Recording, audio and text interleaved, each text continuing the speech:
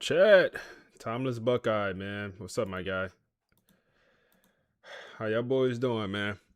How y'all boys doing? FSU returns. Oh man. Oh man. It's gonna be a fun stream, man. It's gonna be a fun stream. What got the rivals? It's hate week. It's hate week, man. What's up, Curry? What's the word, man? Try and make the playoffs, bro. Try and make the playoffs. We're ranked number 5. I truly don't know. Like, we're ranked 5 with 2 losses, and I think we really do deserve to be ranked that high. If let's look at the top 25 real quick. Back at it. You said finally caught up. Then you could watch the lives. Hey, shout out to you, bro. Shout out to you, man. It's gonna be a fun one. I want to get through a lot. Man. But so we're obviously ranked number 5. We're 5-2, but the losses we have, some big time losses, man. Like Michigan and Georgia, we lost the number 1 team and the number 2 team in the nation. So now with third loss, like this is almost a must win in my book. Like we lose right now to Miami. I mean, I'm assuming we drop outside the top 12, right? Miami's also a top team, but 3 losses, and then we still have 2 very tough games left. We still have Clemson, who is, ranked ahead of us. And then we also have Florida, who, is down here at 4-3, but they're the rivals. We should be home for that game. We should be at least. We could check. We look at the schedule.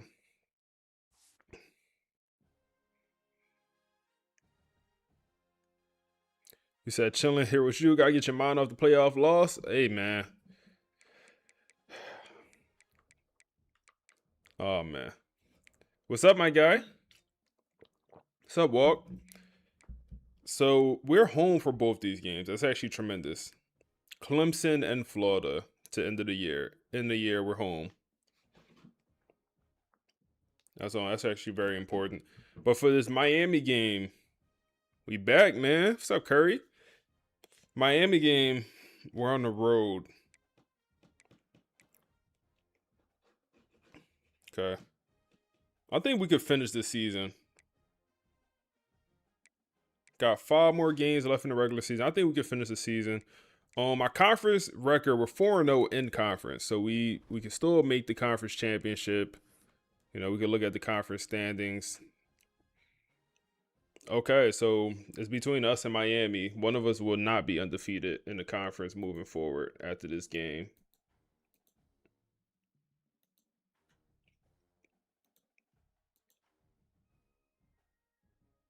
So that drink put him down. Hey man, that drink ain't do nothing though. Bro, after I drunk it, I'm like, yo, that was wasted calories. I'm like, that was wasted calories, bro. I'm like, I ain't feel nothing from the drink. All it did was make my stomach hurt. That's all it did. All it did. I'm like, yo, wasted calories. That made my stomach hurt last night. But yeah, I'm cool. I'm cool off the daiquiris, man. I'm cool off the daiquiris. What the Heisman race looking like? We're not in it right now. We're not in it right now. But I think we will be. Like Julian Lewis is here, and he deserves to be in there because 2,600 passing yards is a lot. But for example, Keelan Russell, we have more passing yards, and we might even have more touchdowns than Keelan, but we got more picks. Like Bryce Baker, same situation. We got more yardage, more touchdowns. Like it's very close. Like for example, Bear. I don't know if Bear should be up there. Maybe it's because Oregon is. I don't know why. I don't know why Bear's up there. Maybe he got some crazy rushing touchdowns, but I feel like we got better stats, and we could go look at our quarterback. Big game at the Rock, yes sir. So Rayshawn, And when I say he got better numbers, do he not have better numbers? 2,300 yards, 26 touchdowns. He do have 4 picks, and he threw 2 last week. So if we don't have them 2 picks last week, I wish I would have checked it last week, because last week is when we had that phenomenal game with 6 touchdowns, 8 touchdowns, something crazy against a pretty solid team. So he's right now not in the top 5 for Heisman, but I feel like he should. So Keelan Russell, Ohio State, I didn't even realize. Yeah, man, the portal be going crazy. He usually go back to Baylor, TCU. Now, I think we could get started here. Let's go full screen.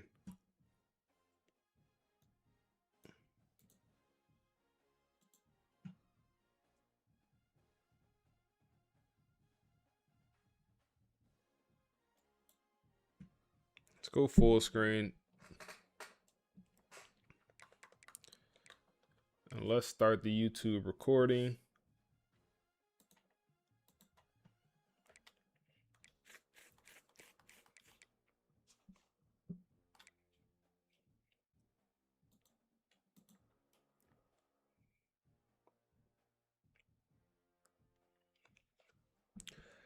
After the nasty, I mean absolutely nasty performance against Virginia Tech, quarterback Rashawn Slater has called a players-only meeting.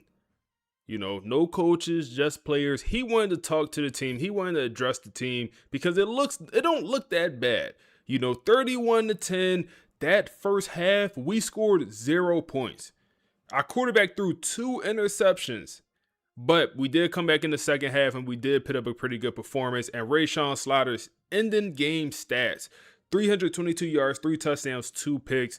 But this is kind of the story of our season, man. The offense, ups and downs, ups and downs. I mean, up SMU.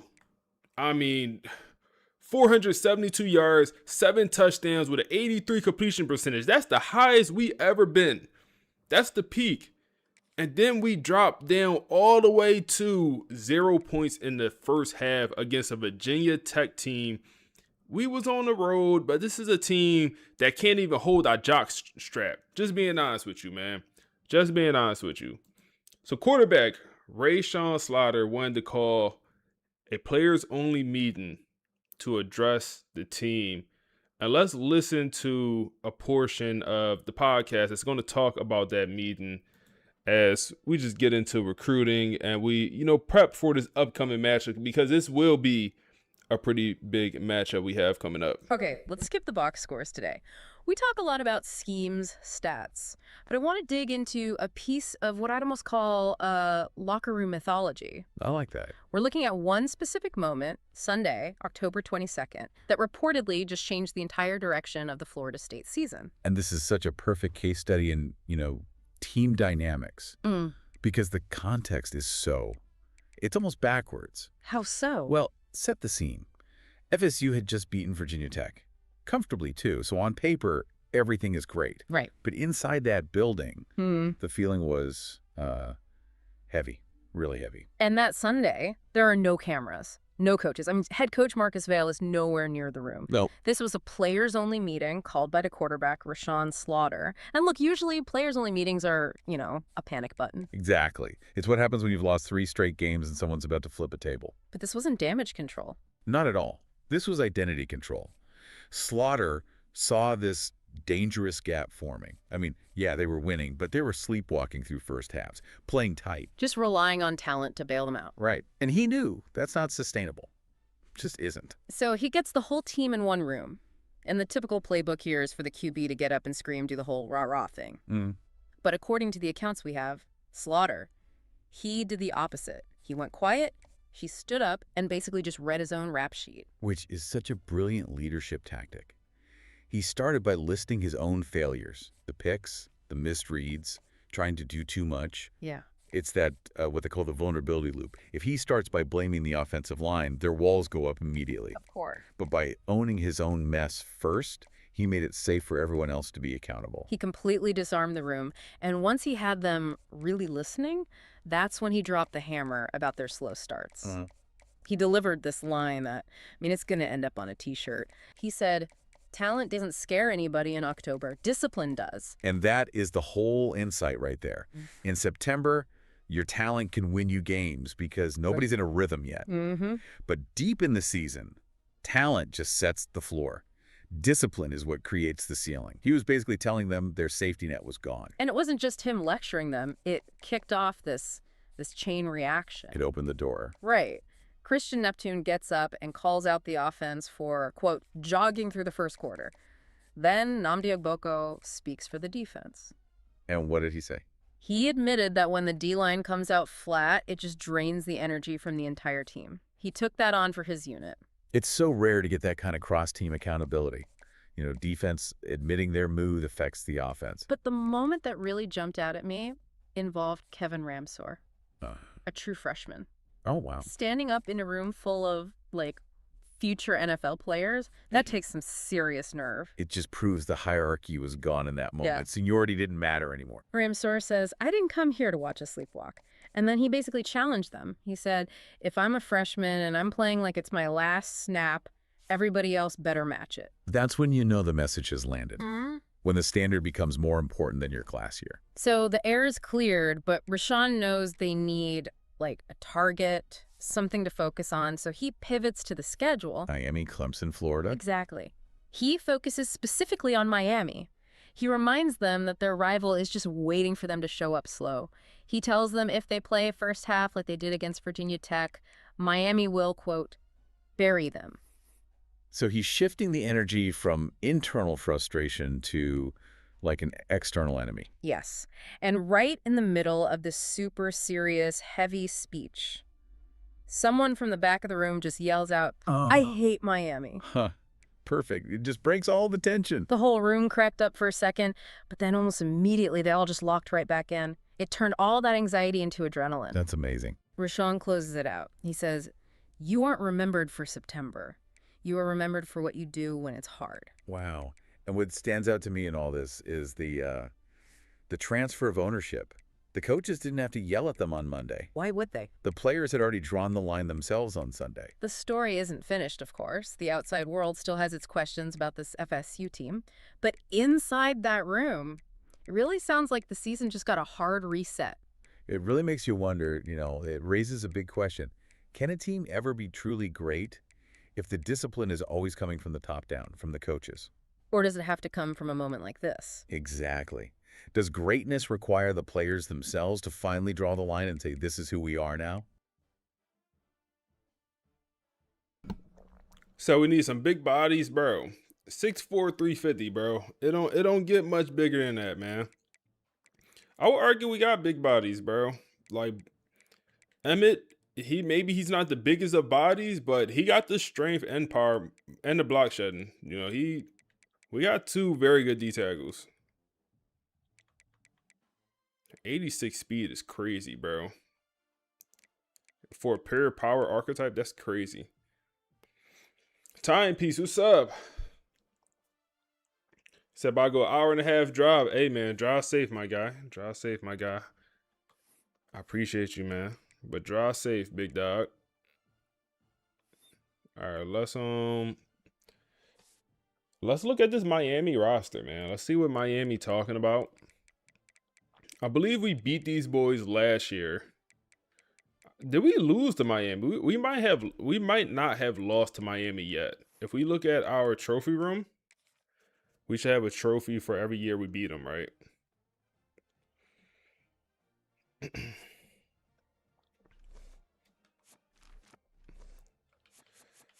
Does it work like this?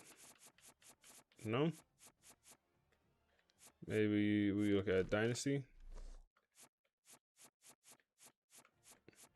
Nope. Okay. Why does it not pop up under rivalries? Like, am I looking in the wrong spot? Okay. I don't think we lost to Miami. Y'all gonna take my word. But let's look at this roster. And then as we look at the roster, let's listen to the podcast that's going to talk about this upcoming game. And then we'll hop into the game as well here. Seriously, take one. Because if you follow college football, you know we are not easing into things today. You know what week it is. Oh, yeah. It's the one on the calendar Best you just player on the can't roster ignore. hurt. It's not just rivalry week. It's not just hate week. For Florida State, this one just feels, I don't know, heavier. It's survival week. That is the only way to frame this thing. We are heading straight into the Fire Hard Rock Stadium. You've got number 5 Florida State at 5-2, traveling to face the number 7 Miami Hurricanes, who are 6-1. And before we even touch the X's and O's, we have to talk about the math. The math is brutal. It really is. Because in the playoff era, 5-2 means your margin for error is what? It's 0. It has completely evaporated. I mean, we need to be crystal clear here. If Florida State loses this game, it's over. The dream is over. A 3-loss team does not make the playoff. Period. They're playing for their literal survival in enemy territory. That's a terrifying setup. And, you know, usually when a talented team has 2 losses, you start to see the cracks forming. You do. You see guys making, business decisions to protect their draft stock. But that's what makes last week's game so interesting. The 31-10 win. On paper, it looks like a blowout, but that first half was ugly. Ugly is being generous. They were down 3-0 at halftime. Rashawn threw 2 really bad picks.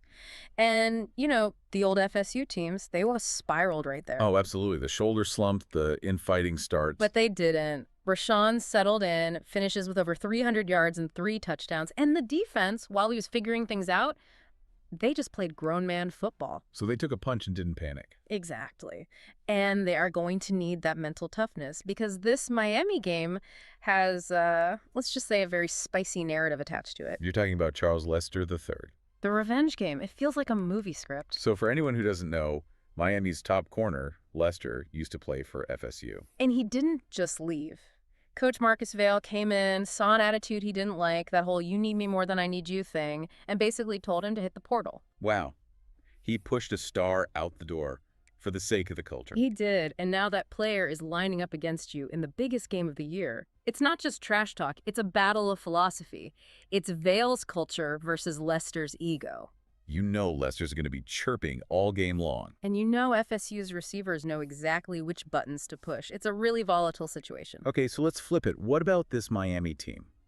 On paper, they look like a monster, especially on defense. They're a 94 overall in video game terms. Physical front, 3 elite corners, speed everywhere.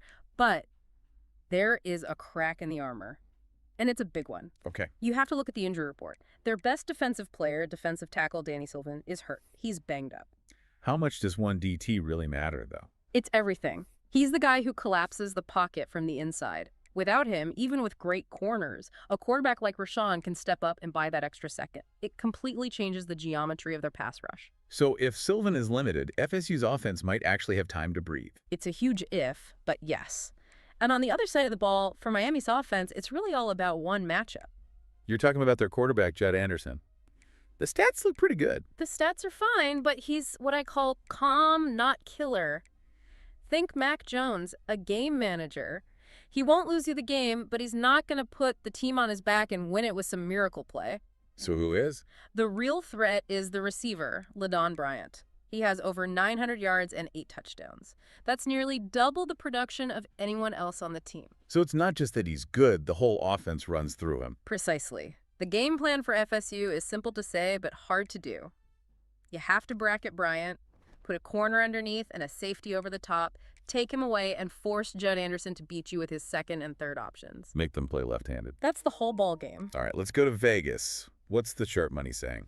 The line is fascinating. Miami is favored by just 2.5 points. That's basically just home field advantage? Exactly. Vegas is saying on a neutral field, these teams are a dead even match. They see this as a total coin flip.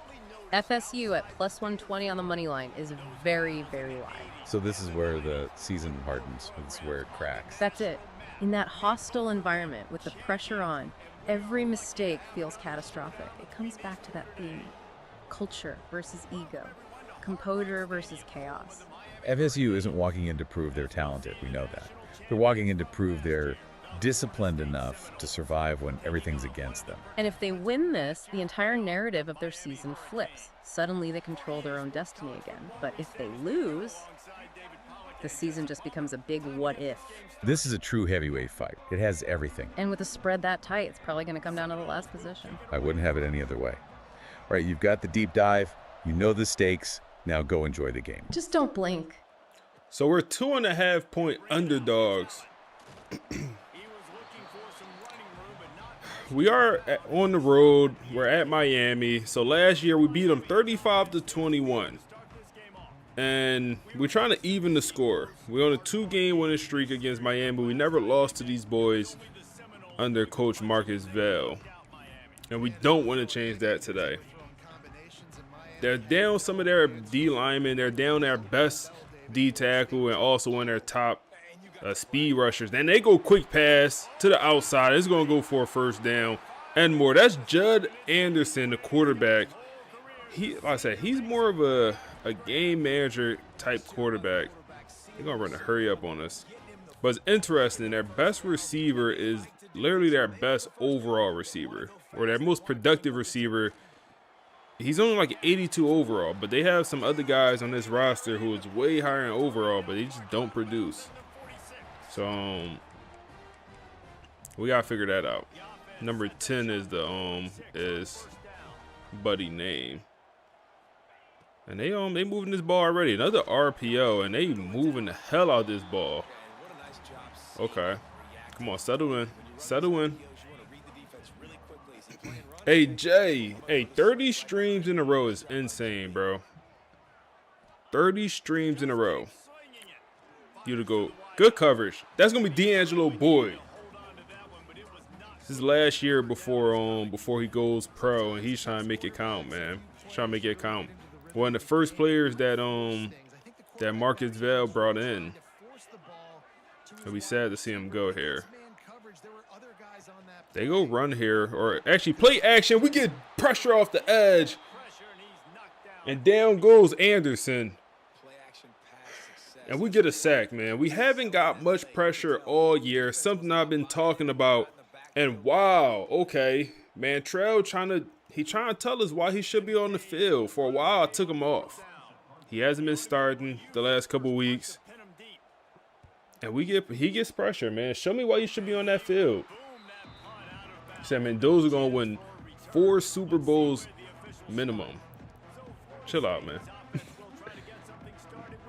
Not if he go first overall, man. I don't know. It depends what team he go to. I think it depends what team he go to.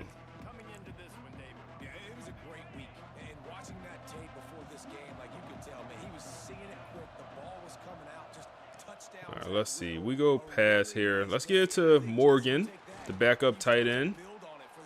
Nice yardage. That was a big time stop there, man. It was moving the hell out the ball. Dr. Shady, what's up, bro? It was moving the hell out that pill.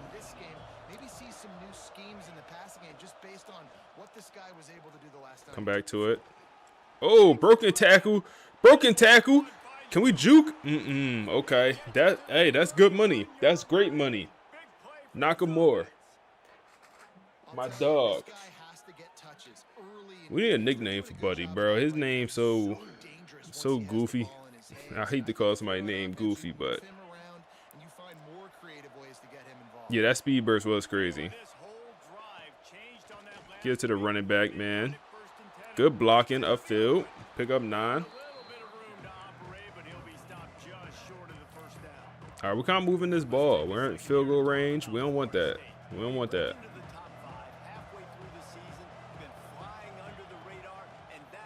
Oh, yeah. Oh, yeah. Oh, yeah. Usmani Chroma. Hey, we already know he's not going to play the whole game. We know that. He's not going to play the whole game. Maybe we should go to a situation where he doesn't play the first quarter. Or maybe it's like the second quarter. Oh, no. Give us a good ball. That's a touchdown. Oh, my goodness. Christian Neptune, man. His hands has been shaky all year. All year his hands has been janky. It's another drop for him, man. I know it's a dive and catch, but we need that, bro. We need that. We need that. Can we go to Todd Burton here across the middle of the field? And another drop. And it almost goes for an interception. And our right tackle is down, grabbing his left shoulder. And back-to-back drops from our receivers, bro. Come on, bro. We don't... Come on, bro. 2 excellent balls. And I don't even know why he's diving to catch this. You 6'5", bro. Did you really have to dive? Oh, my goodness, bro. He hit one hand. Oh, man. We got very lucky.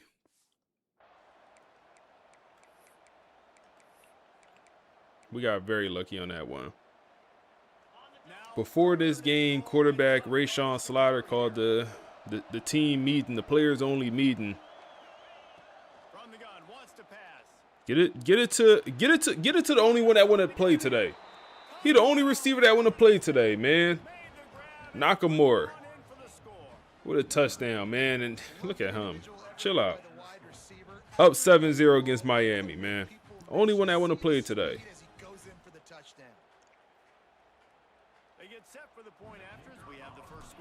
I think we're gonna end this year with 3,000-yard receivers.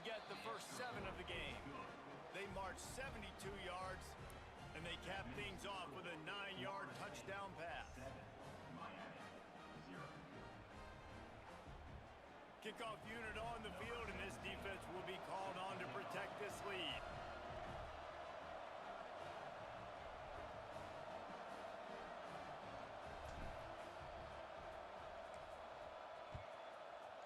Man, shout out to Max Plays, man. Max Plays just text me. Shout out to my guy. He was hoping for something a little more dynamic, but they get him on the ground at the 20. And here comes that Miami offense back onto the field, finding themselves down 7-0. All right. To get a drive going here. Let's work. Let's work. Let's work.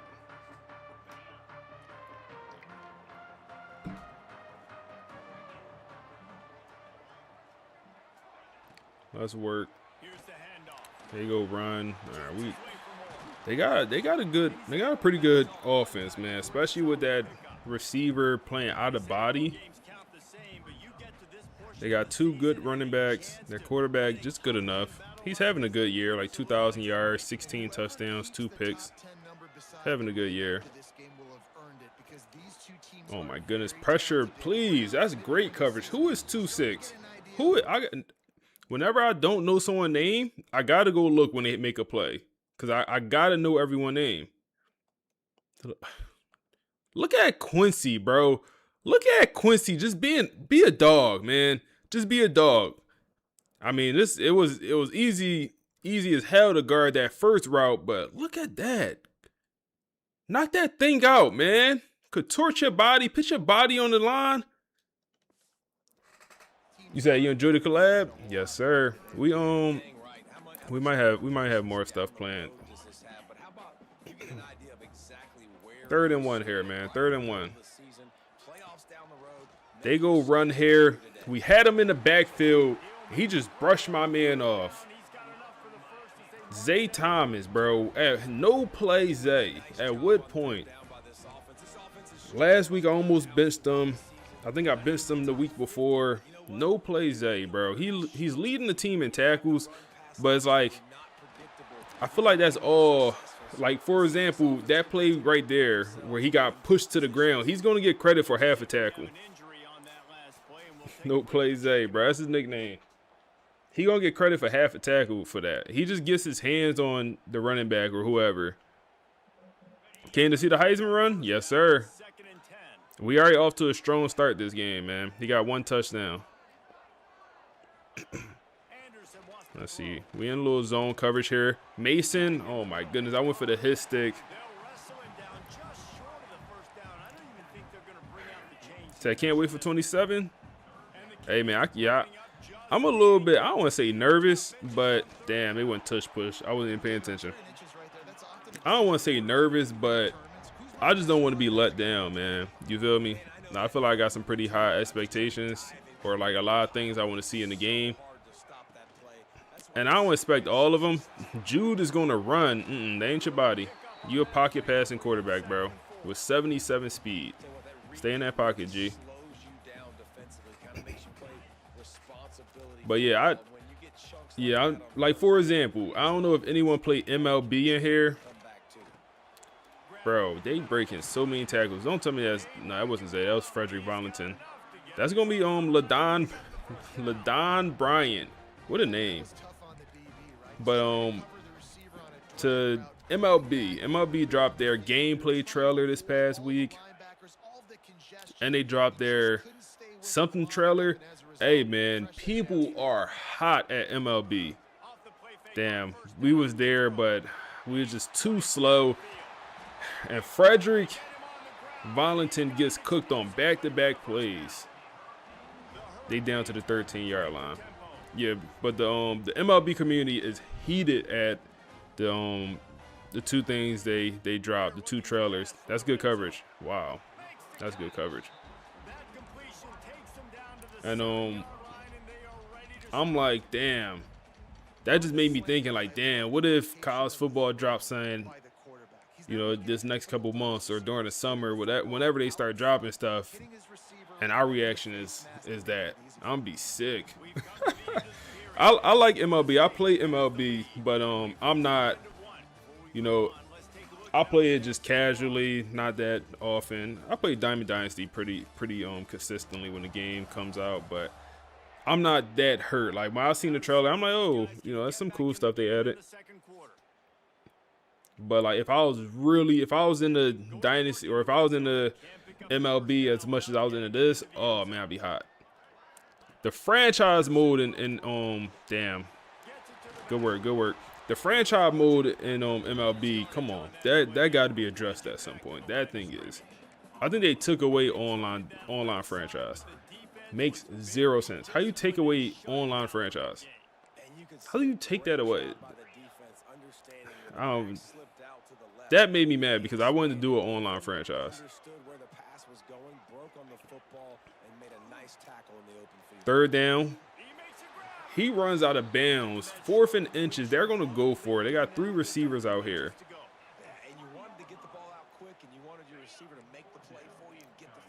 They got 4 receivers out here. We're gonna send the boys here. We're gonna send the boys. They do go past. We kind of have it boxed, and pressure gets home and forced the incompletion. That's Emmett Garrison, the elite development D tackle who has a lot of potential on this team, man. He's gonna be a hell of a player one day. He already is. But yeah, MLB copy and paste. Oh, let's go run here, actually. Yo, bro. I hate that feature, bro. I hate that feature with a passion when they just jump off sides for no reason. Just because the clock went down.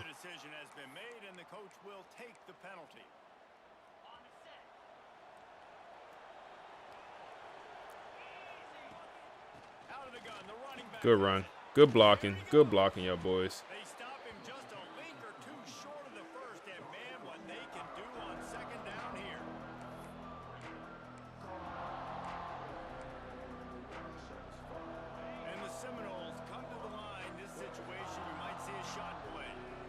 You see, you can't stick around because you're 2 episodes behind. Don't want spoilers. And when, hey man, hey, I appreciate you stopping by, bro. I totally understand. That's open. Oh my goodness, Nakamura want to play today, bro.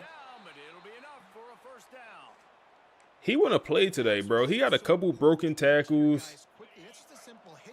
He got a touchdown. He want to play today, bro. Let's see if we get Todd Burton here. Bro, please hike it. Thank you. Throw a little screen. Get the tie. Good work, good work, good work. Good work. Good work. Come on. Said dial it up, coach. I got you. I got you. Oh, Ty open once again. Ty open once again. And you can't sleep on Ty Wills. You can't sleep on his wheels. He's 6'5", but hey, he got a little wiggle, man. You can't sleep on him. I like this offense, bro. I really do. I really do. I feel like I don't love the running back situation.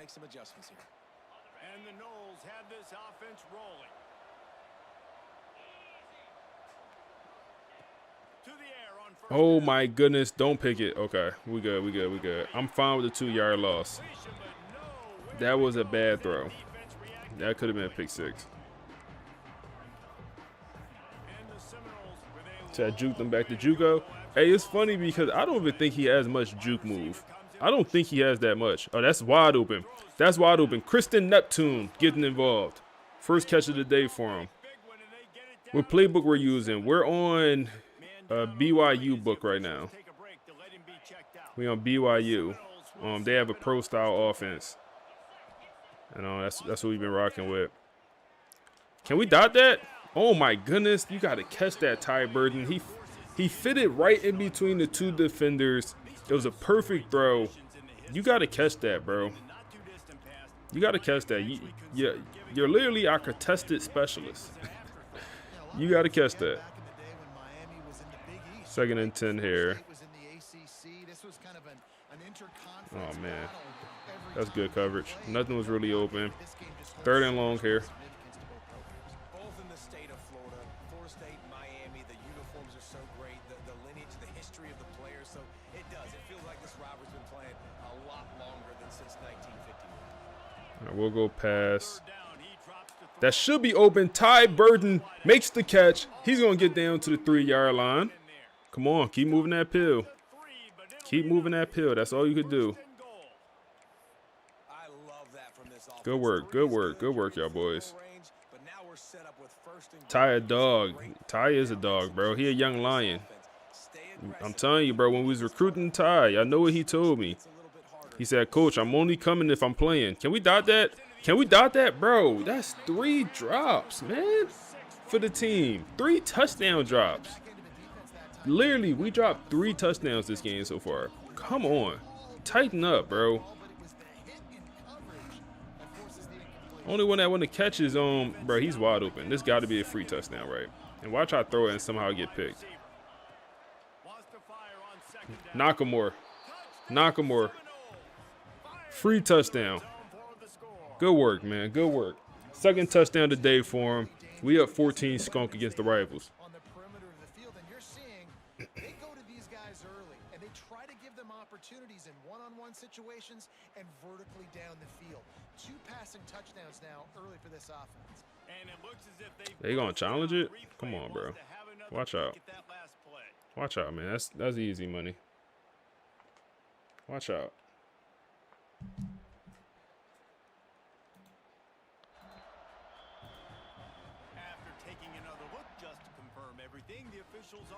All right, 14-0, man. At 150 yards here in the first half. Man, Julian Lewis, I think he's on Oklahoma. I think he transferred to Oklahoma. He's currently first for the Heisman. He's having a hell of a season, man. He got like 2,600 passing yards, bunch of touchdowns. I think he only have like 1 pick. Having a hell of a season.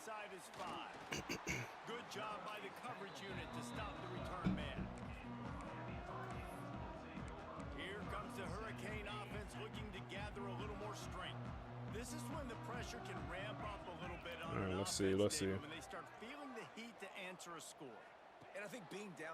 See, they go pass. Okay, good tackle, Bates. I'm fine with giving up that 9 yards as long as you come up and make that tackle. We'll go blitz here. Go blitz here. Got a free rusher. They get it out. But Zay Thomas. Okay, Zay. Zay making a play for once. Hey, we got a bunch of 3rd down. I called the wrong defense. They went tush push. I could use a timeout here. Oh, man, I should have used one. You said Julian just won a Heisman in your league? I'm interested to see how good Julian becomes in real life, man. I wouldn't be surprised if he have a breakout year with that go-go offense. Bro, okay. It's about a 20-yard pickup on the ground. We got to tighten up, bro. We giving up a lot of yardage. We're getting some 3rd down stops here. But they moving the ball for sure. They moving the ball for sure. Run with Jude. Big hit. Mason punches them in the mouth. He should be coughing up blood and that ball. It's going to be a 2-minute warning. Said people sleeping on Colorado? Yeah, man. They got, what's his name? Brandon Berrien Mariam, sound like that. Damn. Wow. D'Angelo Boyce got absolutely baked in man coverage. What are we doing there? What are we doing there, D'Angelo? Oh, that's how we playing? A little rub route? They ran a pick play? Where the flag, man? That wasn't... Come on, man. Where the flag? Them boys ran a pick on us. Come on, man. 23. That big pickup on what they call the drag route, but if you hit it on time, you can hit the turbo booster. And you've got to be accurate on the throw too, Reese. Them boys ran a pick play, bro. What the CPU know about that? The CPU know about the pick plays. And wow, we just did a pick on ourselves. The ball is down at the 14 after that grab. Looks as if we have an injury on that last play, and we'll take So Avery Johnson leads every time and no one picks him up. 100%. That is an issue because I think the reason he transfers out is pro potential, which it doesn't make sense. Like, you're not at Kansas State for pro potential, running back search. in my opinion.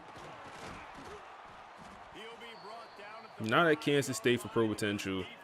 So like he leaves every single time because Kansas State hasn't had a quarterback that went pro in a while. So it's like the pro potential is bad, but he would be the one to change that. He's going to change the pro potential. So I don't like that one. Another one is Jordan Seaton in Colorado. It's like the video game. Damn, 14-7, man. Rushing touchdown for the boys.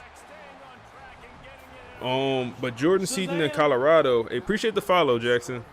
Appreciate them follows earlier. We had a couple of people follow earlier while I was listening to the pod. But Jordan Seaton, his deal breaker is championship contender. What are we doing in a video game? What are we doing? Why would his deal breaker be championship contender in the video game? He went to Colorado out of high school. A team that went what they go the year when he committed? 4-8. I think 4-8 the season before he committed. They went 8-4. No, I think they went 8-4 his first year. I think. You said came from the YouTube. I appreciate you coming through, bro. I think the year he committed, they went and that's the year like he was in high school, and then they first year. It's like, bro, why would his championship contender or why would his deal breaker be championship contender?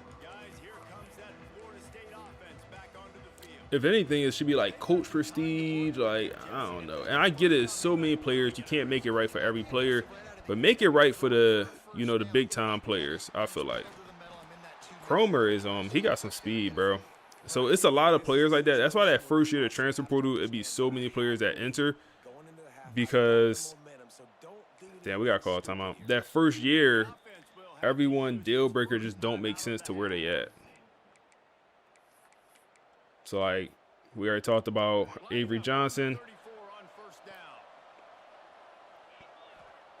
All right, come on. 2-minute drill. Kristen Neptune, get involved. Back on the ball. And he's brought down after a nice gain. The Seminoles headed quickly to the line.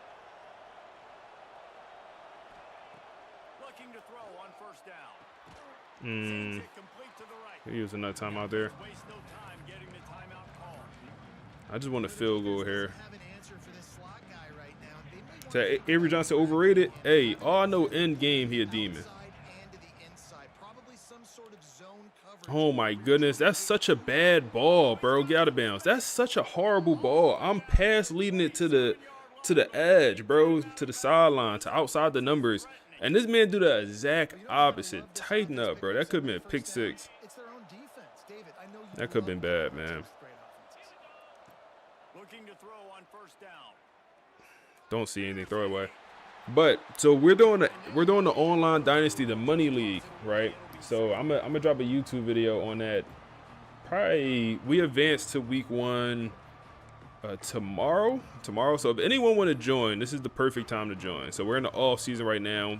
The league just started. We started in the off season. I think we have like 1 open spot. But I'm currently about to bring in Avery Johnson to be my starting quarterback, man. Damn, we gotta go underneath. And oh my goodness, what What a play on the ball. What a play on the ball. But I'm currently going after Avery Johnson, and then also the kid from Kyle, Jaron, the 5-star. Don't see anything. Just go check down and take the field goal.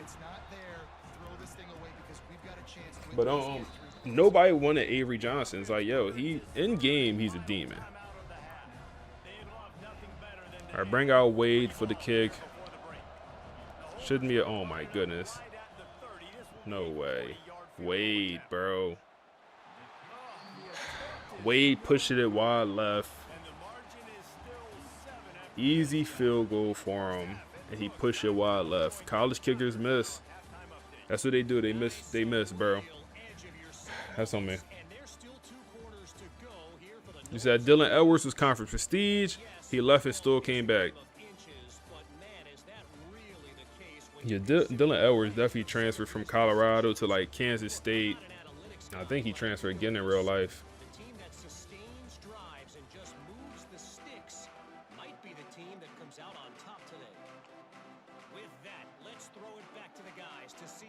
They need to add NIL as a category, and at least we get the ball at half.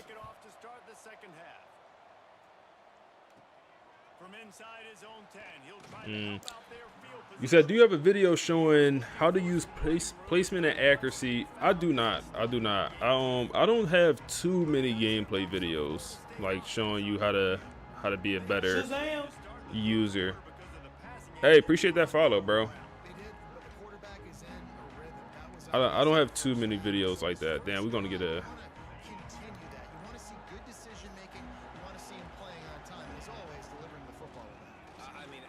Oh yeah, oh yeah, oh yeah. Uzmani Cromer, home run hitter, and he hits this one out the park. Come on, man. Fireworks to start the second half. Fireworks to start the second half. 21-7. Uzmani, man, use it all up right now. Use it all up right now to the apartments. Use it all up right now, no Diddy, because y'all know he not playing in the fourth quarter. So we gotta get as much out of him before he sits out the rest of the game. 118 yards already, only on four carries. Said no problem came from YouTube. I appreciate you coming over, man. I appreciate y'all boys, man. I appreciate y'all boys.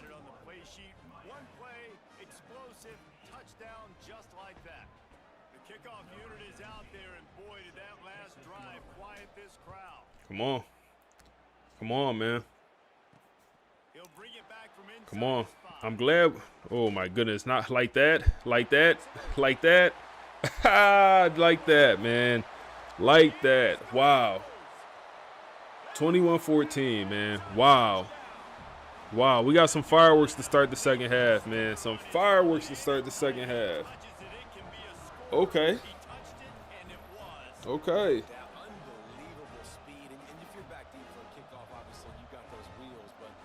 So did you get your kicker out of high school? He's from high school, bro. He's a sophomore now. No, he might be a junior. I think we brought him in that first year we took over. So we got I think our kicker and punter we brought in. They started as freshmen. And yeah. Damn, bro.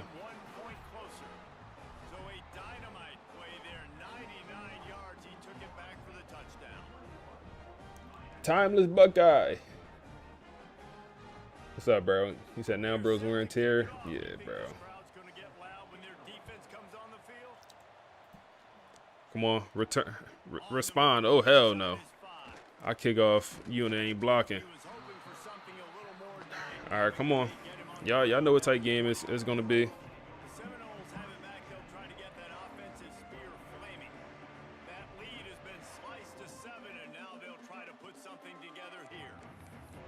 You see what type game is going to be.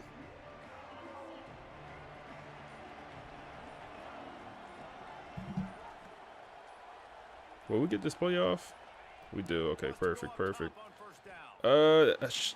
Tie with a broken tackle. Get off that man. Fight for extra yards. Pick up 9. Fight for extra yards then, big dog. We can run it here.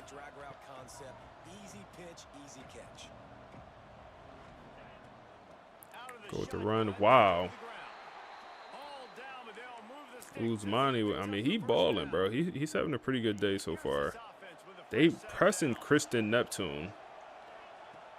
We got to give him a chance. The 95 speed receiver wins over the top. Down to the 22-yard line. They got some help. They got some very, very good corners out there in Miami. And maybe the most notable one is the one that wears number 10 on his defense. His name is Charles Lester III. He was on this FSU roster when Coach Marcus Vale took over back in 2020. After the 2025 season, he took over the team, talked to the team, and one of the guys he talked to was Lester. I believe he's a former 5-star corner, with some pretty big expectations. And Buddy just seemed entitled, like he belonged here, like he don't have to earn his spot, like he wasn't the issue, wasn't part of the reason his coach got fired. That man Marcus Vale said, "Walk. We don't do all that. We don't do all that, man. Walk." So he then transferred to Utah, spent 2 years at Utah, and then he just transferred over to Miami. And so he's on his Miami roster, and oh my goodness, horrible pass, horrible decision. I thought he was not going to run with him. I don't know why I thought that. 3rd and 9. 3rd and 9.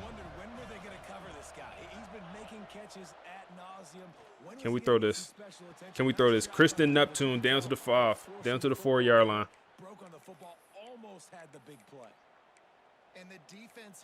Got to tighten up a little bit. We got to tighten up.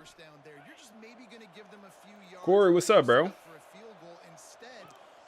Get a touchdown here. Get a touchdown here. That's Ty Burton,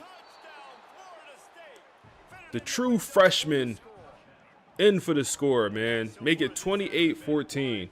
We got some fireworks in this ball game, man. We got some fireworks. We got some fireworks, man.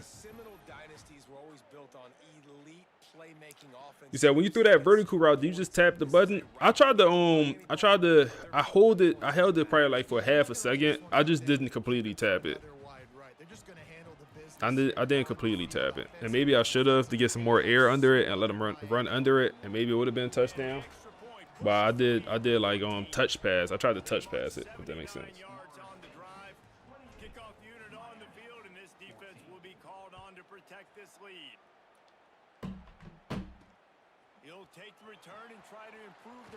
You say you don't want to sound rude, but your favorite team Kentucky? Ain't nothing wrong with that, man. My favorite team Temple University.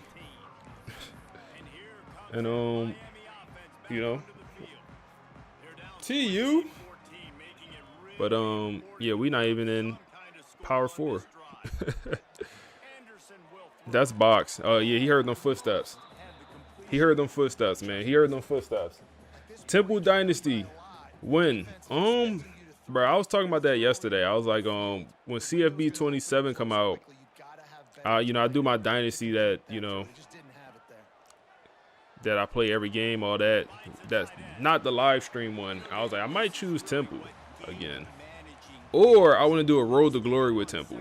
I don't know. I haven't decided. Road to Glory with Temple this year. I have yet to touch Road to Glory, and I will make a Road to Glory. This is bagged. This is bagged. This is bagged, man. That's D'Angelo Boyd and Quincy. Come on, man. We get it back on the punt. Defense playing, bro.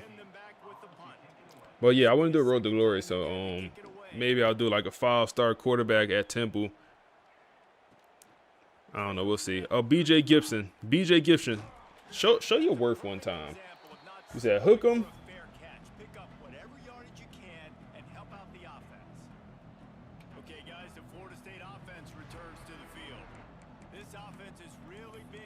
All right, let's see. We just got the ball back on the punt. Let's bury him, man. Let's take a shot. Nothing more demoralizing. Oh man, throw out of bounds.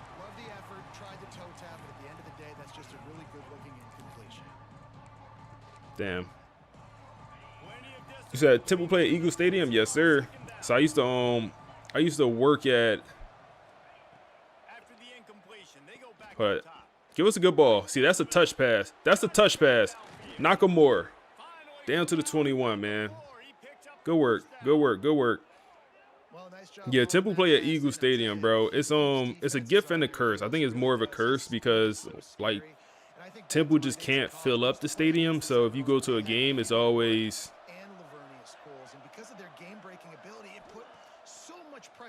it's pretty much always empty or feels empty. They just can't fill up that stadium. You know, it's like 50-something thousand people fitting on Lincoln Financial. And also the stadium is so far from the university. Like it's in Philly, it might only be like 5 miles away, but that's like a 20-30 minute drive, bro. So like the fans are not going to the Temple game, especially if they're not good. It's one thing if your stadium on campus and your team not that good. It's like, oh, Saturday I don't got nothing to do. You know, I go to my university game. It's, you know, it's right here. It's just, you know, down the, you know, across from my dorm or whatever. But when you gotta travel to South Philly, which is, you know, 20-30 minutes away as a college student, you know, so Temple, ever since I've been at Temple, you know, when I was in school, it was always talks about building the stadium at like on campus, but Temple is in the middle of the Nakamura. That's three for him. Third TD of the day, man. Oh, beat the did the Kevin Gates, man. Talk to him nice, man. The Kevin Gates on him. If you know, you know. Hit the Kevin Gates on. I did not know they put that emote in here, bro. That's hilarious, actually. That's hilarious. Oh man, that's hilarious. But you said what you say? You said you went to. Do you go to school at Temple / LSU? So yeah, I went to Temple. So I started at community college. I played college baseball. I played JUCO baseball for a year, and then I transferred to Temple. Temple don't have a baseball team, so I put down the ball and I picked up the books, and I went to sports management school at Temple, and then I went to grad school. I was a graduate assistant at the University of New Haven doing football equipment. So I got my master's there, and then after that I got a job at LSU. So I work at LSU in athletics. That's kind of my quick background.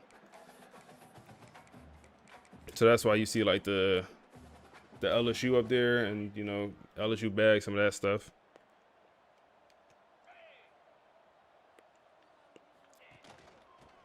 All right, come on, bury these boys, bro. Bury these boys. Come on, not like that. Not like that. Not like that. Dom hurt. Come on, Dom. I think Dom got our only interception on the season. I think he literally has our only interception on the season. We got to up the interceptions for both teams. I keep saying that. We just got to do it. That's good coverage. Oh, man, that's good coverage. Not a great play on the ball. And receiver did a good job of coming back to it. It was a good pass by the quarterback also, but that was pretty good coverage. So you ever played with, no, I don't think so. You said TCU, McCassell. Damn, another quick pass. That's going to be Quincy in man coverage. He causes the same kind of problems. Really, really good route runner. He always seems to get open. The Hurricanes will have it 1st and 10. Come on. Come on. Quick pass. Get him on the ground. I thought that was Zay. Zay don't make those plays. A Dom new strain. Oh, he'll be back. No, you could sit out, bro. You could sit out.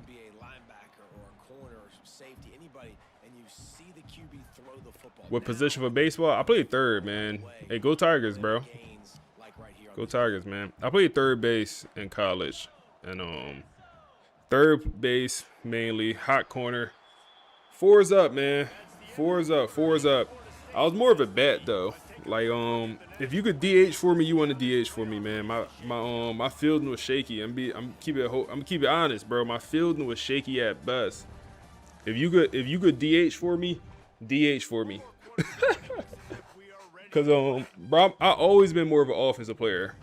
Not that I never cared about defense, but always just cared more about offense. Like I enjoy watching offense in every sport. I much rather have a high scoring game in basketball, baseball, whatever sport, football. Always been more of an offensive guy.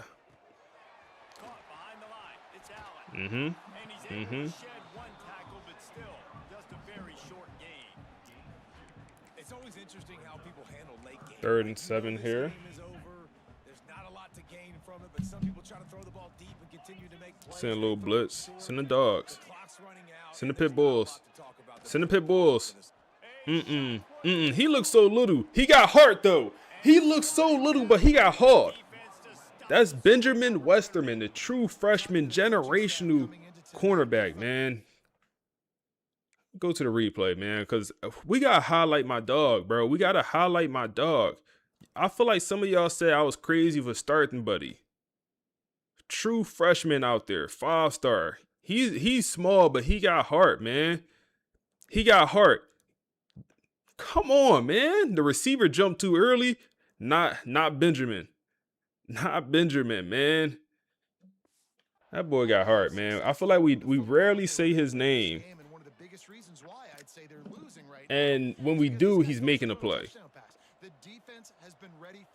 Whenever you don't have to say a cornerback name, that's usually a good thing. Damn, that's wide open. They did not see it, and they're going to test us. Another pass deflection. Who's number 11? That's Andre Law, the other true freshman 5-star corner. We got 2 of them on his roster.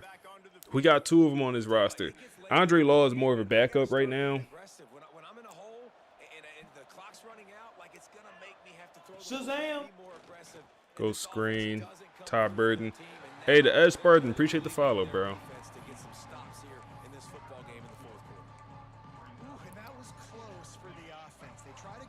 Is it hard getting to the lead on equipment?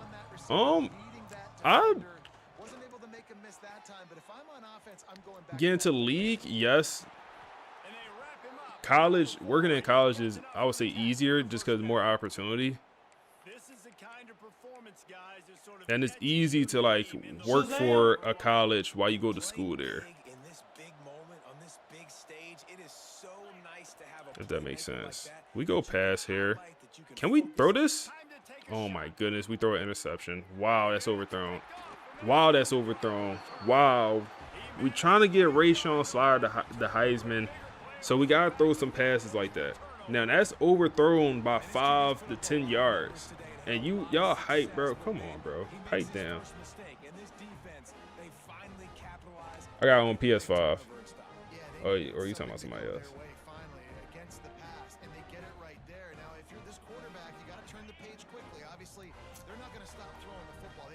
Success with this game tonight so far. He's going to be able to have. Hey man, we got our money dynasty, man. We need about. That's good coverage, D'Angelo.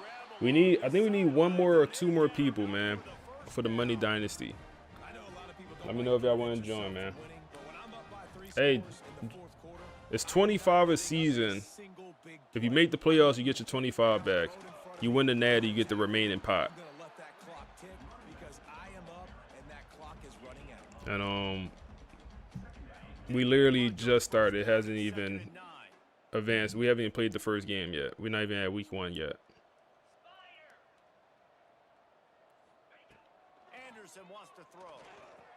Get him on the ground. Good work. Said you in Dynasty with your friends using USC? Yes, sir. What playbook you using for online, man? What's the best online playbook? I think I'm gonna use LSU book, or I'm gonna make my own playbook. I haven't decided. LSU book, or I'm gonna make my own. Oh, you heard them footsteps. It's been that kind of day for this offense. They just simply have Livery book. not been able to execute. They haven't been able to put points up on the board because of plays like that. Because of drops. I think Oregon State was a good playbook somebody told me about, and we tried it for one of these rebuilds, and I was like, yo, this book actually like that. Bates just knocked the ball away. Good work. Good work. We take over on fourth down, man. Defense playing their heart out. Ooh, look at Usmani still in the game in the fourth quarter. Look at him still in the game in the fourth quarter. We haven't ran it with him too much today. Yeah, that's only his 9th attempt. And here's the mindset if you're on offense. We're trying to keep him fresh, man. Obviously, you're going to run the football, but just be aware of the clock. You don't want to He hasn't got a workload today. That's why he's still out there. Nakamura.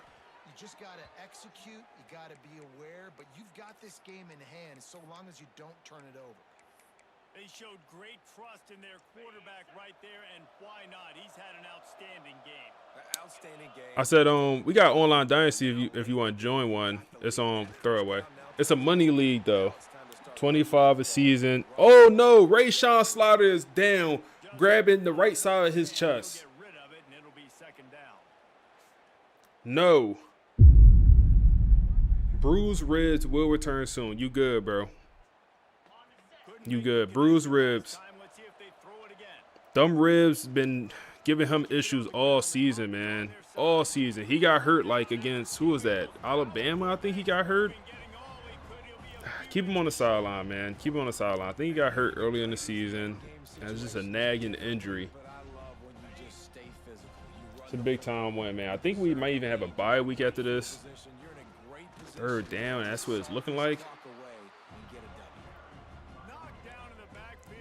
Bring out Wade. Bring out Wade. Bring out Wade. He missed one earlier. He makes up for it. How you join? I might drop the Discord, bro. Join my Discord. And then in the Discord we have the rules tab, and you can read the rules. And if you know it's something you would want to play in, then go in the league tab. We have a tab called League Inquire, and say you're interested in joining the money league. We have 2 leagues being ran out there. We have So what league are you on? This one is literally brand new. We haven't even played a game in it. So the way I did this online Dynasty is I wanted to start in the off season. So we started. All we did was we made the league. We advanced to the off season, to the transfer portal. And then everyone picked their teams, and then we just invited everyone to the league. So we're literally at the transfer portal. So people are able to instead of starting week 1, we started in transfer portal, which I think is pretty cool because like you get to bring in players for your roster. You start in the off season, get to bring in transfers. It's like a coach taking over in real life right now. It's kind of how I wanted to do it. So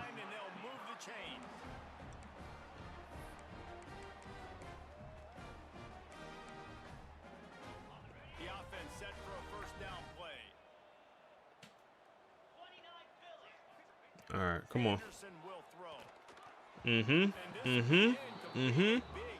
Good work, D'Angelo.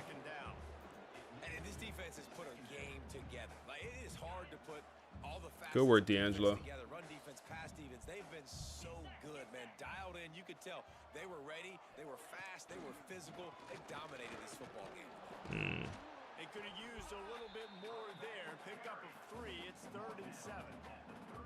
And I think this offense is all but surrendered, right? Like they're down so much, they need to be throwing the football if they want to score a bunch of points to get back in this game. But they got to find something. All right, you say you read the rules. Sounds good. Say something in that league chat. Then they go screen, or in the league inquiry chat, because Nas, he's he my real life homie, and me and him are commissioners, also with 2 other guys. He's gonna get you right. He's gonna invite you to the league, tell you what teams are available. I just can't right now while I'm live. He'll get you right.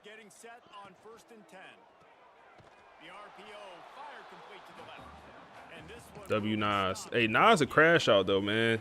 W Nas, but Nas sometimes will crash out, man. It was a few times, and Nas know this.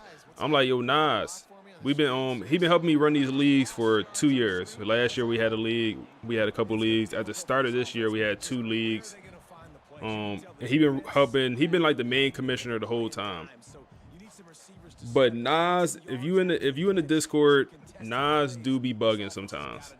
Nas do be bugging. So if he say something crazy, ignore him, please.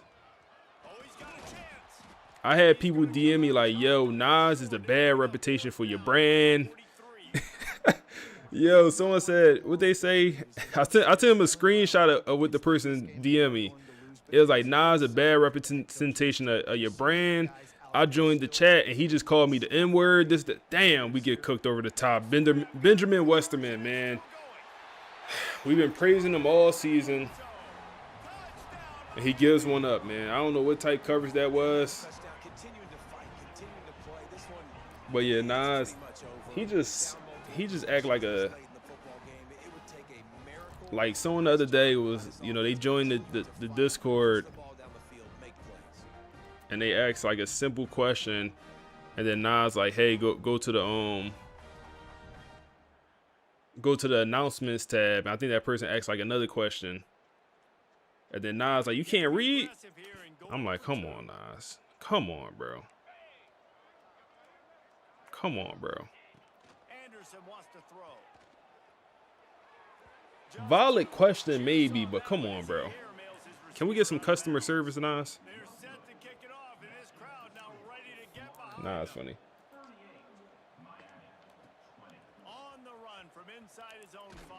I'm like, Nas, so we used to play in leagues for a while, and all the leagues we used to play in was super toxic. Like, everyone in the league hated each other except for me, Nas, and my other homie, Rob, who also helped run the leagues. So we all was friends, and we hated everyone else. So it used to be super toxic. I'm like, Nas, it's not one of them toxic leagues. These are my people, bro. It's not. Stop acting like these just people we don't like. Shout out Nas, man. All right, come on. This is a good win, man. That's a good win. Rayshawn Slaughter came back in, finished the game. Finished the game even though we didn't need him to. Even though we didn't need him to, man. We move up to 6-2, and we give Miami their second loss of the year. We went in their trap, and we took over their trap. Rayshawn Slaughter with the player of the game, man. Had that one interception. That's slightly annoying.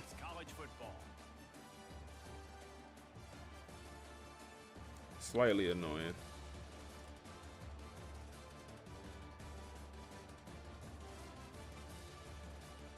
That's I mean, we keep throwing these interceptions. It's not going to help his Heisman Trophy race.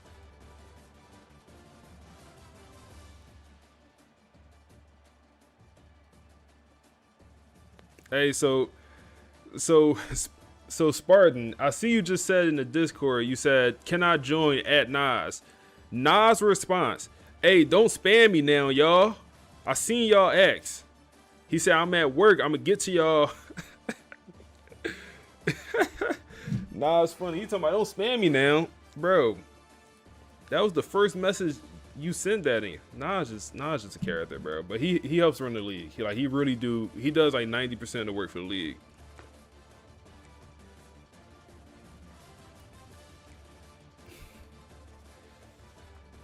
Yeah, FSU playoff bound, man.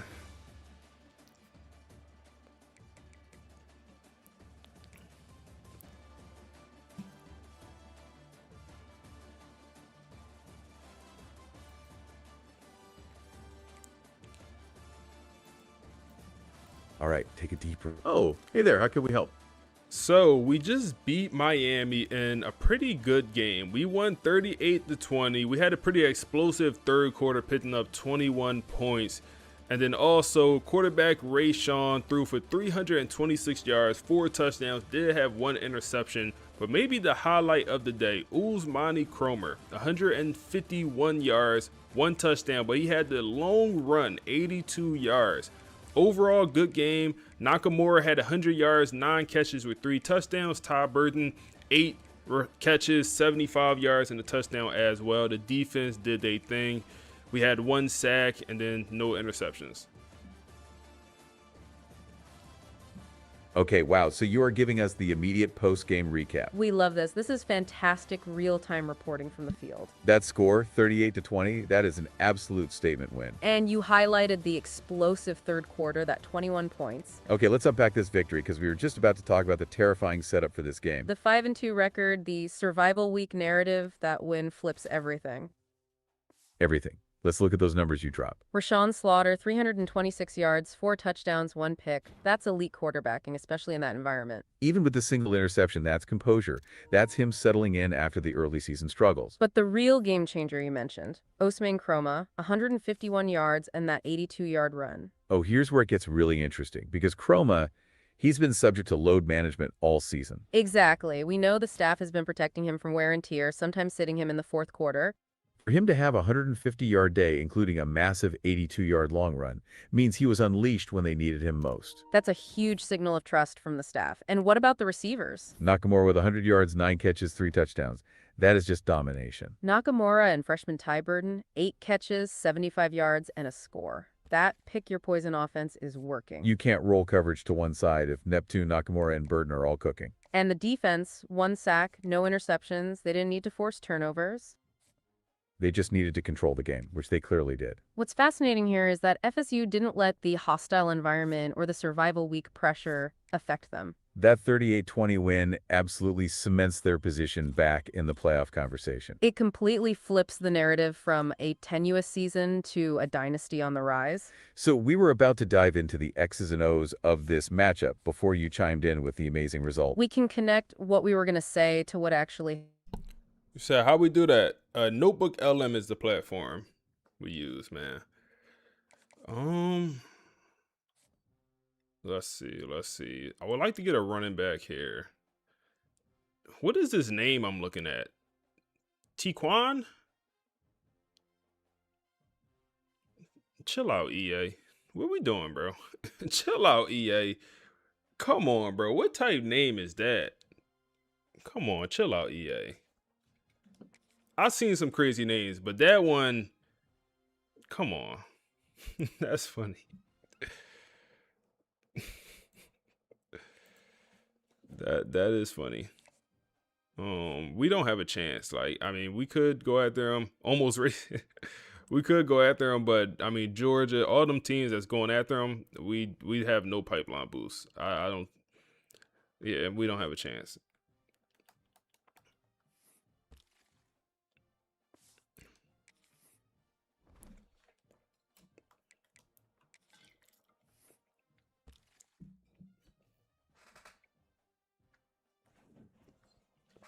So you're recruiting, yeah, you get some 6'8" tackles. It'd be like a couple in every class. Let's go back to receiver. So we didn't scout you. He's a gem. I don't know if we have a chance though. Notre Dame's now pursuing him. We probably could come back for him, but we don't need to. We don't need that many receivers here. I'm happy with these 2 receivers. We could remove you from Georgia. You're probably gonna end up at Georgia.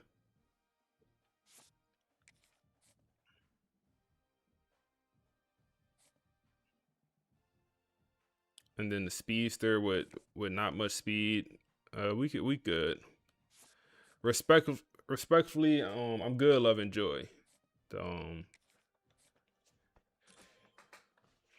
You said I got videos showing how to use it? I do. Yes, I do. It's on the channel. It's on the channel. Let me see which video. I dropped it this past week.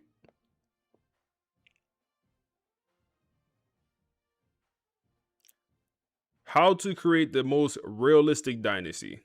I dropped it 6 days ago. Don't watch it now. Watch it after the stream though. Say nah. Yeah, I dropped this 6 days ago. How to build the most immersive dynasty.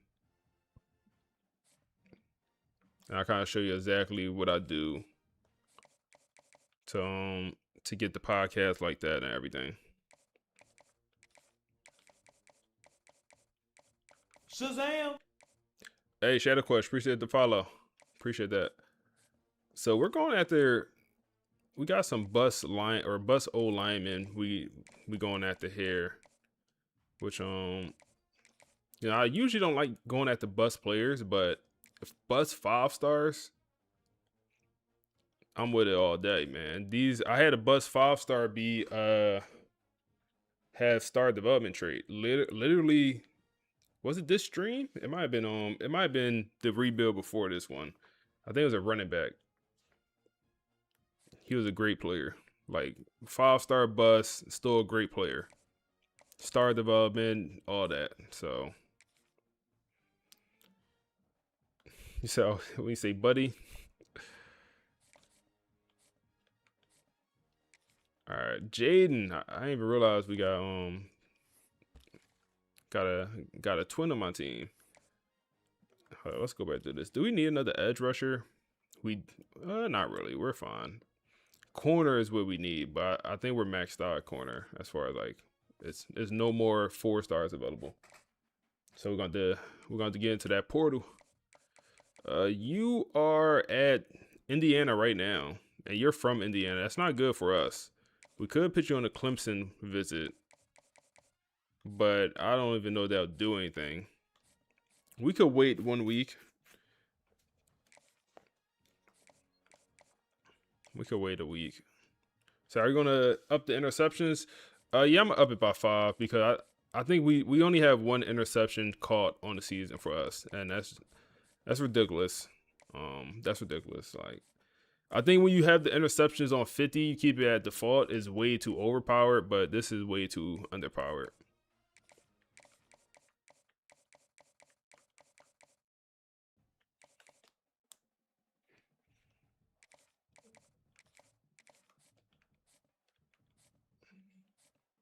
Okay. This guy, I don't think we're going to get this guy. Look how much interest Georgia got just from, like, damn, bro, that's an in-state kid for us. And they got better pipeline boosts, all that. And Buddy went to Duke. You serious, bro? Ah, man, a 5-star hybrid safety goes to Duke. That hurts. That hurts. What I do want to do is I want to spend my coach points, man. I want to spend my coach points. I think we have like 100, but before I do that, let me I do want to look at, just make sure it's no more cornerbacks because that is a position we need. It's just, yeah, it's no more we could go out there. What about athlete receivers? We have like an athlete receiver that we can move the corner. Nope. Okay. So that's kind of, I think that's what the class is going to be, man. Like, I don't think I'm going to add any more high school kids. I think the class is what it is. Like, I'll put ours here. Like, we could go after another tight end. But I'm not going to pursue any additional players. Like, you're in state, but do we really need another linebacker? We don't need that many linebackers. Yeah, we really don't need that many linebackers. So we'll be okay. So do you think EA will actually make recruiting more dynamic and immersive? I think they'll definitely make some changes to recruiting. I think there's no way we get the same exact recruiting system. I don't know if they do like immersive, but I think like they got some low-hanging fruit, dynamic pipelines. I think that's very low-hanging fruit that they'll, take care of. I would love like dynamic national ranking, if that makes sense. For example, when you start the year and you're in the preseason, you're scouting, you'll have your 5 stars, your 4 stars, and your 3 stars. Throughout the season, those players should go up and down. So if a 4-star having a good year, a great year, matter of fact, in high school, he should move up to a 5-star. If it's a 5-star having a bad year, he should move down to a 4-star. It should be dynamic. So I think that's one we could see. And I feel like that's kind of low-hanging fruit right there. And also, like, generational players, I feel like is another low-hanging fruit. As far as, like, something that should be easier to do. Just put in, like, a couple generational players in every class, man. At different positions.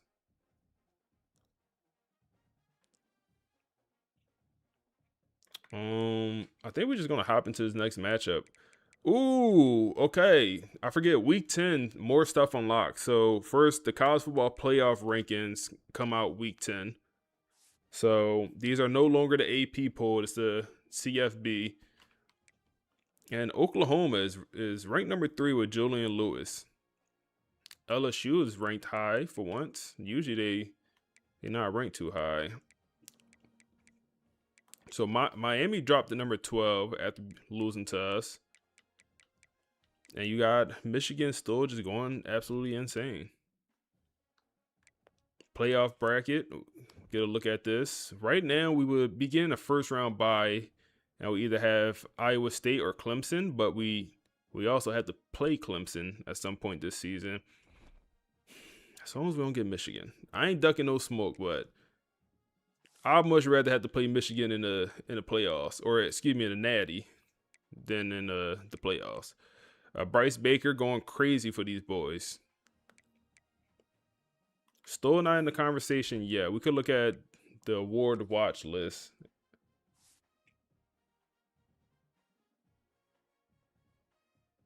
He said Jets didn't get an interception through the whole season. We ain't the Jets, bro. We should be way better than the Jets. At least when it comes to like the college football world. You said EA think Manny Diaz the greatest coach ever. Facts, bro. They have Duke going crazy every year. Wow, the disrespect. Wow, man. The people of college football hate FSU, man. The people at FSU, or the people of college football hate FSU. There's no way he's not even in the conversation for some of this stuff, man. Wow. Coach Marcus Vale, not in the conversation. He never been in these conversations, bro. Never been in these conversations. Guess who is? Manny Diaz. Wow, man. We're the number, 4 team in the nation. He's not even up here for quarterback of the year award. We got... Whoa, Drake Lindsay, chill out, bro. 3,000 yards, 33 touchdowns, 3 picks. He going crazy. Oh my goodness, Marco. Yo, hold up. How many games he got played? He about to throw for 5,000 yards in the regular season. And why is Julian Lewis... Like, you got guys with over 1,000 more yards, or almost 1,000 more yards than Buddy. What do I be missing sometimes? I guess record, maybe? Or maybe it's rushing yards. Maybe that's what it is. Rushing yards and rushing touchdowns.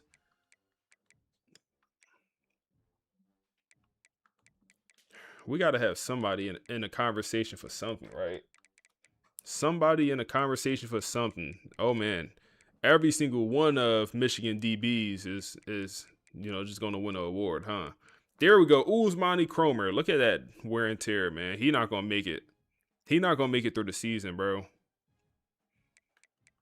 He not going to make it, man. Not one receiver up here. The disrespect, bro. The disrespect. Okay. There we go. Come on. We got some old linemen up here. Our old line has been playing well. Thank you. Wow. And then Ty Burton, freshman of the year, number 9. I don't know. Who's outplaying him? Oh, yeah, you got 1,000 yards. Damn. Ty Burton, he got, how many? He got, them boys, all right. Them boys outplaying him.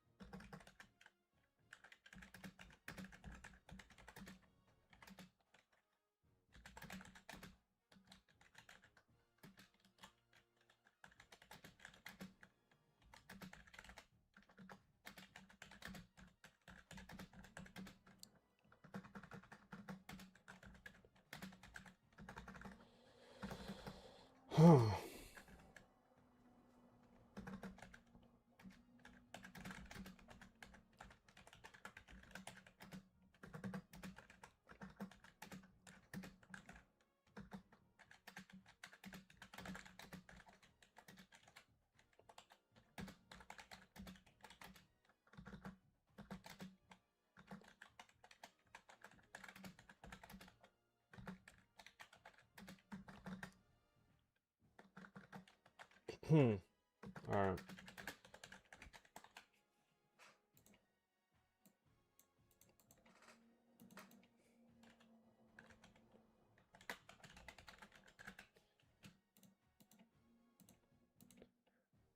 All right.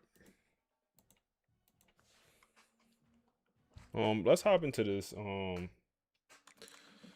game. We could look at the North Carolina roster. Hold on, let me make some adjustments to the sliders.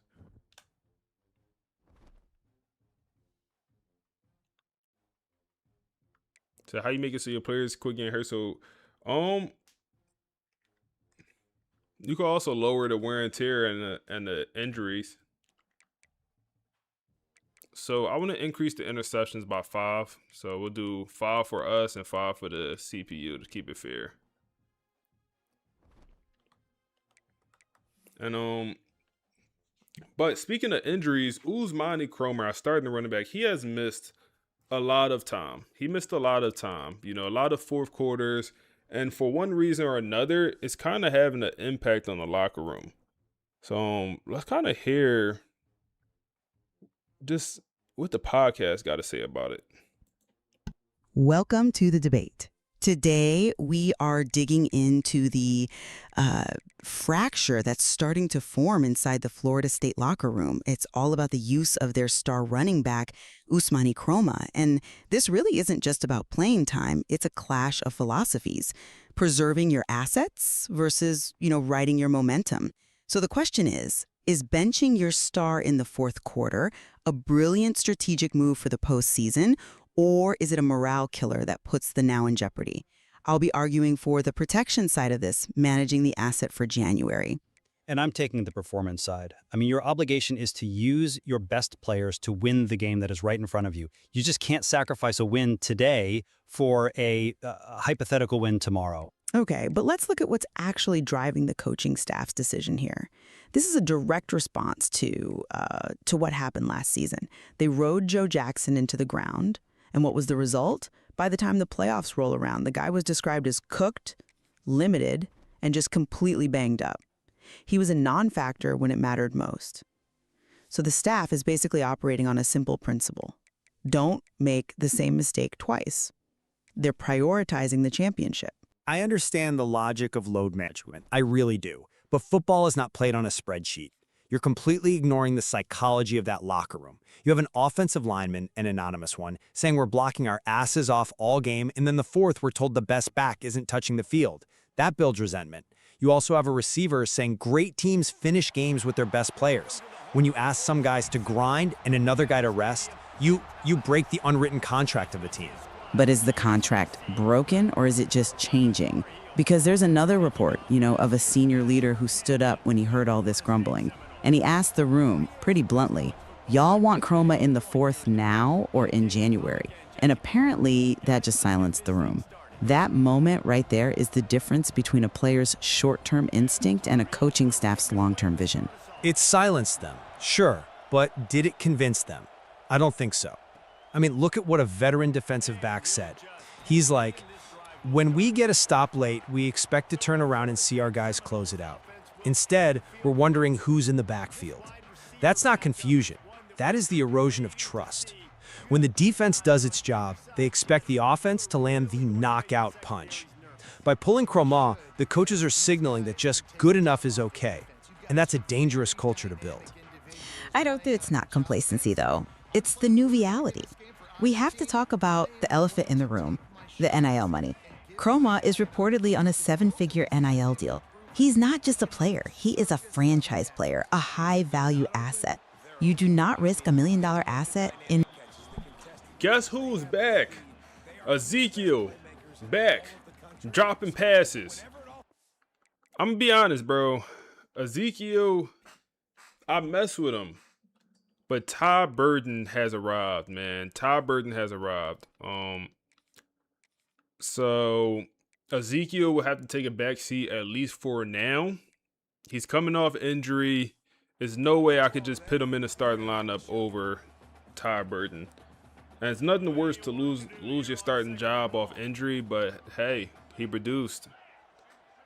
What you feel is a secure game, it's just risk management. It's what the modern game demands. And that is exactly where the friction is. The moment you apply corporate asset management to a violent team sport, you commoditize your teammate. It creates a caste system. You've got the guys in the trenches putting their bodies on the line to win today, and then you have the asset being protected for its future value. That tells a lineman his sacrifice isn't as important as the running back's return on investment.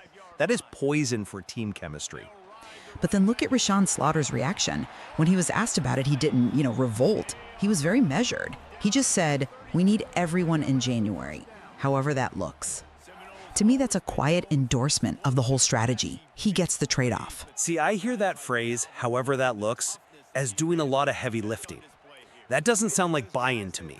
It sounds like resignation. Like, yeah, this is awkward, but what am I supposed to say? He's trying to manage a divided room. If they drop a game because their closer was sitting on the bench, that resignation is going to turn into something much worse. That is the gamble. You're right. But if Chroma is fresh and explosive in the playoffs, this entire debate just disappears. The narrative completely flips. The staff is betting that a championship heals all wounds. And I'll just say this. You have to actually get to the big battle to use your best weapon. Saving him for a fight that you might not even be in because you lost along the way, well, that's the ultimate risk. Y'all talking about we need Joe Clack, Perkins, Skip Bayless. Man, we need Cam Newton, bro. What did he say? We give that grace to young people. About Cam Coleman. What did he say, bro? We give that grace to young people. Ezekiel coming in first game back with a touchdown. Okay, Ezekiel, I see you. I see you, Ezekiel. I don't know how you still on the field. I just put you on the bench, but maybe somebody was tired. Kean Coleman. He said, we give that grace to young people. Cookie. Oh, man, Cam Newton funny. That man, Cam Newton funny, bro. Cam Newton be talking bad about my Eagles, man.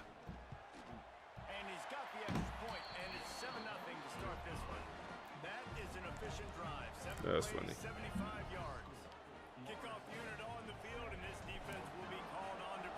That's funny, man.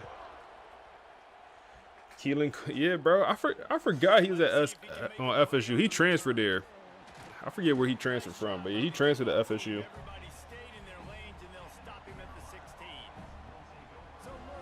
It's always tough drafting receivers that's that tall, man. They remind me of like Kelvin Benjamin. If y'all know who that is. Y'all know who Kelvin Benjamin is, man. Y'all too young for that. Y'all know who that is. But the tall receivers like that just remind me of, I don't know, Kelvin Benjamin. I don't get good thoughts of those receivers. He was nice for like a season or two.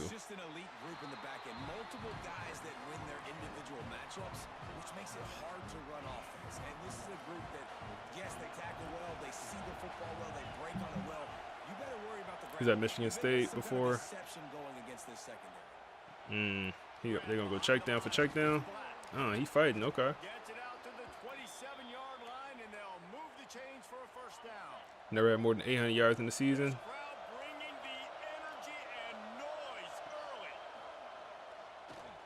Boxed. D'Angelo, good work. Good work, D'Angelo. This is a team we should be a lot better in, man.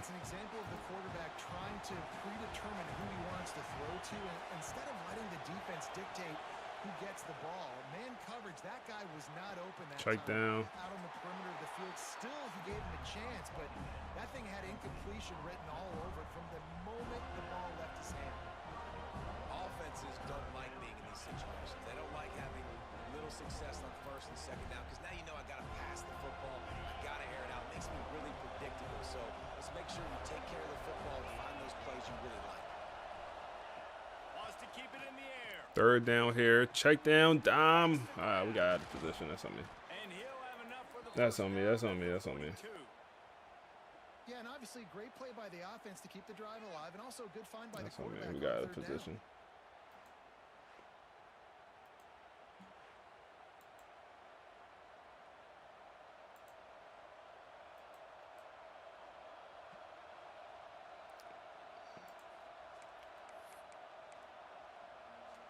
The Tar Heels are on the move.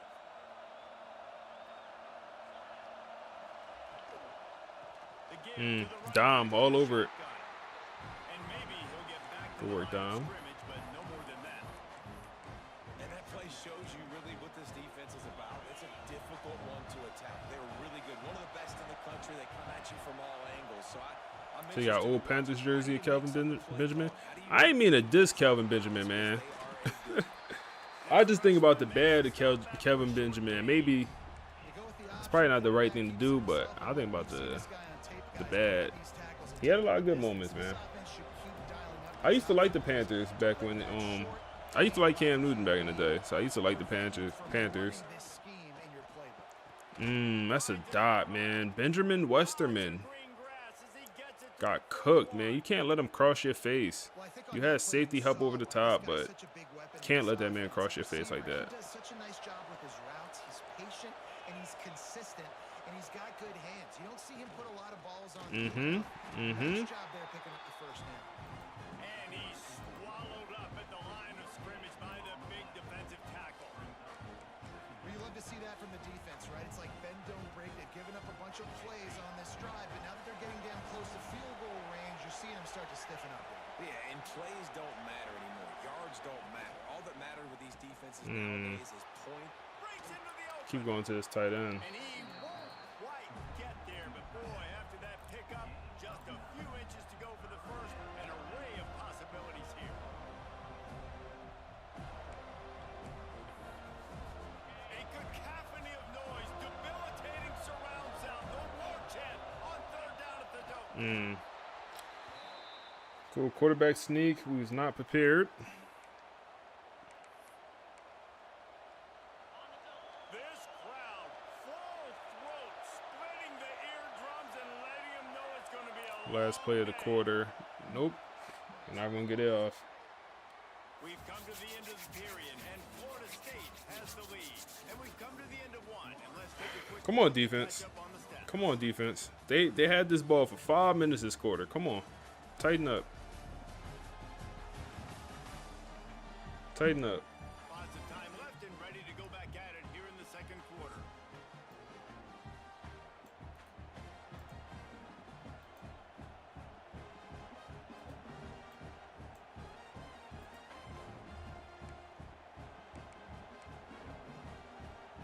So first down here as they go back to work.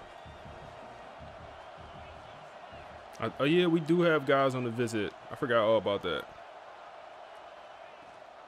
Rides to back and leads. We do have a bunch of guys on the visit. There to stop him after he picked up a yard. Ball's at the 17. Let's see if this offense can answer the bell. Their coaches challenged them all week long. When they got down to the red zone, we've got to be able to run the football because we're going up against a top 10 rushing defense. Let's see if they can step up here and get it done. Back to pass on second down. And that's going to fall to the ground incomplete. Give me 1 second, y'all.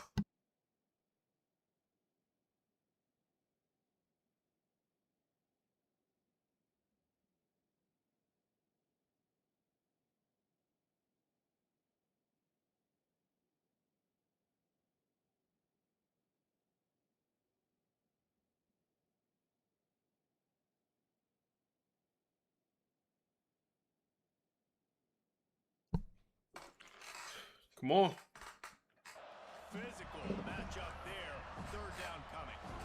Well, no secret, this guy was a big part of their key to success. All right, come on, defense. 3rd and 8 here. Opening drive, and they go back to him again. This time the defense is in better position, and they force the incompletion. 3rd and 8. Throw that check down. Using his legs, Don't run keeping it. his Oh, my eyes goodness. downfield. Good tackle, Dom. Dom, that's why we never took you out the starting lineup, bro. This defense did a That's why we never took you out the starting lineup. Lose contain on the scramble. Looks as if they'll send out the field goal unit. This whole place gonna see if this kicker Why we never took you out the starting can lineup. sea of noise. Man, so many more times we're going to say, go for it, be aggressive. Nice to have a guy you can depend on, and you know you're putting 3 on the board. Nice kick, nice job.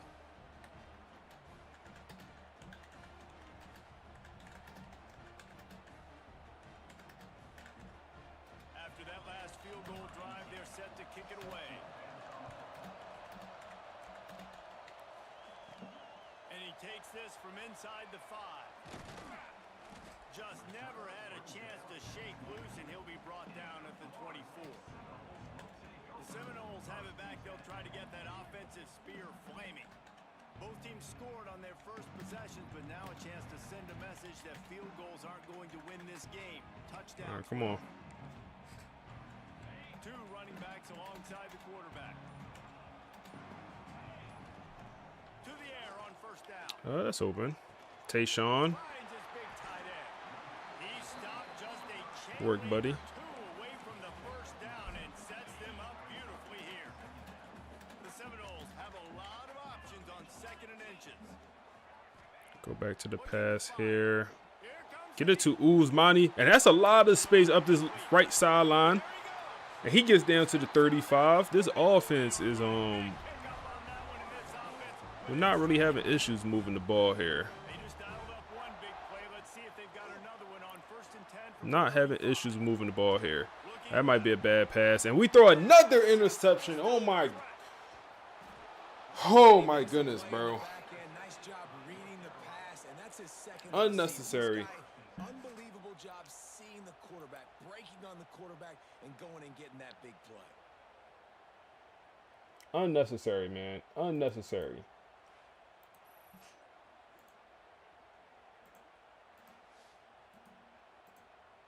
Unnecessary.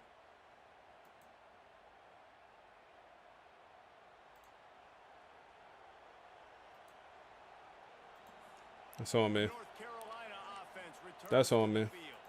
Had to settle for the chip shot field goal last time, Jesse. Too too aggressive. We trying to get them these in the Heisman conversation. Too aggressive, man.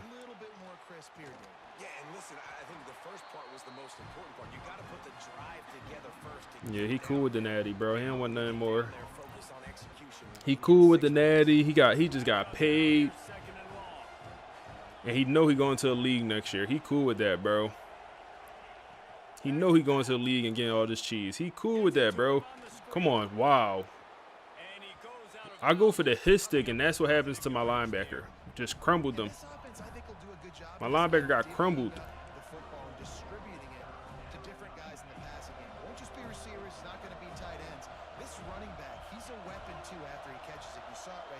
So how can you get more than one podcast made? It stopped you at 3. The free version at my user. Come on, give me my pick back, bro. Come on. I just upped the interception slaughters for both teams. The CPU get one? How do we not catch that, bro? We'll take over on the punt. Look at this lineman, bro. That was crazy. The way you get more, you gotta pay for it, bro. You gotta pay for it. So I pay for, what is it? Whatever it's called. The premium version. I don't know what it's called. Whatever it is. I do have the premium version. Can we throw this? Is that crazy ball? Is that crazy ball? You gotta come down with that. Oh man, you gotta come down with that. That was a crazy decision. But I do pay for the premium because it makes sense for what I'm doing. It won't make sense for everyone, but it makes sense for what I'm doing. Just with this Dynasty. But the free version, damn, good blocking. Good blocking, boy. But if you just, doing a regular Dynasty, I would say don't pay for it. But it's like 20 a month, so it ain't too crazy. Give us a good ball. Give us a good ball. Give us a good ball right in the money. Right in the breadbasket. One-on-one coverage. It's not many people that's going to guard my dog, bro. Especially when he get to route somebody up. Yeah, you're not guarding him, bro. You're just not guarding him. Usmani open. Yep. Yep.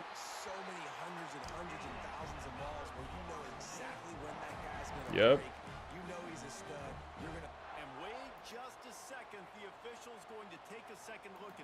Going to a replay. Hey, if you're on the YouTube, drop a like on the YouTube stream, man. We got 32 likes and we got 72 people watching. What's that about? What's that about? Come on, y'all. Let's work. Another look at the play, but the officials on the field were right, and the play will stand. And the Knowles are rolling down the field. We'll go run here, bro. This blocking is it's not good today. How frustrating is that? You're that running back. Where were you supposed to go? No good, no good. No lane. No good today. Forced to pass the ball.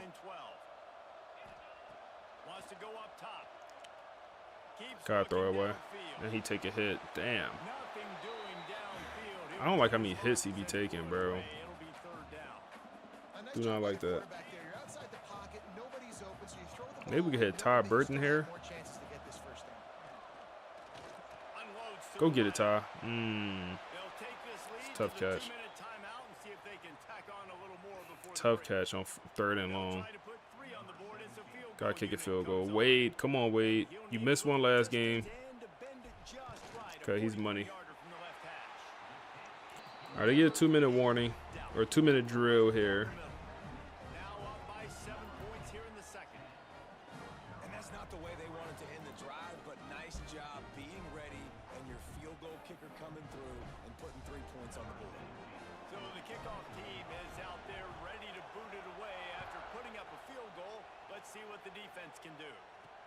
Looking for those open spaces and opportunity. Didn't find any crease in that kickoff coverage, and he'll be stopped at the 17. North Carolina has it back, and the Tar Heels so pleased to send the offense back out. They'll start this drive down by a touchdown, trailing 10-3. Win zone coverage. Oh, good stuff, Mason. Where did you get that ball out? Way to just punch at that ball, punch at it. Good work.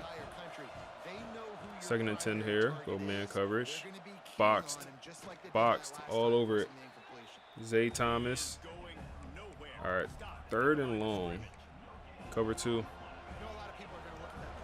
Got Andre Law in the game.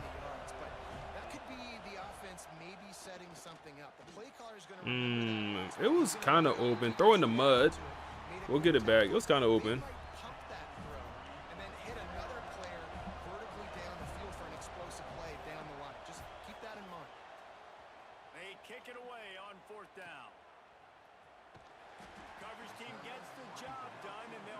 Where is...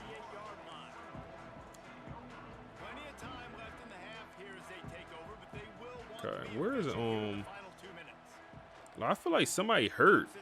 What is that throw, man? Is one of our receivers hurt? Nah, everybody out there. Go across the middle, contested catch. We'll take it. We'll take it, man. That's why you out there, big dog. That's why you play. You're the only receiver that can make those type catches on the roster right now. Only one.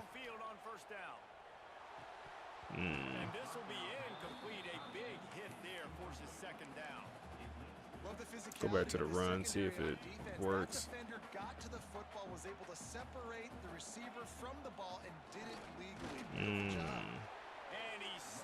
Thing ain't hidden. It's not hidden. Just a great job by the defense being stout, right? That's your job. Be stout up front, stuff in the run play, make them get in more passing situations, but do not let them run the football. That's Ezekiel.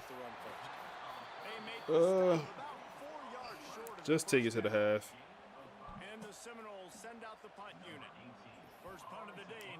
Not a good offensive performance right now, man.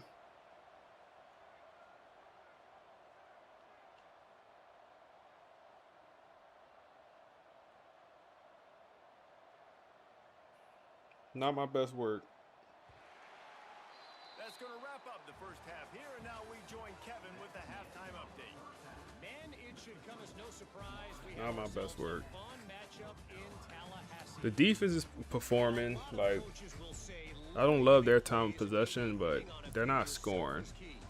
But I'm more of a move the chain. Shazam! Give me efficiency every day of the week and twice on Saturday. So we'll take that. Offensive unit that's Hey, appreciate the follow, King. is more philosophy. Might be the one that leaves here today with a big fat W. With that Run the said, ball. It's not working. send it back to the guys. It's literally not working. All right, Kevin, about ready to get things cranked back. Unless I'm tripping.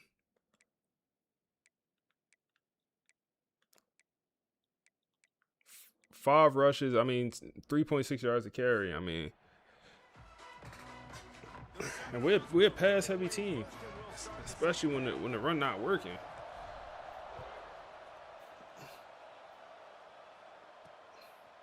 Just into the end zone, and he'll bring it out. He's brought down to the Yeah, we gonna end up blowing them out. to take the touchback. I'm already knowing we're gonna end up blowing them out. To the field. Tight game. Boys, 4-4. We'll see what type of adjustments they made at halftime. And getting the ball first here, I think, is such a big Dom in that backfield, man.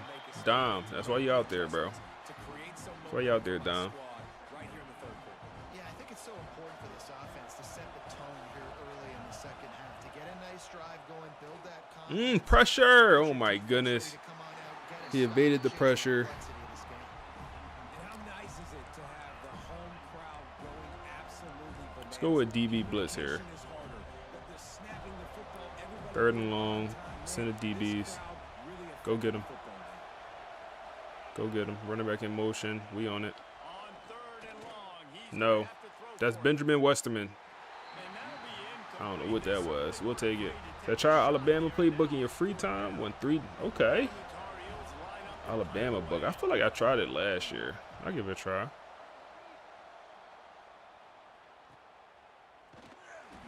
We need BJ Gibson returning kicks, man. Like, Buddy came back from injury, and they just put him right back in the starting lineup. Guys, here comes that Florida State offense back onto the field.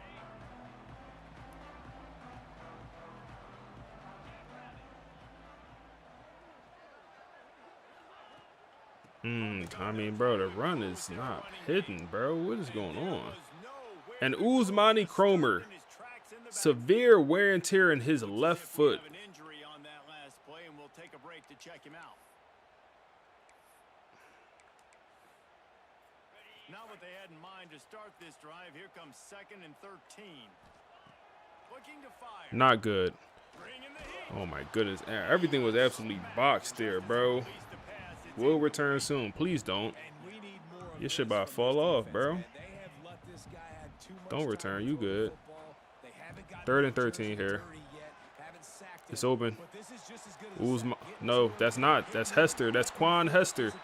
It would have been Uzmani, but he's broken. Huge 3rd down conversion by the offense. Uzmani is broken. You've gotta So lead Quan by a Hester lot. Quarterback, though, very will be poised. in. Reads the coverage, throws it in rhythm, and you stay on the Give it to Ezekiel. That's not his body. We can't throw that. That's not his body. That's not his body. Defense again. Cannot throw stuff like that to him. Saying that all game long. Really, really good defense. Or, listen, you can spin on the other side. This offense has really been bad. pressure. Oh my goodness, what are we throwing? We had the underneath wide open. What are we doing? Tighten up. Tighten up, tighten up, tighten up. 3rd and 10 here. Ty Burton is open across the middle of the field, and he has space to run. He's gonna peel on the wheels, get inside the red zone, down to the 12. Come on, give us some momentum, man. Give us some momentum. Come on. Like, no way we should be struggling like this. No way. And you saw it right there. Too much speed on the perimeter to create that explosive play. Go get it. And it's incomplete. If you're going to take a hit like that, you might as well hang on to the ball. Not many receivers like to get hit. They just don't, okay? So watching this while doing your FSU Dynasty, also been using the AI podcast. Hey, man. I appreciate you being here. Go get it. Tayshawn. Why? Oh, man. Why is that why are we throwing it a jump ball, bro? If anything, you should be throwing that so he could pretty much slide and catch it, man. Like, why are we throwing that so high? It's like, that's the opposite. You want to put that ball. You want to put that ball low so he could catch it and not even get hit. You said Buddy looks like he's running quicksand. Hey, bro, he's 6'5", bro. He got the long strides.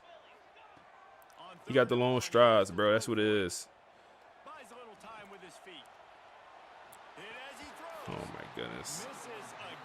If I ran it, I wasn't getting it, so I decided to throw it. We got to bring the field goal unit out.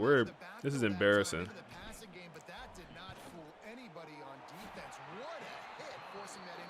It is what it is, man. Some games you struggle for one reason or another, man. And listen, y'all know in the booth and everywhere how I feel about kickers. It is what it is. Always love leaving it on their foot, so to speak, but nice job executing. He keeps doing stuff like that. I'll keep trotting him out there. The returner will field it and try to get some field position. Not a lot of space to be found. Good hustle by the coverage team, and they stop him at the 21. That's what it is. North Carolina has it back, and the Tar Heels so pleased to send the offense back out. After 3 consecutive punts, we'll see if they can dial up something that can get this offense moving forward.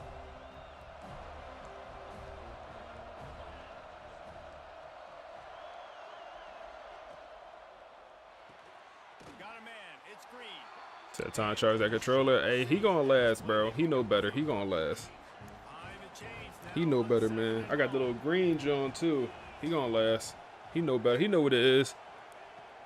It's a marathon, not a sprint, man. He gonna last. Dot. D'Angelo Boyd. At some point, that D line got to bring some pressure. Man, things getting the win. Yeah. It's not looking good, bro. We when they come out with the polls saying good tackle in the backfield, man. When they come out in the polls, or not even the polls, the awards, and we only have a running back and 2 old linemen up there, and then this is how we respond to that. I thought we was gonna respond with just domination. I thought the team was gonna be upset, frustrated that, oh, wow, D'Angelo Boyd is having himself a bad game, bro. We haven't gave up many points, but he getting extorted low-key. Locking D'Angelo. They catching everything, too. Them boys catching everything.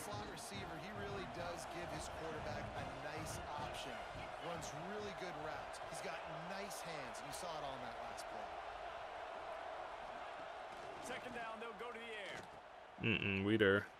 That's Dom. Dom don't go for much, man. He only like a 70 overall. Bend don't break, man. We gonna go press man coverage. We got all our best corners out. Andre Law, the true freshman, on the tight end. Andre Law, lost, man. It was good coverage until the very end. Like, when he catch the ball, come make the tackle. Understand it's a tight end and you might be a little bit scared. You're a freshman. You're just learning how to really lift weights. Your first time really living in the weight room. Come on, bro. You got to go up and make that tackle on that tight end, bro. You played good enough coverage. You just got to finish. Mason, good tackle. He makes the stop almost as soon as he catches it, and they're short of the first down. So now it's 2nd and long. Come on. Wants to go up top. Go get him. Lets it fly deep downfield. Who is 2'6", bro? We got lucky. Who is 2'6"? Goes on. Zay Thomas in the middle. Wants to throw it. Big hit, Zay. It's Green. Come on, Zay. He'll be stopped about 2 yards Finally. of a first down. Now on 4th down, they'll Okay, send it they'll kick another field goal. This crowd's Finally, trying to Zay. do its part to get inside the kicker's head. It's a nasty game for us, man. This is now a 7-point game.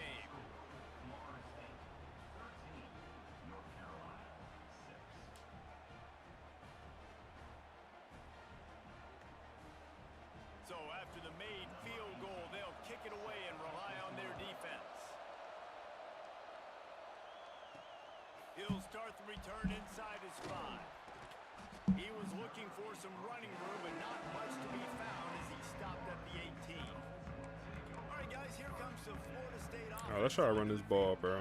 They've got the lead here. Last time they settled for a field goal, but David got to find that balance between being Got to figure that out and careful. at some point. Oh my goodness, man. We down our starting running back, and then the old line is just. No doubt, lots to be happy about right now. Boys don't want to be here. I think for this one, though, on this drive, Boys it's don't about want to be finding here. the one-on-one Last play of the matchups quarter. that are in your favor and then exploiting them. Ty. Oh my goodness. Way to go get it, Ty. Way to go get it, bro. Appreciate you. Fourth quarter, man. Fourth quarter. Come on. Come on, man. Top 25.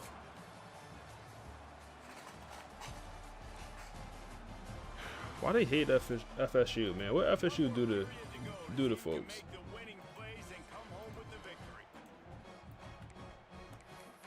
Like, in this situation, I want to run it. We got to be able to run the ball here. Can we run it? They pressing my guys. Oh, man. Give him a good enough ball. Give him a good enough ball. Ty! Oh, my goodness. Ty. No way. That's overthrown, bro. Ty, you got to run hard, bro. Just lob it out there. Oh, my goodness, bro. How you throw 6'5"? I mean, it was overthrown, but damn, bro. Just lob it out there. It was overthrown, bro. I guess he could have dove and tried to catch it, but 4th and inches from the 28. I just can't go for that, bro. I can't go for that because we don't get it from the 28. I can't go for that. He A.J. Browned it. He A.J. Browned it is funny.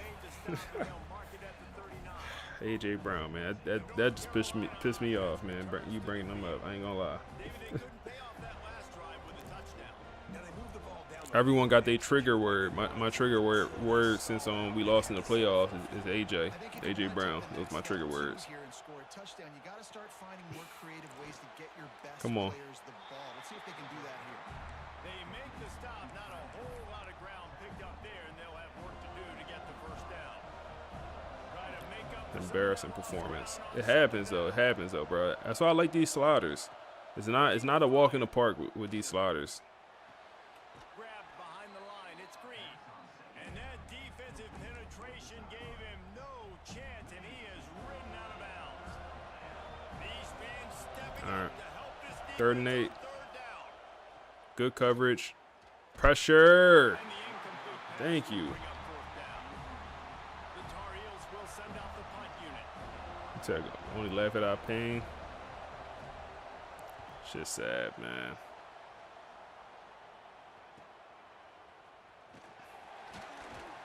Cover guys getting down to do their job, and they'll stop him at the 15.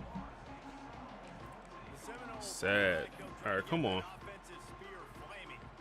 Last time they had it, didn't pick up a first down. Let's see if they can put something together here. So using BYU playbook for your Tulane Dynasty? Wants to throw on Can we throw that? We cannot.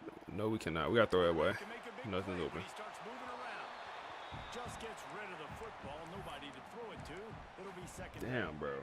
Couldn't make the connection last time. Let's see if they throw it again. I ain't gonna lie, man. This is embarrassing. They'll go to work in the air on 2nd down.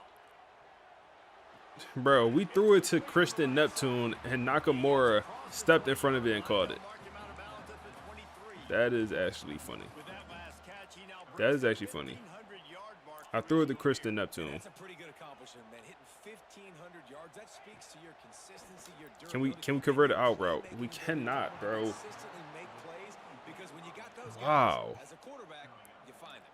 What button is throw it away? R on Xbox R3. About him, though, he doesn't care about the stats. This guy Wow. just wants to win week in, week out. He's hungry, and he's made plays throughout his career.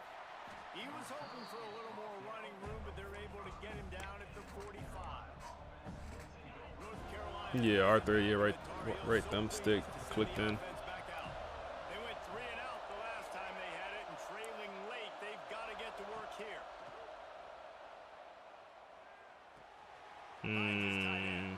Big game for the tight end.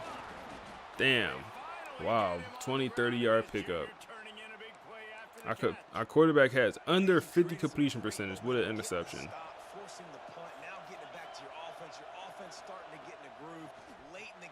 Zay Thomas, perfect position. No play Zay. Strikes again. I mean, perfect position, either for a pick or just to knock the ball out. He breaks on the ball. And, bro, how you let this man catch this on you, bro? Come on. No play Zay. They can feel and sense the momentum leaving them right now with the lead. So someone defensively better step up here soon and make a play. In that backfield. Come on. That is a big win for this defense as they 3rd and 2. there as soon as he got the ball. They're bringing the chop. They're bringing the noise on 3rd down at the dope.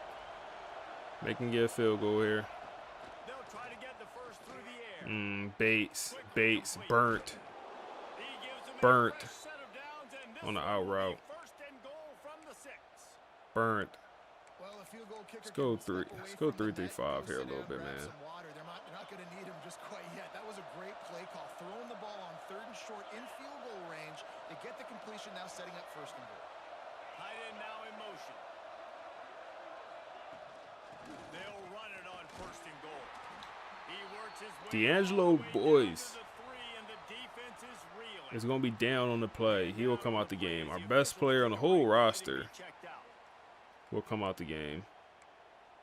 Gotta hope it's nothing too serious over there. They've got it Andre down to Law the will 3, come now in 2nd and goal. for him. Tries again to get it in. Mason. Good work, Mason. Way to just get mushed to the floor. All the way to the 2-yard line. Elbow. Yeah, throw that brace on the elbow. You be all right. Come back in this game. We need you out here. We need everything we could get. 3rd and 2. Quarterback run. You got to come up and make a tackle. Impossible. Impossible. And look at him. Impossible. Who is 2-6 on this roster? Who is number 26? Off the top of my head, is it Quincy? I'm assuming it's Quincy, man, with the missed tackle right there. Wow, we're looking at a tied-up ball game. That is Quincy, backup safety, who is a pretty good player. I mean, come on, bro. You got to make this tackle. I'll take it myself, in for 6. The extra point here would tie the game. And the extra point was good, and we are all tied up. Damn. And let's check in with Kevin Connors in the studio. Kevin? Hey guys, just wanted to give you a quick update on a game happening in the SEC. Missouri is currently trailing in this one, but it feels like the tide may be turning. This program has picked itself up before, and it's capable of it. Let's go to the run. It's a touchdown game. They're trailing. So you jigging? Yeah. to Oklahoma. Oh, man. Go to the run. Elliott with a broken tackle. He's the contact-seeking running back. On the ground, but he continues to make plays. Well, we'll run it here again. Quan Hester subs in the game at running back. Since I started on play in the 4th, and he also got hurt. So as soon as he got a boo-boo, he was done for the day.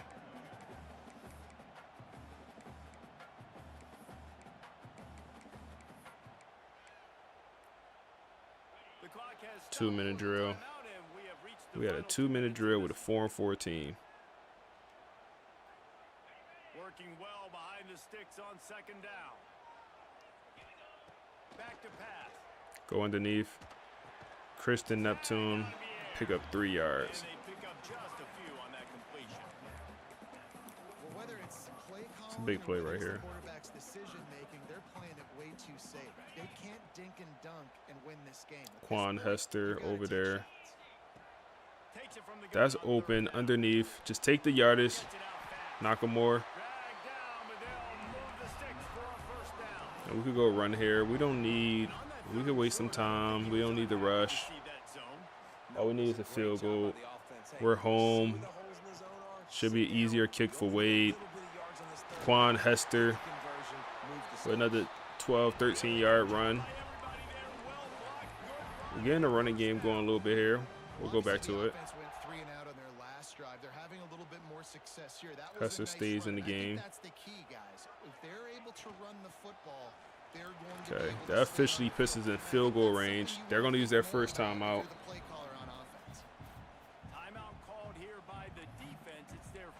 Stick with the run here. Okay, we got Zay Dre in the game. And he is not on anything. It's going to be, I believe, our left tackle that's hurt on the play there. 3rd and 1. We'll bring out the power back. We'll run it here. No, who is D'Angelo Wooden? Bro, we're down to our 4th string running back, bro, with Wooden. Goes for a first down, though. So our left tackle, he's going to be out for a little bit. He will return. And D'Angelo stays in the game.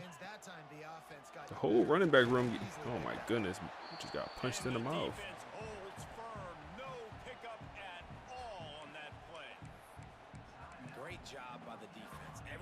Oh, I like the center of this kick at least.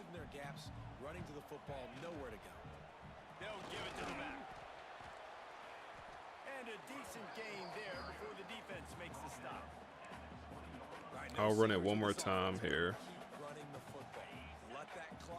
Then we'll use the timeout. And then where does my kicker like to kick it the most? You see some people like it from the right hash or the left hash. Some people like it in the middle. Okay, that's perfect. That's perfect. All right, it'll be a 36-yard field goal for Wade, the junior kicker. He has his ups and downs throughout his career here at FSU. Been a 3-year starter for us. But like I said, definitely ups and downs. Should be an easy kick, man. Should be an easy kick. The kick is up, and we win a nasty one. We win a nasty one. We win a nasty one, man. Hit that game behind us. Hit that game behind us, man. Don't look at the score of that one. Just look at the result. Rayshawn Slaughter somehow won player of the game. 245, 1 touchdown, 1 pick, 50 completion percentage. The team did not want to win today. It happens. It happens, I suppose. Very frustrating game. Very frustrating game. But we sometimes you gotta win the muddy ones, bro. Another presentation of EA Sports College Football.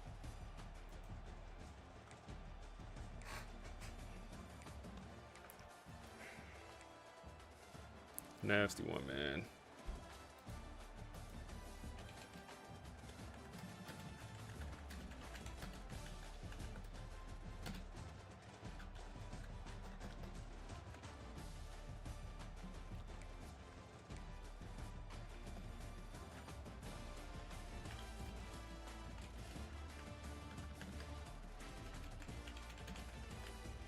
Nasty one.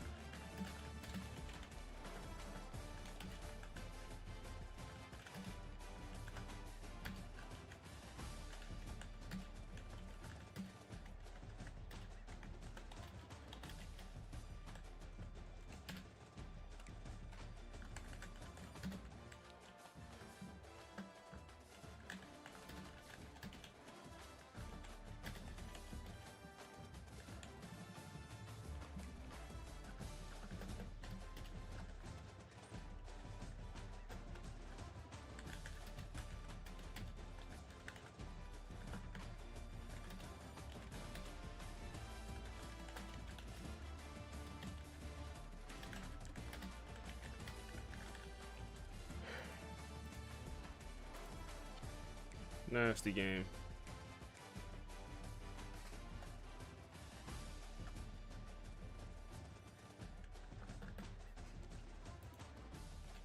Ezekiel first game back though.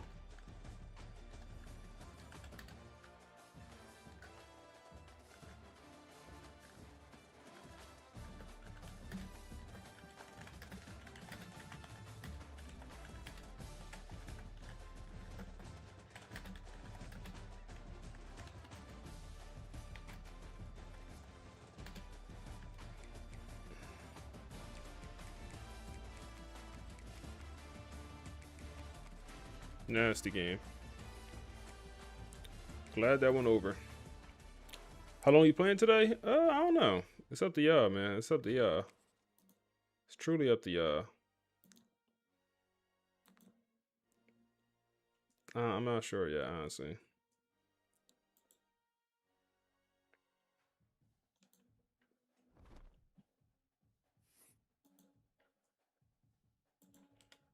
What's on? Let's advance.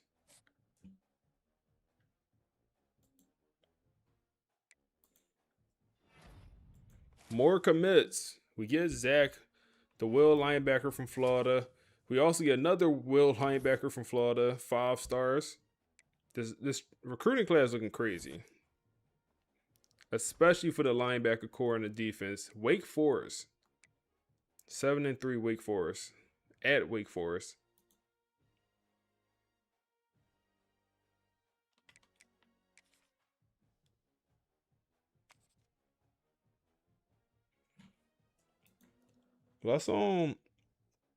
Let's listen to a piece of the podcast talking about kind of the disrespect FSU is getting when it comes to not being in any awards other than Usmani Cromer, the running back, and the O-lineman, the 2 O-linemen. All right, so the sources we're digging into today present, a really strange situation. Yeah, a total head scratcher, for sure. You have a team, Florida State. They're the defending national champions. And they're ranked, what, number 5 in the country at this point? Exactly. So by every logical metric, they should be the darlings of the season, the team everyone's talking about. Right. A resume like that usually gets you top billing everywhere. But that's not what happened in this Marcus Vale era. Right. We're looking at this timeline, and it's the exact opposite. The preseason watch list drop, the award nominations start coming out, and they're just invisible. It's almost a statistical impossibility. So our mission for this deep dive is to try and figure out, how does a team even handle that? How do you process being this high-performing group that everyone just agrees to ignore? And it's not just ignoring them, it's an active dismissal. The sources call this the disrespected dynasty, and it's a fascinating case study in team psychology. Because the normal reaction would be to get loud. Oh, absolutely. Teams usually fracture, they complain, but here we saw the complete opposite. Well, okay, let's look at the evidence first. Because the word disrespect gets thrown around a lot in sports. Sure. Is it real, or is it just a persecution complex? Exactly. Well, in this case, the numbers, they absolutely back up the grievance, take their quarterback, Rashawn Slaughter. Okay. We have the box scores right here. He threw for 472 yards and 7 touchdowns. 7. And this was on the road against a top 10 opponent. Yes. A performance that, in any other year, puts you at the front of the Heisman conversation. No question. But when the midseason watch lists were updated? Nothing. Not a single mention. And it wasn't just him. The source material shows a near-total blackout of Seminoles across almost every position. There was that one exception, though, right? The running back, Usmani Cromer. That's right. And this is a really crucial detail. He was ranked 4th for running back of the year. And you'd think, okay, 4th in the country, that's a nod of respect. You would think. But inside that facility, the reaction was different. The sources say the team saw 4th, not as an honor, but as a signal. A signal for what? That he was viewed as replaceable, that he was good but not great. It reinforced this idea that they were just placeholders. So basically confirmed the narrative that their championship was a one-off, a fluke. Precisely. And in today's world, this is usually the moment the social media meltdown begins. The cryptic tweets, the angry posts. Right, you air it out, you let everyone know you're mad. But that's the anomaly here. The reporting highlights this very specific discipline they had. Disrespect felt, disrespect not spoken. No interviews complaining, no Twitter rants. 0. That requires a massive amount of restraint for guys who are, what, 18 to 22 years old? So how did the leadership engineer that? Because silence can just let pressure build until it explodes. They reframed it. It wasn't about suppressing the anger. It was about hoarding it, using it as fuel. There's this great moment in the notes. Rashawn Slaughter gets the whole locker room together, and he doesn't tell them to calm down or ignore it. He does the opposite. He leans right into it. He says, they don't think we're special. Good. Let's keep it that way. Good. Wow. That is a powerful pivot. That turns the snub from an insult into a strategic asset. It creates a genuine us against the world mentality. And then Coach Marcus Vale he distilled it down even further. He didn't give some big rah-rah speech. What did he do? He just walked up to the whiteboard and wrote one single sentence. They reward individuals, we win games. Oof.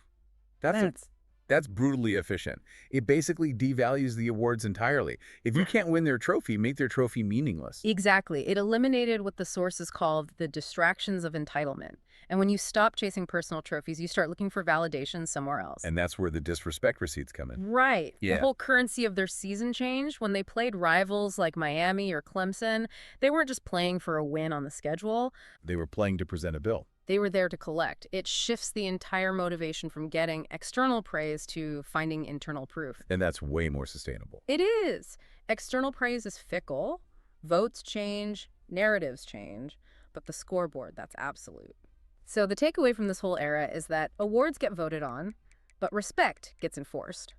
It really makes you wonder about the whole role of validation in performance. Yeah. We tend to think positive reinforcement is the best way to motivate people. Right, the pat on the back. But looking at this, you have to ask, is it possible that the total absence of validation creates a more dangerous, more focused competitor than constant praise ever could? It's a terrifying thought if you're the opponent standing across the line from them. It is. Definitely something to chew on. That's it for this deep dive. Thanks for listening. You said, what up? You playing the season? What you mean? So we're in season 3 with this dynasty. We play every game. You said, new to this dynasty, why are you stockpiling coach points? 2 reasons. One, I don't really know what to spend them on. I really don't know what to spend them on. And I was waiting to unlock Talent Developer. And we unlocked it now, so good point. Let's just go ahead and let's look at our team real quick. So we know we're going to have a quarterback go in the first round. Like D'Angelo Boyd, he's going in the first round. We know we're going to have at least 2 old linemen get drafted. So I definitely want to get the ability. We're going to have 2 corners drafted. He's going to get drafted as well. So I definitely want to get that talent developer for the secondary and then the old line. I'm not sure if Rashawn leaves early. I think he does leave early for the draft. But I don't have any quarterback on the roster that I care about boosting in overall. I just don't. So we could get some talent developer here for some position groups. It's better to get it now, I suppose. So we got to unlock it. But yeah, we go O-line. And we'll go secondary. And then we won't have any receivers drafted this year. I feel like we need a boost for the D-line. Maybe get to tier 3 for the D-line. I feel like our D-line hasn't been playing well. Do you have it connected right to the game? What you mean by that? You talking about the pod?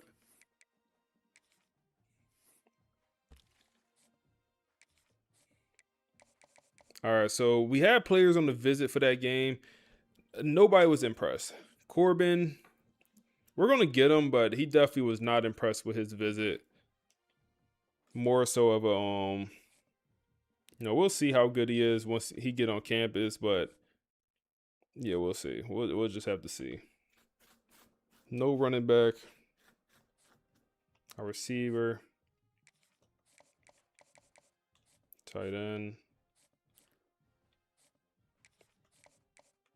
Another guy that was on campus, wasn't super impressed. We still should get him. We should get him. We'll see. We gotta throw you on the visit for next week. Yeah. No, I don't have the pod is not connected. It's I gotta type in stuff. Okay, Indiana visit did not go well. Perfect. It did not go well.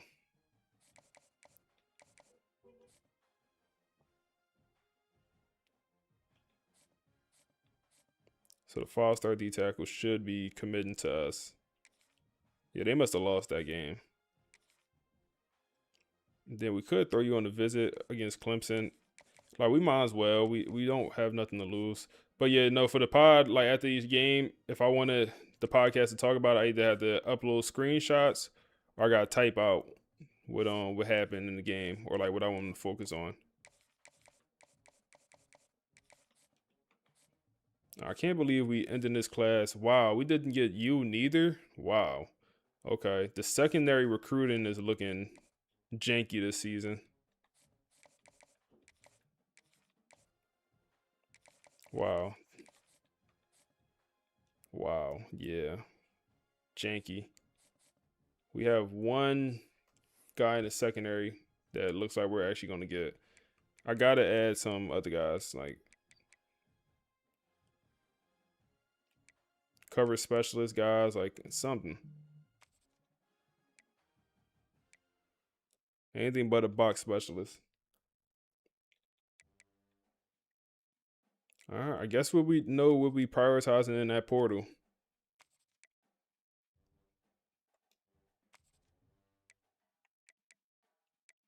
Florida athlete thumper, under recruited.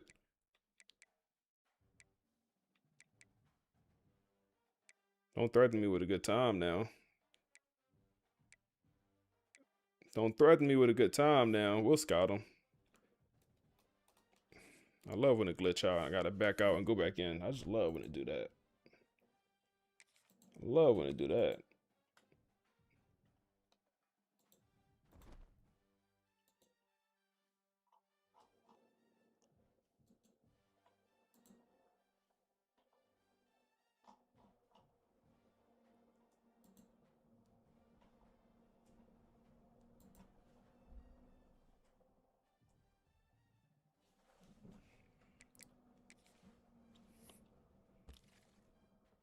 That first game, the Wake Forest rebuild lost to Kennesaw. Damn. Said good luck.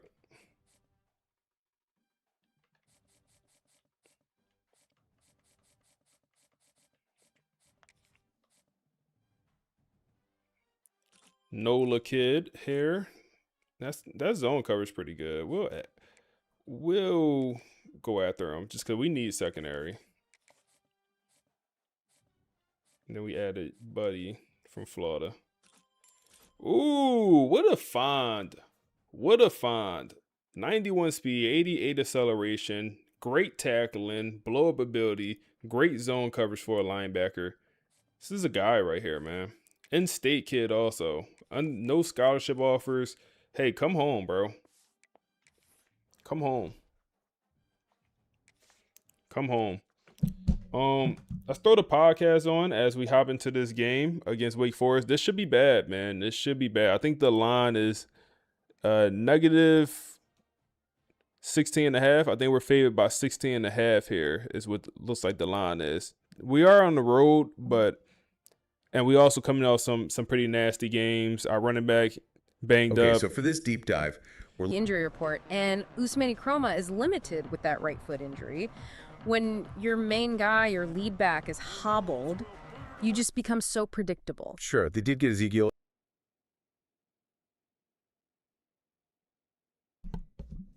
Should be back. We should be back. Y'all boys can hear me?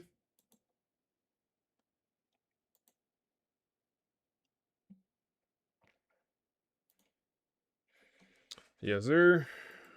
I'll be honest, man. It should never be a situation where my internet even buffers. It should never be a situation where my internet buffers. My internet bill $250, and that's just for internet. I don't have cable with it, phone, nothing. $250 just for the internet. That thing should never buffer. They owe me cheese at this point, bro. $250 for the internet. Before I started streaming, my internet bill was my Wi-Fi bill was $50 before I started streaming. Internet should never even hesitate. $250 for the internet bill, bro. Oh man, bro. So it's super frustrating when that shit even, like this morning, internet was acting janky. I'm like, yo, I'm about to go live. Tighten up, internet. Tighten up. Come on, first play of the game. We get a sack, man. First play of the game. I don't know how to say buddy name, but that's how D-Tackle we brought in the portal. You said 250, who you got? So where I live at, it's only one internet company you can have. So that's part of the issue. It's only one internet company. And it's called Cox. It's one internet company. So yeah, I don't even have a choice. But I literally have the best internet like that you could possibly have. I have 2G, 2 gigabytes, download, upload. And I have to have unlimited data, so that's what makes it so expensive. I gotta have unlimited data because how much I stream. If I don't have unlimited, I'll just go over every single month I stream. So yeah, 250, they taxing, bro. It's a monopoly, bro. I gotta figure out how to sue them boys, bro. They owe me cheese, man. Third and long, we get to stop. You said Cox tripping. You said they used to be Spectrum. You got wired? Yeah, I got wired. So the router is next to my, like, my whole setup is right here. I got the PS5, the PC, and then a router all next to each other. Everything on wired to the router.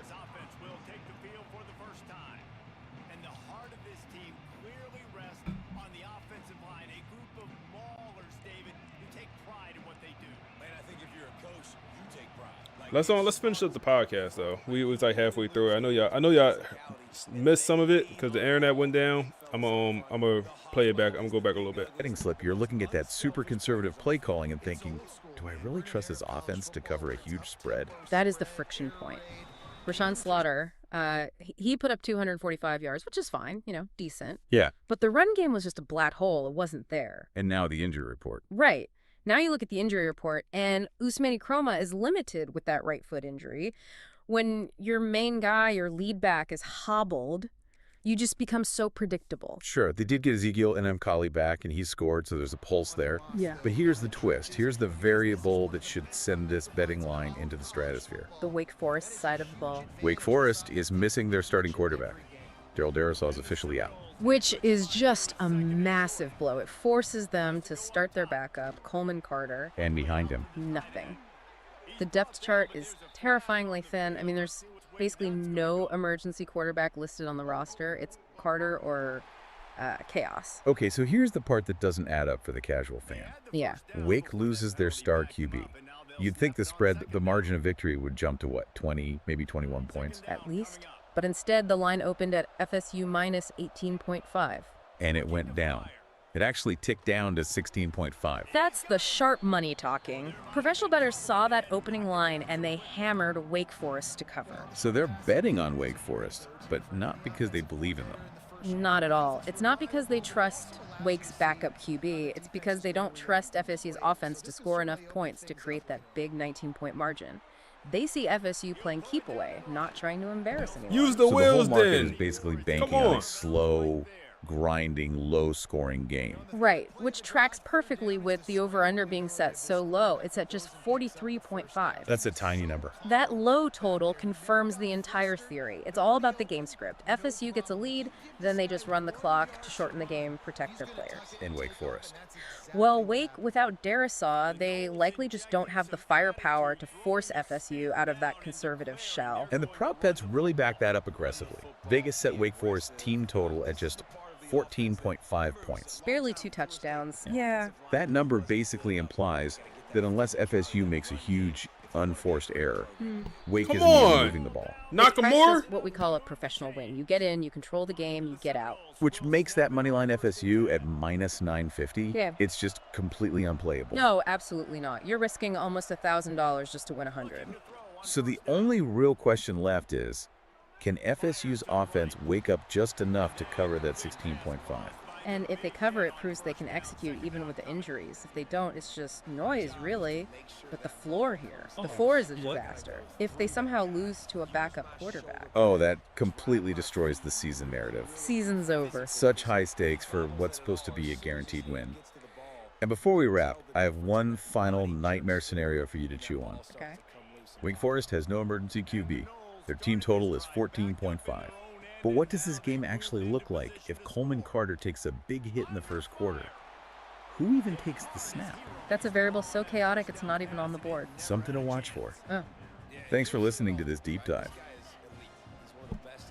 So we opened up at 16-point favorites, which is honestly very disrespectful. This team is down to their backup quarterback. Their backup quarterback is a 69 overall. The starting quarterback was like an 85, 86, I think.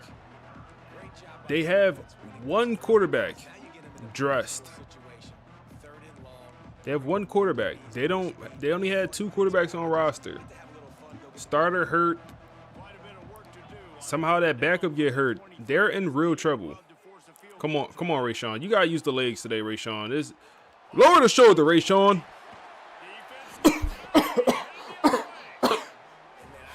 You sick, Rayshawn?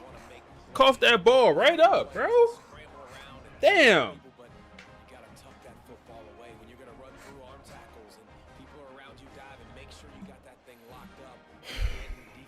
These boys don't want to win, bro. Boys don't want to win, bro.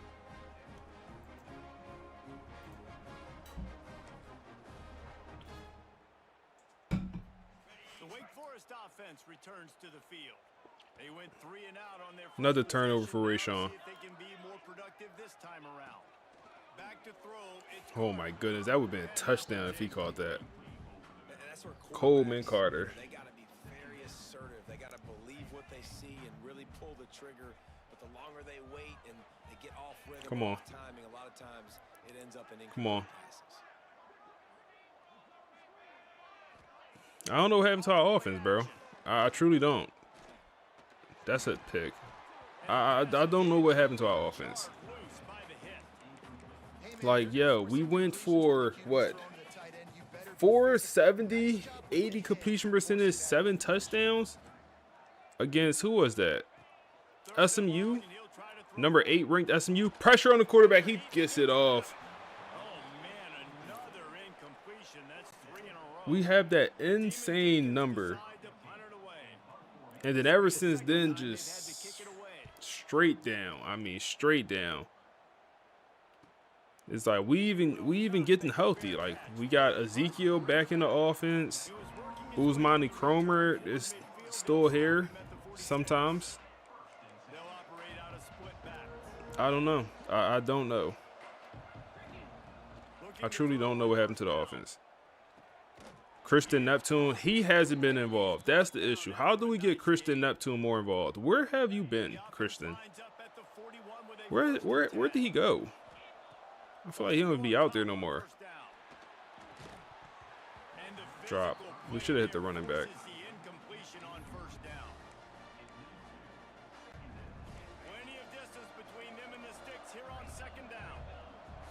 Do not call this play. Every time I call this play, I think it's a pass and it's a run. Yeah, call audible. Running back out the backfield. Good spin.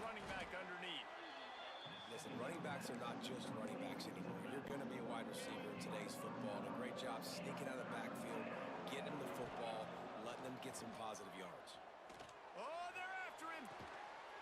Good catch. Way to hold on to it. Way to hold on. I appreciate that, man. And the Seminoles are flying down the field.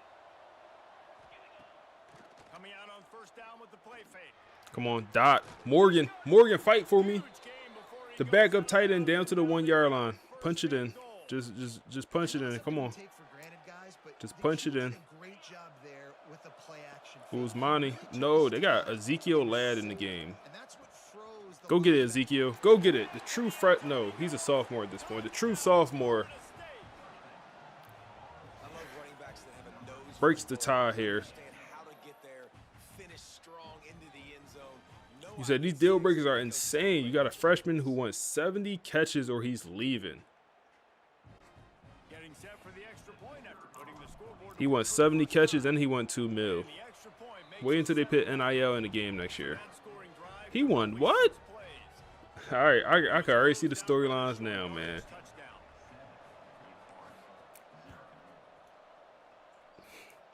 Red shirt freshman receiver is demanding 1.2 mil or he's entering the portal.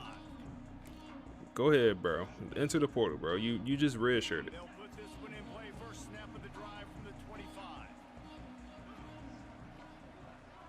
All right, come on. Good run. Good run. Good run. End of the first.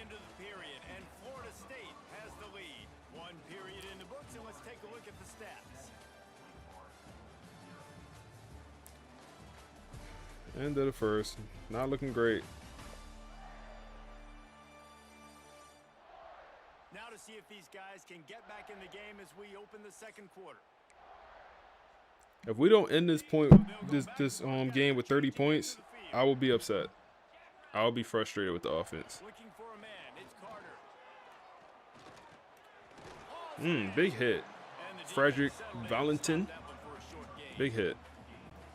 Nice completion here to this wide receiver, and you're going to see this receiver line up in different spots all over the field all game long. Defense has got to keep their eye on where this guy is because they know he's a big part of this offense's success. Got the first down, looking for more. All down, but he has enough to move the chains. It was so important this offense was able to find a way to get in the rhythm, and the running game is now helping that. 2 straight punts on their previous 2 drives. Let's keep working. This drive, though, they're having a little bit more success. Come on, Mason. He's been able to find some creases. I can't tell if Mason is good. Like Mason, he's sometimes he make the tackles, sometimes he don't. Sometimes he has good coverage, sometimes he don't. So I can't tell if he's really good. Like Davin Keys, I believe that's his name from last year. I started middle linebacker. Devon Keys transferred from LSU. Like I felt like he was good. I can't tell if Mason is like good or if he's just, solid. That's Williams. Williams should be a star player for us, bro. It's a shame he buns. It is a shame he buns. They're going to punt it here, 4th and 5. I disagree. I feel like he should go for this. It is a shame that some of these players on this roster who have really good overall, just trash, bro. Like, I mean, just don't produce. They're pressing here. Looks like man coverage. That's open enough. Christian Neptune has the speed, pick up the first down.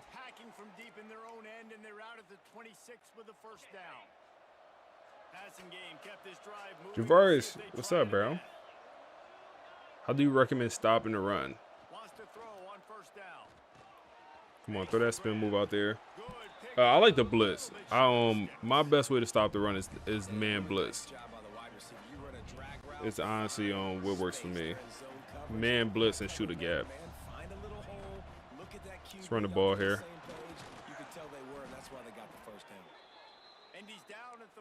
Whenever I run a lot of zone coverage, I feel like my run game is the weakest. Throw a screen here. We gotta wait for the blockers. Gotta wait a little bit longer to throw that. They want us to throw this go route. Should we just throw it? No, hit Cromer. He's wide open.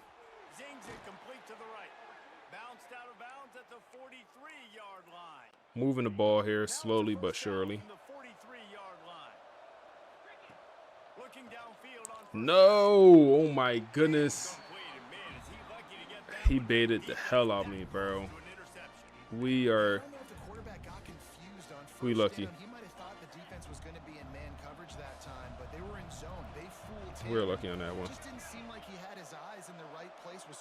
So I'm out waiting to get off work. How the stream going good, bro. Hold up, can we dot this? Go get it. Tough catch. Nakamura, tough catch. Way to hold on to it. Good work. Hope your shift going well though, bro. The stream going good. We the offense is somehow, hold it. Can we dot this? No, it's gonna be a oh my goodness, bro. That is frustrating because I don't think that's a bad decision. It's a bad ball. It's an unacceptable ball. It's like I'm pass leading it down and he still overthrows it. I'm trying to pass lead it down. If anything, the ball should be underthrown, not overthrown. Frustrating, man. Frustrating for sure. And speaking of Mason, he just got put in the mud. Speaking of my linebacker that I'm talking about, I don't know if he's good or bad.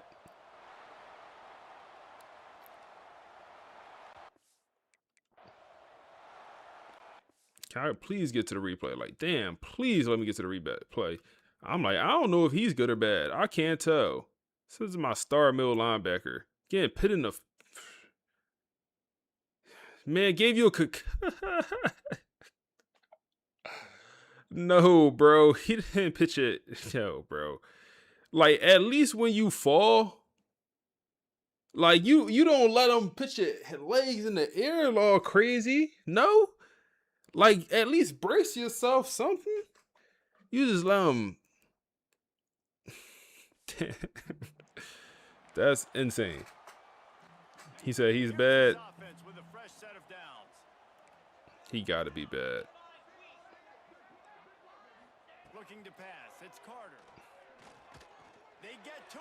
Good coverage, boy. Frederick Valentin. Take him off the field. He got one more play, bro. He got one more bad play, and we're gonna see us on one of these other linebackers hungry.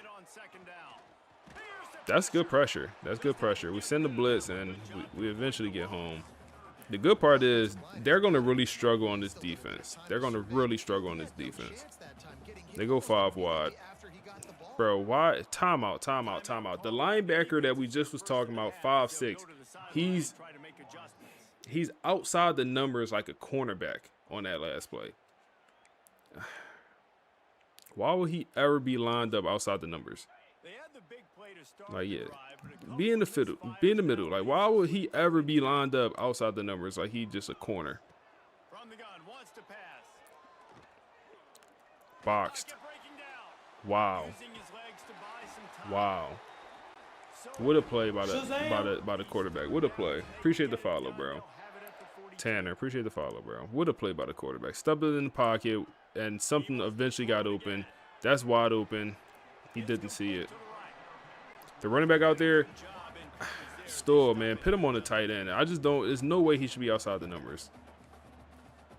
He should be on the tight end, in my opinion. Come on, bro. We got to get pressure on the quarterback, man. I ain't going to lie, man. I'm nervous to see how this team performs against Clemson next week. We got Clemson and Florida the next 2 games. 4th and 3. Okay. All right. Damn, I should. It's fine. I got the timeout off in time before all the clock ran out. All right. That leaves us a minute to just do something. And the Demon Deacons will bring the punt team onto the field. He's going to try to flip the field. Minute to do something.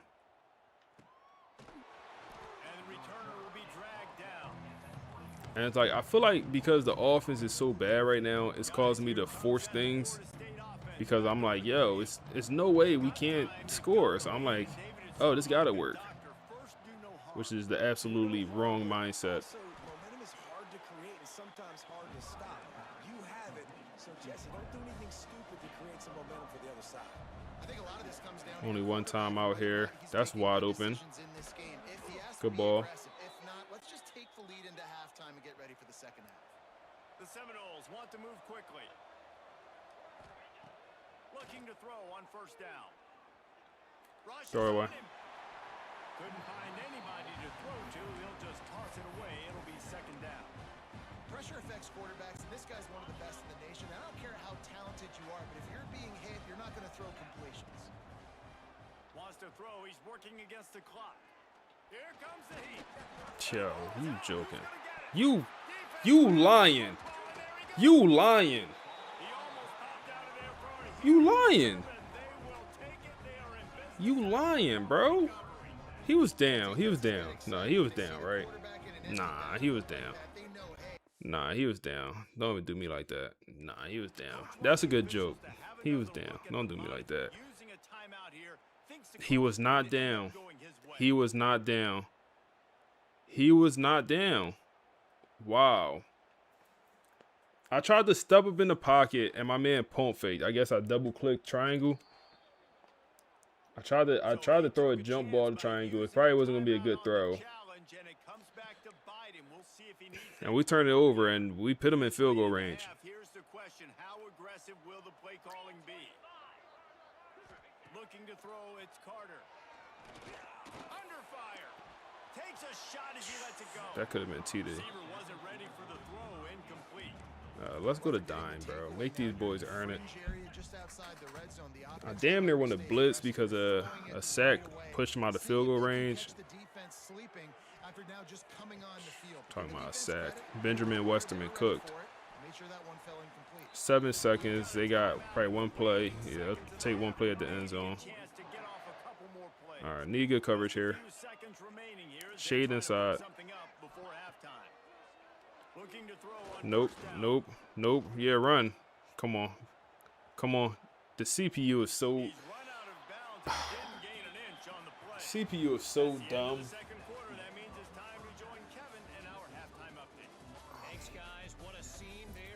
CPU is so dumb, bro. We dominated time of possession to only have 7 points is embarrassing.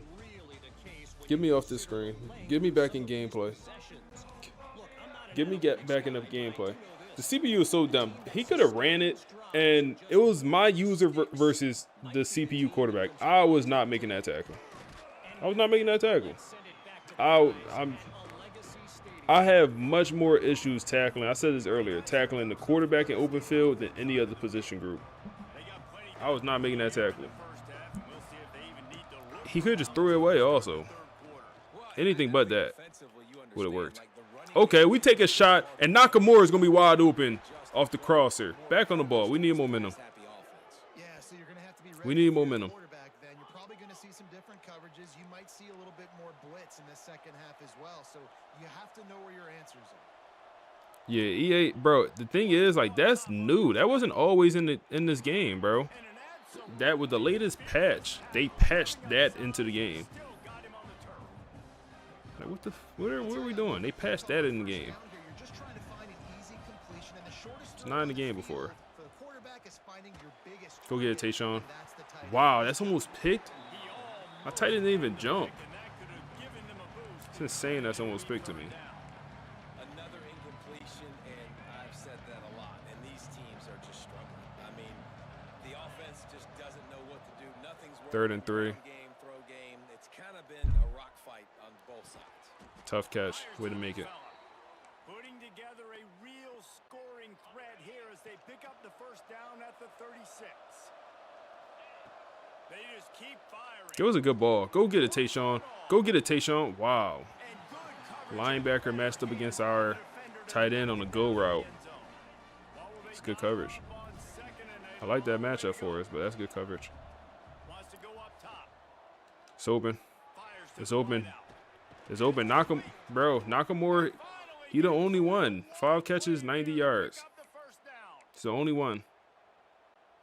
Let's run the ball here more. I feel like I haven't ran the ball today. Let's run it. Let's run it. Oh, yeah.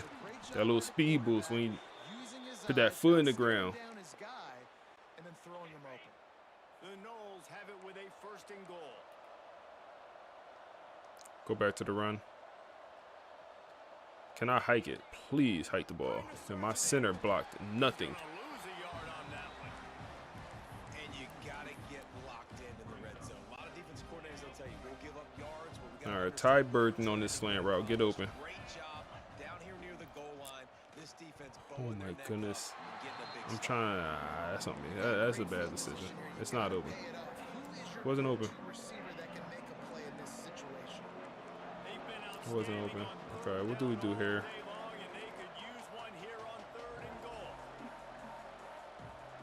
Okay, got a couple options here. From the gun, wants to pass. Oh my goodness, we had a touchdown. We had a touchdown, and I hesitated. That's on me. We had a touchdown. Yeah, I wanted to do the RPO Y flat, but it looked like they was in man coverage, and they was. I feel like that doesn't work in man coverage. Damn, that's on me. We had something open. I was nervous to throw a pick. Now we got to bring Wade out. I don't feel great about these up-close kicks, man. I never do. We'll try it. Bro, I had it all the way to the right, bro. Oh, my goodness. Yo, I hate them up-close kicks with a passion.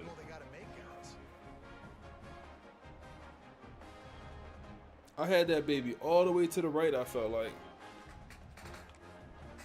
Trash. Trash. Top to bottom, man. What we gonna do against Clemson? What we gonna do against pressure on the quarterback, Frederick Valentin with the sack. Good work. Come on. Yeah, bro. I'm close. Yeah, bro. I'd rather kick a 55-yarder than that. Like, with the thing moving back and forth. Like, I'd much rather that. Add my user. 3rd and 17.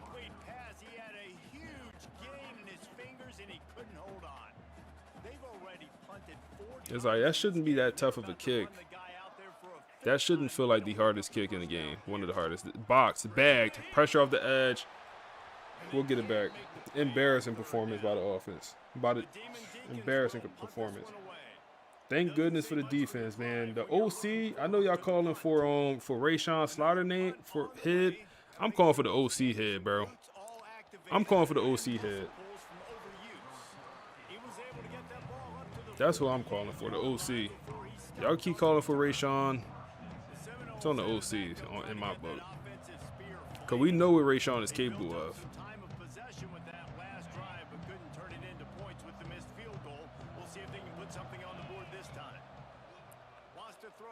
Come back to it. Good stuff, Nakamura. Good stuff. He's the only one that want to play today, bro. I'm telling you. That boy the only one playing today.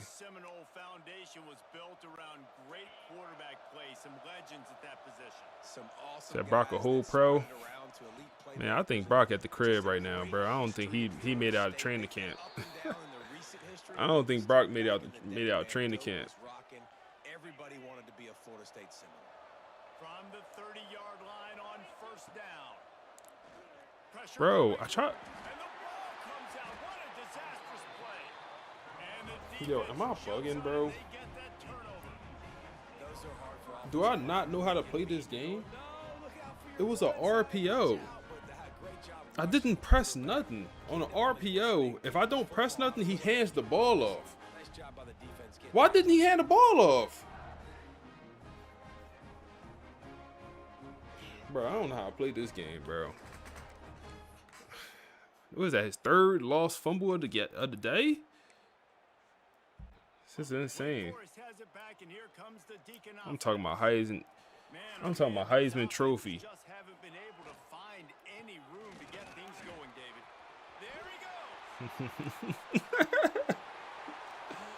Zay Thomas, bro. Zay Thomas, you the police, man. Zay Thomas, bro. You a federal informant, bro. You a fed, bro. He a fed. Zay Thomas a fed, bro. He's a federal agent working against us. Zay Thomas is our safety. Let me show you Zay Thomas, bro. Let me show you Zay Thomas. Look at him making the call outs. Making the call outs. It's a run. It's a run. Look at Zay Thomas. If you scared, find God, respectfully. If you scared, go to church, bro. Get a dog. But don't run. Like, what is this angle, bro? Like, come down, chop the feet, hesitate. Let me get behind them. I'm not fast enough. Damn, let me jog it out. Let me jog it out. Let me jog it out. I didn't want to make changes to the defense because the defense is playing well today. But that pissed me off. The defense is playing well. Andre Law, true freshman, come in. You, K-Sean, come in. I don't even know who you are. Come in. It seems like you want to play. You come in also. Let's go to sub linebackers. Who want to play? Who want to play? Oh yeah, both of y'all got to come out. Y'all dumb buns. Cleveland, come play Cleveland. And who else want to play? Joe. All right, come on. Nice run. Let's work. Looking for the tie with the extra point. Worst 90 overall ever. Zay parlay just hit. Yeah, we not. The crazy part is we not gonna find out 2 years later once they do the investigation and find out he was betting. Come on, bro. You can't bet on. Come on, bro. We should have knew something when the spread came out. We should have knew something when the spread came out. I'm over here. The spread came out. They disrespecting us. We only 16.5 point favorites. That was generous. They down a starting bro. They're down their starting quarterback and their starting receiver. They down they best 2 offensive players. And man, the big fellas up front, they don't get a lot of credit. They don't get talked about a lot unless it's negative, but they're the big component, man. They've got to get some push, to get some running lanes. Insane. Quan Hester is now in the game. Where's our starting running back? Not much running room there thanks to this senior defender. Where is our starting running back? Oh, he's done for the day. Yeah, starting running back done for the day. He didn't even wait for the fourth quarter of this game. Oh my goodness, we had a touchdown and I missed it. It's fine. It's fine. We got the first down. We had our tight end absolutely butt naked. I missed it.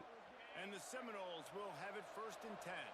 So man. Awesome job there on 3rd down by the QB, working through his Seen it too late. wanted to go Throw it away. downfield, but the defense took everything away. So his eyes come down, he finds the drag route underneath, makes a good throw, and his guy does the rest to pick up the first. This has been a tight one. 3rd quarter, all tied up. It's now 2nd and 10. Misfired on the last play. They'll go back to the air. Quickly complete. And good coverage by the defense. Just a short gain. This quarterback right now is in a groove, and he's doing a Need nice 5 job yards, bro. No way we punt. the coverage, and he's getting an idea of where he wants to go with the football. Come on.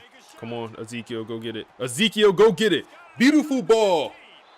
Beautiful ball. I'm so glad I found it because I did not see it at first. Rayshawn, thank you. What a massive play for the offense. And sometimes Everything else was boxed. That was like my 4th read, bro. I'm not gonna lie, that was my 4th read. to the outside of the field, and that's Beautiful what ball. the quarterback put Beautiful here. ball, The man. receiver shows off his speed. I gotta get one more look at it. Like, I mean, everything boxed. First of all, my first read was Nakamura, 81. Come on, bro. You can't let him throw you off your route like this. You 10, 15 yards off field, throwing off your route. He's running a drag. He turned the drag into a 30-yard drag. He turned it to a deep crosser. Come on, bro. You can't let him turn your drag into a deep crosser when you my first read. This is bagged. But because of all that, that's how he got open. But I looked over here, boxed, looked over here, double coverage, and then I finally found, I'm so glad I found it. The catch, and it's not just a big first down, it's a touchdown. That is a momentum-changing play. And the extra Yeah, definitely freed up the home run. Turn my man to a deep crosser, bro. Drag to a deep crosser. You gotta be a little bit more stronger running your route. It did turn into a good pick play, but all right, defense. Fresh faces, but I feel like us benching guys on the defensive end, that set the tone for the offense right there, man. They said, "Oh, the defense been balling all day." And they just benched two of the star guys after they made a bad play. Oh, we gotta tighten up on the offensive end. Man, they go backwards, and they built a deficit, and they've been sluggish, and they just need something to get going, to get started, because they've kind of looked out of sorts. We're over that. Burt Cleveland. Okay, Burt, I see you. Hasn't played much, but come in and at least, make a tackle. Tough hit too. 4's up, man. We need everything we could get. We also dropped from number 4 to number 5 after that last week performance. And even when we win this game, I wouldn't be surprised if we continue to drop in the rankings.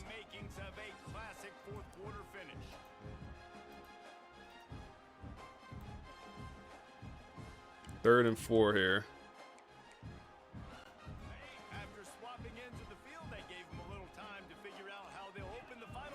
Burt Cleveland.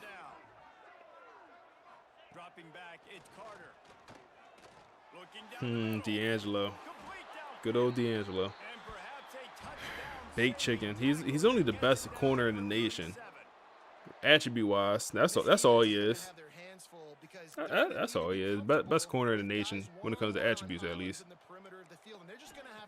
You wouldn't be able to tell, though. Bagged. Pressure, finally. I think so. I mean, he's a 98 overall, so maybe it is a corner better than him. But, I mean, he's a 98 overall, bro. It's probably...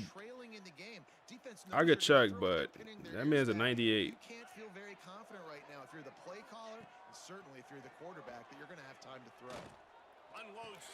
Talking about my 98 overall corner. Talking about him. He got 99 man coverage. I think he do at least. Just getting baked on these routes, man. Like, we got shade inside. Like, is there a way I could only shade inside for D'Angelo? Because every single time he just get beat on a slant, crosser, whatever.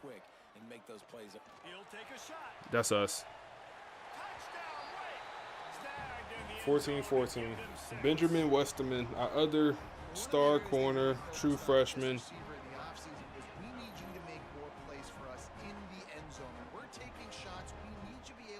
This backup quarterback, bro, like, we in position. I click on to try to make a play. Because, like, yo, we in position. So I click on. His back turned. I'm like, if I click on, we turn around, we catch it.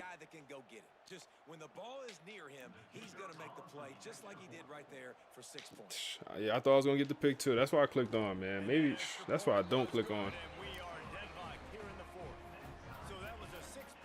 That's why I usually don't click on. Season far from over, y'all boys. He'll bring it back from inside his 5. Really disciplined job by the coverage. Season far from over. Says now you can do that's EA comeback logic. My starting running back out for the game. Why? Nobody told me. He took it. I think he even took his He took his helmet. Somebody took his helmet, his shoulder pads off. I think he put street clothes on at halftime. Come on, Burden. Come on, Burden. Come on, Ty Burden. Come on, Ty Burden. Oh my goodness, I thought he had it. Thought he had it. 3rd and 13. Nakamura. He won too. It was open. It was open. It's like, I mean, what can I do? It's like, I guess we should have ran the ball that drive, but we drop a jump ball from our 6'6" contested specialist. Tough catch, but he had a step. maybe with a better ball. Tied it with a touchdown the last time they had it and trying to Said, I mean, so I'll show you. It's been happening all season. He's not going to be on the injury report. We have no players injured. We come over here to depth chart. Like if he had wear and tear, it'll show you like negative whatever. Perfectly fine. Or I guess his right shoulder is a tick banged up, or his left shoulder, that is, a tick banged up. So maybe that's why he's not in, because the left shoulder is just, got a slight throb to it. The defense is good work by taking the lead here. I don't know. So it's a good game. Hey, bro, these sliders legit, man. It's in the tight end in motion. These sliders, I mean, Off the play fake on first down. come on. There we go. There we go. That's Dom in there also, man. The D tackle. Our D tackle is our only good D lineman, bro, when it comes to getting pressure. His pass beats the guard, gets to the quarterback, and gets the QB on the ground. And the Demon Deacons To supplement during the play, I'll try it. I'll try it. See if that works. The give on the end. Bro, our D tackle, I don't know how to say his name, but he the only stepper on this D line. The only one. The only one. You said, what's up? Hey, man. Happy Saturday, bro. Happy Saturday. We are, things are going on. Pressure. Our only good D tackle. Only good D lineman. Throw it away to avoid a negative play. The Demon Deacons will line up to punt it away. They're up to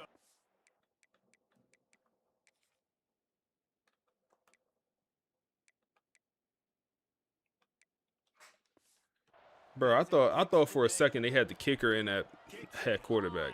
I thought for a second I seen that. I had to go check. helium in it and floating down toward the earth. All right, let's run the ball. Guys, here comes that Florida State offense back onto the field. Press up on it. I'm gonna do it next play. Let's run it. We got Ezekiel in the game. Possession with this time tight game. Ezekiel be so damn stiff, bro. And they didn't get it forward an inch. Defense wins the battle up Ezekiel be so damn stiff. Great team defense on that run play. We gotta go Everybody past doing here. their job. People winning their one-on-ones, D linemen staying in their gaps, linebackers and DBs filling. You just can't do it better. They got nothing on the last play. It's 2nd and 10. Fires to the wideout. Good. Wow. Nice defensive play to get a hand in there and knock it away. And those corner routes, I mean, that's a good ball. with some air and put it towards the sideline. Slaughter trying to win the Heisman. He was, bro. I don't know if he Sticking with the play, getting his hand on the I don't know if that's gonna happen. deflection. Pressure. I mean, it's open. Maybe I waited a hair too long to. Bring up 4th down. After that incompletion here, tied in the fourth quarter, you've got a Why do decision they to want me make to go in for this this? position. Do you Oh, want to okay. stay aggressive and try and go win this game now and bleed a little bit more I guess I time? waited a little bit too long to throw it, Trust your man. defense if you punt this away to get you the ball back so you can still win. Waves the arm for the fair catch, and the catch is made close to the 30-yard line. Wake Forest has it back, and here comes the You said just ran across your channel now. Hey, I appreciate you, bro. Appreciate you coming through, man. last series. He'll try to find a rhythm here.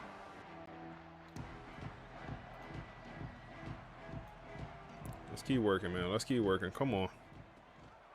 Come on. Bullet on the read. Big hit. Burt Cleveland coming off the bench with the hit stick, man. I'm gonna be honest. Cole Carter, pocket passing quarterback, running the read option, taking a big hit late in the fourth quarter. That ball got to pop out, bro. Option plays, but Come on. Come on, bro. Because we got 3 fumbles this game. 3 fumbles this game with my quarterback one. heels and read his keys. And he run it again. You Just gotta make sure he's making the right decision. big hit. He And how does he keep running? I'd be dizzy after a spin move like that. 69 overall quarterback, bro. Just turned to Tim Tebow.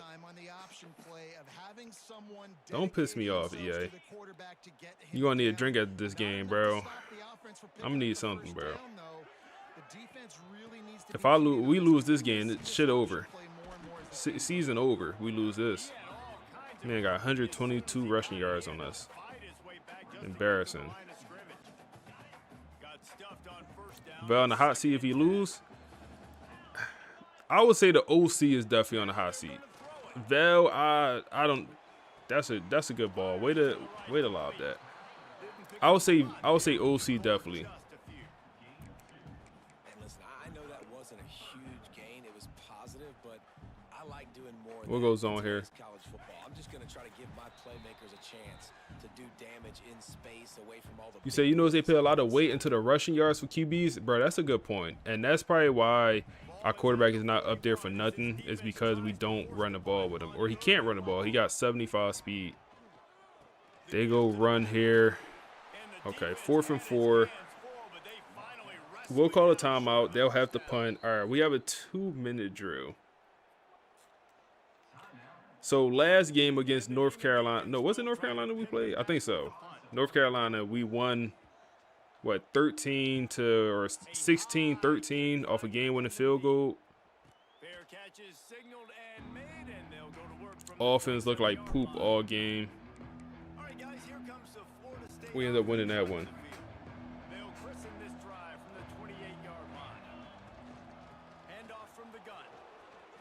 Ezekiel. Really good job to pick up a chunk of yardage and get it out to the 39-yard line. You know, as a defense, you can have the right call and the right guy in the right spot, but that guy's just too good. And how about the so if I put it on grind it out, will he then be in the game? Nope. Quan is still in the game. Okay, backup running back still in the game. Okay, we can work with that. We can work with this run-in situation right here. Keep it up. We can work with this.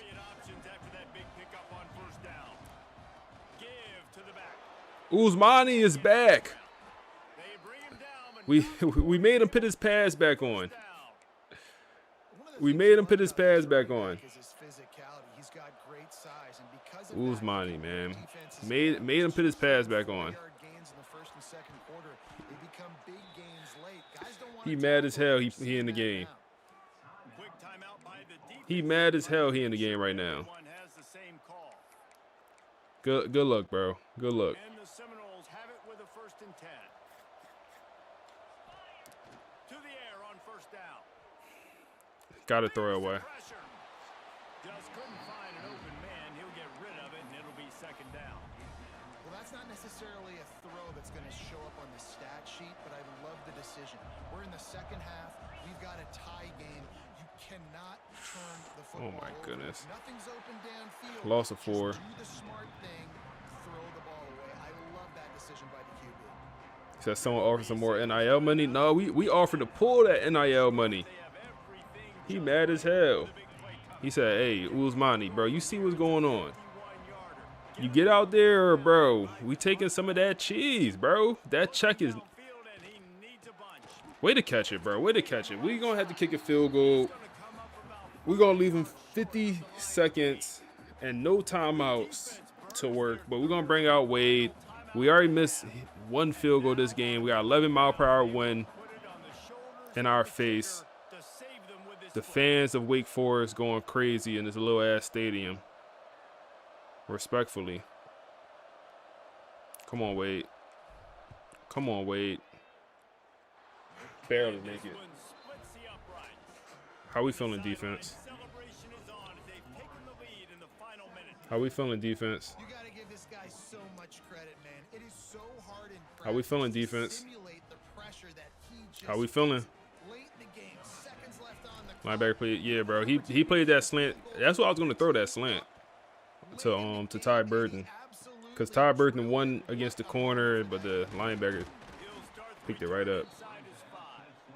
Nice job executing all of the assignments as they put a stop to that return at the 22.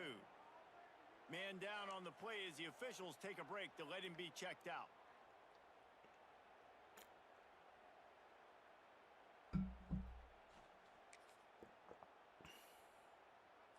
We just gotta go right to nickel, right? First play of the drive comes from the 22. All right, we got Zay Thomas. We got the terrorists off the field. Zay Thomas, that is absolutely wide open. Get out of bounds. Thank you. The terrorist is not on the field right now. No way we lose. Quarterback dropping back, understanding. I'm getting zone coverage. All I got to do is be a little bit patient, manipulate that defense. 2nd and 4. My wide receiver runs that drag, and I get the first down. Second down, he'll throw. Coleman, Carter, nothing's open. Pressure up the middle. Down goes Carter. Down goes Carter. They got to have to hurry up back to the line of scrimmage. It's going to be 3rd and 8. They going to get the ball off quick. Couple things open. They taking a shot down the field, and we absolutely cooked, and we're going to lose this ball game.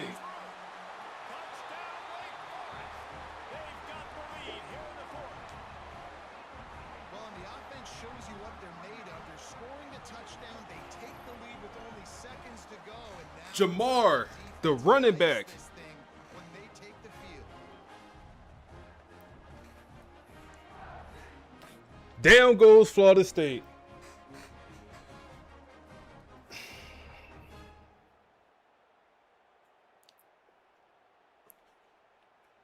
This man has over 200 yards on us, this running back. He has a long touchdown. Is this our linebacker? This is why earlier in the game, Burt Cleveland, the backup linebacker we put in, this is why earlier I said, hey, I don't ever want my linebacker playing outside the numbers. I don't care if he's matched up against the running back. He should be on the tight end over here. I think it's the tight end, number 17. He should be on somebody else. He should never be outside the numbers. That's on me for not identifying it, because he just don't have the foot speed to run with that. Like, I mean, he's trying his hardest. Man, flat-footed. That man flat-footed, bro. Burnt Cleveland. Laugh through the pain. Laugh through the pain.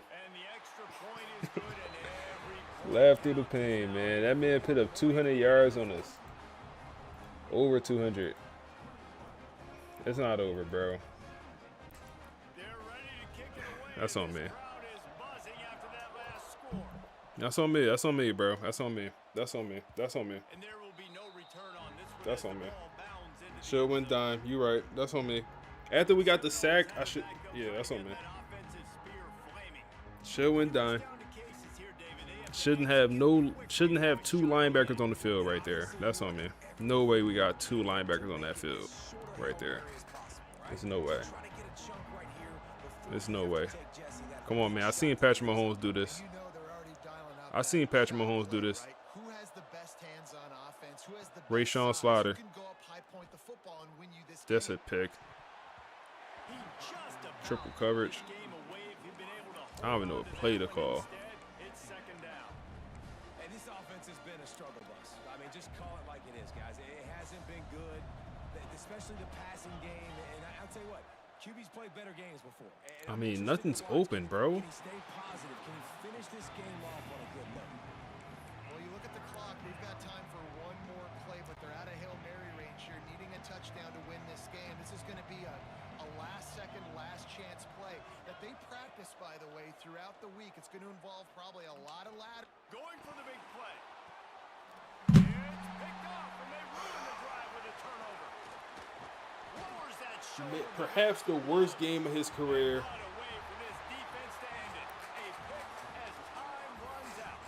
Down goes FSU and Marcus Vale. And now a lot of questions about this FSU program will arise here. A lot of questions about this program will arise. This man, they only showing his rushing numbers. He had that touchdown given up, or the game-winning touchdown also.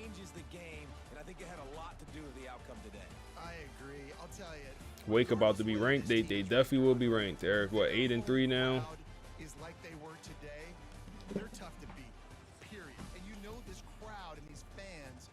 It was a good run, man. It was a good run. It was a good run. It was a good run. We gave up 14 points. It was a good run, man. It was a good run. Coleman Carter, bro.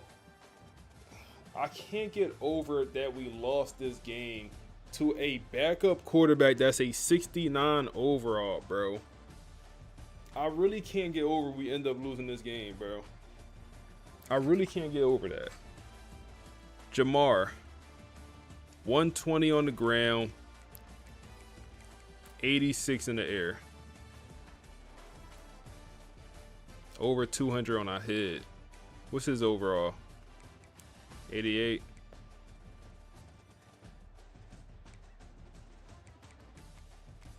Two sacks, 2 interceptions we threw.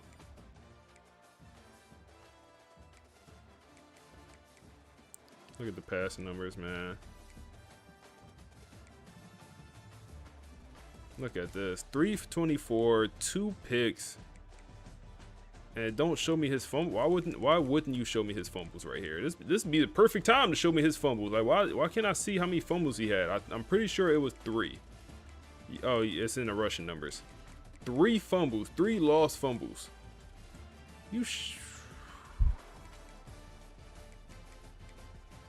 5 turnovers. This is an all-time low for this FSU team, man. Brock Linden ain't doing no shit like that. D-line actually produced this game. We actually got some sacks. Wow. Wow, man.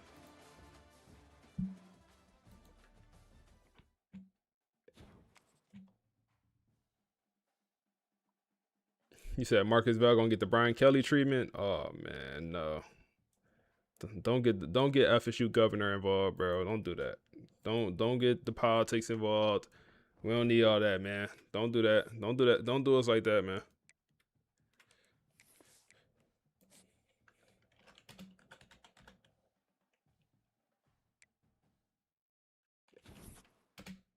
Wow. We're ranked number 14. This season is not over. I promise you, this season is not over. I promise you, this season is not over.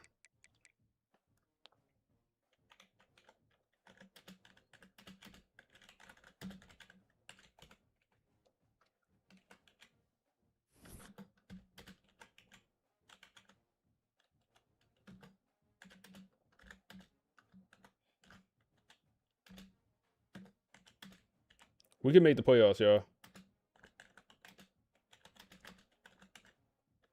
If we win out. We will be in the playoffs if we win out. And that is a fact. My fault, y'all.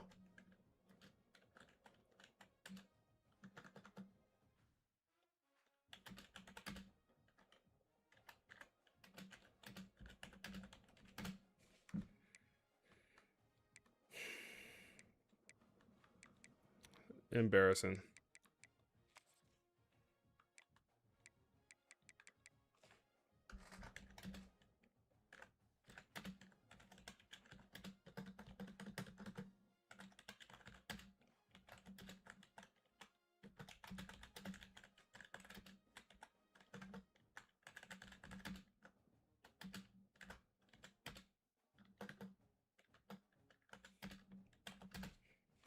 Oh, man.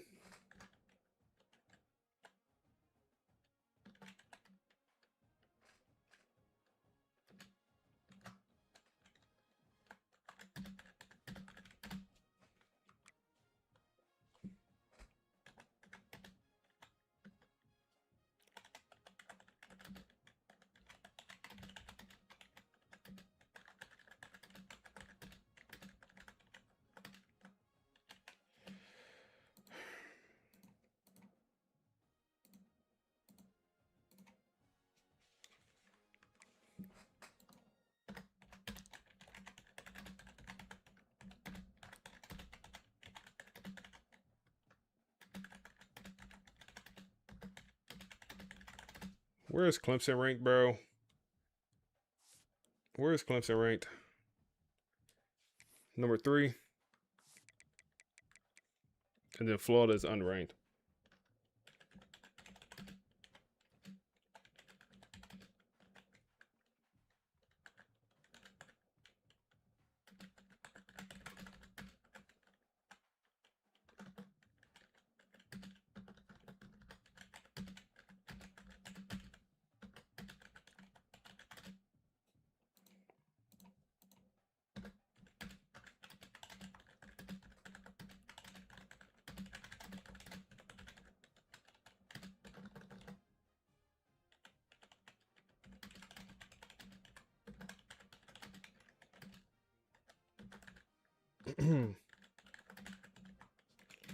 All right, the season's not over.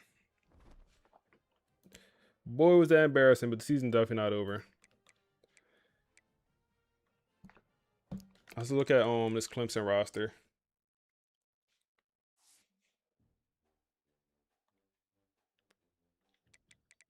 So, how many times have we played Clemson in the past 2 years, man?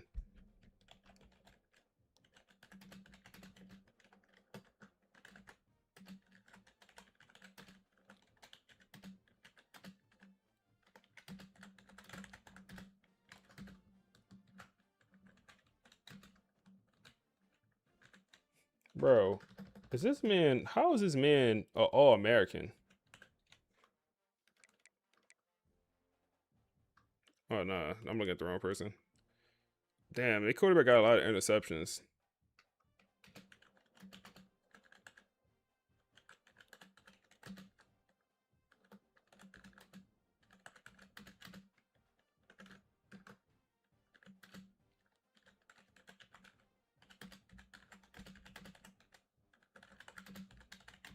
All right, bet. All right, what y'all talking about? Let me see. Let me catch up on comments. Man, what y'all think? What y'all think? What y'all think, man? What y'all think? Except for Vegas made a lot of money. Nah, bro, Vegas. They talking about we opened last week. We opened up the 18.5 point favorite, and then they moved the line to 16.5. They was betting on Wake Forest. Vegas, or I guess maybe not Vegas, but the people knew. They knew something, bro. How they know? Bro. How they know?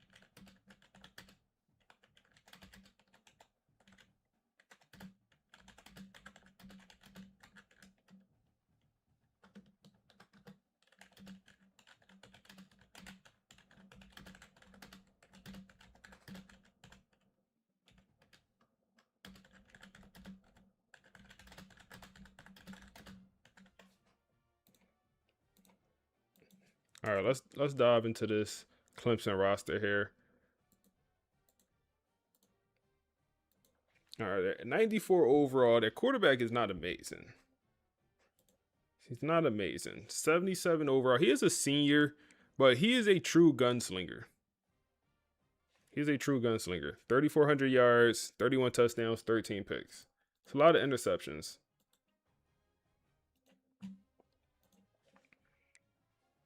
They have a good running back. I remember him from last year. You don't really see contact seekers, I feel like, get that high in overall.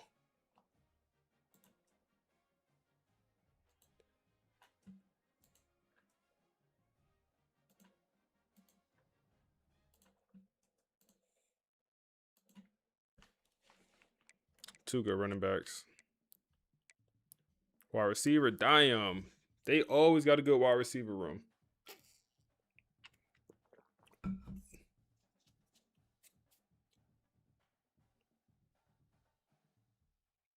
I remember him from last year, man. 1,000 yards. I remember him from last year. Damn, they got two receivers pretty much with 1,000. Good receiver room. Good tight end. How do we respond, man? How do we respond? How do we respond? Hey, Rayshawn Slaughter, how do you want to be remembered at FSU, man? Like, yeah, you won the national championship last year, but hey, they remember you by the last taste you left in their mouth. And no Diddy on that, but hey, that's what it is. If the last taste you left in their mouth was sour, hey man, That ain't a good thing, man. Them fans gonna remember you however you left they mouth tasting like. And like I said, if that thing's sour or if it's sweet, don't matter how much good you did before, they're gonna remember that sour taste.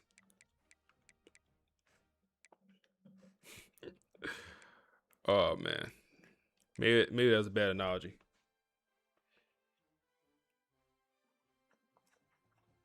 You said, man, what's the food of choice for you for the Super Bowl parties? Bro, wings is probably my go-to.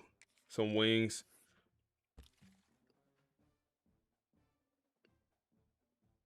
Probably some wings, bro. What y'all feeling, man? What y'all feeling? Who y'all got in the Super Bowl? If y'all even watching. I don't even know if I'm watching, man. I'm hating. Bro. I don't know if I'm watching. I'll probably end up watching, but I'm definitely hating. I might be alive during the Super Bowl, too. We'll see.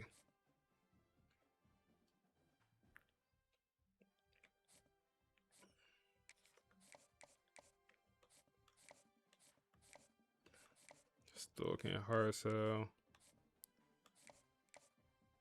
To not watching Lions fans, yeah, that's how I'm feeling, bro.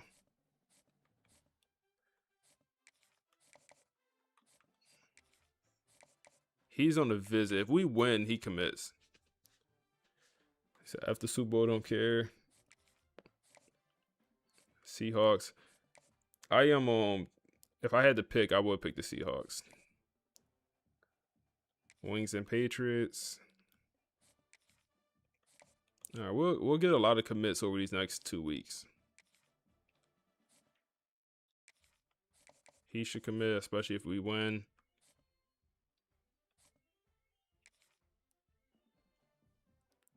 Shazam! Dark, appreciate the follow. Appreciate the follow, bro. All right. What's kicking, y'all? What's up, bro? How you feeling, man? We just might might have hit our all-time low. What they call it, rock bottom? Are we at rock bottom right now? Are we at rock bottom? Let's look at the stats, man. Let's throw on the podcast. Talk about this last game we played. All right, we are diving straight into the deep end today. We've got number 3, Clemson, visiting number 14, Florida State. Mm-hmm.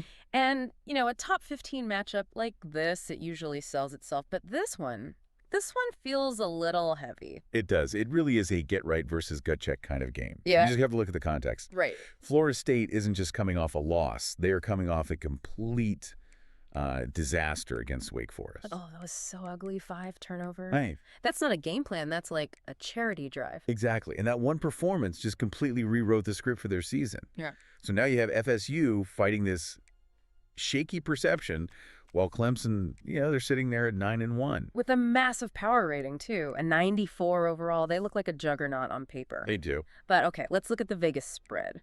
Clemson is favored by 6.5. It opened at 5.5, so... the money is moving toward Clemson. It is, but hold on. But FSU's at home. It's a night game. Is the market just overreacting here to one bad week? I think the market is absolutely punishing them for those turnovers. Yeah. The public sees that and they see mental fragility. But here's the catch, Bride. All right. The line didn't balloon to double digits.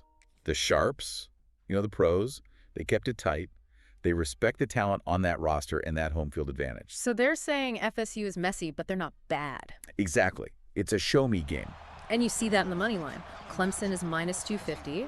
You're paying a premium for that stability. FSU is plus 210, which that's a tempting lottery ticket if they actually show up. And that if is what's driving the total, which is set at 52.5. Mm-hmm. That number tells me Vegas expects some pace. FSU is going to want to play fast to, wash away that embarrassment. And Clemson, well, Clemson's bringing a chaos agent at quarterback. Okay, let's untack that. We mentioned Clemson is a 94 overall team. That's an elite title contending kind of rating. But their quarterback, Amar Adams, is rated a 77. Yeah. That is a massive gap. Is the rest of the roster just dragging him across the finish line? It sort of means the team is a Ferrari being driven by a guy with a learner's permit. Adams is a gunslinger in the truest sense of the word. He creates variance. Okay. And you see it in his props. Vegas set his passing touchdowns over-under at just 1.5. Wow, that feels low for a team scoring as much as they do. It's the gunslinger tax. The model knows he has the arm to throw for 3 touchdowns, but it also knows he has the decision-making that could lead to 2 picks and getting benched in the third quarter. Right, they don't trust him to consistently finish drives. No. And speaking of trust issues, let's talk about the other sideline. Rashawn Slaughter for FSU. The guy threw for 324 yards last week, which sounds amazing until you remember it was in the middle of a complete meltdown. It's a total paradox. The prop market has his passing yards at 289.5. That is a huge number for a college game. So Vegas expects volume. Massive volume. Yeah. They know FSU will probably be trailing or in a shootout, but look at its turnover prop. Let me guess, the juice is on the over. The line is set at 1.5 turnovers. Vegas has basically baked in a ball security crisis. They're betting on him throwing it to the other team just as much as they're betting on him moving the chains. So if you just step back from it all, what is the board actually telling us? What's the story here? It's saying Clemson should win more often than not because they're the stable, high-floor team. FSU is priced as dangerous but unreliable. So it all comes down to one thing. The whole handicap boils down to one simple question. Can Rashawn Slaughter protect the football? And if he does? If he plays a clean game, that 6.5-point spread is way too big. FSU has the athletes to win this game outright. But if he spirals again, Clemson covers easily on short fields. comfortably, and that volatility, it doesn't just end tonight. The bookmakers are already looking ahead to the Florida game next week. Oh, yeah, the look-ahead line. FSU is -4.5 in that one right now. And that number is incredibly soft. I mean, depending on whether we see good Rashawn or meltdown Rashawn tonight, that line against Florida could swing 3, maybe 4 points by tomorrow morning. It's just wild how much one game, one performance can reshape everything. It is. It kind of brings up a final thought to chew on. We obsess over these power ratings, right? Like Clemson's 94 overall. But in a single night, having a gunslinger under center or a quarterback who suddenly gets the yips, Yeah, it can make those fancy static numbers completely irrelevant. that's a great point. This makes you wonder, is dominance really about skill, or is it just about the absence of mistakes? That is the question, isn't it? We'll be watching to see which version shows up. Thanks for listening to this deep dive. All right. Interesting start to this game. So, for one, our running back is actually not playing.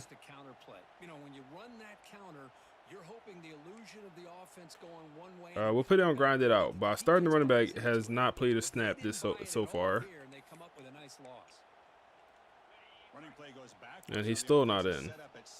But that roughing the kicker kind of saved us, at least so far. Bro, the pressure is crazy right now. We can't do nothing. Sheesh, bro. We can't do nothing right now. I want to block the. I gotta block the running back. It's open. It's open. Fight for that first down. Kristen Neptune. This is why our offense is no longer good, bro. Why is Kristen Neptune, like, I feel like he's not even on the field no more. I feel like he'll even be out there to get the ball. You said that the AI podcast, nice touch to the screen. Yeah, bro. The AI podcast be doing this thing, bro. What info did you get Notebook LM to generate the audio review? Let me throw this dot. Kristen Neptune, get him involved, man. We're gonna win this game. So there, I gave it the stats, or the important stats from the game we played. You know, the 5 turnovers, the passing yards. I gave him the Wake Forest running back that went crazy, his yardage. I just gave it and then also the final score, obviously. Just gave it some of that stuff. And then, you know, ooh, my fault. And then also told to create a storyline. You say you play with Kristen Neptune. Hey, bro, he like our best receiver on the roster this year, man. Yo, how are we this bagged, man? Like, yo, all right, that's on me. That's on me. We gotta do a better job. 56 yards. We don't have 56 yards. Not with wind in our face. We just don't have that. We don't have that. We'll punt it. We just don't have 56 yards. We couldn't hit from 52. Wait. What's up, bro? You said what playbook you using? We're using B. Who are we using? Boise State. We're using Boise State pro style offense. Yeah, bro. They D-line is going crazy. We gotta. They roughed our punter earlier, so we was able to even continue to drive. So you've been taking screenshots. Hey, so they timed you out because the message was too long, but I still can see it on my end. You said I'm taking screenshots of the box score and player stats. Yeah, bro. Like, yeah, it is a shame that you got to do all this extra stuff.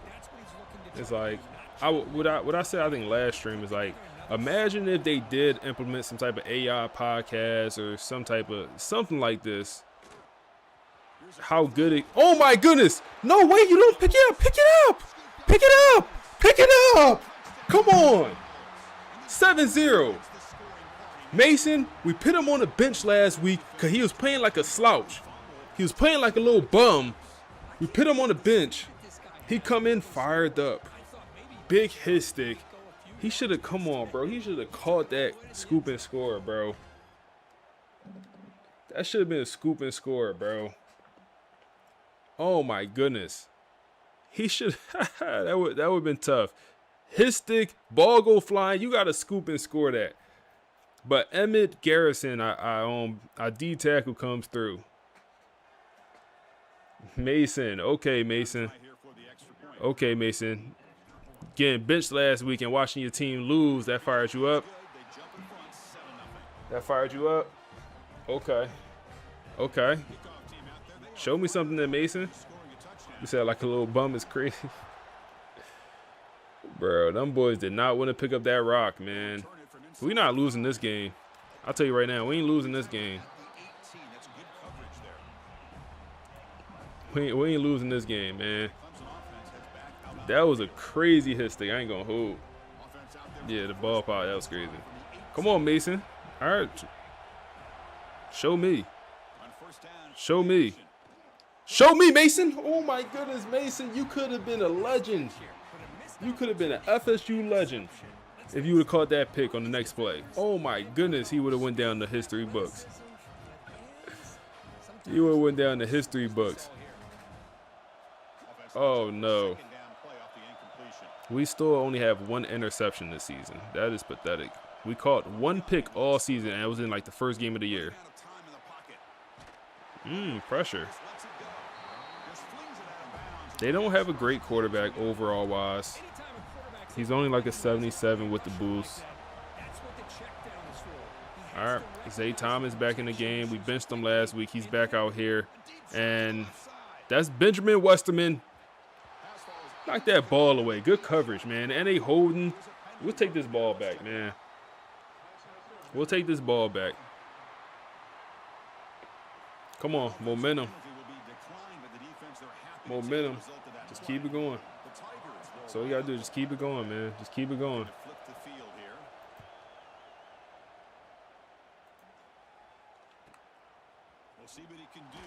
He do not need to be returning kicks, bro. I keep forgetting to change that.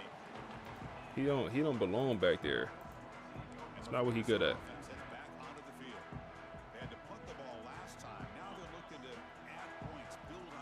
Yeah, man. College football 27, man. High expectations, bro. They are sending the boys.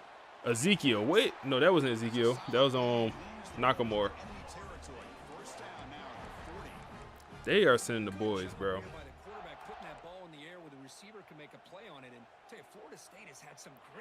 They are sending the dogs. Oh my goodness, Ezekiel. Ezekiel, good ball. I was considering just running in and taking my 5-6 yards. But I'm like, no, we have a hell of a quarterback. He delivers a dot. 100 yards, 7 for 9 already. receiver's job of bringing it in for that big game.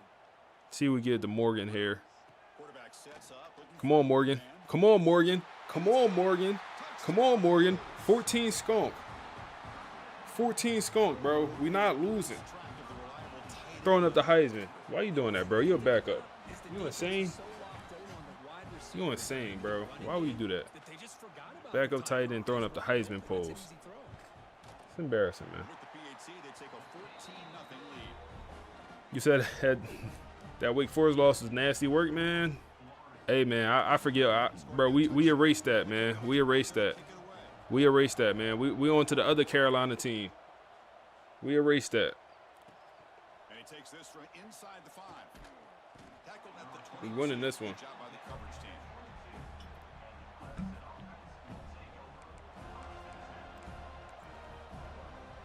Time for one more play here in the quarter. They'll run it from the gun. Oh, yeah, we on it. Where you going? Where you going? Where you going, man? Where this team been at? Hey, sometimes you just gotta get humbled, bro. Sometimes you just gotta get humbled. They had the ball for 44 seconds. We on a body. We on a body this first quarter. If this game gets out of hand before halftime, the crucial second quarter beginning right now. How long we been live for? 4 hours. Just hit the 4 hour mark. I'm trying to think. We should be able to finish this game and also finish the Florida game and maybe even the ACC championship. Depend how it go. Defense surrounds him. Just a short gain on that completion. How about the arm strength? 3rd and 6. Send the dogs. Send the DB blitz. Send the DBs. They're not going to expect it. Send the DBs. They go pass, of course. DBs. Zay Thomas. Good old Zay Thomas. No play Zay. Always out of position. Out of position Zay, man. It doesn't matter where it's coming from. The tight end knows that they've become a big part of the passing game because they should be an outlet. Anytime you see Come on, big man. Come on, big man. He 350 pounds. Moving like a polar bear. Good work. He really our best defensive lineman, and I don't know how to say his name. And I don't want to learn. I don't want to know how to say his name. We don't need to know how to say it. He big man. If we learn his name, that's going to jinx it. Let's go cover 2 here. We learn his name, he's going to stop producing. Oh, man. Couple things open. Pressure on the quarterback. That's going to be Emmett Garrison. He had the scoop and score earlier in this game, and he comes through with the sack. He's the elite development, true sophomore D tackle who will be a 3-and-done player.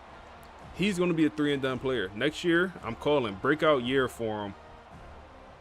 He is going to be a 3-and-done player. Dollar Sure and Day Late Zay, man. Buddy be burning me out. Good old Zay, man. It's crazy because, like, last year, our safety play was so good. We had Devon Patterson. We didn't know how lucky we were to have Devon. And the crazy thing about Devon is, like, you look at his attributes, he didn't look that good on paper. He didn't. He looked mid on paper. But he went and won that Jim Thorpe Award at safety. He played corner for 1 game. Like, bro, just a dog. Get Morgan involved. Come on, Morgan. Work with me now. And there's the tight end who shows off his hands. It's a 1st and 10 play coming up for the offense. It's the wide receiver coming in motion now. And looking to throw now on 1st Yep, down. get them blockers out in front. Christian Neptune, get involved. Get involved, man. Get involved. You're a key piece of this team. You're a key piece of this team. The chemistry between these two. Looking to pass here on 2nd down. Sobin, just take our yardage. Christian Neptune, back-to-back, please. Get off that, man. Don't touch him. Up to 50 yards. So like it's a blitz. It is a blitz. Get the ball out. It is a blitz. Cover 0.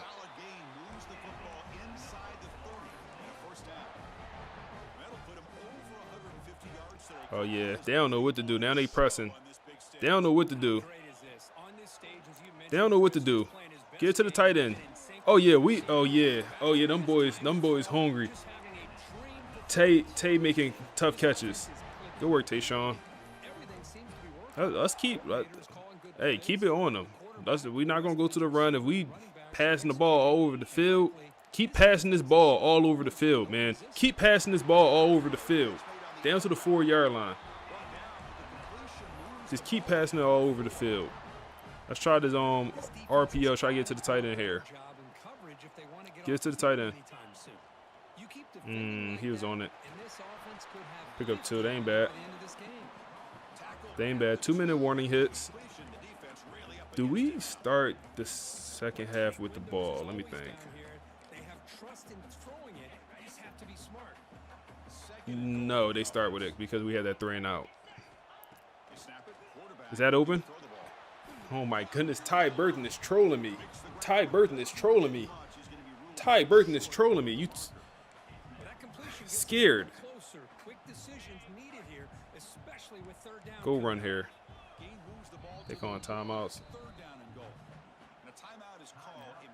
Come on, Ty Burton. Usmani Cromer. We forced them to put the pads on today, man. We forced them to put the pads on today. We need you, Cromer. We need you. We know you 1 foot in, 1 foot out. We know. And if it's anyone else, if it's any other year, hey, man, Marcus Vale would have pulled you. But we need you. We need you, man. Our backup running backs, they ain't on nothing. They not on anything. So we need you, Usmani.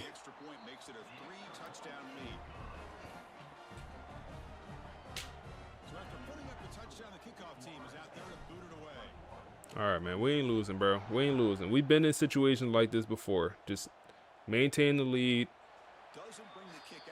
They quarterback. He haven't been in situations like this, man. He is a veteran quarterback, bro.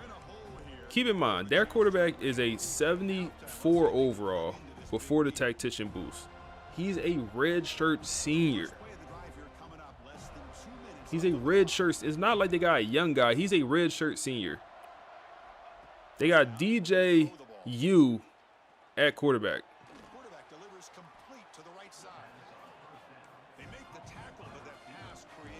He might be a 6th year, 7th year player. 74 overall. Come on. Keep throwing that Mason if you want, man. Mason on that. Keep throwing that Mason if you want, bro.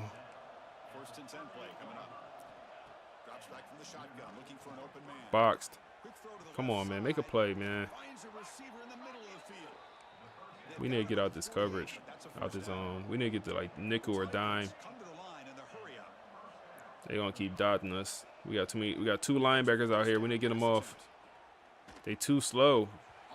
Perfect. Let's get the dime. Now it's 2nd down here.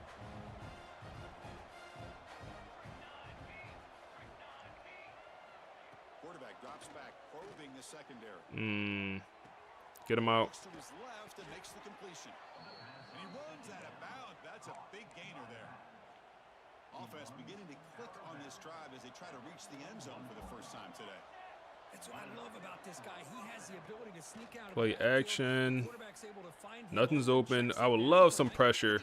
That got to be us. That got to be us. Frederick Valentin with the 2nd interception of the season, and we get tackled at the 1-yard line. Frederick Valentin, absolutely Stevie. I don't know why he took a shot at the end zone there like that. That was not a good decision. Now we do now have to, we're backed up. We could run the ball. I would like to pass it, I think. Yep. And he drops it.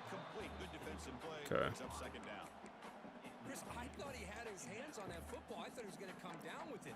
But give the defense all the credit with a big hit to knock that. Okay, they got 3 down linemen. I'm willing to run it against this.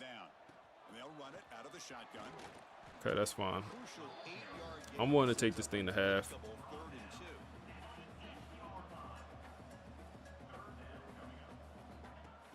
the first down through the air. Receiver makes the catch. Brought down to the 23, good enough for a first down. Oh, another play. See if we can. So the offense takes the field in the final seconds of the half. Chance for just a couple more plays. Pressure is coming. He flips it. That's fine. That's fine. That's fine. Hey, we take that. We'll take that. We'll take that, man. We'll take that. 21 skunk at half. The rushing numbers are not looking good for this team right now, but we good. 202 yards, 3 touchdowns. I think we got 3 passing touchdowns with Rayshawn. Coming off his worst performance of the year or of his career, man. And you got to respond. People calling for his name, this, that, and the third. Matter of fact, let's hear a piece about people calling for his name while we get into the second half. Welcome to the debate. So, Florida State is sitting at 7-3, ranked 14th. But let's be honest, the sky is falling in Tallahassee after that humiliation against Wake Forest. The question here isn't just about football. It's a classic organizational dilemma. Do you fire a CEO for one disastrous quarter, or do you trust the process that got you here?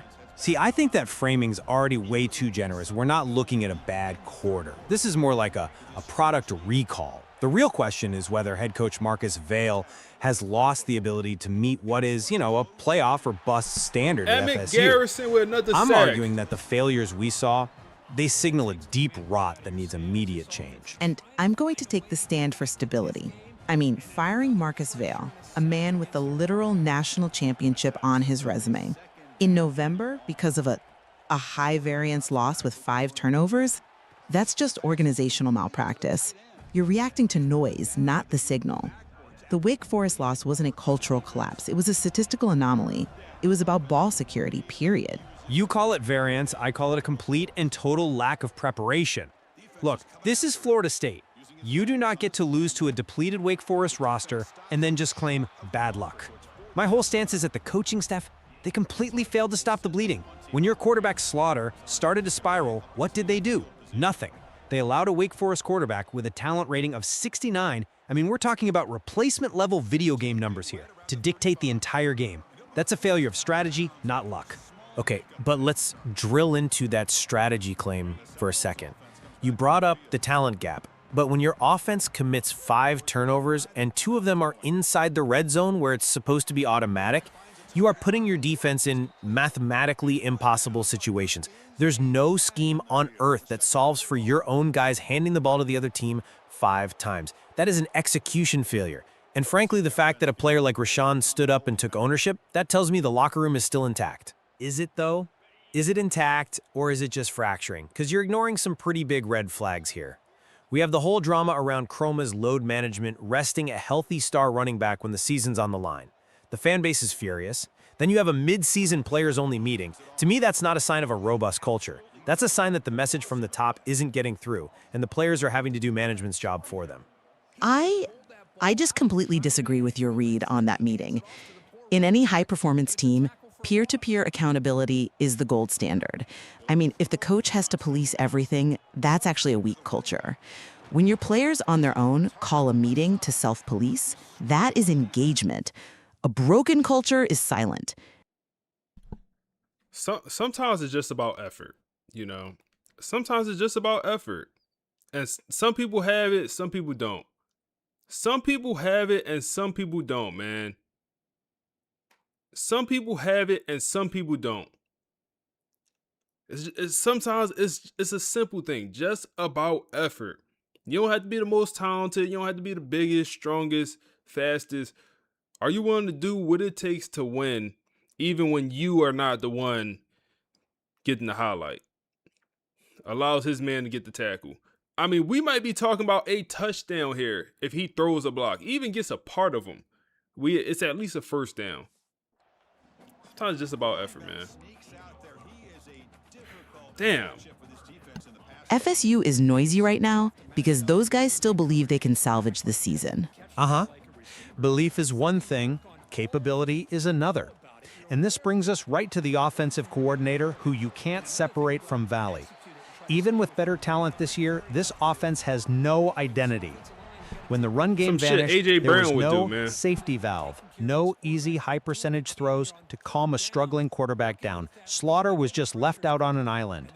If your OC cannot manufacture yards against Wake Forest, that is a direct indictment of Valley's judgment. Okay, look, on the specific point of the offense coordinator, I'll meet you there. The inability to pivot when the run game stalled was glaring. But the solution isn't to burn the whole house down. The strategic move is to put the coordinator on notice, demand an adjustment, and protect the head coach's political capital. Because this season is not dead. FSU plays number 3 Clemson, and then Florida. But that's exactly why the panic is justified. You are asking everyone to trust the staff that just imploded against Wake Forest to suddenly go out and beat the number 3 team in the country. If they lose to Clemson in Florida, your argument for stability just evaporates. The seat goes from hot to nuclear. Trust the process just starts to sound like an excuse for mediocrity. Or it sounds like resilience. Every single championship coach faces a crucible moment like this. If Vale rallies this team and they win out, this whole week becomes a footnote in a legendary turnaround story. Panic destroys that possibility. Patience allows for it. And if they lose, it's the end of an era. It's that simple. The next 2 weeks are not just games, they are a referendum on the entire regime. It's certainly going to be a fascinating stretch to watch. And that's all the time we have for today. Thanks for listening. Yeah, I'll do the interactive mode. Like, when we win this game, I'll do the interactive mode. And tell it, ask it some questions and stuff like that. One thing I love about this back is how he gets involved in the passing game. Nice catch. Yeah, I'll do the. I usually do the interactive. Damn, bro, they only sending 4, bro.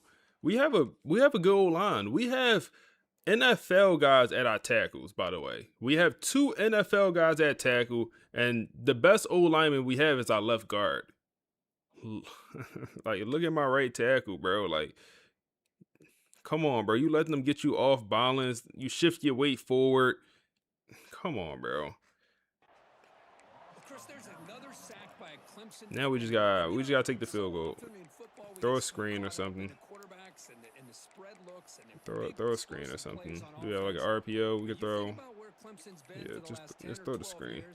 I think their defense deserves as much credit as guys like Trevor Lawrence and Deshaun Watson. This defense has gone to a different level. Throw it. Oh my goodness, bro. Look at this shit, bro. Look at this shit, bro. Talking about throw a screen. I'm living in this replay center. Look at my center, bro. Why?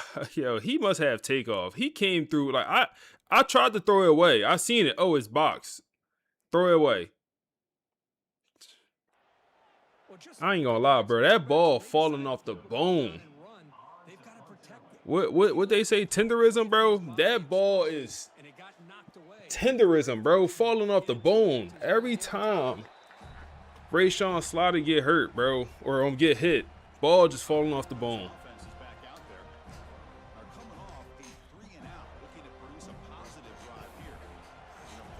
He said, thank you for adding a spark to your Dynasty.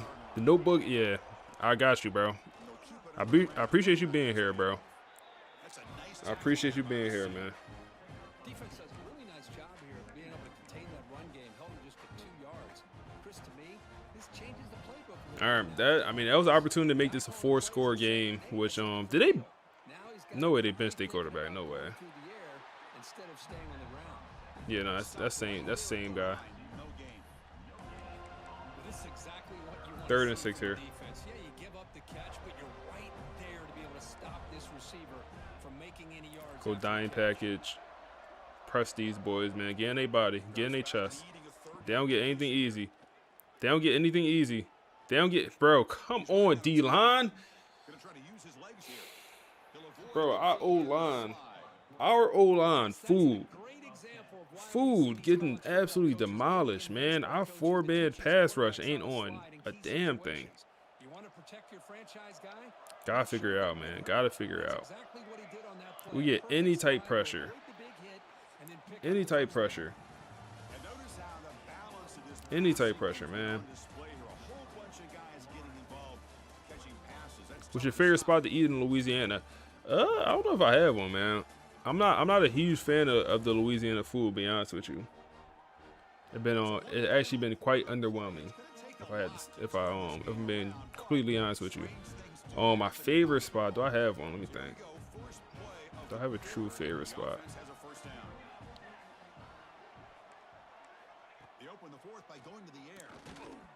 Yep, force that ball out.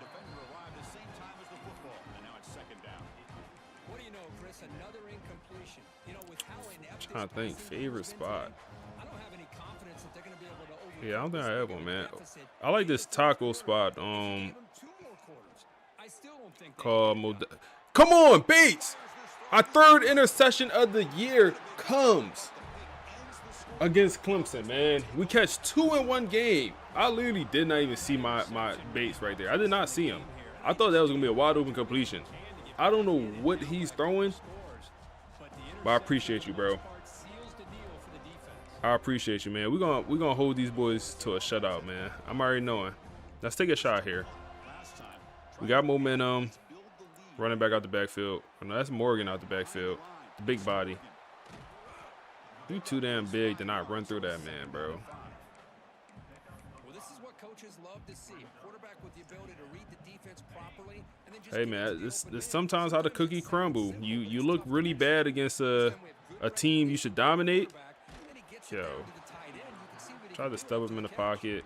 This man got 2 sacks already. No, he got 3 sacks. He just eating my right tackle. I'm trying to step up in the pocket.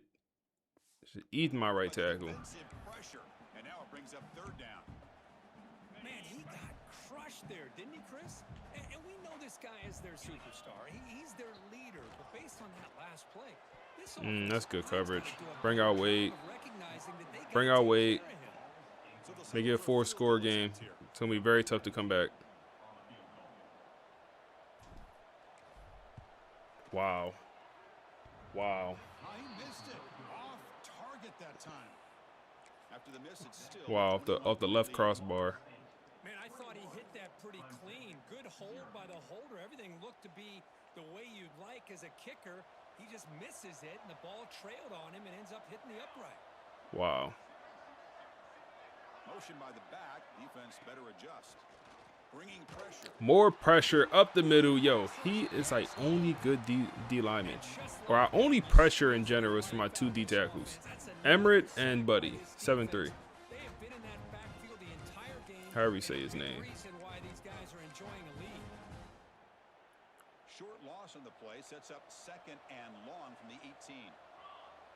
2nd and 17. Wants to throw it. Boxed, bagged, bagged, bagged, man. Well, these guys just continue to struggle throwing the football. You know, whether it's been running the wrong route, quarterback not being accurate, the offensive line not doing their job. It's been a collective effort, and it's a big reason why they're trailing now in this game. Now in 3rd and very long, looking to throw. He ran out of bounds. He can't catch that. That one falls incomplete. They tried to press it deep, but now it brings up 4th down. Oh, man. Will bring their punt team onto the field.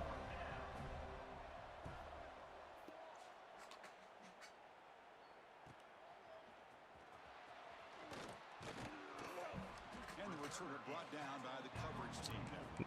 No cap, bro. I'm low-key tired. Low-key. The Florida State offense on the field. Well, I need a platter that matter. I need a platter that matter. We go RPO run here. Oh my goodness, it's busting too. That game moves the ball across midfield. 1st down coming up from the 46. And here we see the quarterback read the 2nd level vacancy that was emerging. Definitely need a platter. Back did the rest. Huge run for the offense. Looking to throw it on 1st down. Oh my goodness. Catch hauled in here over the middle. Thought that was gonna be intercepted for a second. Quickly, a very short gain on the I need to put 2 clock on. pass caught for 2nd down now. And the ball is Go handed run off here. It's out of too the open. It's too open. He'll get the Sean, what's up, bro? before they finally bring him down. How are you? Nice RPO here by the offense. Defense is going to sit back, make it easy on the quarterback, hand it off up the middle. Nice solid gain. Stick with the run here. Picks up 3 yards, so 2nd and 7. Need some better blocking. Hey, it's a great job of this defense containing the running game. But if I'm calling the plays, I'm not abandoning the running game just yet. I think it's important to have Get the running back out the backfield, overthrow. throwing and running is essential. Stick with it. I really want to end this game. I don't even want to.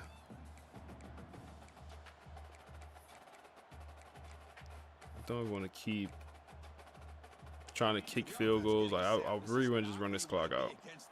Get a first down. Come on, y'all. First down. Christian down to the. We'll go for it, man. Like a field goal does make it impossible for him to win, but I think it's impossible for him to win anyway.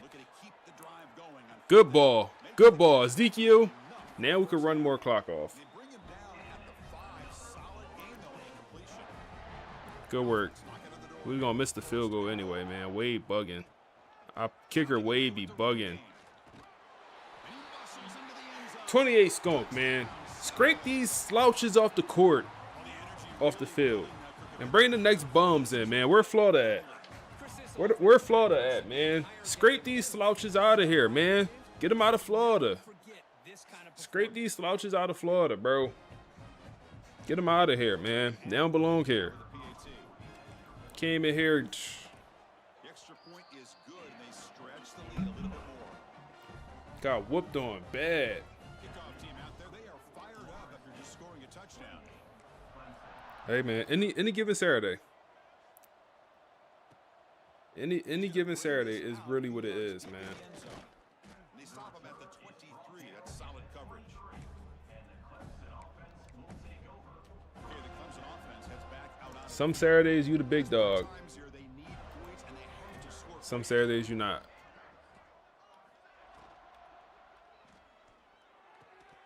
Physical defending. That one falls in. What Mike Beasley say, man? Mike Beasley said it best. Some days I'm Mike Beasley. Some days I can't find him. You know, come on, man. Some days we coach Vale. Some days we can't find him. That's just how it goes sometimes, man. Damn. And this time it's complete. You get him down, but that's a nice play. Moves the ball to the 33. Hey, that's a great gain right here for these guys. And it hasn't been a good day, let's face it. But I love the fact that they're still fighting. And a drive like this, who knows what it could do for you? Maybe get points on the board. Maybe not able to come back in this game. But, man, it could really help you down the road as far as showing what your character is about and how you're not giving up. That completion makes it 2nd and medium. Looking to throw it again. Short pass finds the tight end. Tackled at the 44, but good enough for a first down. Sometimes you're a big dog, sometimes you're a cat. Just depend on the day, man. Well, it is a matchup because he has the size where he's very difficult to be able to match up for his safety, and he's got the speed to be able to outrun a linebacker. That's why they like to flex him out like that and be able to pick up nice big gains like this. Oh man, that's a good one. That's a good ass one. It's a good one, man. See, I really want to hold them to nothing. I think that would be beautiful. That'd be what a comeback. What a response it would be if we hold them to 0. Come on, hold strong. Quarterback drops back from the shotgun. Holden. Bring it back for Holden. Yep. Come on.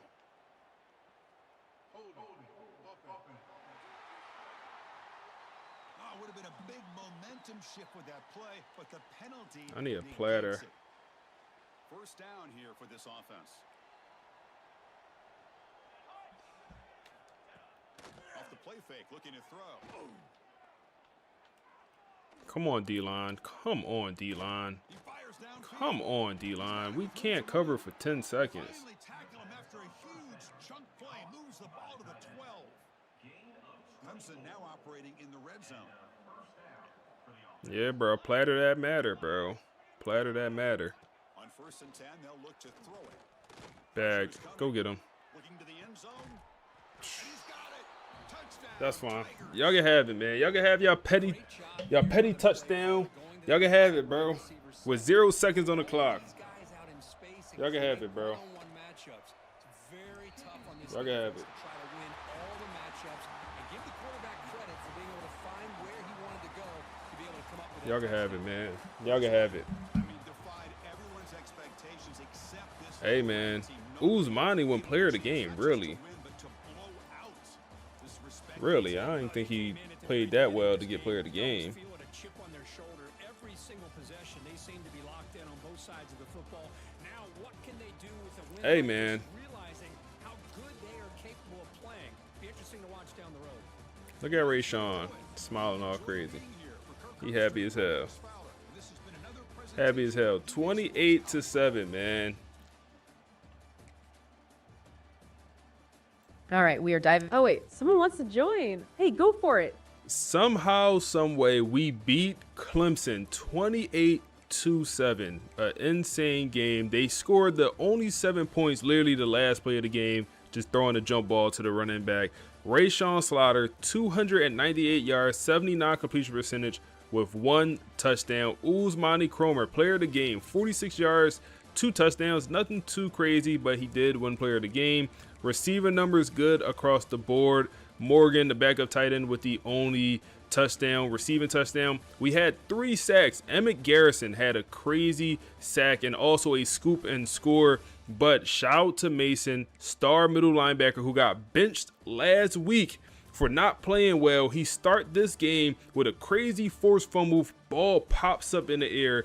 Emmett Garrison scoops and score it. And we also had 2 interceptions, Frederick Valentin and also Bates, to take our total interceptions up to 3 on the year.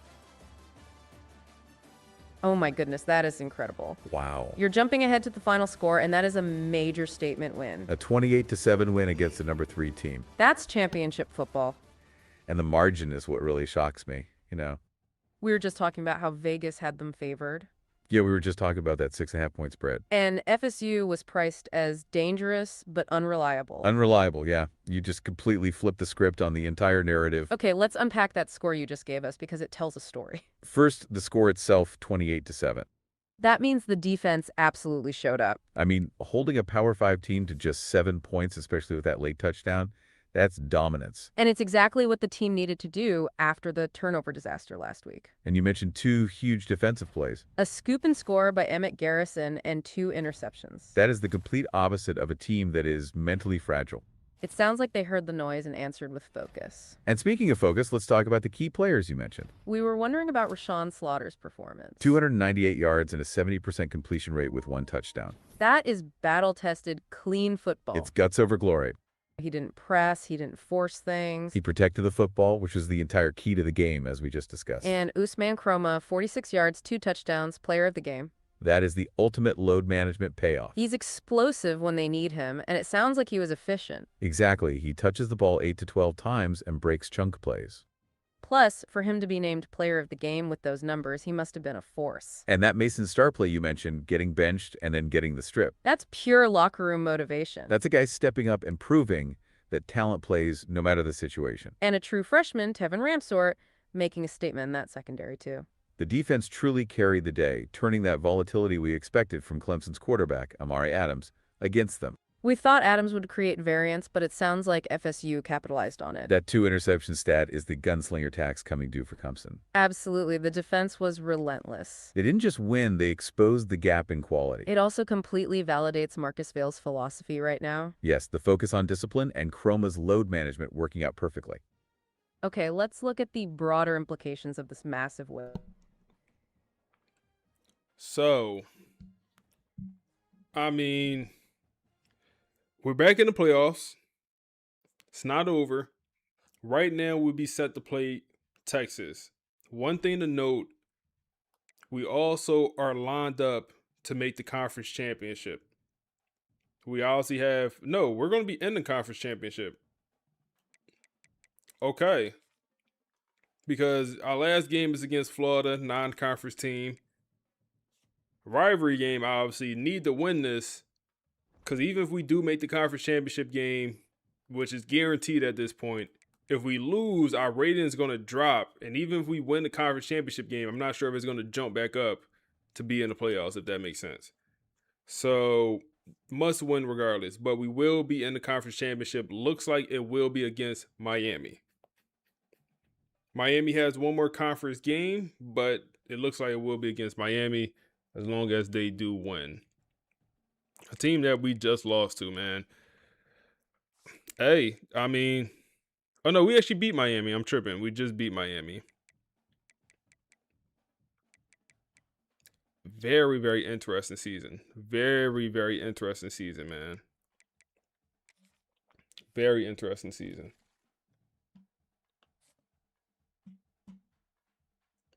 This isn't just a bounce back. This completely reshapes the season. It takes them from being dangerous but unreliable to just dangerous. They're fighting that shaky perception we talk about. Not anymore. That win removes the mental fragility narrative completely. The narrative now is FSU is heartened. And what's fascinating here is what this does to the next game's odds. Oh, yeah, the look-ahead line against Florida. That -4.5 FSU favored line is now incredibly soft. I mean, they just beat a top 3 team by 3 touchdowns. That line against Florida is going to absolutely swing now, probably 3 or 4 points by tomorrow. The bookmakers are going to have to price in the good Rashawn that showed up. They'll price in the defense that forced turnovers rather than the team that committed them. It's just wild how much one clean performance can change everything. It is. It kind of brings up a final thought to chew on. Okay. We obsess over these power ratings, right? Like Clemson's 94 overall.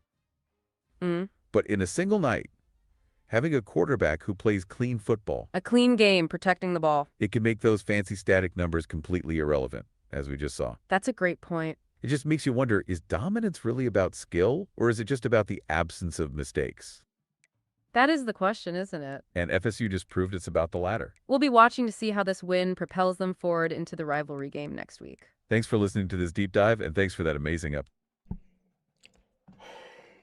Craziness, man.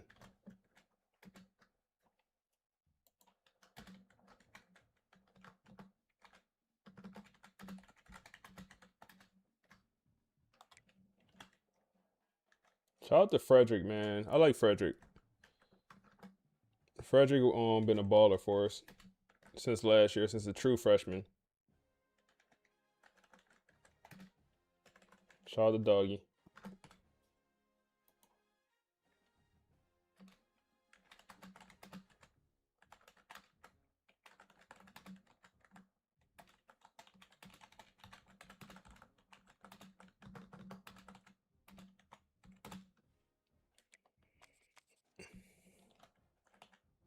Emmett Garrison should have won player of the game. Yeah, he was player of the game. He had 2 sacks.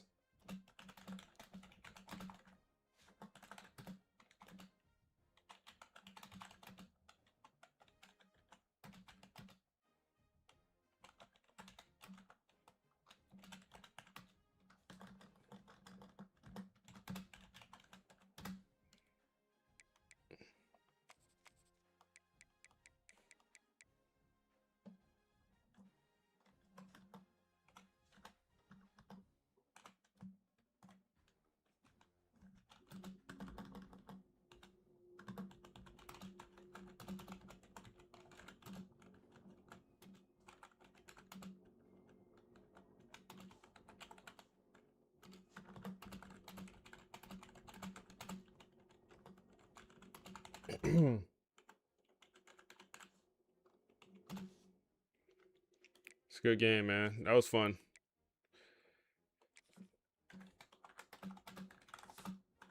Let's look at this Florida team. See how good they are. So what? They're 7-4, I believe, but I have no idea how good they actually are.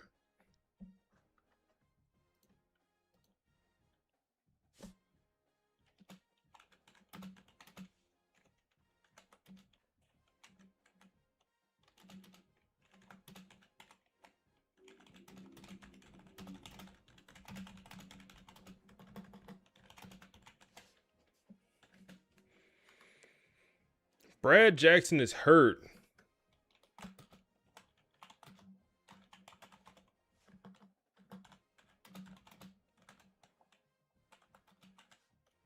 I remember Brad Jackson from last year when we played him.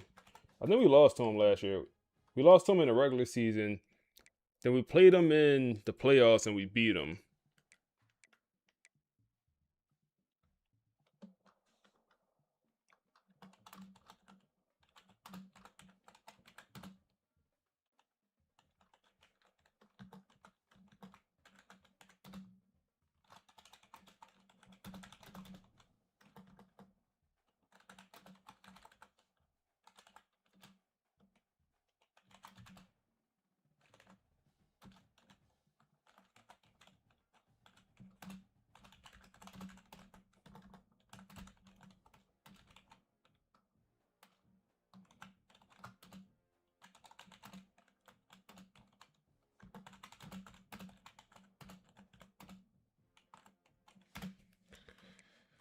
This is a team that don't really got much to play for, though, outside the rivalry.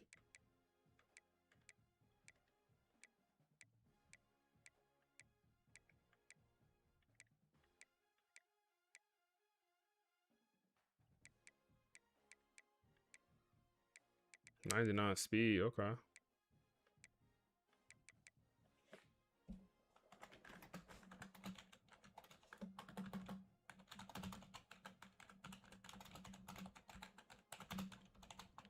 I bet. All right, what y'all talking about? Who got winning the bowl tomorrow? I'm gonna go Seahawks, man. I'm gonna go Seahawks on them. Wild season indeed. So what you think gonna do if this dynasty's over? I don't know, bro. It's up to y'all. Like, if y'all really enjoying it, I don't know, bro. Like, my thing about this one is, like, it's not a FSU rebuild. I feel like it's more of a Marcus Vale is the coach, if that makes sense. So if, like, for whatever reason, if Marcus Vale decide to leave, it's like, you know, we'll go to that new team. Not saying that's gonna happen, but for me, it's like the rebuild is more so like the coach. So if he got another offer or if he got fired, you know, the storyline continues.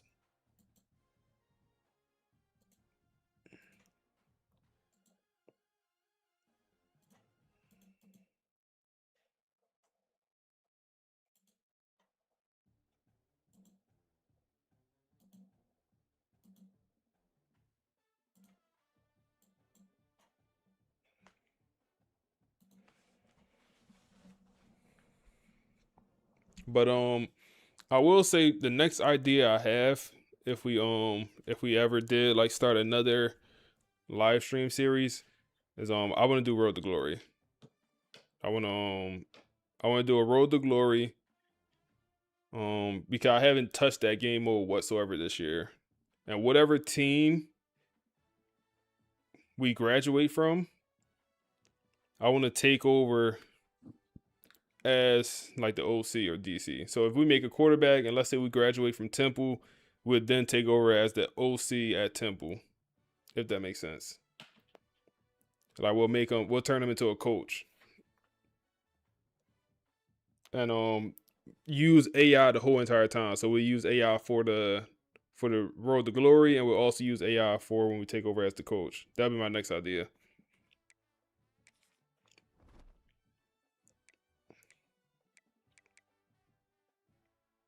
Let's change the auto subs for the running back to at least normal, I guess. So Usmani actually plays. So he can actually play. All right, let's check out recruiting.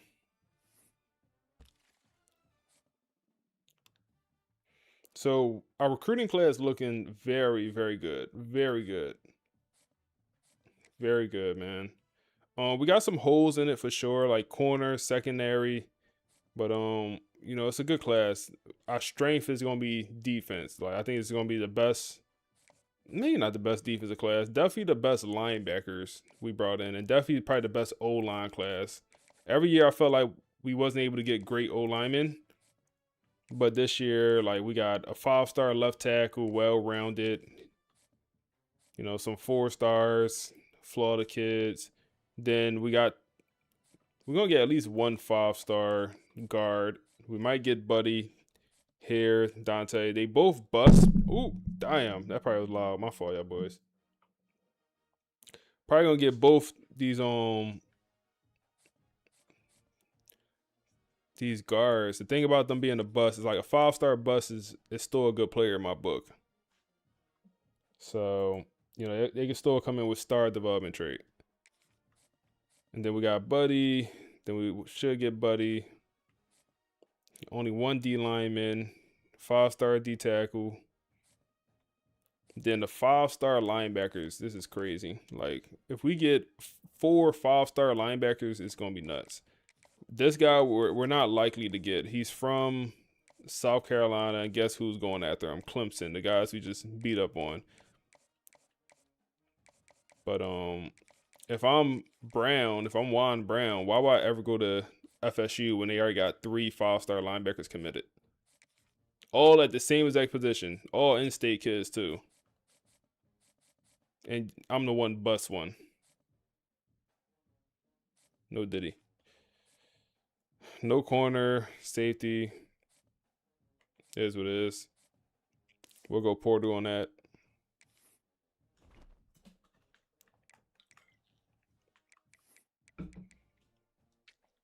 Look at the Heisman. I'm assuming it's going to be, yep, Julian Lewis still going crazy. A.J. Brown is up here now. A.J. Brown, bro, they all right. It's real issues. It is real issues with the sim stats, or maybe not even the sim stats, the logic, the award-winning logic. It is real issues with this. It's like rushing numbers is too valuable for the quarterback. A.J. Brown has no business being in these conversations. He has, in my opinion, no business. Georgia Tech is ranked 24, and you look at his stats, unless he has 25 rushing touchdowns, they value rushing numbers too much. He got 13 rushing touchdowns, so that make him 34 total touchdowns.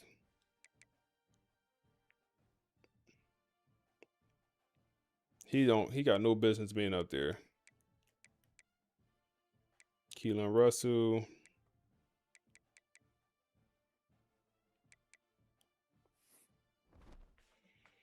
All right, let's listen to the pod, man. See what these boys got to say about that big time dub against Clemson.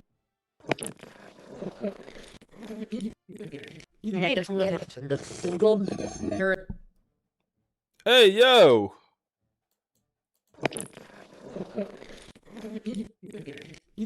And maybe more important, What they on at the podcast? What the boys at the podcast on?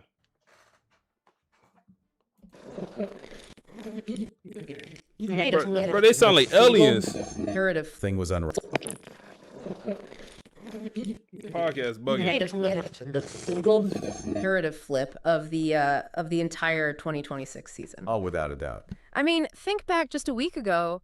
The sky was falling in Tallahassee. People were calling for head coach Marcus Vale's job. Full-blown crisis mode. They were saying the culture was fake, the whole thing was unraveling, a loss to Clemson, and, his tenure might have been over. But then Saturday happened, and FSU didn't just survive against number 3 Clemson. They erased them. The final was 28-7, but even that score feels a little misleading, doesn't it? It's incredibly misleading. I'd argue it was way more dominant than that. Clemson's only score was a mercy touchdown with 0 time left on the clock. Against the third string, right? Exactly. It fooled no one. So I think the real mission for this deep dive is to unpack how FSU pulled this off, and maybe more importantly, why this upcoming rivalry game against Florida feels like a massive trap. Let's start with the how. Everyone's talking about emotion, playing angry, but you can't just frown your way to a win over a top 3 team. What actually changed on the field? You're right. Emotion only lasts for a quarter, maybe. What we saw was a huge schematic gamble. The defensive coordinator basically stopped respecting Clemson's vertical passing game at all. So they were loading the box. Loading the box, yeah. Bringing 7-8 guys to the line and just daring them to throw deep. They couldn't do it. And that's why you see a guy like Mason Poso open the game with that violent hit stick. He was free to just fly downhill. He wasn't worried about coverage. That set the tone. And then, you get the turnovers from Kai Bates and Frederick Valentine. And of course, Emmett Garrison. That felt like a legacy game for him. 2 sacks and a scoop and score. It was an MVP performance, but look at how he got those sacks. These weren't just coverage sacks. He was winning with pure speed off the edge. And on that touchdown, he read the screen pass perfectly. When your defensive end is scoring points, it's just demoralizing for the other team.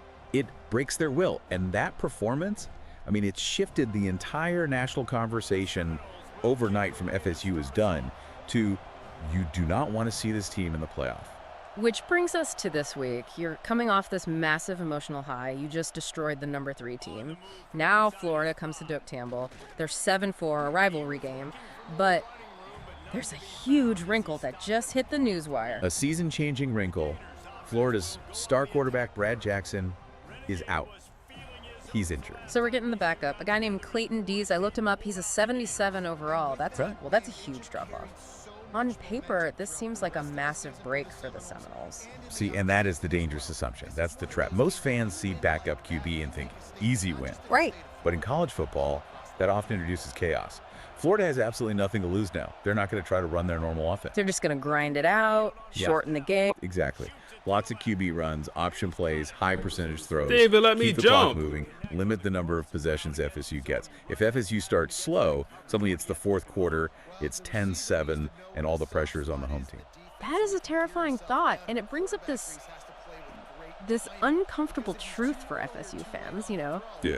The program has this bizarre history of making backup quarterbacks look like All-Americans. It's the unknown quantity factor. You prepare all week for Brad Jackson's tendencies. You know, his release point, his favorite receiver. Then this guy, Clayton Dees, comes in. He's a dual threat, maybe breaks the pocket more. You can't game plan for that unpredictability. You can't game plan for chaos. No. So is Vegas buying the FSU is back narrative, or are they smelling an upset? Well, the odds makers are definitely trusting FSU again, but cautiously. The spread moved from FSU minus 7.5 to minus 9.5 after the QB news broke. So they expect a 2-score win. That seems confident. The spread is, yeah, but the number you should really be looking at is the over-under. It's set at 47.5, and all the money is leaning heavily toward the under. Which, for anyone who doesn't follow this, that means they expect a low-scoring game. A very low-scoring game. Yeah. It tells you the Sharps think Florida is going to drag this game into the mud. They don't think Florida can score much, but they also don't think FSU is going to get enough chances to run away with it. Wow. So the stakes are pretty clear. FSU wins. They're in the playoff conversation for real. But if they lose to a backup QB after that Clemson game? Then the Clemson win becomes wasted greatness. It goes down as a fluke, an outlier. This single game decides the emotional ending of the entire season. You cannot beat number 3 one week and lose to your rival's backup the next. That is a culture killer. It really is. From the absolute high of erasure to the anxiety of the complete unknown. And that leaves us with a final thought to chew on, right? We always assume we want the opponent's best player off the field. But in this game, is it actually better to face a known star who plays a predictable game? Or a backup who brings pure chaos? Because in college football, sometimes chaos is the most dangerous opponent of all. The 2 receiver over 100 catches. Oh man, yo, look at my linebacker, bro. Backup quarterback. Oh my goodness. All right. Well, it's not gonna be the same game as it was last week. Okay, it's not gonna be the same game if that's what y'all was expecting. Look at Dom, bro. My Clayton Dees. Look at Dom, bro. Come on, bro. Like, yeah. Like, no way you was parallel with the earth for a second. No way you was parallel with the earth for a second, bro. There's no way he had you parallel. Damn near. In the air parallel, not laying down.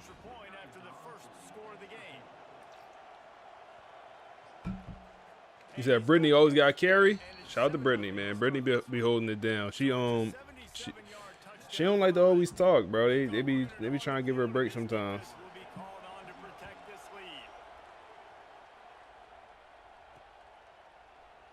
And he'll just take a knee, and this drive will start at the 25.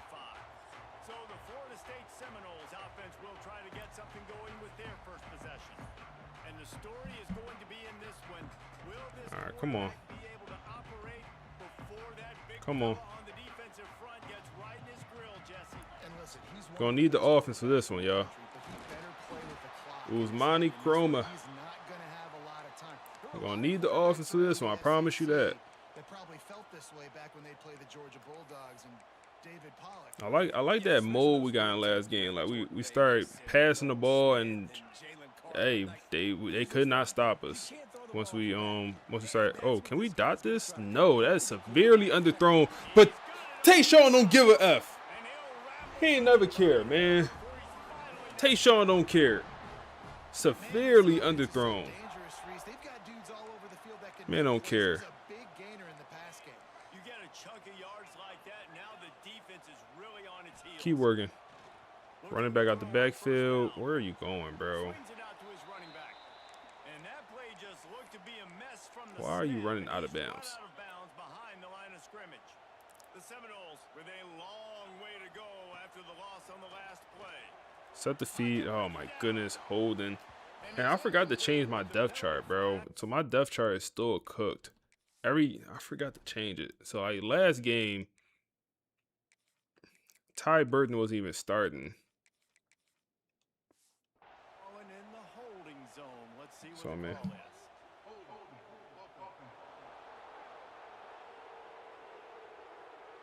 Holding penalties, the ultimate drive killer. We'll see if it costs this offense here.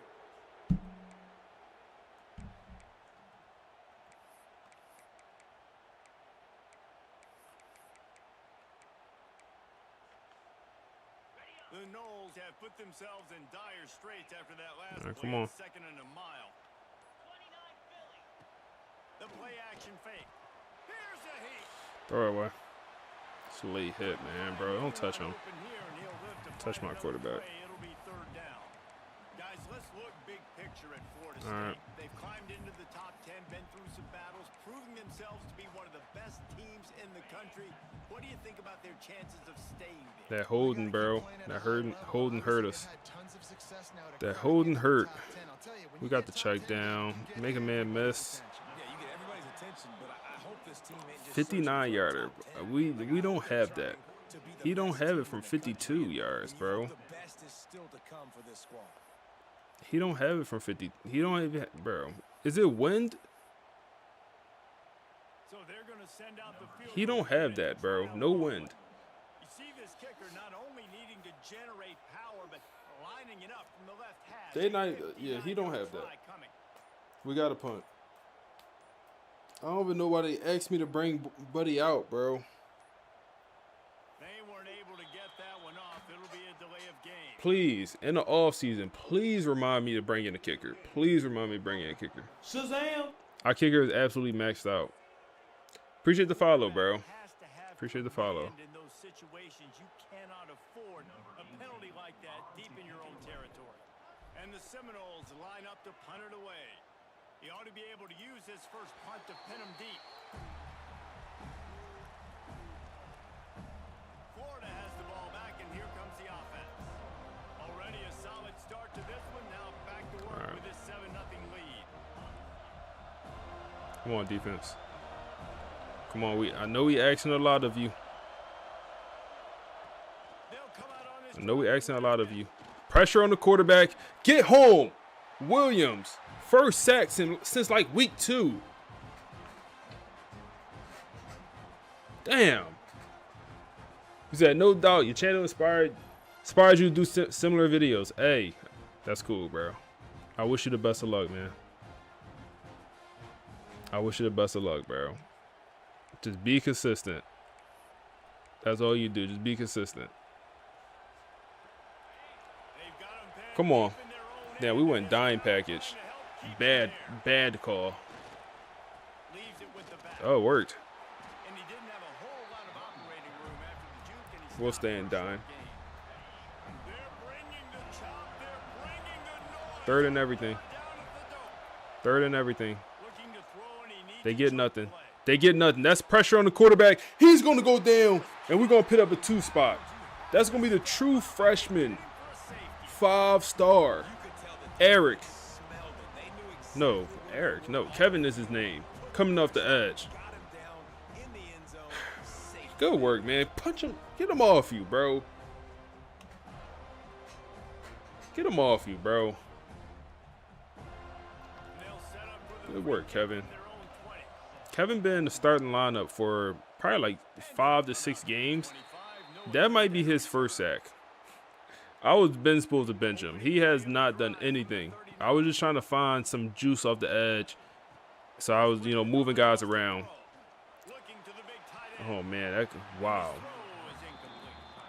I thought we had separation. I was wrong.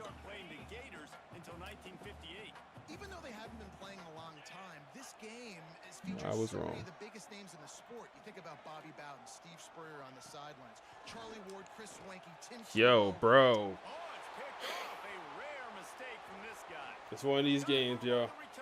It's one of these games. 14-2. Gator. What momentum you get when the defense comes up It's with one of a these play games, like bro. that. I don't regret the decision to throw that because we throwing that with anticipation. We throwing that with anticipation, so we threw it before he even broke. The cornerback ran the route better than my receiver, bro. Get one more look at this. Ran the route better than my receiver did. I mean, I'm throwing it, like I said, with anticipation. He got eyes in the backfield. Just jump it.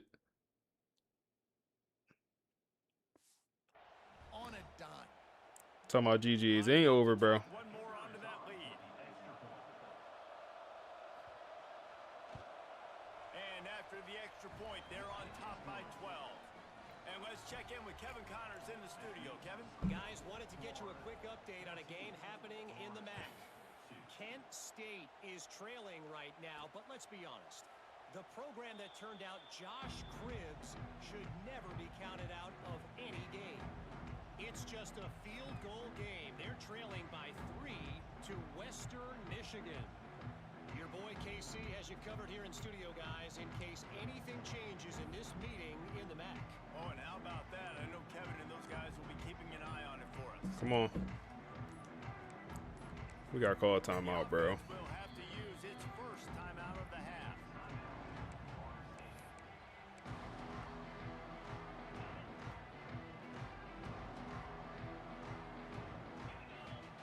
They'll start this drive. Offense is definitely looking bad. Got to call timeouts. Pick 6. And they bring him down quickly, but a good Shazam! Looking bad, man. Looking bad. Appreciate the follow, bro. Looking bad. Find a rhythm and to be comfortable and confident. You want to just get the ball out quickly, make it an Possession. easy throw, and you can tell that these Can't even two do that guys, right. They rep that play in practice All right, all third the down. time, and it's now showing up here on film. Third down. Figure it out. Big tight end, a lot of times that's a bigger Probably should run the strike ball zone, more. bigger dude, and you could tell they put the hit on him. It's open. Take it. And it came to the turf. Nice Take job it. playing physical by this defense. Take it. They'll get him on the ground at the 46. Let's run it here. First down. The Seminoles come to the line with a fresh set of downs. You said, hey, thanks for the period runner info. Never used one until now. Hey, man, them period runners, they're fun. Like, they are fun. This junior making his They're presence fun. felt and making the stop after a short gain. I got you, bro. Said, can I teach you how to play this game? Got on second down. Might be calling a hot route. If you watch enough, you'll learn. Ooh. Damn, bro, you gotta be a little bit faster. If you watch, you'll learn. You'll learn. He's like, you like this passing meter more than the other one? Yes. Really strong performance so far. I would say yes, I do. It's crazy that we look how much more yardage we have than them, and then we're losing by, 14-2. I would say yeah. I do like this meter a little bit more. Here in the second quarter. Can I play you? Nah, I'm not playing online.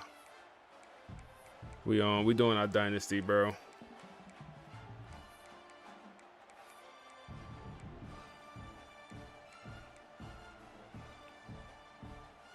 We're doing our Dynasty, man. Back to work. Wants to go up top on first Come on, Usmani. We need better blocking. Ty Burden, you're the contested specialist, 6'5", big body. You can't be getting thrown to the ground in the blocking game, bro. You supposed to be our literally best blocking receiver. You can't be getting mushed around like that. 2nd and 10. Come on, respond here, Ty. He's getting double covered. Everyone was boxed, and they got pressure. trying to deliver the football, and now they face third down. Trying to pick up a first down.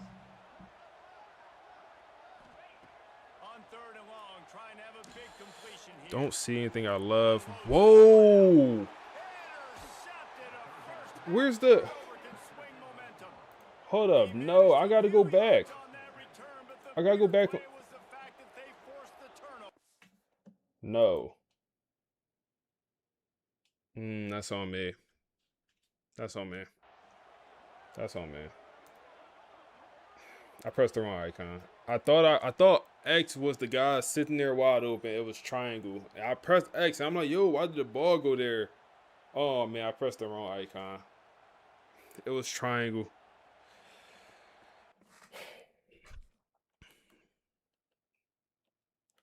I'm trying to throw this. I'm trying to throw this, but I thought he was X. The Gators sending the offense back to work. He said, And the last time they had no, the ball, Buddy they was wound up tweaking. giving up a safety chance. Buddy definitely tweaked. Yeah, that was ungood the last time they had the ball. It's not over, bro. Oh my goodness. It's not what? They bring him down, but the Come big on, play y'all. goes Tighten to up. sticks. Tighten up. Yeah, defensively, you better be ready to run east and west when you're playing against this offense. In their running game, that time, the offense was able to outflank the defense to the right side for a big play. To the ground, he's got it again. Tighten up, man. And Tighten the up. defense snows him under after a very short game. That's a really good job by the defense, wrapping him up, getting him on the ground, take away that run game, make him one-dimensional, put him in passing situations. Really good job by the defense. Mm-hmm. Fires to the big fella. He's All right, 3rd and 1. close to that first down marker, but they stopped him just a bit short. A cacophony of noise to Damn, bro. They stay with this quarterback draw. He did not get it. He did not get it. They're going to go for it. Field goal. They're going to go for a field goal here. This is a 60-yard field goal. Why are they going for this? No way he got this leg, bro. How about the big boys up front? Make a Yeah, crease, hell push no. somebody back. I'm mad he even had the power. Nowhere to go. Why did he even have enough power? And after the missed field goal, this lead is still at 12, guys. Okay, guys, the Florida State offense returns to the field. Leaves it with the Oh, running back. oh. Come on, Usmani. Come on, Usmani. Gets it all the way down to the 39-yard line. It'll be a first down. Here's this offense with a fresh set of downs. Wants to throw on first down. Bagged. Quarterback Go forward check away down. from pressure. Like, bro, you wide open for the check down. You just standing there. As soon as I go to throw it, you run upfield. They're dealing with a second and long.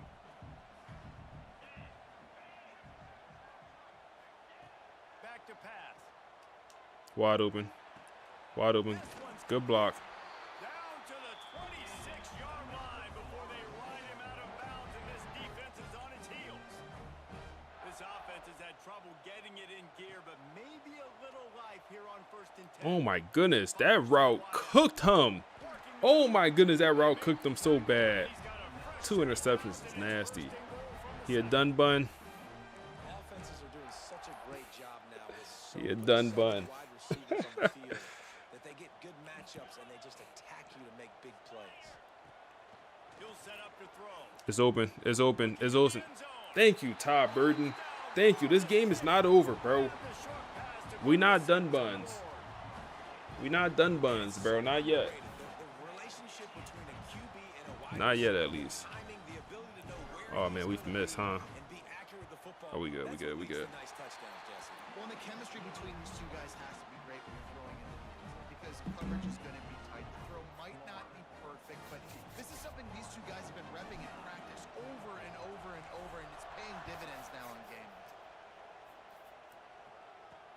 Let's see if he can make a play on the return. Really disciplined job by the coverage unit to get down there and make the stop at the 19. Florida has the ball back, and here comes the offense. You want to talk about taking the wind out of your sails. Drive the ball down the field and miss the field goal. D'Angelo. Finally get him on the ground, but he's got it 87 yards off 4 carries, man. How nice is it in an offense when you can generate explosive plays by running the football? You got to force feed this guy, man. He is an absolute game changer. And the Gators come to the line after ripping off that huge gain on the ground, trying to keep it going. Bro, running through that same gap. They running the same run play, bro. I can't figure it out. And making a good gain before the stop is made. Good spot after that 7-yard pickup on first down. It's 2nd and 3. Wants to go up top. Pressure, please. Here comes the heat. Just had to get Take rid it. of that one. Good job to avoid the loss. 3rd and 3 here. They go 5 wide. I hate that for us, man. Go Tampa 2. Go zone or something. Oh my goodness, we need that pick. We need that pick. They're gonna go for it here. Of course they will. Of course they will. They tried the 60-yard field goal. They missed last time, so this time could go for another pretty much 60-yarder. But they'll elect to run it here, and we hold them.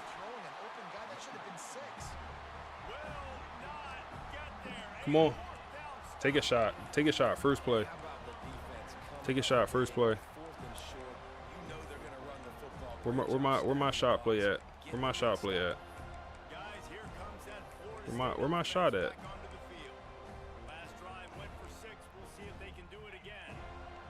Take a shot.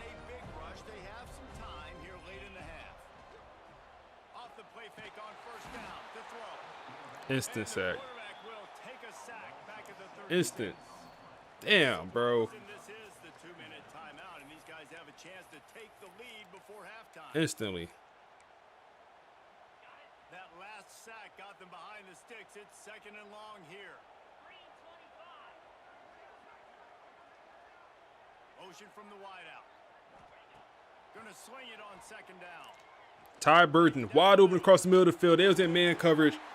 And you can't guard that man one-on-one. You just can't do it, man. Last completion moved the sticks in. Let's see if they try it again. To the air on 1st down. Flushed out of the pocket. Don't have the speed, man. We don't have the speed. Do not have the speed. Get out that pocket. I'm using. Hold up. Look at this. It's open. Tayshawn. I'm using Boise State. Boise State. And then for the defense, 4-2-5. You know, David, this is really what game managing is. Nice pickup on Boise State pro style offense. Yeah, I think people look at that negative sometimes. Finding a quarterback. It's open. It's open. Nakamura. Nakamura. We got plenty of time here.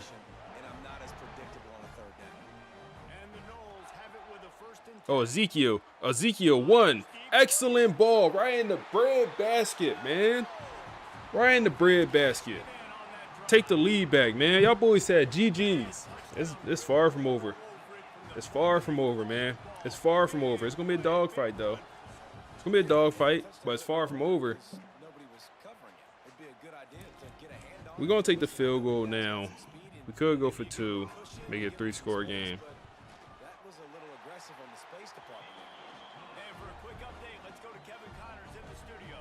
So how do you get the Notebook LN podcast to work? Because saying audio form not supported and it's using a PDF.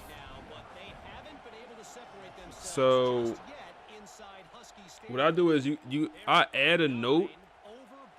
Well, first I get ChatGPT to write up, a paragraph or a summary of a storyline, whatever, and then I go to Notebook and then I add a note, and then I convert to a source, and then I use that source to create the podcast.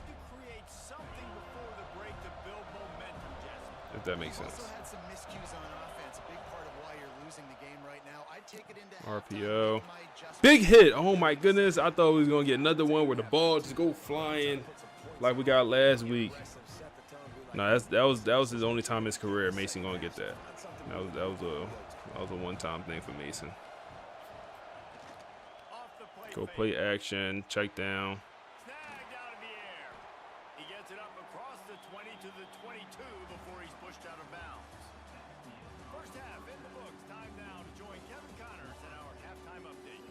Fellows, in a rivalry filled with magical moments, even more here today between the games. All right, halftime. We're dominating the passing yards, but the rushing numbers needs an improvement.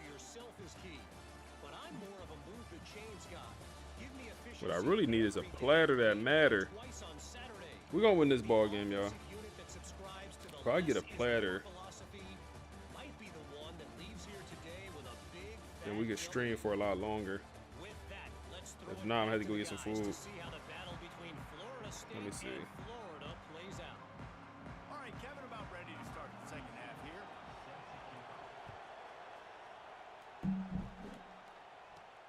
Here he comes from inside his own 5. He was hoping for something a little more dynamic, that they get him on the ground at the 20. All right, guys, here comes the Florida State offense onto the field. As they get ready to start this third quarter, think how big the lead might be if they'd taken care of the ball. Well, the game might be over, Reese, but if you're on defense right now, you've gotten a couple turnovers early, and you're saying, okay, we're going to need to keep The best way to win a recruiting battle. I feel like the best way to win a recruiting battle is to do everything beforehand. Like, once you in it, I feel like there's nothing you can do. Other than, cause like, you probably already was doing the best recruiting method, you know, hard sell, you know, putting as many hours as you can in. Like, you're already doing the best you can. If you could schedule a visit, do that. But it's like, once you're in the battle, I feel like there's nothing you could do. Oh, we got a shot play here. We got a shot play here. We got a shot play. Hit him over the Marcus. That's not Marcus' fault. That's Rayshawn Slaughter's fault, man. That time by the quarterback. He may have been expecting man coverage, but that time the defense was in zone, and they did a really nice job closing the window. Clean pocket, bro. Squeaky clean. Like, the only thing open. Excellent shot play. Oh, man, bro. Like, Target was not open. Coach not turning on Slaughter, man. We don't got nobody to turn to. We literally have nobody to turn to. We don't have another quarterback that we view as a guy. Oh, my goodness. Do we? Do we? Let me look down the quarterback. Quarterback coach. We got anybody else? Like, damn. The hell? We sure we don't got nobody else? That's his issue. Okay. Okay, when we had Joey Flowers, the 5-star quarterback, true freshman last year, Rashawn Slaughter always knew he had something behind him. He always knew if he don't play well, it's something coming over his shoulder. He always knew that. So he don't have that same edge, man. He just don't. Good catch, Todd Burton. Good catch. Way to keep us in this thing, man. Way to keep us in this thing. He don't got that this year, man. And that's the issue. This is a good play. Good work. This defense is going to have to be careful. Not only do they have to worry about this guy running the football, but they've got to keep their eye on him when he runs routes too. He is a versatile back. The Seminoles can play this second down a lot of ways with just a few yards to go. It'll be incomplete. This is some need that, Nakamura. We need that. Third and short from the 49. Is this 4-down territory? They'll try to get the first through. Todd Burton. Snagged in the middle. It's Burton. He's got first down yardage as they move it to the 40. We're gonna hurry up here. The Seminoles Go to the run. quickly to the line. They'll ride the running back and lead. I thought we had that block. Not much working there. It'll be 2nd and 9. And that run really didn't go anywhere. And a lot of times we don't focus on it enough. How important those 5 guys are up front. To get on those defensive linemen, to try to move them out of the way, to get a run game. Running back in motion here. It falls on the shoulder of those 5 offensive linemen. Go check down. Morgan, backup tight end, wide open. And he's hurt on the play. Chest. Thing hollow, ain't it? The Noles are facing 3rd and 3rd and inches. Come on. Usmani, O-line. They call it first down. Muscle cramps in the chest. Okay. That's different. That is different. Can't be a good thing. It's a good job, too, there on 3rd down by the offense because a major statistic in football in terms of winning and losing is how good are you at staying on the field, keeping drives alive. Whether it's 3rd and long or 3rd and inches, you just have All right, come on. 2nd and 6. Just keep walking them like a dog. Like a dog. Just walk them like a dog, man. That's all you got to do.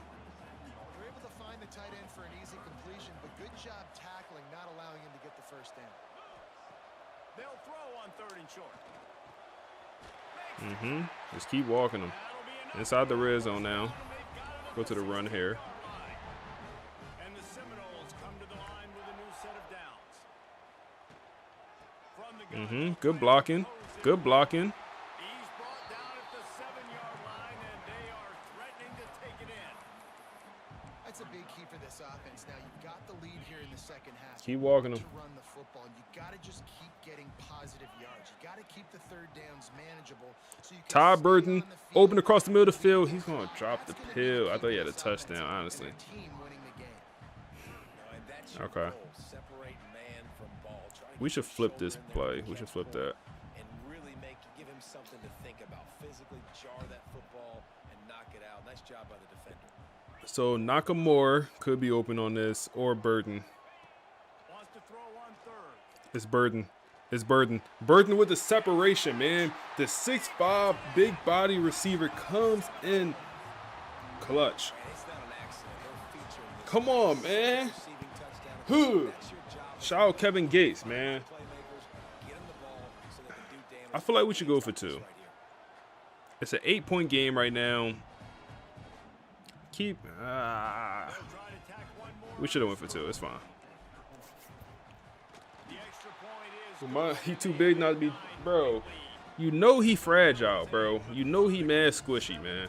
play drive for the touchdown. You know he mad squishy. We can't. To deal with the 7-yarder for the score. And he hauls it in, and We don't want to get him. We don't want to break him. and they'll haul down the returner to start us on the next drive.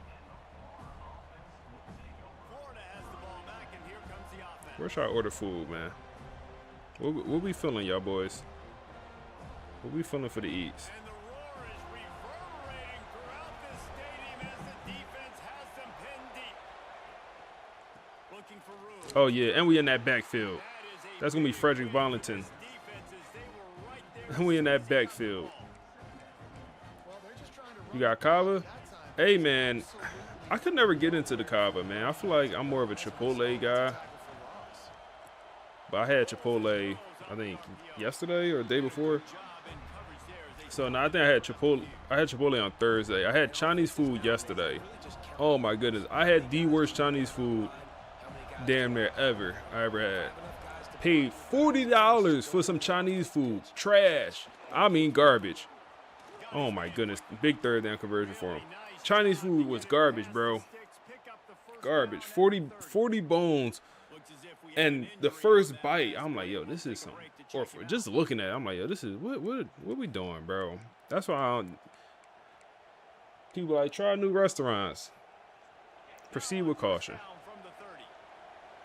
With Chinese place, I don't even know, bro. It's some restaurant in Louisiana. It's a Chinese restaurant in Louisiana. I don't know the name of it, bro. I could look it up, but I don't know off the top of my head. I should have knew it's garbage when it was like it's actually like a restaurant. It's not like a Chinese corner store. Nobody in there on a Friday night. They had a bar, nobody at the bar, nobody in there at all. Parking lot empty. That should have been the signs. They're trying to set up the screen pass to the running back, just nowhere to go after he caught the football. The defense completely. All right, last play before the. Oh my goodness, way to get over there, Mason. Show your worth, Mason. Show your worth. 4 is up, man. 4 is up. We win this game. We are going to the ACC championship regardless, but I will argue we win this game, we're going to the playoffs. I will argue that. Because no matter what happens in the ACC championship, I think we get into the playoffs if we win this game right here. I think. But if we lose this game, and if we lose the game, I think we're done for the playoffs pretty much.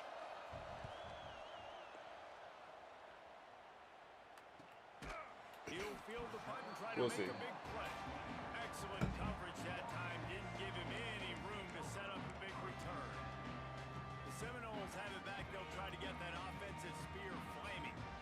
That last drive, an absolute aerial assault for the touchdown, Jesse. It was a nice job in play calling. Morgan back in the game, and he breaking tackles. Easy looks and reads so he could go Okay, out. Morgan. I know you had the chest cramps. Oh, his chest still cramping. Everything looked really, really easy. Tighten up, Morgan. The ball was coming out of his hands. The defense better do something different. Still some work to do after that last completion at second down. Let's go right back to no. That's a Tayshawn. That time. 3rd and 1. We'll run it here. Usmani Cromer in the game in the 4th quarter. Toss me nice then, Usmani. Barely picked that thing up. I think one of the biggest reasons why the scoreboard looks They the way it pressing does, Burden. This offense has been dominant on 3rd down. They have found a way to stay on the field. They do it again here late, running the ball on 3rd. He wants to go deep, Wow. and he bats it away. It falls incomplete. It wasn't a great play call. Have success early, you earn the right to take more shots. I think that's what you're seeing now in this game. We're here late. They're still throwing it deep. Yeah, Usmani, bro. Yeah. He like Kawhi Leonard, bro. But he might play, he might not, bro. And not put his offense in harm's way, and that's why you're still seeing them throw it vertically downfield. You see a lot of offenses late in the football game with a lead. And when he don't play, you really don't know what's wrong with him when you don't play. You always question, like, what's really wrong with Buddy? Oh, Tayshawn. Matched up against a linebacker. That's easy work. But like I said, you always question, like, what's his injury again? And the Knowles have this offense rolling. The give to the running back from the shotgun. At this point of the game, the offense has the lead. The offensive coordinator. All right, keep walking him, man. Waste time. Walk him like a dog. Looking at his playlist, and he's saying, which runs work the best for me in this game? What can I lean on right Yep. here? Ty Burden. Ty Burden. Keep moving them sticks. I love an offense that wants to stay aggressive. Even when you've got the lead late in a game like this, right? You still try to find your playmakers and get them the Got the ball. backups in the That is game. exactly what this offense is doing. Possession catch. Kristen. Neptune. His role has significantly decreased. And I hate that for him. Letting up, guys. They've got a lead here late, and they are still taking shots. They're still looking for explosive plays. This defense just has not had an answer here all game long. And maybe he'll get back to the line of scrimmage, but no more than that. This defense has got some monsters up front. Individual athleticism. You see guys winning their one-on-ones. They're getting pushed. They're swimming the offensive lineman and then converging on the running back. They'll try to pick up the first through the My air. goodness. I seen it too late. It was absolutely wide open. Okay, a field goal here. Oh, you know what time it is when the defense gets that stop on 3rd down. Fist up in the air. I think I want to go for it. Nice job getting to the quarterback, putting some pressure on him, hitting him, forcing the incompletion. I want to go for it. Down, baby. They already have a comfortable lead up by multiple possessions, but they're going to go for it here on 4th down. He'll try to throw and pick up the first down. Easy. Possession. It's on target Possession. and Come on. Come on. We're not playing with these sweethearts. in there. He just fired it complete. We're not playing with these sweethearts, man. No problem. Not playing with these boys. Usmani Cromer catching a screen down to the 6. Timeout called there by Not the playing with these defense. boys, man. Desperate to get the ball back and save as much time as possible. He wants to throw it again. Oh my He's got goodness. his man. Defense uses a timeout quickly, Trying to to kill get that Usmani. ball back and preserve time for their offense. He's still in this ball game though. He fighting. I respect that. That's honorable. Come on, 1st down, bro. We lose a yard on that. Insane. I definitely can't kick that. It's far left hash. I'm gonna miss it. 100% gonna miss that. You'll like it. Take it to 2 minutes. Stops. We have reached the 2-minute timeout in this offense. I would definitely miss that kick. Minutes away from putting one in the win column. They already have a comfortable lead up by multiple possessions, but they're going to go for it here on 4th down. Go for the game. He'll try to Possession, throw it. possession, possession, possession. Way to hang on to it. They'll make the GG's, man. Pack them up. on to ice it, and they We can nail this clock out, man. this one out. And the quarterback will just drop to a knee. Can the D deny them on 2nd and goal? Pack them up, man.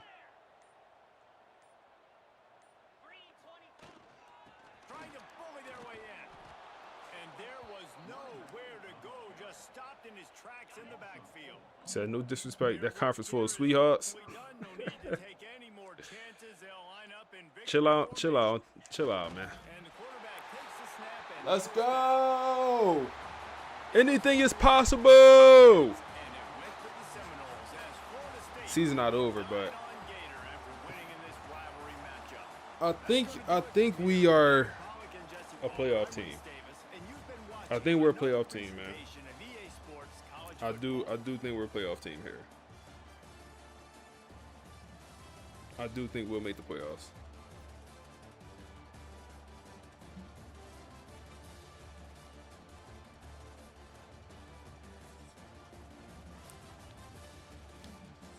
I do think we'll be a playoff team here.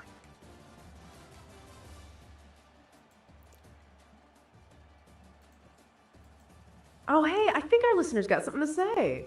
We beat Florida a score of 23-14. Florida has went. Whoa, hang on a second. Oh, we love it when you jump. Oh, yeah, let's hear it. We beat Florida 23-14. Florida went up 14-0 in the fourth quarter. We responded back with a safety. Quarterback Rashawn Slaughter threw for 311, 70 completion percentage, 3 touchdowns, but he did have 2 interceptions. The rest of the receiving core did pretty well. Ty Burton with 2 touchdowns. The defense played their hearts out, man. Like I said, they gave up 14 in the fourth quarter. We had Kevin, true freshman, with his first sack. Williams coming through with a sack. No interceptions, but we played well enough to win the rivalry game. And it looks like we're going to go to the ACC championship, which we're probably going to have to play Miami once again. Whoa, hang on a second. Oh, we love it. Okay, this is incredible. This is real-time intelligence. You just gave us the full breakdown. We were about to dive into this. We were just about to dive into the game. The game that just happened. So 23-14. That score confirms a few things. Okay, let's unpack this result. We need to adjust our entire framework. First, a rivalry win is huge. Absolutely, especially since it secures the ACC spot. That 14-0 lead in the fourth quarter is the trap. That is the backup QB voodoo. That's where doubt creeps back in. Florida's game plan worked early. They kept it messy and close. The final score of 23-14. That is a total of 37 points. We leaned heavily on the under. And the over-under was 47.5. So that prediction was spot on. But the spread was FSU minus 9.5. They did not cover the spread. Not covering suggests it felt closer. That's the emotional ending we talked about. The 311 yards and 3 touchdowns for Rashawn. That shows efficiency, not volume. He beat the over-under for passing yards. The OU is 272.5. So that's a good performance. But those 2 interceptions, though. That lines with the chaos of the trap game. That's what messy games do. And the defense only gave up 14. That defense is still terrifying. But they gave up 14 in the fourth. That sounds like Florida finally broke through. But the fact they got the win. It gives them momentum and belief. They avoided the wasted greatness. Now they move on to the ACC championship. That Miami rematch is going to be intense. What's fascinating here is the response. Responding to a 14-0 deficit in the fourth. That's what elite programs do. They didn't just survive this game. They responded under extreme pressure. Now we know the outcome. We can dive into the implications for the playoffs. This dynasty is definitely still on fire. We will break down the committee debate next. Yes, for the deep dive. We'll see you next time. Let's see.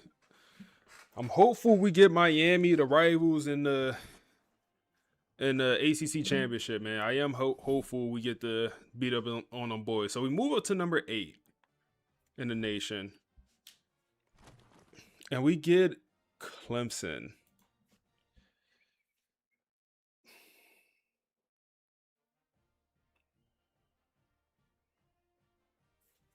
Okay. We play the same teams every single go around, man. We get Clemson. They must have lost their last game. Yeah, they did. Miami did lose. I wonder if that'll push them out of the playoffs. We could check. But if Miami just would have won, the plot thickens. They lost to Pittsburgh, who was also a good team. But now Miami, not only do they drop out of the ACC championship, they're no longer a playoff team. They're going to a bowl game. Wow. They lost to Florida, us, and Pittsburgh. Wow. And then let's look at Clemson. The plot just continues to thicken, bro. Clemson lost to Louisville, us, and that's it. But we cooked them boys, bro. Yeah, Miami's sick, man. Hey, we don't like Miami anyway. We don't want to see them win. But the thing is, like, we just baked this team. Just baked ZD'd them. Baked ZD. It was bad. You think they're going to let that slide? Highly doubt it. Highly doubt it. It's gonna be a tough game.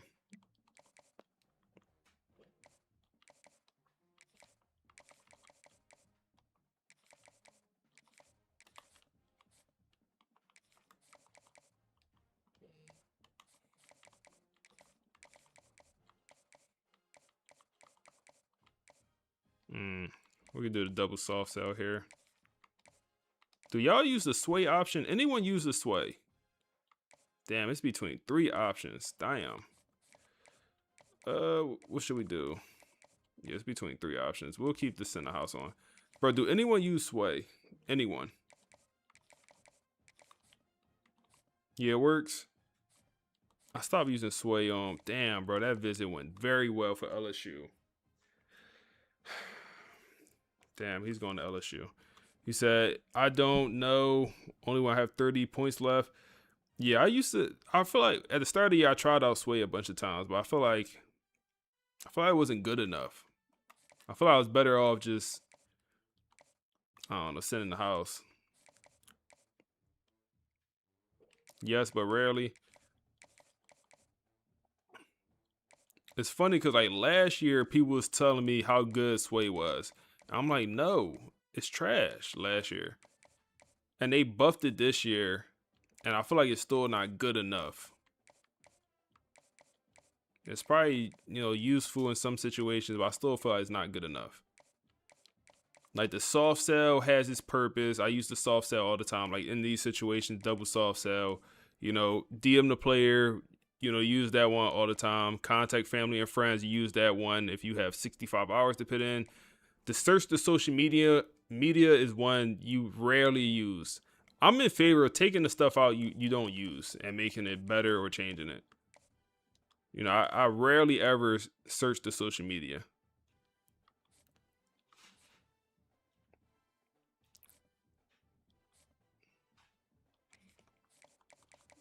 It's going to be a close recruitment. This one might make it to the off season.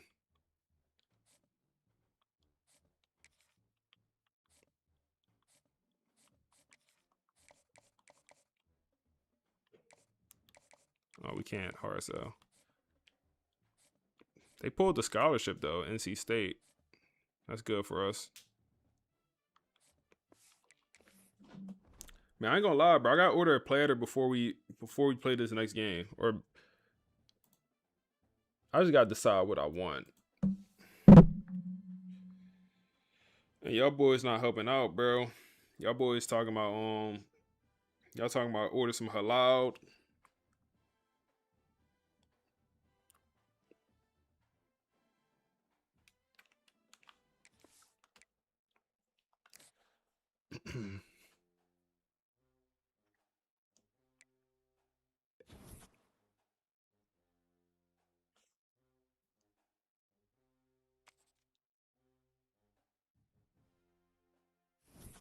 Damn, ain't nothing busting on DoorDash. Nothing. Nothing busting on DoorDash.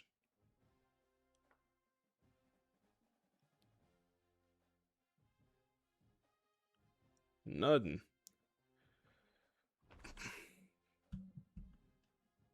To fried catfish. I do like catfish. I go for some catfish. All right, so I'm interested. Like, if whoever lose this game, are they out the playoffs?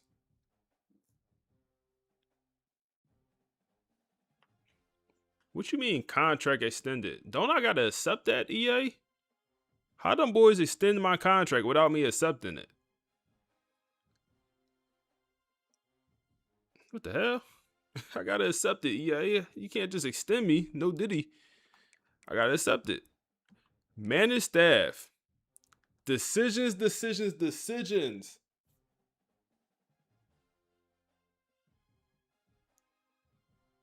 Michael, chat. Should I ask the AI what should we do about Michael? Let's look what type coach build he is. He's a scheme guru, an archetype I really don't care too much for. And scheme guru, don't get me wrong, it do have some useful stuff in here.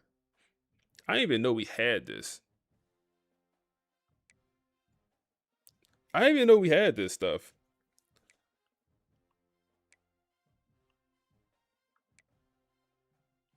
I mean, this stuff is useful.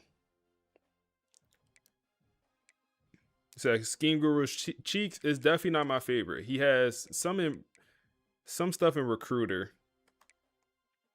Talent Developer, yep. Like this stuff.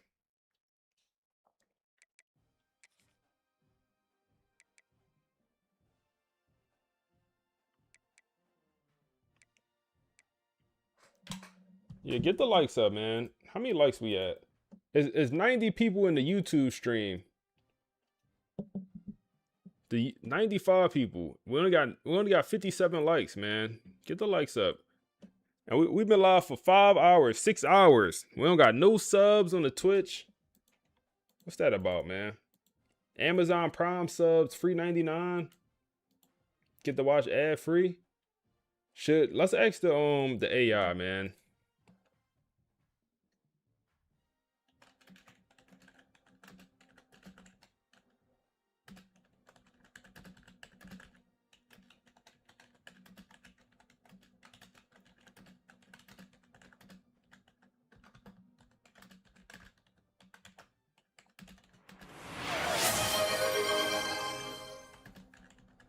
Somebody just showed love. Oh man. Let me finish this. Who just showed love? Oh man, somebody just came through. Kane! Oh man, y'all boys came right through. 3 get this subs. I appreciate y'all boys, man. I appreciate y'all boys, man. I appreciate y'all boys. Oh yeah, now oh yeah, we about to go crazy. I appreciate y'all boys, man. We gonna order this food. We gonna finish. I don't got nothing to do tonight, man. Maybe we might finish the whole playoff run, bro. Let's see. What did the short answer is not right now. I don't know about that AI.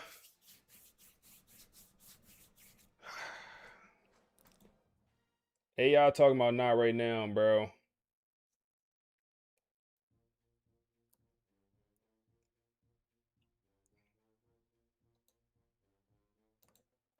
I think, damn, y'all went from 57 to 65. Shazam! I appreciate y'all boys, man. You say you know you used the wrong one? Yeah, Notebook LM, bro. Hey, appreciate the follow, bro. I feel like we gotta extend the DC. Like, I like his archetype. I like what coach abilities he have. He has the A+, all that stuff. Or A at least. Connor Walker. Well, definitely extend the defensive coordinator. Defense been balling all season.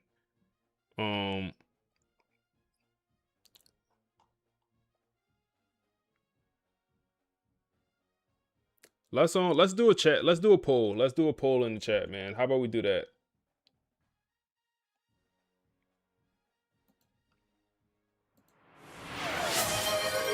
Oh man, somebody just showed love again.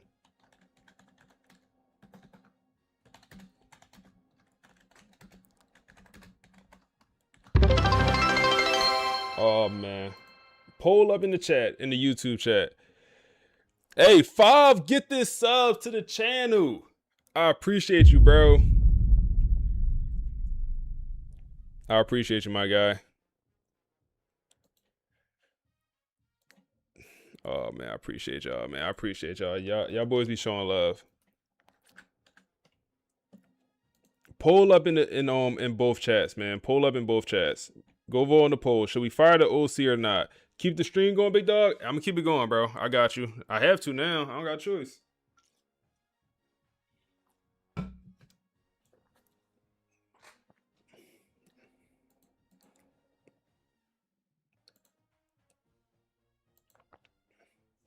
He buns.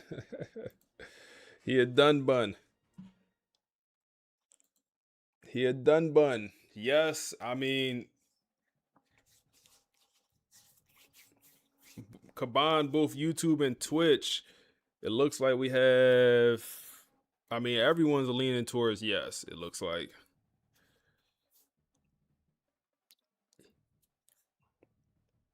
The AI told us no, but I feel like the AI don't really. And then Curry with a gifted sub. Appreciate you, bro. Curry been going crazy the last couple days. All y'all boys been going crazy.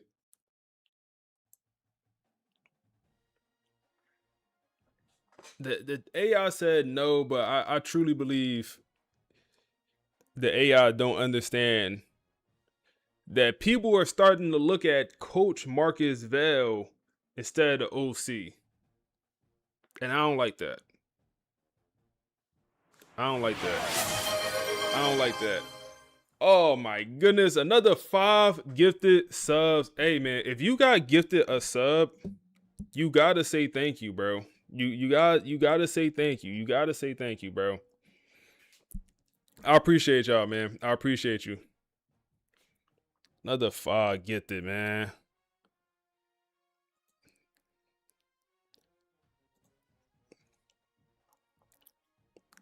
Get the subs. You only said one thing in the whole. You only ever said one thing on the channel, but came through with the 5 gifted. That's great, bro. You say you got gifted. That's how it go. Someone gifted you a sub, so you give out 5 gifted. That's how it go. That's how it go. All right. It looks like everyone voted yes to fire him, or majority of the votes went to yes to fire him. Because I love the content you put out, so gotta show love for the channel. I appreciate you, man. I appreciate you, bro. We're gonna fire him. We're gonna move on from Coach Michael. Louisiana ties, you could tell by the last name. You know, it's Louisiana last name for sure. But I mean, the offense kind of struggled this year, man. Especially a year where we thought he was gonna elevate. As far as Rayshawn Slaughter, we definitely thought he was gonna elevate. Definitely thought he was gonna take a big step up.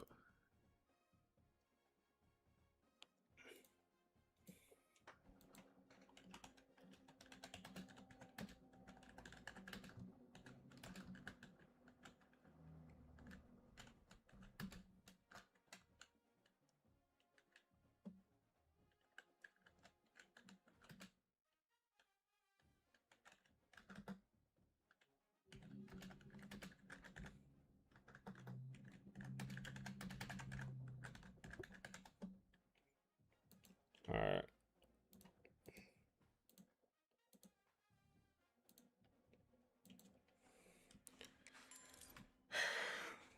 Bye-bye. Now have an open OC job. Anyone with qualifications, put that application in, bro. New OC and uses playbook. That's kind of what I was thinking. Also, like we changed OCs, we also could maybe shift away from the pro style offense. And also, if we move away from the pro style offense, that also means we could move to a different style of quarterback. The whole reason we had the pocket passers is because that's what the offense calls for. But we probably going to have a reset at quarterback because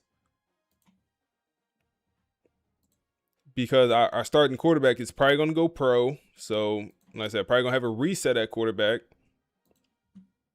And then that'll give us the opportunity to bring in a transfer.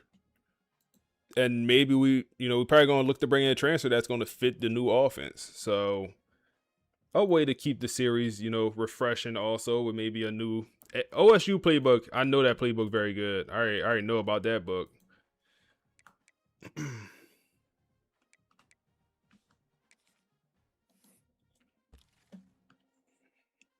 All right, so number 2 recruiting class right now. So we can hard sell some of these guys here. Hold up, we still gotta talk about what happened in in the Florida game.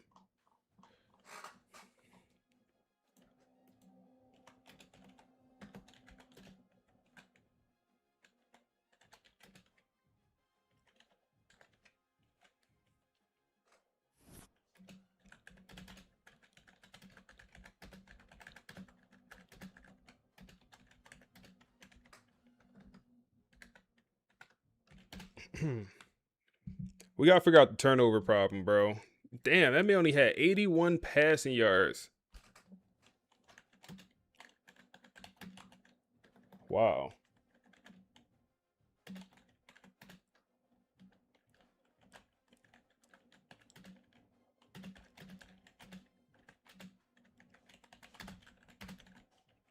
Wow. 81 yards for quarterback Dynasty.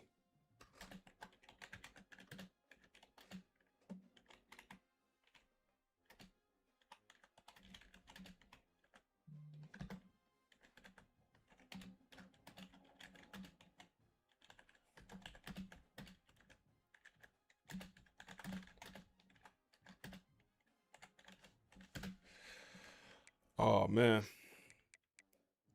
What else happened in this game? Todd Burton with 2 touchdowns.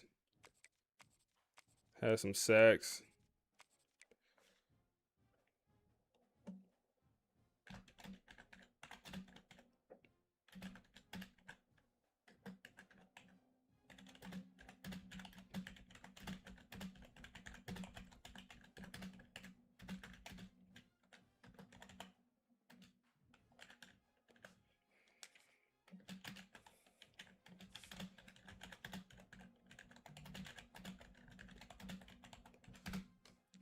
Cooked them boys badly.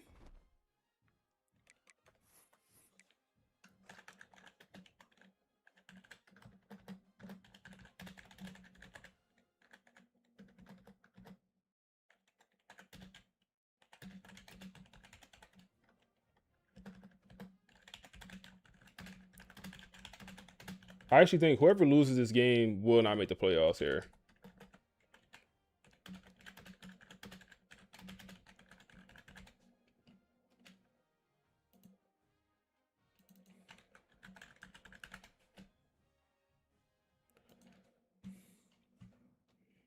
All right, we can do recruiting now. You doing auto or manual? We doing manual progression, man. We did manual progression this past season. It was pretty. I enjoyed it. It took a while. It probably took us like an hour to do the whole entire team, but it was fun. I enjoyed it, so I'll probably do manual progression again. So we fired our OC. Let's see what the guys from the podcast got to say about it. So there's usually a very specific playbook for when a head coach fires a coordinator. Oh, yeah. You know the drill. You get a blowout loss. The boosters get angry. Message boards are on fire. It's a survival move. Right. But what Marcus Vale just did at Florida State, it just shreds that script entirely. It really does. I mean, Yeah. firing your offensive coordinator, Michael Desormeaux, right after win? And a win against Clemson, no less. Exactly. It's almost unheard of. That's the part I'm really stuck on. You finally look like you're punching back. You beat a big rival. And that's the moment you decide to blow up your offensive staff. It just feels so risky. It feels risky if you're only looking at the scoreboard. Yeah. You know?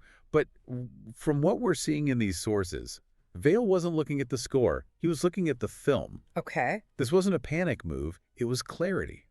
The sources are actually calling it the standard of alignment. Alignment can be a bit of a buzzword, though. What does that actually mean in the context of, like, this specific game? It means Vale realized he was winning in spite of his offense, not because of it. If you really dig into the game notes, the defense was basically carrying the entire team. The offense wasn't dictating anything. They were just trying to survive for 4 quarters. The notes do mention fragile ball security. And it was worse than just dropping the ball. It was this lack of feel. The report points to a shift in the red zone philosophy that went from, like, efficiency to ego. Ego? How so?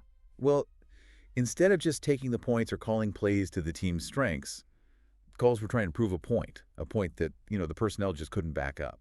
So that sounds like a bigger structural issue, not just a bad Saturday. Exactly. And that's where the internal review they did comes in. They looked back at that Wake Forest loss and realized the Clemson win didn't fix any of those problems. It just put a spotlight on them. There's this metaphor in the notes about the quarterback, Rashawn Slaughter, that is just, it's brutal. Superman with no parachute. That's the one. You just can't build an offense that requires your quarterback to be a superhero on every single down just to move the chains. The biggest knock on Desormeaux was that he just failed to adapt. I mean, think about the Chroma injury. Right, you lose a massive piece like that, you have to pivot, your whole strategy has to change. And he didn't. The season changed. Injuries, NIL pressure, all of it. But the play calling stayed exactly the same. The team evolved, but the strategy was just stagnant. So Vale decides that winning ugly just isn't sustainable. But how do you sell that to a locker room that literally just celebrated a huge victory? You make it about accountability. Vale's philosophy is pretty stark here. He says, culture doesn't excuse performance. It demands accountability. Wow. Yeah, he stood in front of that whole team and told them, if you're not willing to be coached, no title buys immunity. That is a heavy message. We won, but you're not safe if you weren't doing your job. So what's the fix? Are they doing a full rebuild mid-season? No, nothing that drastic. It's more of a tactical reset. Yeah. The sources say they're redistributing responsibilities, and this is key, simplifying the playbook. So shrinking it. Not shrinking it, no. More like cleaning it up, making it more efficient. And what about Slaughter? Does he still have to wear the cape? He gets to hang it up. Yeah.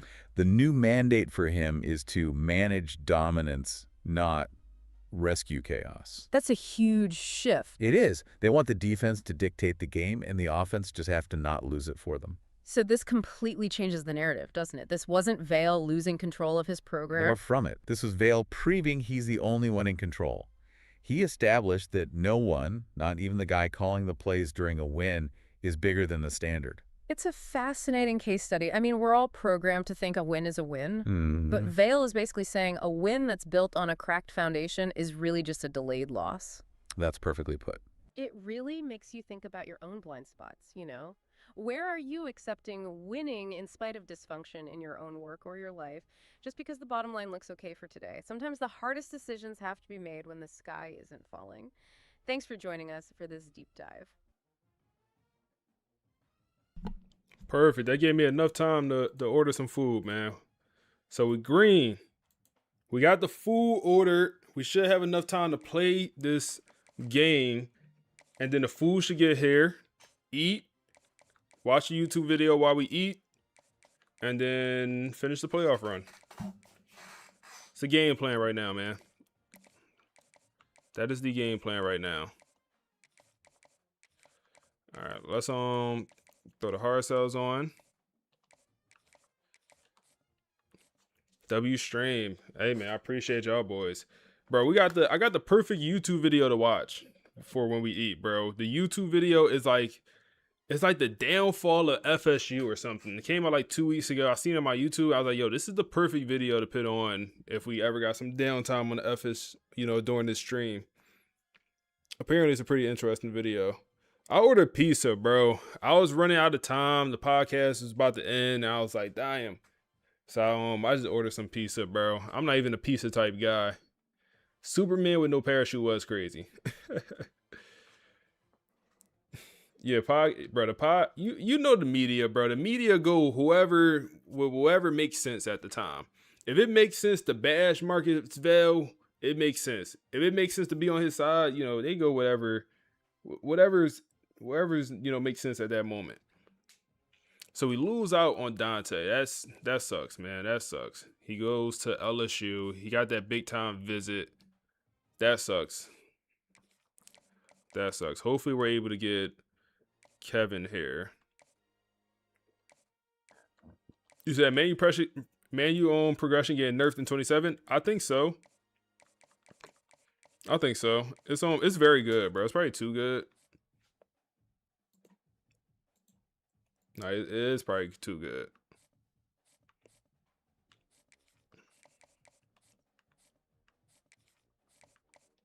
What happened to my hours here? What happened here?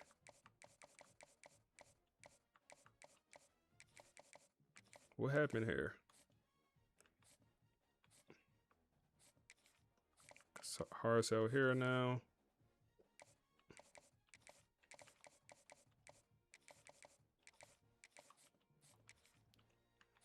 Do we got the wrong hard sell on? No, we don't even have a hard sell on. What are we doing?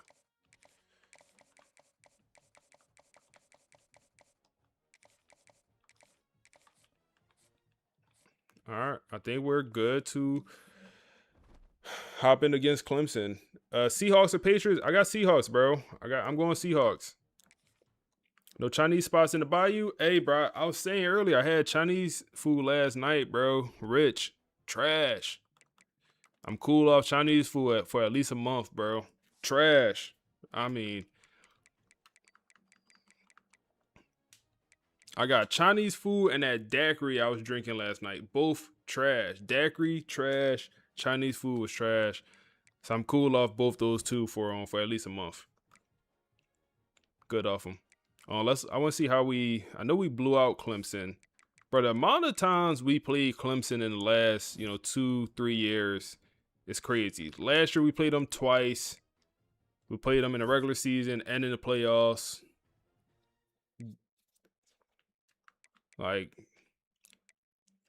So their starting quarterback is just not very good. That's just the reality of it, bro. Their quarterback is not very good.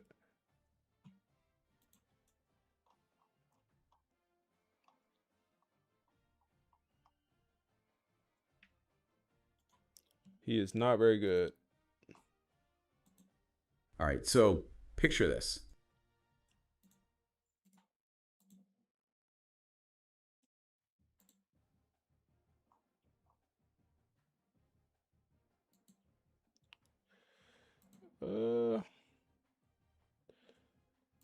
What's going on here?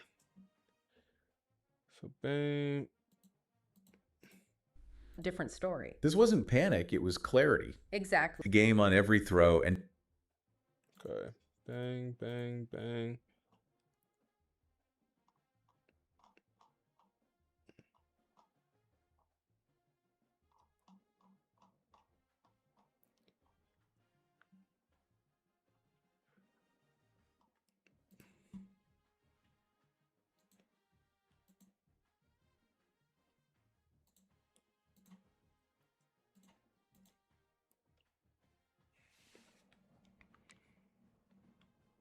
I want to upgrade my team before we hop into this game. So Ray Sean played good. Cromer had 2 touchdowns. I think this was more of our defense had a hell of a performance in this one. I think that's what it was. That's how I remember it. Yeah, we had Emmett Garrison. They said he wasn't player of the game. I don't know how he wasn't. He had 2 sacks and a touchdown. For a D tackle. I don't get how he's not player of the game. But yeah, defense balled out. We had 2 picks. Would you go upgrade stadium? Yeah. That would be cool.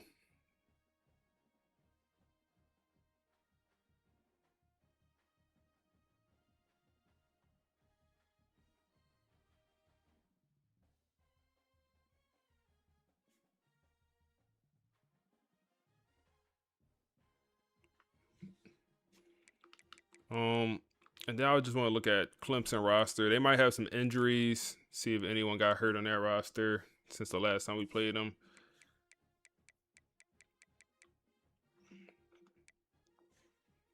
So still have this quarterback who is not very good in my opinion, bro. I'm surprised they're this good with a bad quarterback or a super mediocre quarterback, at least.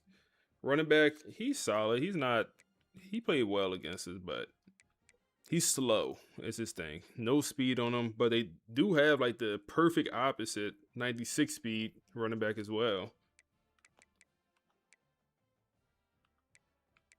Receiving core, very good. It's always going to be a good receiving core here.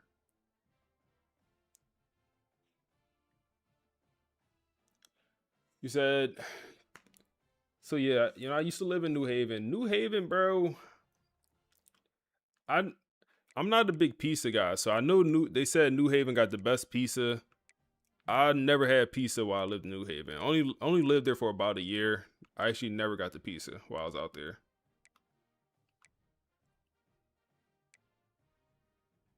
to be honest with you. Heard great things. How many sacks he have? Huh? How many sacks do he have? What do you mean he has 25 sacks in the regular season? What do you mean he has 25 sacks in 12 games? What do you mean?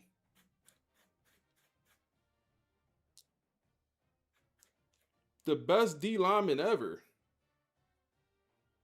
And it's one thing if it's, 16 games, 12 games, bro. What playbook they rocking? They gotta have the 4-2 4-3 defense is what they using. I bet. We'll look at the playbook. Let's listen to the podcast, bro. The boys gonna talk about this upcoming matchup. 25 sacks is absolutely insane, bro. I literally never seen that. I'd never seen that.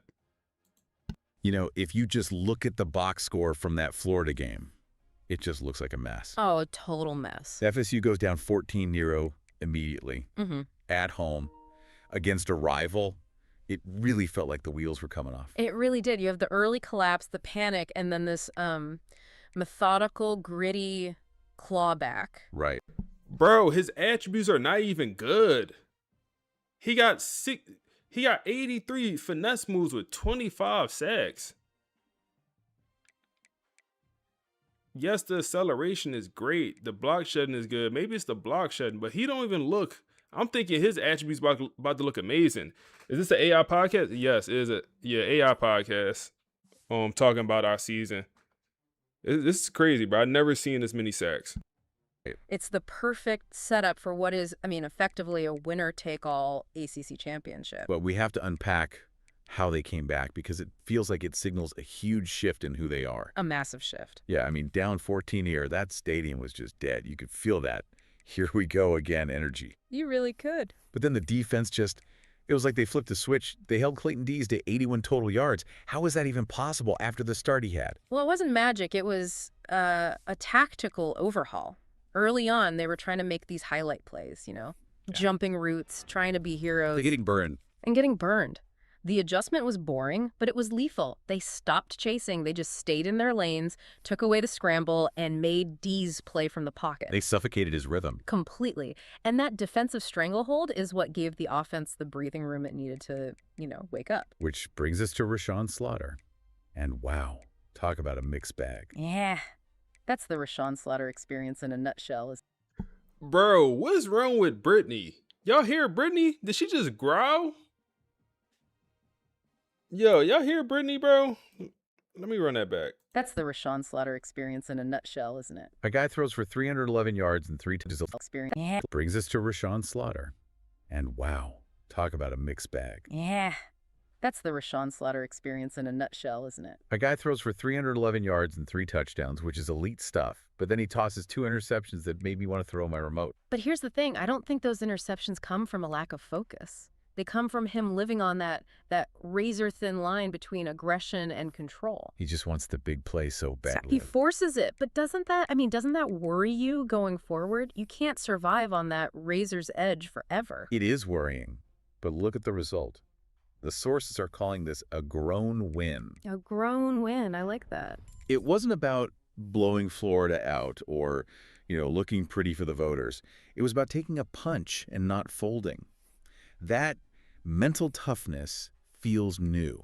And that grown win pushed them to number 8 in the rankings. Which feels huge. It basically takes the math out of it, right? It simplifies everything. If they were, say, 12th, they'd need help. They'd need chaos. Right. At number 8, the path is brutal, but it's clear. Win the ACC championship and you are in the playoff. Lose, and the season ends with a whole lot of what-ifs. The problem is, the team standing in their way is Clemson.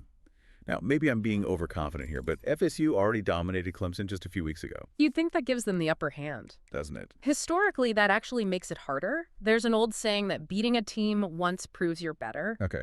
But beating them twice proves your identity. Because Clemson has the bulletin board material now. They have the anger. They were embarrassed on a national stage. They have nothing to lose. FSU has everything to lose. And just look at the baggage this FSU team is carrying. Yeah, the context here is just so heavy. You're talking about a team dealing with a national title hangover. Immense locker room tension. And let's not forget, people were calling for head coach Marcus Vale's job not that long ago. And they fired a coordinator mid-season. I mean, that's usually a death knell. For Vale to navigate all of that noise and get them one win away from a playoff spot, it's kind of remarkable. It is, but Clemson is the final test of that stability. It feels like such a binary outcome. Either Vale is a genius of resilience, or the cracks we saw against Florida finally break the whole dam. That's it, exactly. It's legacy versus noise, culture versus chaos. Wow. If they win, this goes down as one of the most resilient title defenses ever. If they lose, all those flaws, the turnovers, the slow starts, that becomes the headline. So, no pressure then? None at all. But I want you to think about this before kickoff. We assume confidence helps you win. But in a rematch like this, does that previous dominance actually make FSU complacent? Does the pressure of having to prove it again actually paralyze them while giving the angry underdog the freedom to completely change the script? That is the question, isn't it? Yeah. It's going to be a fun weekend. Thanks for listening to this deep dive. Come on. FSU, I truly believe whoever loses this game will not be in the playoffs. I do believe that. I do believe that.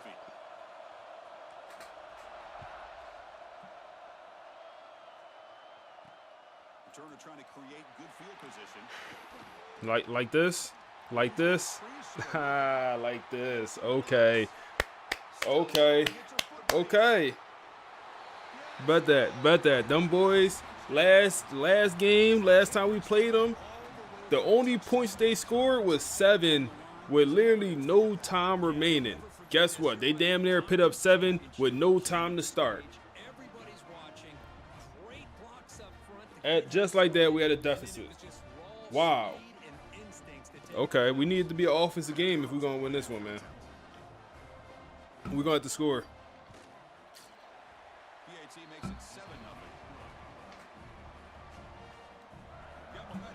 I like it, Clemson. Let's work, Clemson. Let's work. Let's work, Clemson. I'm not going to take it out. I want to earn it. I want to earn mine. I want to earn my touchdown. Let's check out the impact players in this game, guys that are going to have to step up and deliver. The teammates look to them. Coaches are counting on them today. Hell of a way to start the game. Let's try to run it here. I think the reason we beat Clemson, like, we was really, we was passing the ball very. Wow, look at my center, bro. Wow.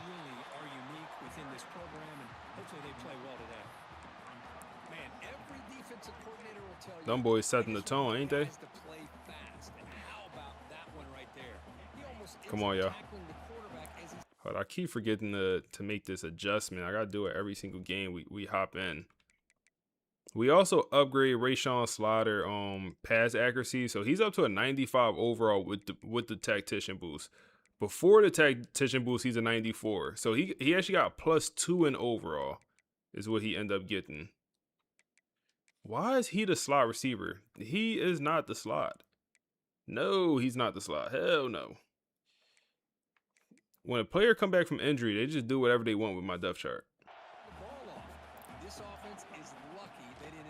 It's wide open. That's wide open. That's wide open. Ezekiel. We'll take that. They did an all-out blitz. Them boys head hunting. They head hunting, bro. We good though. Watch this. Watch this. Oh my goodness! Imagine if he would have caught that. All right, settle down. Settle down.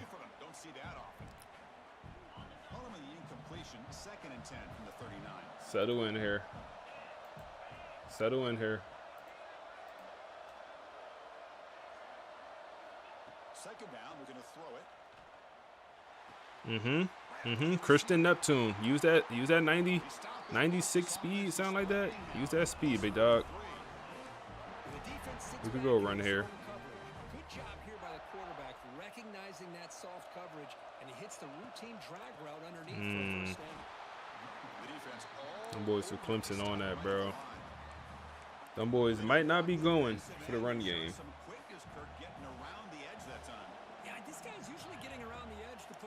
But, I mean, what is this? 3 straight ACC championships for Coach Marcus Vale?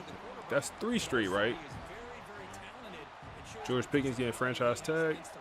3rd and inches here. We'll actually go pass and give Ty Burton a chance. Who? What are you doing, Ty? Oh, no, Ty. Who was guarding Buddy? Did they just have a D tackle on my best receiver? One of my best receivers. Why did he fall, bro? I did not click. I clicked on, but I actually did not like press X or square or anything. I should have pressed square, bro. I should have rat caught it. It's cool. It's cool. It's cool. We gonna get in there.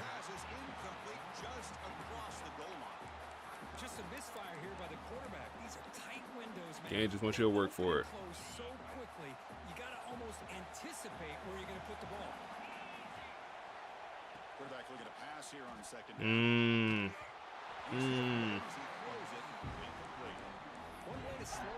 Them boys do not want me to get it easy, huh? 3rd and it'd be tragic if we ain't get in. It'd be an absolute you got to come back to it. I understand. It might be a little bit of a tough catch. It's a catch we demand you to make. Tayshawn, we demand you to make that catch. You can't drop that, bro. Now we got to go for it here. Quarterback drops back from the shotgun, looking for a receiver.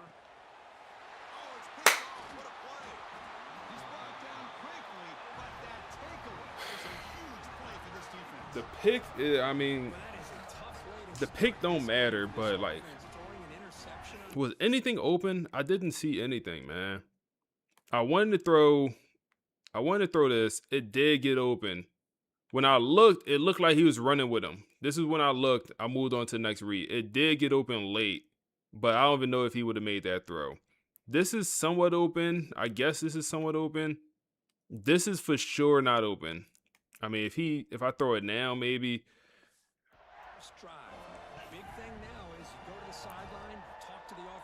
The turnover bug, bro. We can't beat it, bro. We can't beat the turnover bug. Oh my goodness.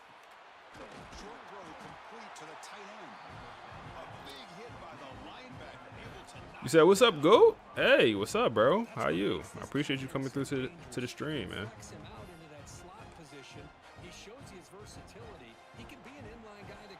You said it was wrong. You want me to lose so you can see the recruiting live?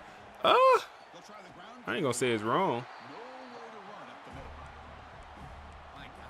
It definitely ain't right though. We ain't losing though. We ain't losing, bro. We ain't doing that.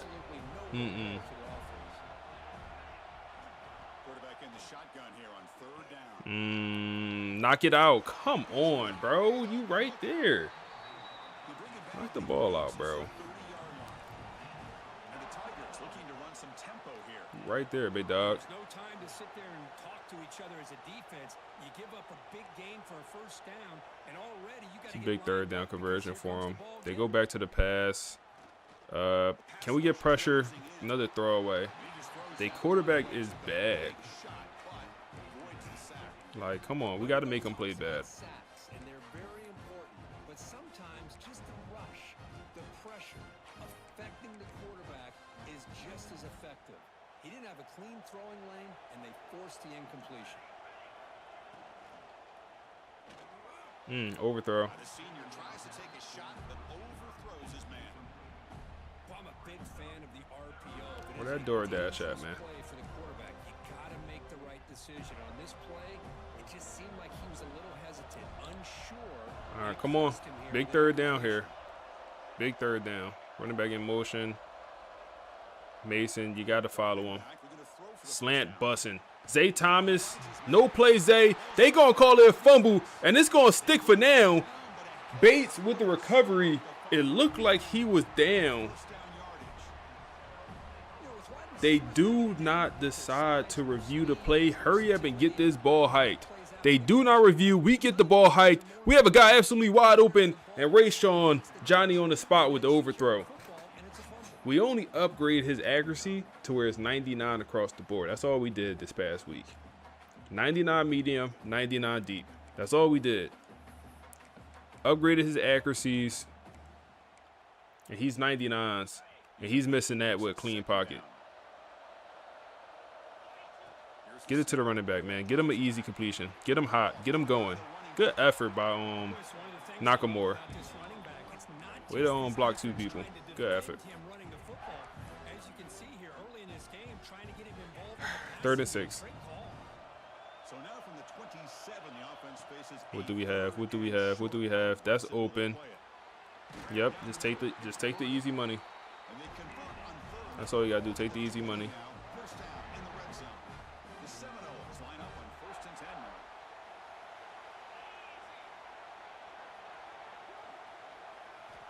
From the shotgun, drops back, looking for an open man. Oh, throw it! That's a bad sack, man. That's a really, really bad sack, bro. It's really bad.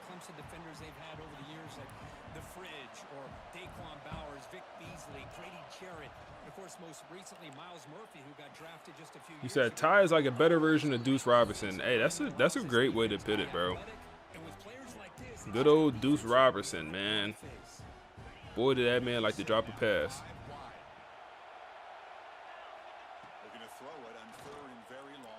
Throw it away. Take the field goal. Wade, it's a 50-yarder. Hey, we need you, Wade.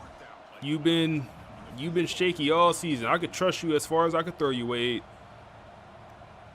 Now, I probably could throw you pretty far, man. You weigh like $160, it looked like. But I need you here. 50-yarder. Deep breath. Come on. Get in there. Get in there. Backdoor it. We'll take it, Wade. We'll take it. Not a great start to the game, but it's a start. It's a start, man. We knew this game wasn't going to go like the regular season matchup went. We knew that.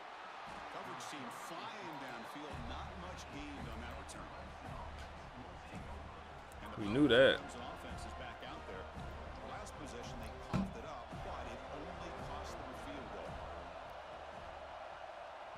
See here, they go run.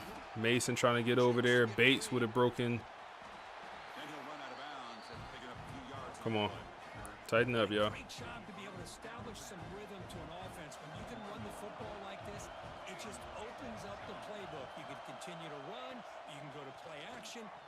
Pressure, please. Pressure, yo.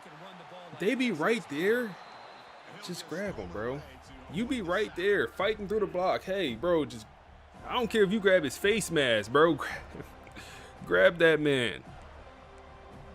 Show some fight. All right, 3rd and 3 here, man.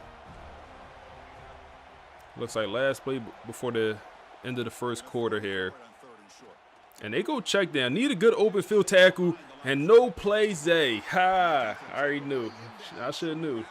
No play Zay. Good old no play. Got a chance to get off the field. He jukes my one guy into Zay Thomas. And good old no play. Plenty of time for some plot twists here as we begin the second quarter. Yeah, Cam. We came this far, but if we don't win this game, it was all for nothing. It was all for nothing. I understand you can't win the Natty every year. I do get that. Or can you?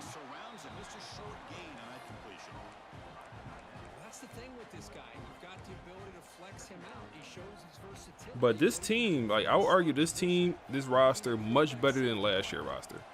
I mean, damn near every single position group. Maybe the only position group is receiver. That's probably the only position group where we had literally better players last year.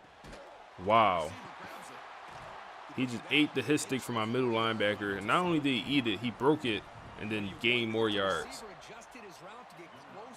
while catching the ball.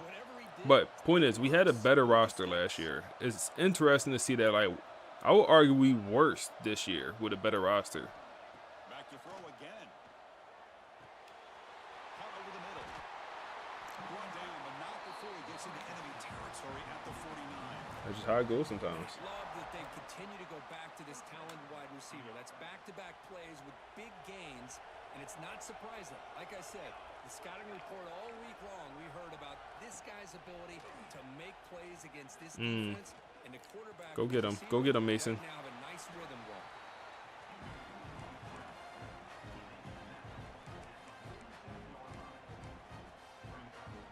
Offense getting set. It's second down.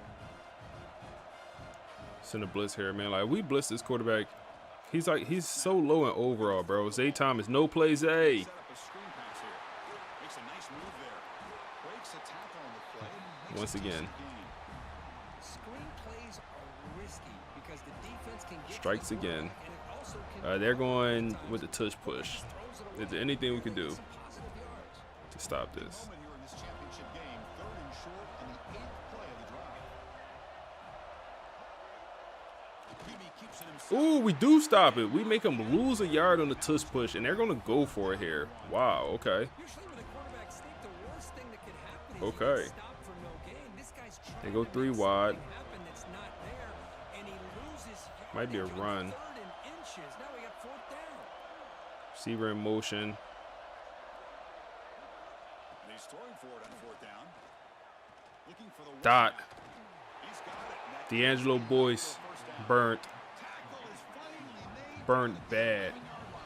They go to the hurry up. Best corner in the nation.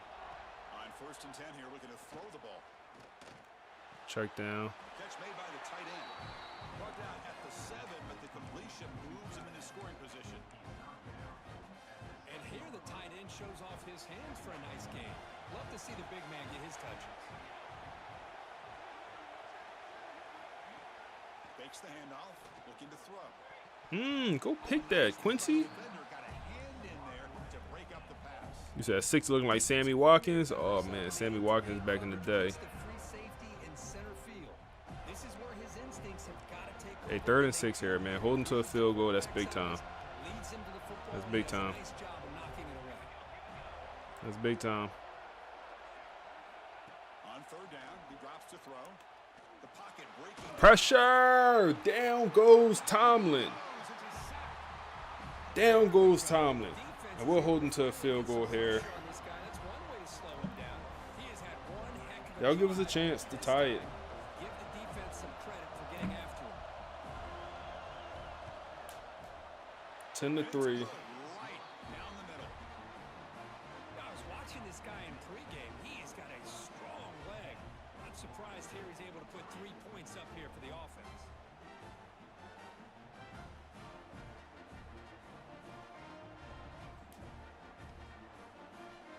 So after the field goal, the kicker out there again to boot it away. Fields it inside the 5-yard line. Come on, BJ. And he'll be tackled They got a kickoff return. We deserve one back. on that return. And the Seminoles offense comes back on the field. They were fortunate to get points on the last possession because of a long-range field goal.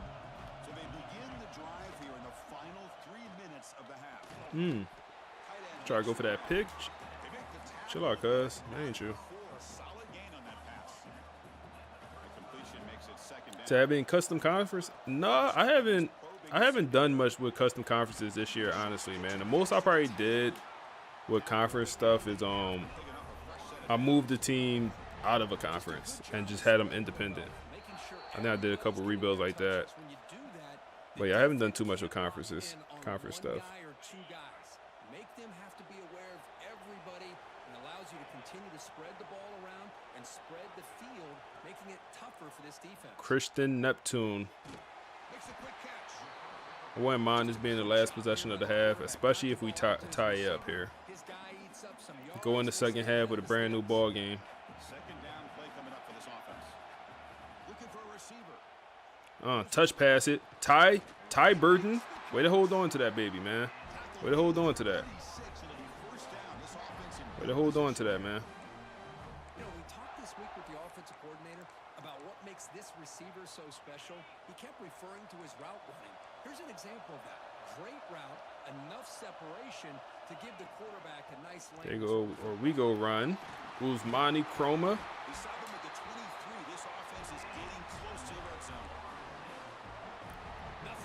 Some easy money. I would love to throw this out route to Ty Burton. Last time we threw that, we threw a pick 6 against who was that, Florida?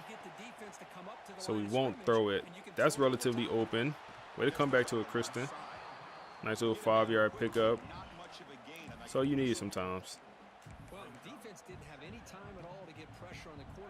Try to get to Usmani here again. Just get the ball to the playmakers, bro. Sometimes that's just what the offense needs to be. Sometimes that's what the offense call for. Get the ball to the playmaker. It don't gotta be pretty.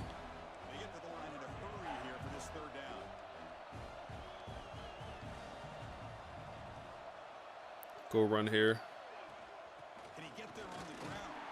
Way to pick up the block, man. We'll call a timeout.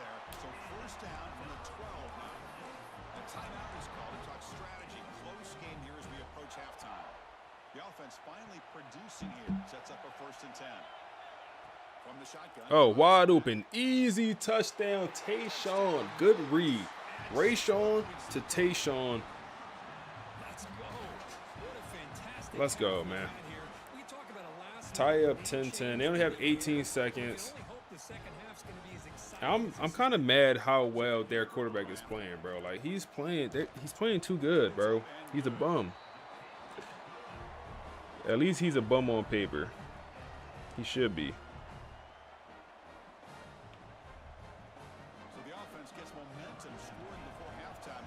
So you think number 5 in the nation gets you all the recruits, but that's not. Yeah. That coach prestige, man. He's going to try for a return from a couple of yards deep in the end zone. He'll be tackled at the 17. Strong job by the coverage team.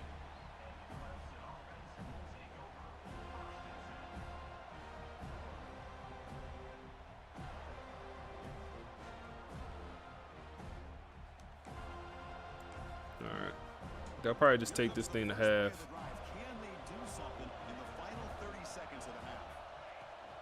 They'll test the right side here. Oh, good tag on the backfield, Mason. Good work, man. Set the tone. Set the tone. 0-0 at half, man.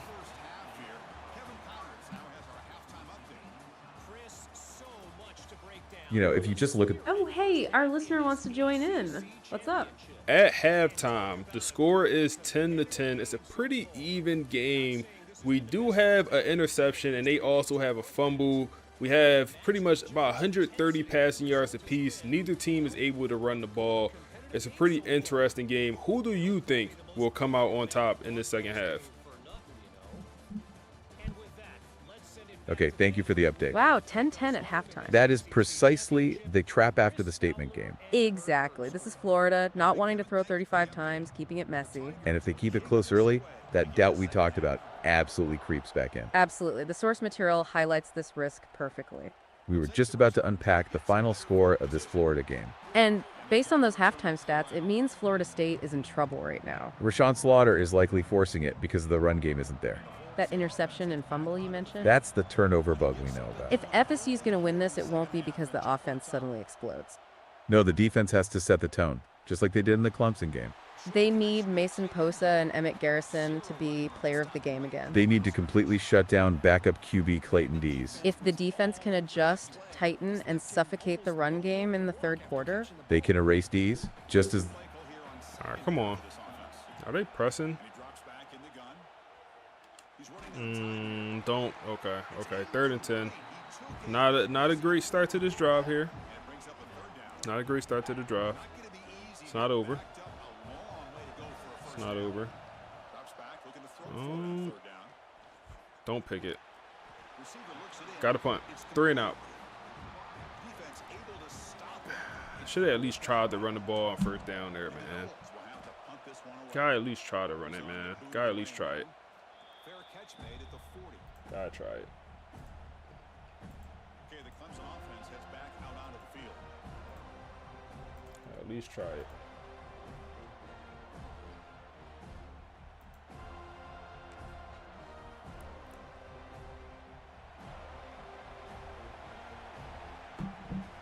let's see here. Come on. And looking to throw now on first down. Finds All that over it. tight end Dang. for a short pass. Receiver brought down after a short pitch and catch.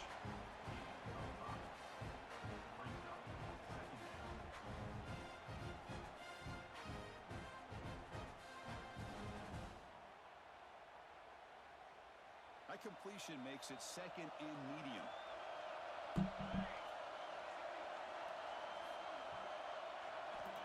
Quarterback looking to connect with the receiver here. Pressure up the middle.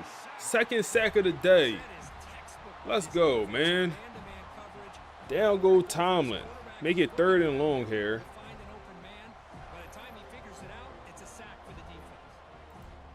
Come on.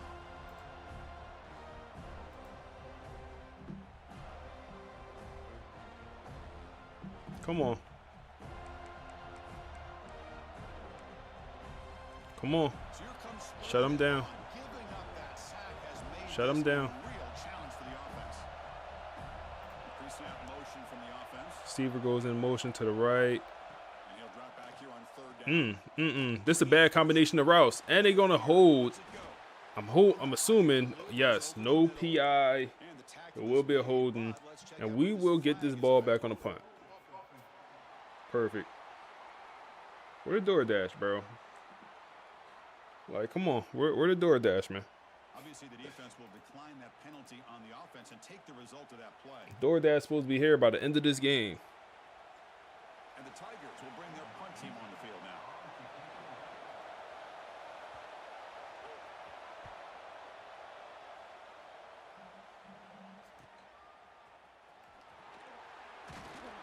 And the returner will be brought down. My controller gonna die here at some point, bro. I end up getting pizza, bro. I end up getting pizza. Not crazy. I'm not even a pizza guy for real, but I got pizza. Nakamura with them chains.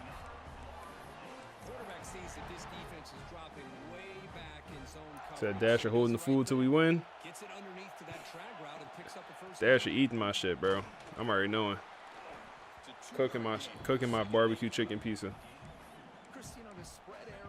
Cooking it. All right, come on. Take a shot here. Oh my goodness.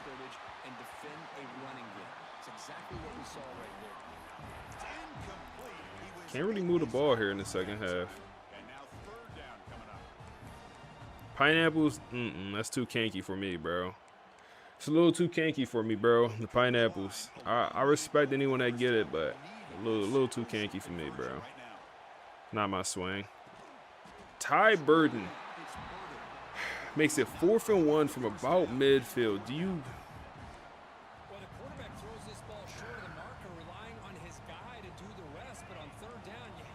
We'll line up to go for it.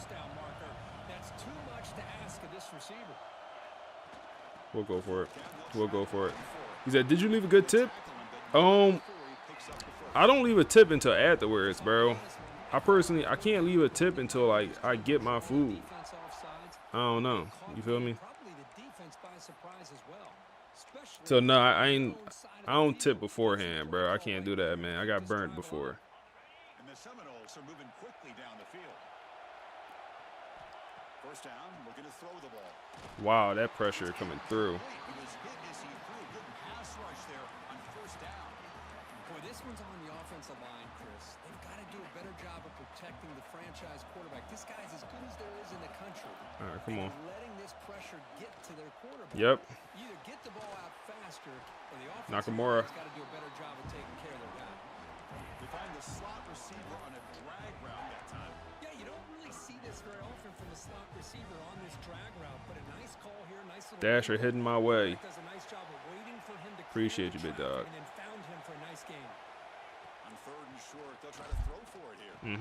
No, Christian Neptune having a drop issue.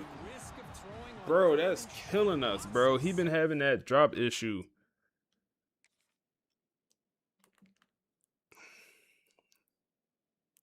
All season, bro. Wide open. 3rd and 4.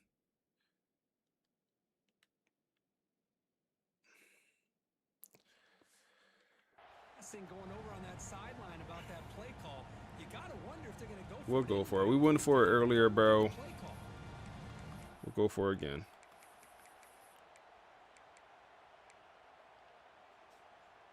The offense will go for here on 4th down and 3.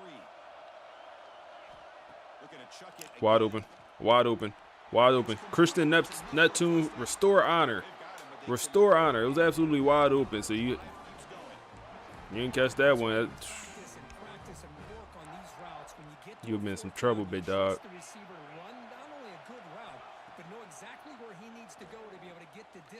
Can we throw this? Can we throw this back of the end zone? Oh my goodness, bro. You have 99 throw accuracies.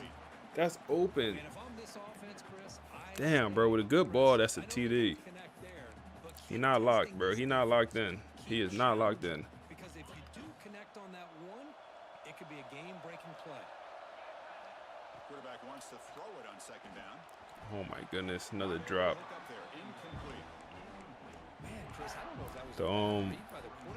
I know we moved on from our OC, but that seemed to have like shooken up our offense, bro. These boys missing throws, dropping passes, like stuff they usually would catch. Oh my goodness. Oh my goodness.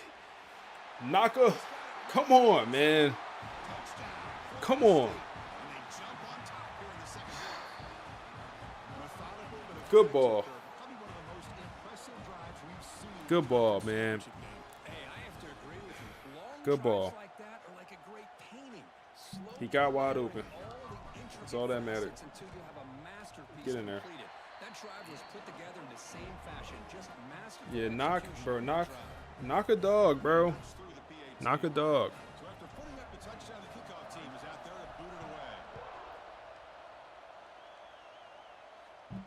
He said, when you stream, do you play the game audio through speakers? Actually, I don't know what happened to my game audio when I streamed. So usually I could put my headphones on and the game audio will come through my headphones and y'all can hear it also.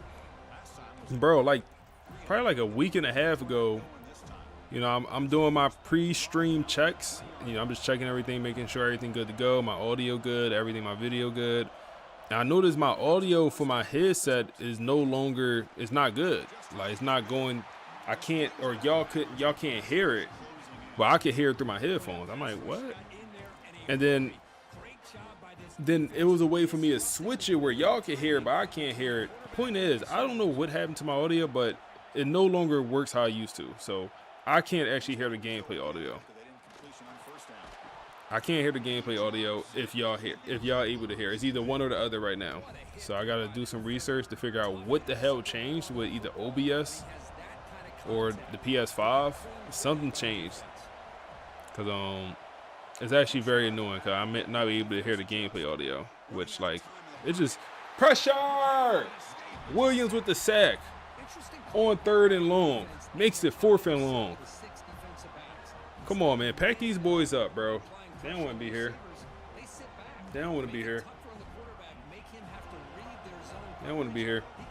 But having the audio in my head, in my headphones, was like a lot more immersive. So I really do want to get that back. So yeah, I need to do some research to figure out just what happened. And the Seminoles offense comes back on the field. Here comes the opening play of the drive. They begin at their own 45-yard line. 1st down. They're going to throw the football. Oh man, that's the wrong read. Don't matter. Overthrow. Overthrow. Don't matter. Well, they don't make the completion here. The timing seemed to be off between the quarterback and the receiver. But man, He said, yeah, I know y'all can hear it. That's why I'd rather y'all hear it than I hear it. So right now, y'all just can hear it. It is what it is. I'll get it fixed one day.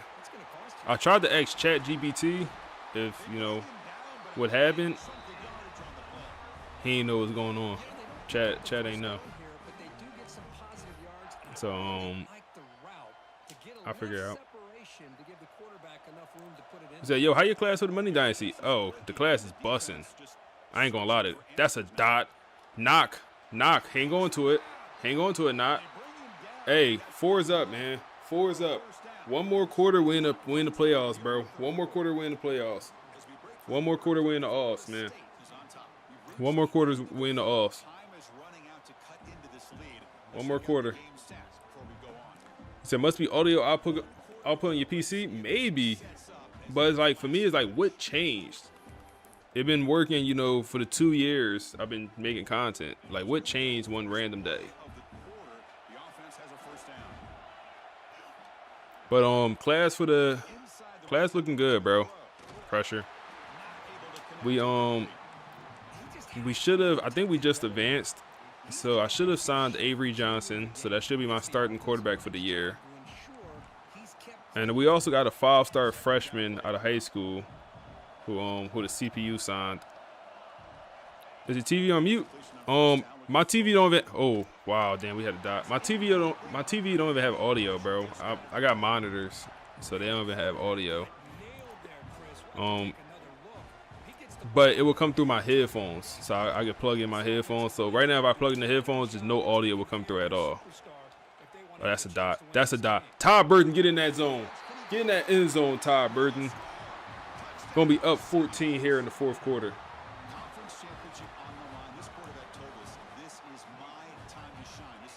Let's work, man. I'm actually real excited for the online Dynasty, man. I'm not sure how I want to make content on it. I'm not sure if I want to live stream it or if I want to just you know, make YouTube videos on it. But the class is looking nice, bro. I think we're gonna have some fun with that online Dynasty, man. You say your creative ideas for Dynasty really helped me make a new Dynasty. Hey, that's great. Who you using, bro? You using AI or you just started like a random one?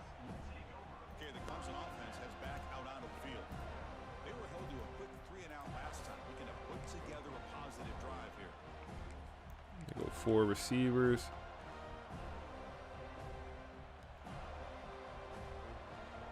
I'm gonna look into it, see what changed, because I haven't updated anything. Like, I purposely don't update any of my software unless I know what the update is changing.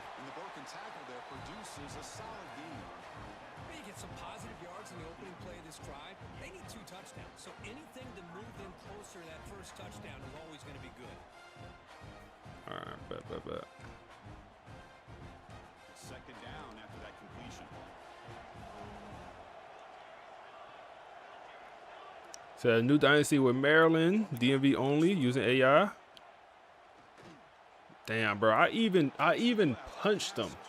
Bro, I purposely hit this man with my user to try to throw him off his route. I purposely did this. I knew they wasn't going to call PI because they usually don't. I threw him off his route. D'Angelo also got thrown off his route. Wow. My cornerbacks ran into each other. Solid game to spot the ball at the 34. Well, it's another positive play, but man, look at the clock and look at the score. But yeah, it's on. I ain't gonna lie, it's pretty annoying not being able to hear the gameplay. But we good. We good. You ever try Road to Glory? No. So that's actually I was saying that's my next like streaming idea. If maybe one day I'll like start another series with this series still going on. I don't know if that might make things confusing. Hey Dom, good work, boy. Maybe that would make things confusing, but I would love to do a Road to Glory on stream where I use like a quarterback. What I was thinking is like a 5-star quarterback at Temple, but use AI for you know, some podcasts, some of the storylines, some of that stuff. And then also whatever school we graduate at, we would then go on to be the OC for that school. So if we end up graduating from Temple, we're going to be the OC, or we transfer, whatever school made sense. We'll go ahead to be the OC there, and then work our way up to be a head coach. You know, kind of do it like that.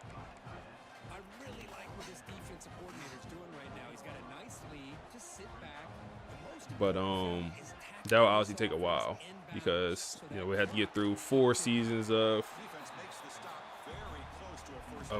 being a quarterback or whatever position we choose. Probably quarterback.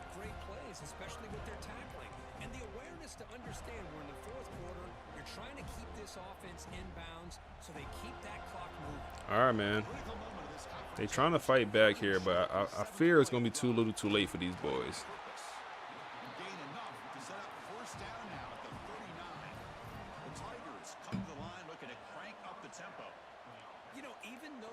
these guys are facing a deficit. They're not just going all through the air. Love the fact that you're running the football, keeping this defense honest, not panicking by just throwing every single Keep throwing them down. checkdowns. A new set of downs and a chance to keep moving the ball down the field. Yeah, he said, here's second down. You know, a lot of times you see teams go up tempo when they've got momentum. It comes off to a big game. These guys are struggling. Oh my goodness, that's a pick six, Bates. You gotta go pick that. I ain't gonna lie to you. You gotta go grab that. This will be the 10th play of the drive, but it's third and long. Out of the gun now on third down. Let's it fly out of the wide. No, D'Angelo just get mossed, bro. Tackle made at the 24-yard line. This offense really Come on, D'Angelo. Tighten up. I love to see this team fighting the way they are. Picking up a first down on that third down shows you they still believe. They still think they got a shot to come back and compete in this game. looks at the sideline. What a catch there to stay in bounds. And it's out of bounds after a decent gain. And the running back that time just kind of sneaks out of the backfield and shows his hands on that nice catch. Fans of the defense got to be frustrated. The offense cannot be stopped here. To bootleg here. Bro, my DoorDash driver trying to find me. He'll just throw that.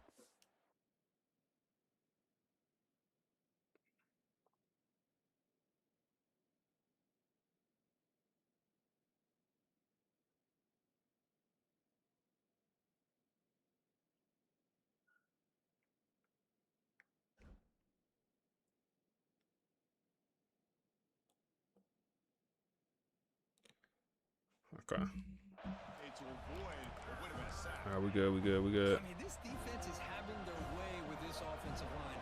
Hey, our commercial break. Quarterback doesn't have a chance. Every time he drops back to throw, We he's could. getting ear hole. You better Come on, see Williams. this up front. 4th and 2. They got to go for it.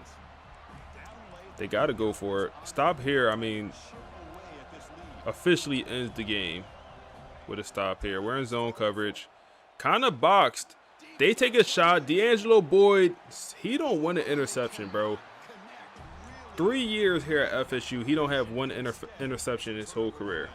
Shazam! Not one. Not one.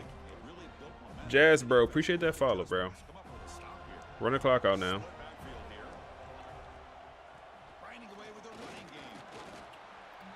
Calling timeouts. Brings up a second down and 7. And now it's the defense that calls timeout here, trying to get organized and preserve as much clock as possible.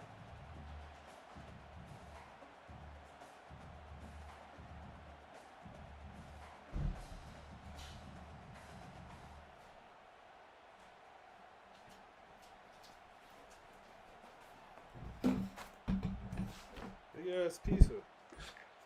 I ain't realize I ordered a large. Don't tell me it's bacon on that pizza. If it's bacon on that pizza, I'm gonna crash out, bro. Damn, we got a flag. It better not be bacon on this pizza, bro. Okay, bet. Quarterback lost track of the play clock, and that'll cost the offense 5.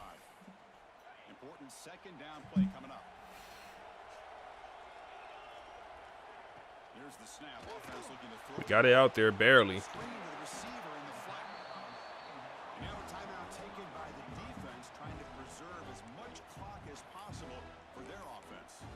Chris, that's another nice pickup through the air. I thought they might be really just All right, 3rd and 5. football here with the lead. But instead, Gotta be a they first throw down. the football. Good stuff, boy. He went out of bounds. That's It's fine. almost an extension of their, Pick up the first down. That's the important thing. The Seminoles getting set on 1st and 10. Well, there he is again. Another nice completion to this slot Oh, receiver. yeah. He picks Oh, up. yeah. It was coming at some point.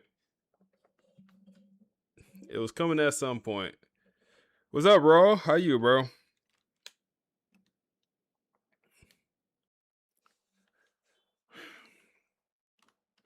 It's coming at some point. Do y'all boys hear a buzzing noise now that I plugged in the controller?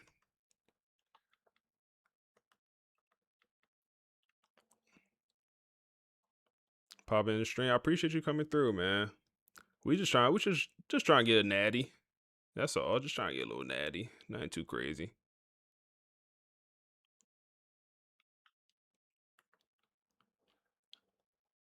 No audio?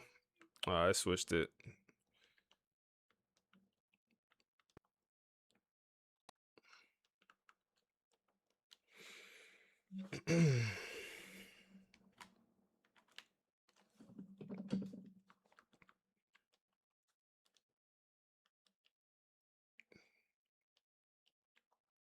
The audio is so weird, bro. All right, there we go. Appreciate you. Appreciate you. Do you hear a buzzing noise, though? Is there a buzzing noise? Second down after that run on the previous play. No buzz. Appreciate you. And the wideout goes in motion. Oh, take a shot. Take a shot. Ty Burton, you deserve it. You deserve it, Ty. You deserve it. You deserve it, big dog. You deserve it, man. You deserve it. You deserve it, man. Hold up.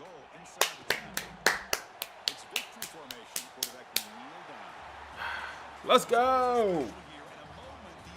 Back-to-back years in the playoffs, man.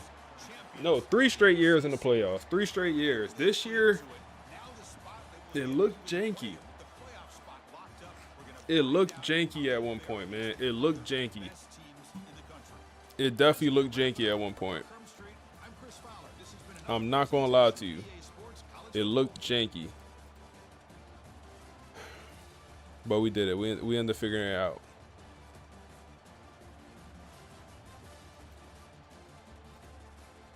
We figured it out. We figured it out, man. Coach Vale keeping his job. You never know, man. You never know. You never know with Coach Vale, man. You never know. You never know. Hey, you just never know. Ugly trophy. Rayshawn Slaughter played well enough, man. He threw that pick in the first quarter. It looked bad at one point. Running numbers, nothing. I am excited for this offseason, bro. I'm excited for this offseason. I'm not gonna lie, because like I'm just excited to see. I don't know who our quarterback is gonna be, and part of that is exciting for me. I have no idea who's our starting quarterback gonna be next year. No idea. Assuming it's gonna be a transfer guy. Assuming it's gonna be someone in the portal. But no idea what's that gonna look like. Ty Burton, great game for the true freshman, man. He really can't. I'm proud of Ty, man. We didn't really believe him when we was recruiting him. He was saying, "Hey, coach, if I'm not on that field, hey, I'm entering the portal, bro. Like I'm a guy that need to play day one. I'm going to be a guy on this roster." And we like, yeah, okay, He's a guy. He's a guy, man. Like he's, arguably our best receiver. 3 sacks for the defense is good, man. We good work. Good work. The D-line has played better throughout this year. And we're kind of peaking right now, which is perfect.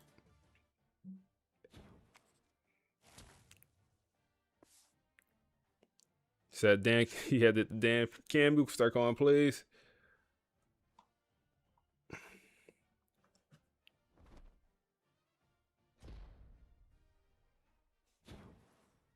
You said, what position should you move your O-line to get the most out of their points? I don't know. Said tight end worked really good. I don't know, because you will get significant skill caps increase if you do anywhere other than tight end. I feel like if you did like receiver and you move them back, I feel like the skill caps would be really bad. I think we're good to advance, man. And we'll see who we get in the first round of the playoffs.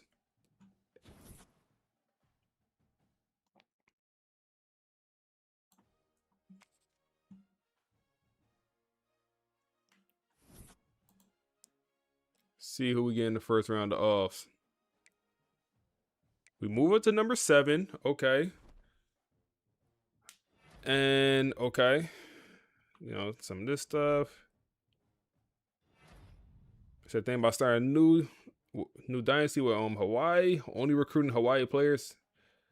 Good luck, bro. Hawaii produced like 2 players, linebackers and O-linemen. I remember last year when I did my Hawaii rebuild, that's all they would produce, O-linemen and linebackers.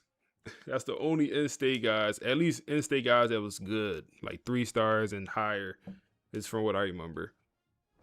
O-linemen and linebackers. Okay.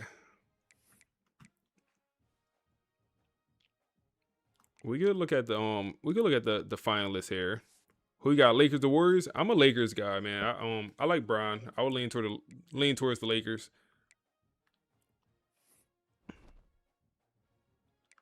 Okay, look like Julian Lewis is gonna lock down that Heisman Trophy. 4,700 yards with 500 rushing. Whoa, hold on? Who's Buddy from? We gotta look at the passing numbers because Buddy from Michigan State, I forget his name. He was going dumb. Did he put up 6,000 yards? No, he did lead the league, but he did not throw for 6,000. But he went dumb. No way he wasn't even in this Heisman conversation. 4,800 yards, 48 touchdowns, 6 picks. He should have at least been in that top 5.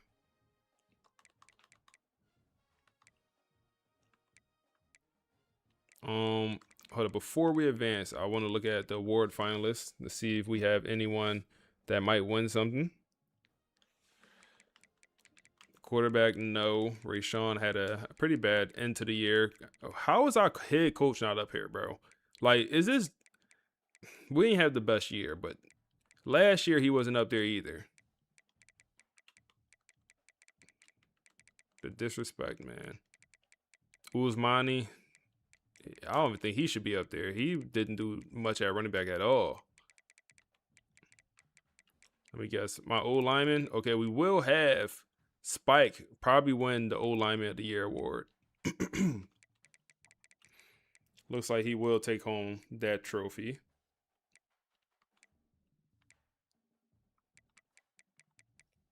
And then Ty Burton, freshman of the year. Who do they think will get in the playoffs here?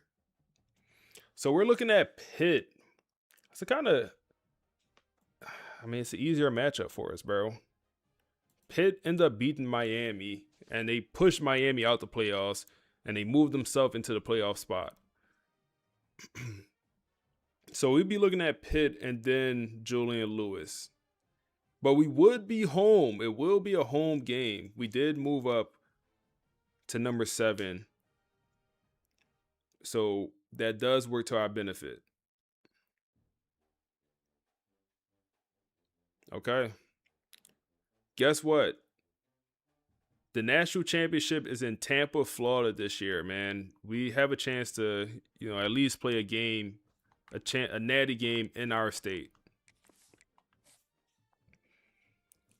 Let's see what we get here.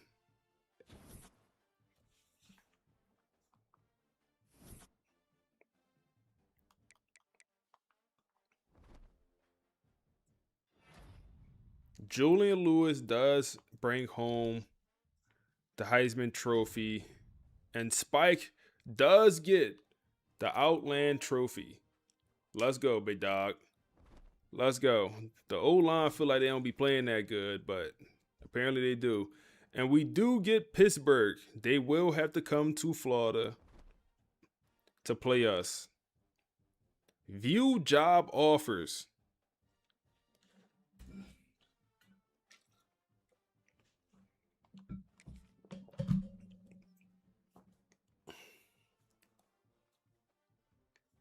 Absolutely nothing worth our time.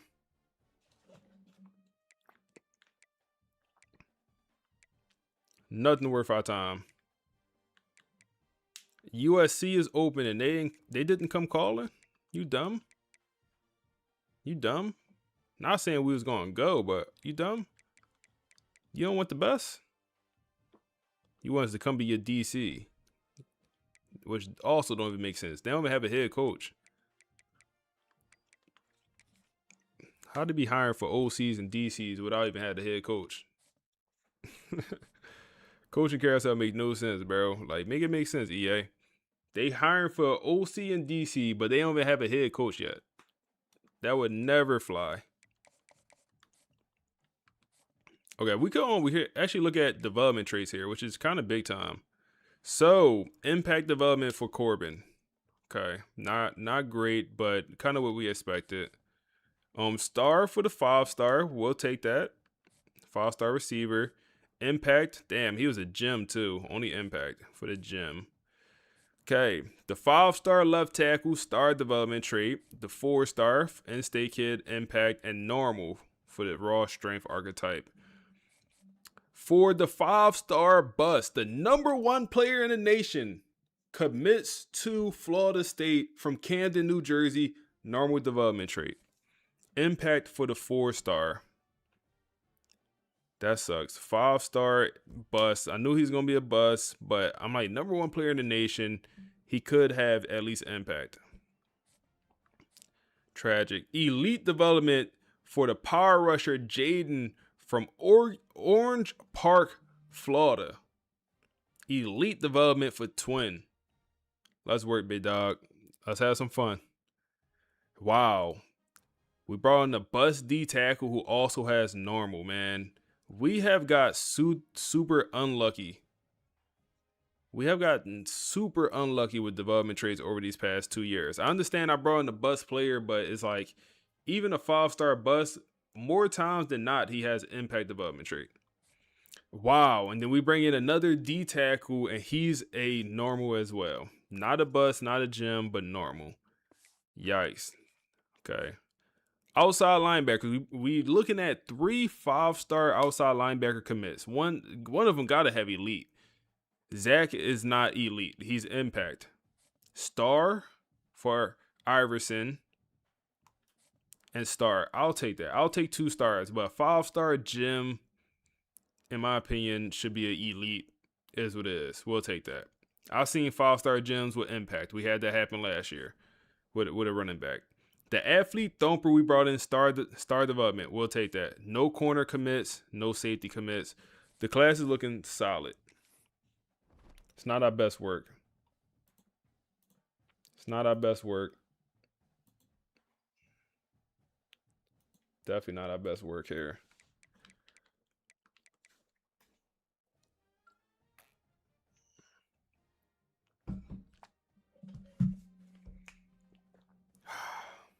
Not our best work, man.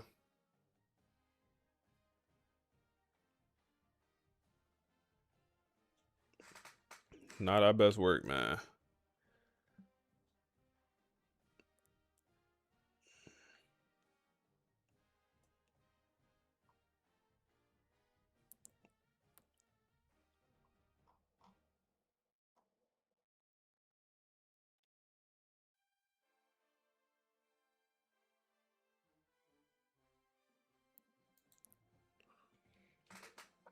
You get no new OC? Not yet. We still got hired for that. Yeah, development traits can improve. You're right.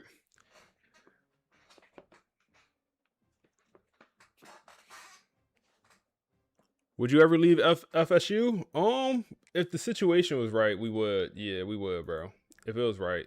Those job offers, like, come on, look at them job offers, bro. DC at UCLA, head coach at 2 teams that, is worse than our team, which, wouldn't take. For OC.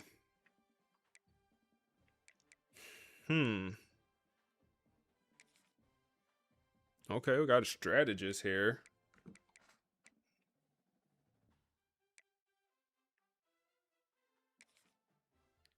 Then pretty much a master motivator.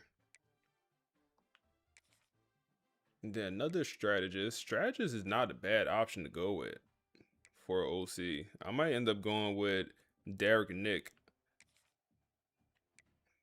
I might go with Derek there. We already have a DC with talent developer. Strategist would be a pretty good option, I think. Yeah, I think I'm going to go with the strategist, man. He's heavy into the strategist and some in recruiter, some in I like the way that looks. Let's offer Derek. So that LSU job would be hard to turn down. You ain't tell a lie, bro. You ain't tell one lie. You did not tell one lie. You did not tell a lie. What I want to do is I want to eat. So we've been live for 7 hours and I haven't ate in 7 hours. So we're going to watch a YouTube video while I eat. It should take me about 15 minutes. This video, it's also about 15 minutes. So, let me do this so y'all can see it.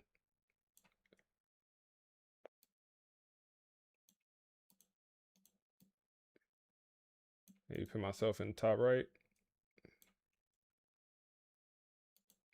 Okay. And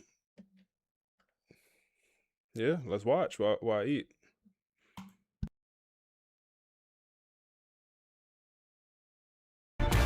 And Alabama returns to the playoff, and so we have another unprecedented situation as Florida State winds up at number 5, and Florida State is the first undefeated. Controversy instantly materialized, a fan base forever scarred.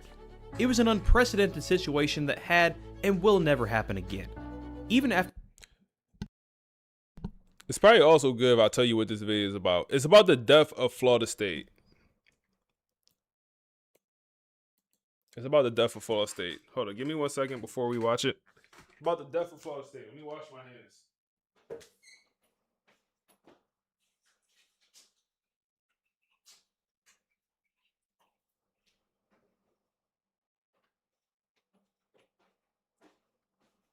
And actually, let me make this into like a whole thing. Let me make this into a whole thing. Let me do it right. Let me do it right. Let me do it right.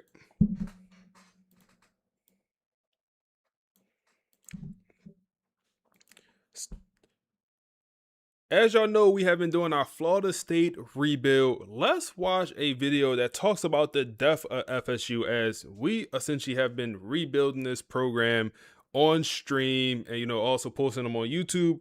So let's just watch this video, while we eat here and enjoy it for what it is. Precedented situation that had and will never happen again. Even after going undefeated and winning the ACC, the latter done with a third-string quarterback, Florida State would be on the outside looking in.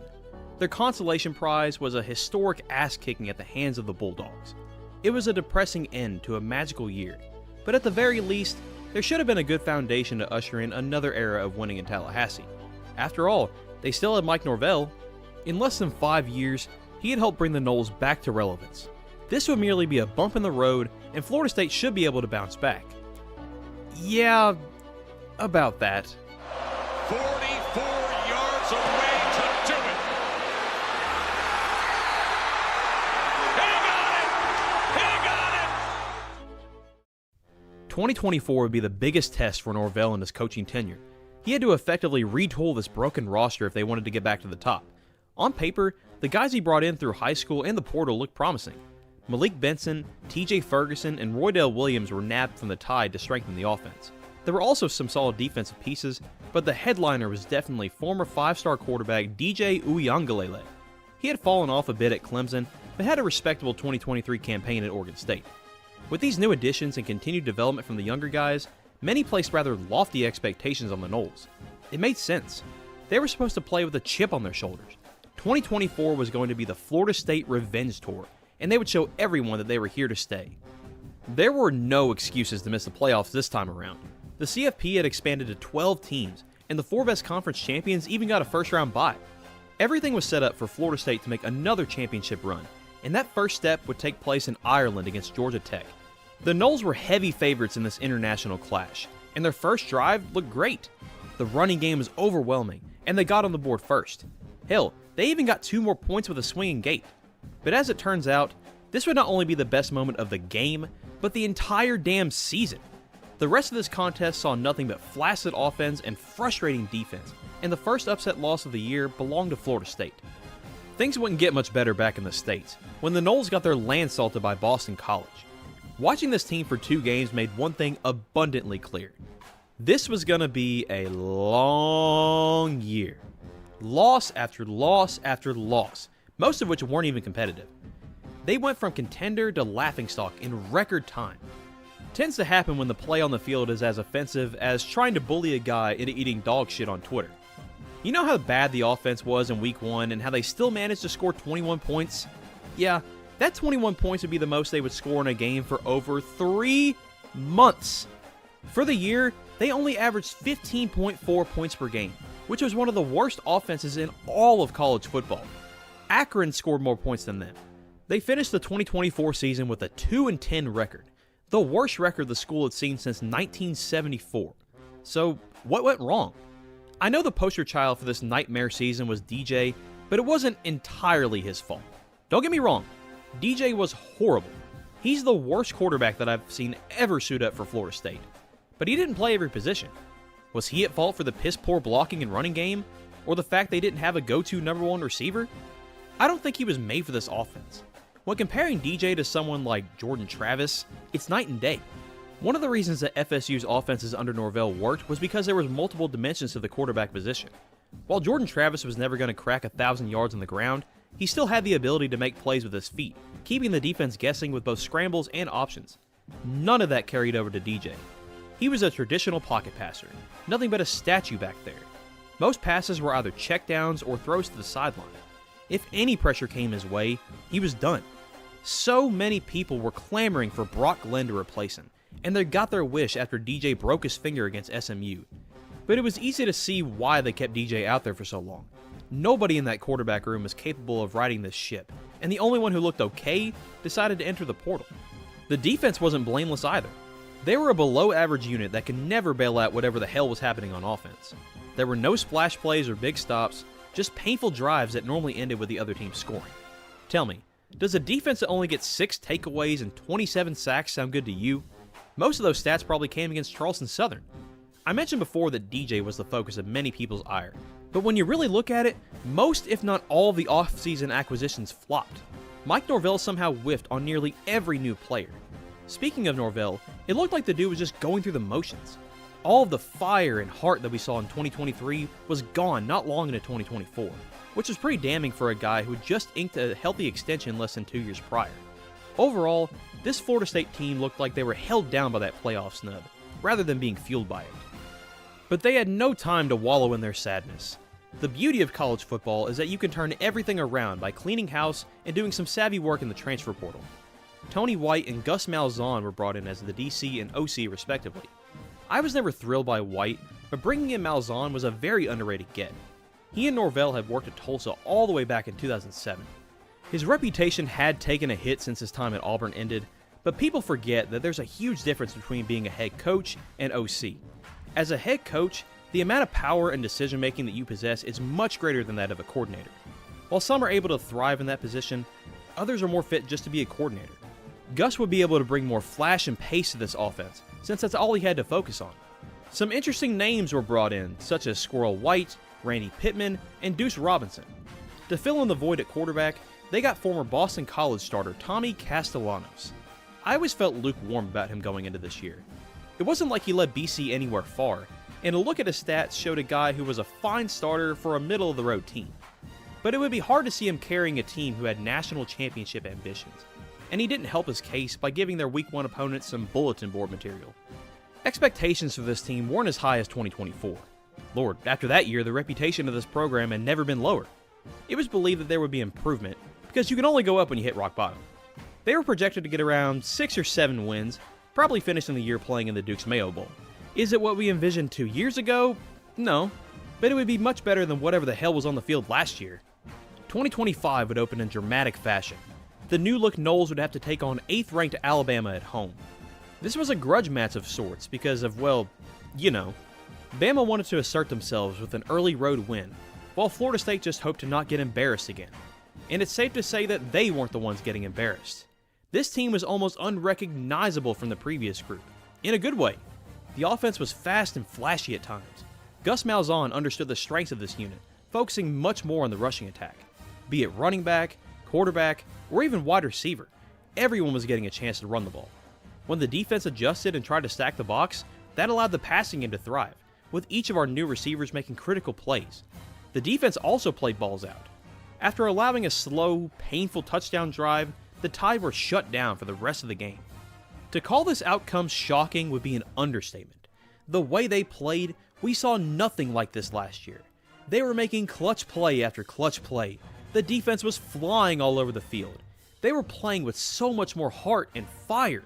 Nobody could have seen this coming, except for one man. Lee Corso is a beloved figure at FSU and college football in general.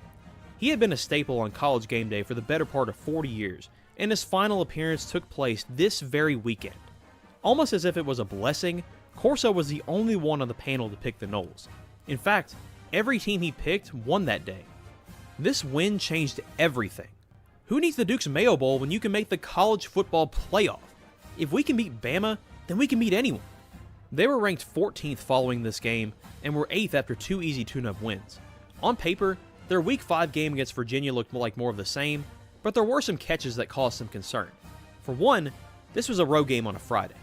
Second, this team hadn't played a full game since Week 1, so there could be some rust.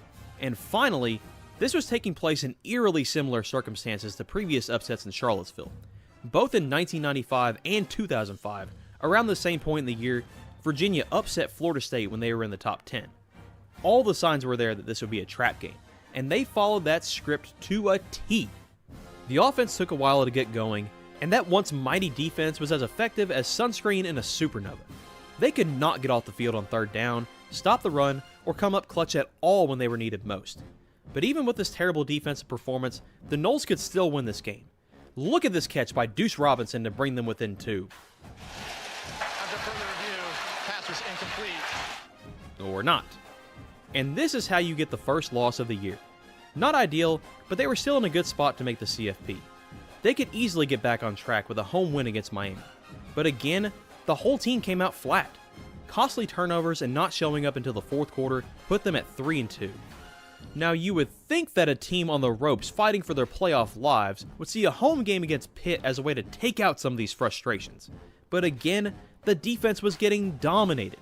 It didn't matter that the offense was still one of the best units in the country if their defense could never get off the field. This loss had proved what many initially feared. The Bama win was just a fluke. The team just got them on the right day, and wins against bottom feeders made them look tougher than they really were. Teams were okay letting Castellanos throw because the Noles didn't have any other consistent receivers besides Deuce Robinson. You stop the run, and you stop this team. Once they were back down to reality, it felt like there wasn't a whole lot to play for. A group that was hoping to cruise to the CFP was now treading the waters of bowl eligibility. They suffered their 4th loss in a row to Stanford of all teams, making this their 9th consecutive conference loss. It had been over a year since they won an ACC game, with that lone win coming against Cal. We really thought that we were back, but instead, we were slapped right back down to reality. Sitting at 5-5, all they had to do was beat either NC State or Florida. The NC State loss was already frustrating, since the team just forgot how to field a punt in crunch time, twice, but the Florida game, oh my god, that Florida game. If you want to encapsulate this tumultuous season into a single game, this would be the one. Florida was also at the end of a brutal year. They fired their head coach and were just looking to cross the finish line. Yet if you watch this game, you would think they were back in their national championship form. Jaden Baugh had more rushing yards than the Noles had passing yards. A 5-7 season thanks to no wins on the road and a 2-7 collapse. Naturally, fans and journalists alike were calling for Mike Norvell's head. This was his 6th season as the head coach, and 2 great seasons were sandwiched in between 4 years of losing. Normally, coaches in this situation would be told to pack up their things, but it simply isn't possible for Florida State at the moment. Everyone thought James Franklin's initial buyout was immense, but Norvell's is almost $10 million more than that. Financially, it makes more sense just to let him coach in 2026 and see if he can right this ship. If he can't, then his buyout would drop by over $7 million, making it a little easier to let him go. My view on Norvell is complicated. On one hand, I've seen this guy at his best. He's shown to be a great leader of men who's very passionate about the group he commands. He was the coach for the team that briefly brought Florida State back to the top. But he's now known as a guy who can't even win games without Jordan Travis. It's raised a lot of questions. How much of that success in 2022 and 2023 can fully be attributed to him? That 2023 squad was full of NFL quality talent, and he also benefited from a lot of people coming back instead of entering the NFL draft. He hasn't been able to land truly game-changing recruits, only focusing on getting short-term options. I mentioned in my last FSU video that Norvell's biggest strength is his player development. Memphis never even had a top 50 recruiting class when he was the head coach, yet their offense was normally one of the best in the country. But college football has changed since he was in Memphis. The transfer portal and NIL have reduced the number of players who stay with one school for their entire career. Perhaps some of the players that he brought in could have eventually been good at Florida State, but they chose to leave when they got the chance. Florida State's recruiting classes will normally look good as a unit, sometimes finishing in the top 15 to 25, but there's never been that guy who the team can build around. They had Travis Hunter for a minute, but we all know how that turned out. There were some rightful criticisms thrown at some of the current and former coaches and players, but at the end of the day, Norvell is the one who chose to bring them in. He has had time to bring real, long-term success back to Tallahassee, and all we've seen is just a flash in the pan. It has left Florida State football in a zombified state, just roaming through the wasteland that is college football until they can find their next leader. Where this directionless husk ends up is anybody's guess. Which brings us back to this moment. December 3rd, 2023. A day that should cause anger and resentment, now emits a sense of cathartic pride. I can at least appreciate that we were in the spot to begin with, even if it didn't end the way that we wanted it to. Will it ever not sting to see us in that 5th spot? No. But it's still a hell of a lot better than whatever's going on right now. I can look back on this day and say, hey, at least we were there. That's going to do it for this video. Like and subscribe if you enjoyed. Thanks for watching, and I'll catch y'all later. Hey, shout out to Doggy, man. Young Money Sports. Shout out to Doggy, man.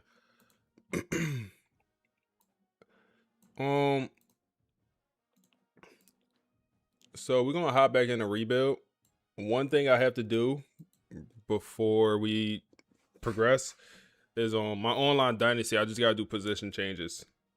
So first, I want to just look at who I actually signed. So I'm gonna drop a video on this online Dynasty, fully covering it.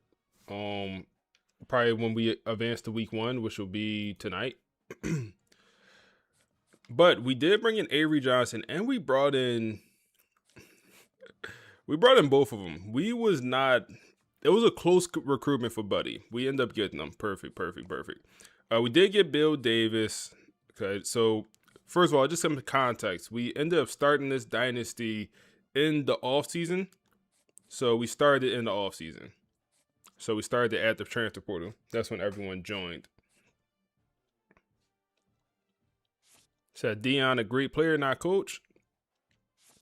Bro, 1,000 messages today is crazy.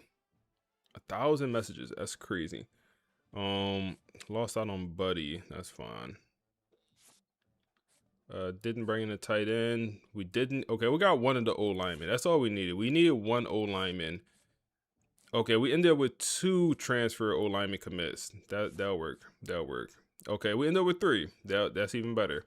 We ended up with 2 edge rushers. We needed at least 2. We didn't get the best one, but we ended up with 2. That'll work out.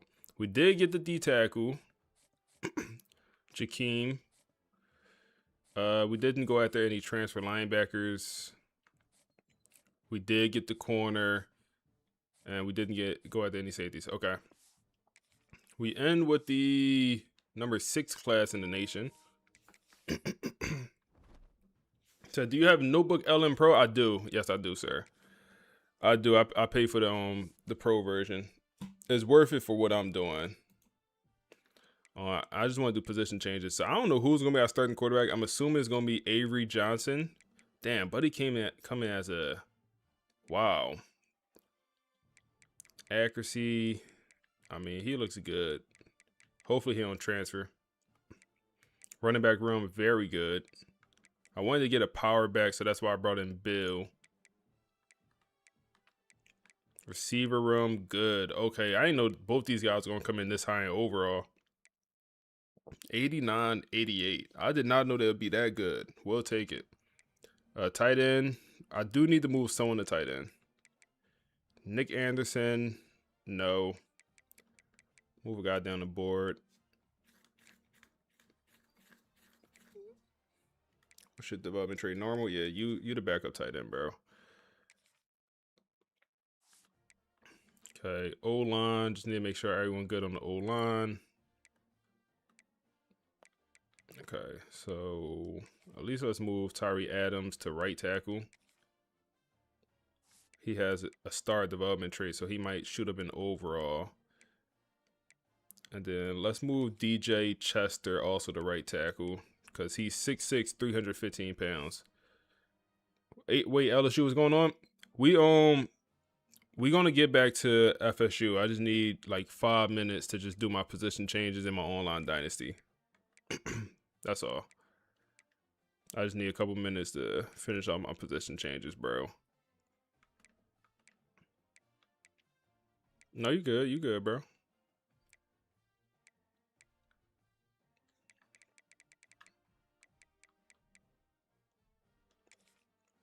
I might even move Buddy to right tackle.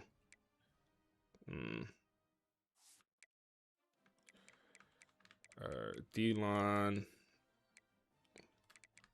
So, bro, these boys I brought in. Nice. 87, 80. Okay, I didn't know they was going to be this high overall. These boys like that. D-tackle comes in 86. This team going to be good, bro. Linebacker core.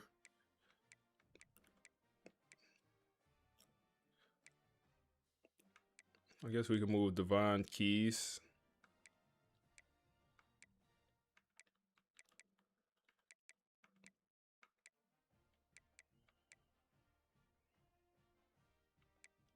Move Devon Keys to the Will.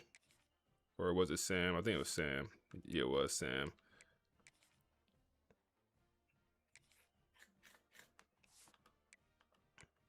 All right.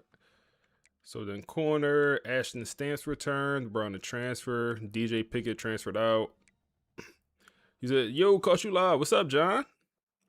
Appreciate you coming through, big dog. We about to hop back into FSU.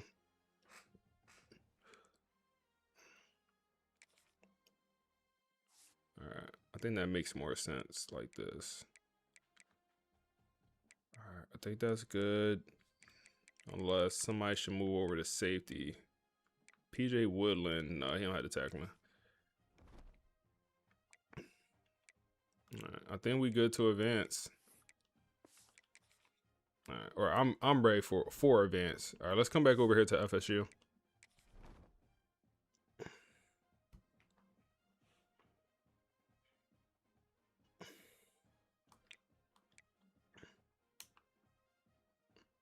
And let's hop right into the game, bro. We ain't make no podcast. I want to hop right into the game. I'm not gonna lie. We already did hire the staff. We already offered someone the coaching job. I do want to look at this Pitt roster.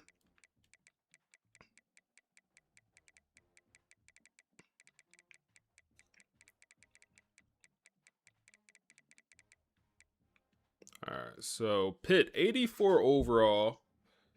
Carl Jenkins Jr. is their best player, and they have a Mason at quarterback. 3,700 yards, 28 touchdowns, 4 picks. Okay, so pretty good quarterback. Pocket passing archetype with speed. It's interesting. 8 refresh. Yeah, man, we good to go. Damn, running back room kind of. Damn. Running back room not great.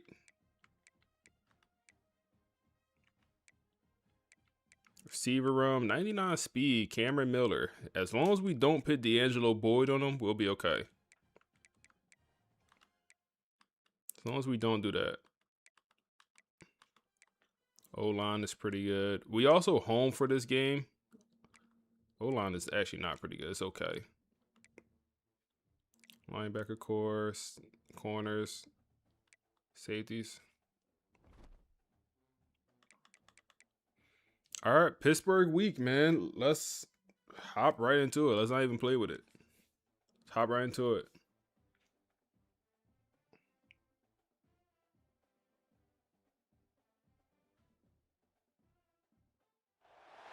The college football playoff is here. The long regular season has all been building to this. And now, first-round games and home field settings. This place is going to be rocking. Welcome to the home of the Florida State Seminoles, Doak Campbell Stadium in Tallahassee. Let's work. See the number 10 seed in this playoff, the Pittsburgh Panthers, taking on last season's national champions, the Florida State Seminoles. For EA Sports College Football, I'm Chris Fowler, joined by Kirk Hermstreet. The playoff is here, and let's not wait any longer. Let's get this going. Let's work. Said, not gonna lie, that LSU team look nice. Yes, sir, man. That online Dynasty, we're gonna have some fun with that, bro. We're gonna have a good time with that. We're gonna have some fun with that, man. And it's raining here in Florida. Brought in a pretty good recruiting class. I'm glad I was able to get Avery Johnson. We brought in 2 starting caliber quarterbacks for that team. And I don't know who I'm gonna start. I'm assuming it's gonna be Avery, but we'll see what we have all the progression on, so we'll see how it looks.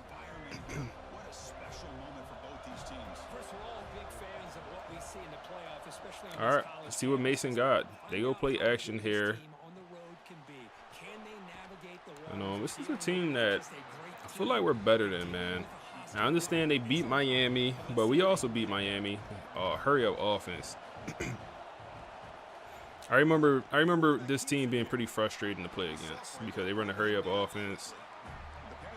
I do remember that. And Mason is interesting. He's a pocket passer with all this speed and acceleration. They go run here, and we will not be able to stop him on 3rd down.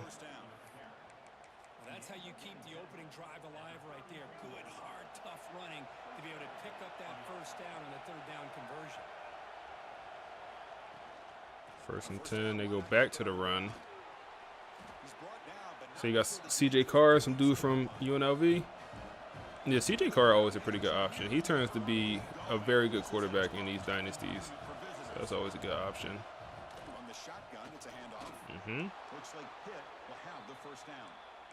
I wish there was a little bit more, like, I guess, randomness. Because, like, you do so many dynasties and you see the same exact guys become the same exact players. Like, every single time, Julian Lewis, you know, Keelan Russell, Tavin St. Clair, they all become excellent. And, you know, they usually compete for a Heisman. Every single recruiting class or every single dynasty, they do that. So it'd be nice to see, I guess, a little bit more randomness. But I don't think the game meant for you to play, you know, 30 different dynasties. So that's what it is. All right, they kind of walking us, man. Them boys walking us like a dog right now. Another 9-yard pickup for the running back. This offense is just frustrating to go against. You don't even get the damn, bro. And my man getting pancaked inside the red zone down to the 12. It's like you don't even get to set up your defense how you would like to.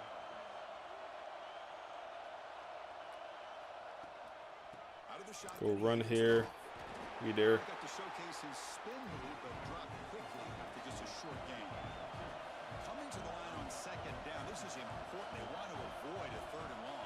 Play action. Boxed. Go get him. Wow. Mason steps up in the pocket, finds the open target, cross body dot. And we're going to be down 7-0 here, man.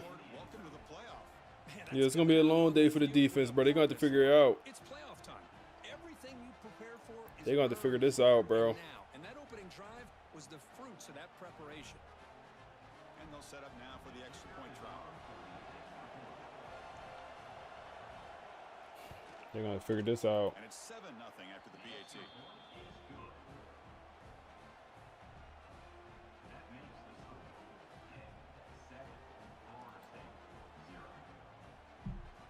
Kickoff team out there. They are fired up after just scoring a touchdown. And he'll bring it out from inside the 10. Gets it to the 25-yard line. That's where they'll start the drive. So the Florida State Seminoles offense out there for their first possession. Kirk, let's check the impact players in this game. Guys who have been leaders, guys who are being counted on to deliver today. Well, these are the guys that both these teams rely on, as you said, to be able to make the plays. And more importantly, when it gets into that point in the game where you need to be able to have some leadership, these are the men that are going to have to step up and be able to provide that for each team. Two-back set, quarterback flanked. How we feeling offense? Looking to throw it on first down. That's the vibe today. That's the vibe today, offense. The defensive line does a great job of getting after the quarterback and forcing To get the podcast carry the images. So second and 10 from the 25. Not a bad idea. Damn, we get holding. First down, but it's going to come back. That's how we feeling, O-line. They'll give up instant pressure. Reminder, they D-line was nothing to write home about at all. They D-line. And that's buddy that just won the O-Lineman of the Year award. Spike. Come on, bro. Wow. Wow. It was open. Wow. Rayshawn Slaughter. The turnover bug continues, bro. And they dunking on us. Oh, my goodness. And they dunking on us. First quarter turnover, bro. It was open. It was underthrown. He just undercut it, bro. Not like this, y'all. Not like this, y'all. Not like this. Come on, Quincy. No way, bro.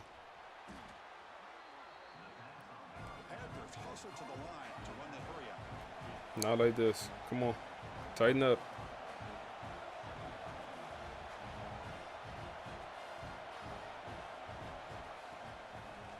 Yep.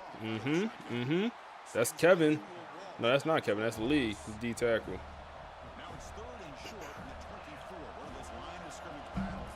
Big third down here.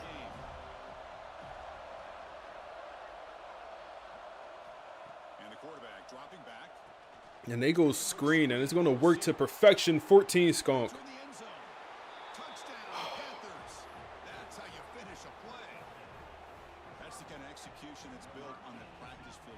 Pittsburgh start this game with some fireworks. Carl Jenkins, the star receiver, catches the screen, and he's gone.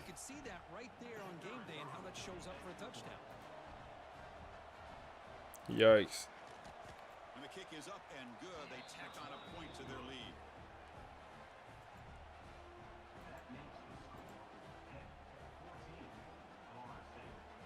Got momentum after Yikes. touchdown. Now the kickoff team out there to kick it away.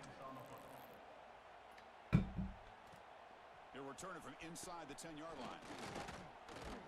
And the coverage team brings Come on, I don't want to go out like this, y'all. If we're gonna go out, let's go out fighting. This offense trying to bounce back. The last possession ended in a pick. They'll run it to the right side. Go out fighting, man. They test the middle there, but get nothing.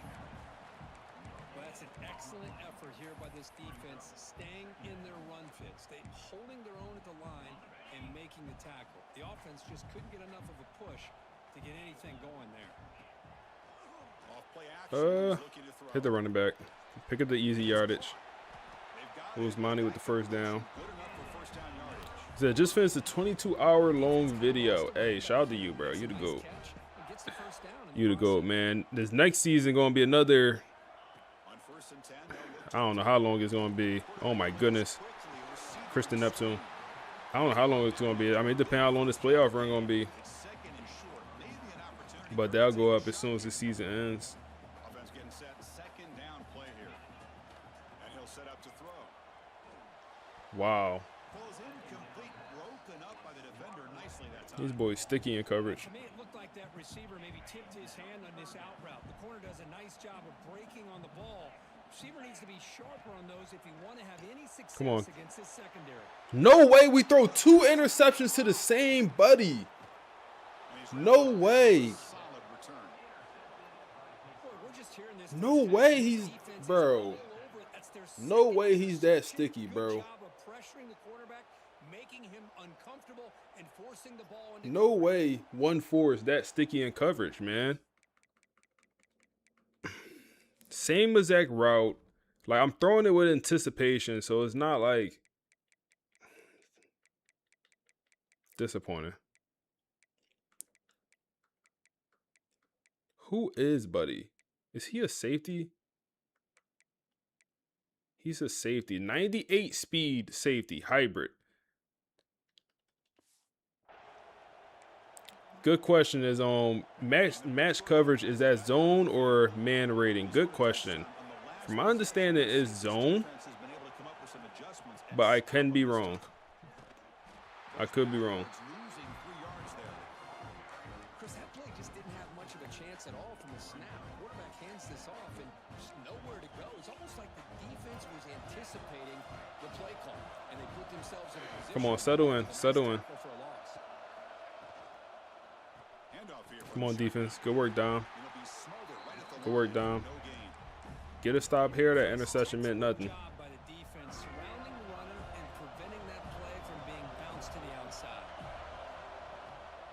Offense will keep it on the ground here. 4th down, punt it. Of course they're going to go for it. He slipped through there. The defense very fortunate. He did. Of course they're going to go for it. Now let's see what happens here on this 4th down play. The offense will stay on the field for this 4th down attempt. From the shotgun, it's a handoff. Oh my goodness, bro. They tackle him, but the game moves the ball to the 36. And the Panthers come to the line in the hurry up. What a job by this offense picking up the 1st down. As a play caller, you look at where you are in the field. If you punt it, there's a chance it goes in. Looking downfield near the end zone. No, not a tight end. Not a tight end. No. It's incomplete. He flat out dropped what would have been a touchdown. 2nd down coming up now. Really good job here by the defense in coverage. Did a nice job here of staying in phase with the receiver. There's no chance for a completion at all. So 2nd down after the incompletion. Fakes the handoff here, looking to throw it. Pressure! Come on. Come on. Man, Trell. One of the highest rated players on this defense and barely been producing. Tighten up, bro. You're supposed to be a star on this defense, bro. You're supposed to be a star out here.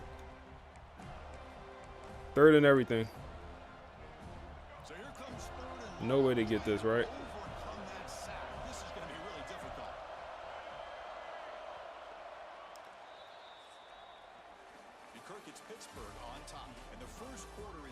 Let's work. Horrible 1st quarter. Says step up instead of dropping back. Bro, that's a bad habit.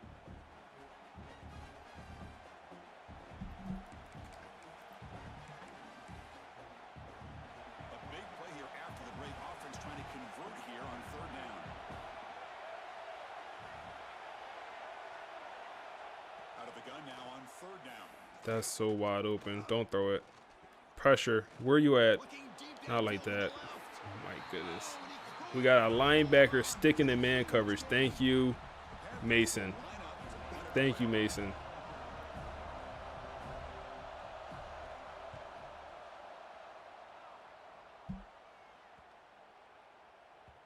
Punt lands at the 6, but heads into the end zone for a touchback. And the Seminoles offense comes back on the field. The last possession ended in an interception. All right, can we try to run the ball? This quarterback in the passing game. Our run game has been trash this year compared to the first 2 years. Solid run. They'll bring it down to the 28-yard line. Setting the tone early with good runs like this can really wear defense down and keep the defense guessing. That's why some of the best coaches of all time have primarily done it with great run games. Slippery out here.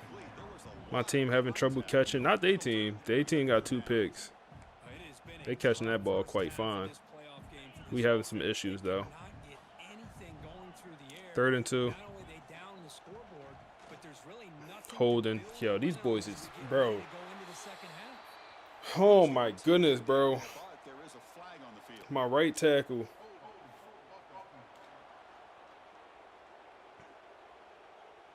Holding penalties can be the ultimate drive killer. We'll see if it stalls this one. Not the Pittsburgh, y'all. Not the Pittsburgh. Come on. Tricky situation here. Not the Pittsburgh. Inside your own 20. How much of a risk do you take? You know this defense could Not be the Pittsburgh. aggressive at this moment. Dot it. Yep. Yep. Good dot. Good dot. Up and downfield.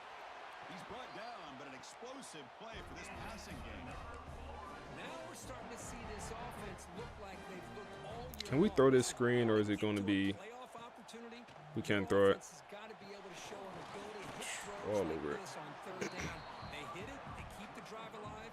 Now they have a chance to put points on the board. Short completion there. 2nd down coming up. Looking to throw it again. Fires it to the wideout. And it's incomplete, just out of reach. A little too much on that throw. 3rd and long. After the 2nd down incompletion, they'll have to convert here on 3rd down and 8. Dropping back, looking to throw for the 1st down. Dot. Dot. Christian Neptune. Good work. They finally stop him. Big play. Moves the ball to the 22. Good job here by this offense coming up with his 1st down. Not forget about the run game. They knew they're going to have to deal with a lot of pressure. Did their job, gave the quarterback time. They convert, and listen, you're down early in this game. Every possession matters. You need points on this drive, and they're able to have that chance now with that conversion. Come on, keep fighting. Keep fighting. Don't quit on me now, FSU. Don't quit on me now. We got this far. Don't quit on me now. Don't quit on me now. Usmani, 1st down. Down to the 5. Don't quit on me now, y'all boys. We made it this far. We got a little bit more. Got a little bit more to go. Come on, Usmani. Come on, Usmani. Yep. Yep. You kind of forget he got like 96 speed sometimes. You forget that. I believe it's 96. All right, start the comeback. Put it right in the bread basket. They came out and showed the confidence that they have in their quarterback, and it paid off. Nice touchdown.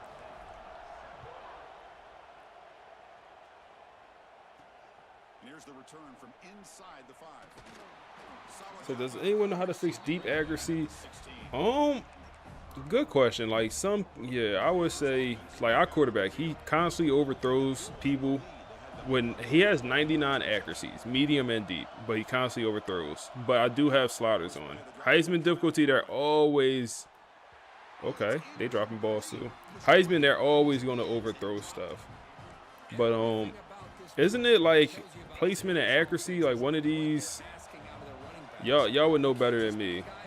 But I believe one of these is like much better for being accurate.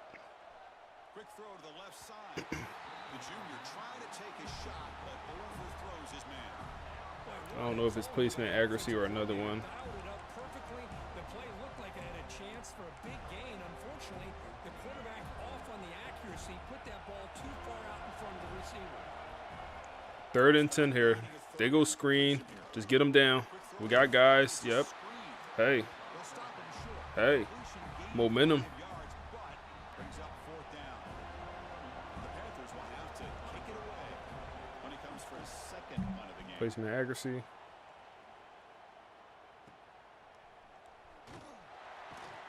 the coverage team able to bring him down. Yeah, it gotta be the wind crazy out here, bro. And the Florida State offense heading back onto A lot of overthrows, even CPU dropping stuff in this one. right down the field. And the defense make adjustments. Throw it away. We ain't changed our lineup, bro. Nobody open downfield. He just throws it away. Man, I like this play. I mean, not only is it the right play,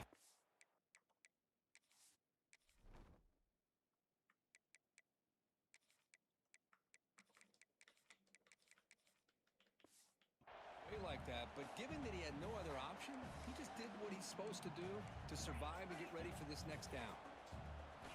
He's back to throw again on 2nd and 10. Yep, come on, Tayshawn. Finds the tight end. Talk to me nice then, Tayshawn. Moves the ball into enemy territory at the 43. Fresh set of downs. It's 1st and 10. Offense moving receivers around now before the snap. Receiver makes the grab. Christian, get active. Get active then, Christian. Not a huge play, but positive yards. The defense wants The running back out the backfield. We'll take it. Just take the easy yardage. And the Seminoles pick up enough yardage for a fresh set of downs. Especially when, like, I wouldn't mind this being the last possession of the half. Or making it, you know, wasting as much time as possible. Nice solid run here by this back. Did a nice job of just kind of finding that lane, pick up some positive yards there on 1st and 10. 2nd down after that run on the previous play. Play action fake, looking to throw. Good catch, Ty. I thought he swatted it, and he might have got a hand on it, but Ty still came down with that thing, man. Still came down with it, down to the 8-yard line. And this point, I'll put some chew clock on. And they're going to use the timeout. Of course they will. They seen I put the chew clock on. To help his quarterback out. 1st down and goal. Can the defense force a field goal and keep the lead at halftime? Good broken tackle. Okay. Ousmane Cromer. That's why you was sitting out all them 4th quarters. That's why you wasn't playing in them 4s. You was trying to stay healthy. Okay, I understand it now. 14 all, man. At one point, this game looked like it was GG's. It's a brand new ball game now. Need one stop before half. Neither team is backing up 1 inch. Good job dealing with the footing. BAT is good. So, hey, when you're looking to hire your staff, what coaching? I think it depends on what my head coach is. And then also, like, for example, for this one right here, we fired our OC. And I already know my head coach is in talent developer, he's in recruiter, and he's in motivator.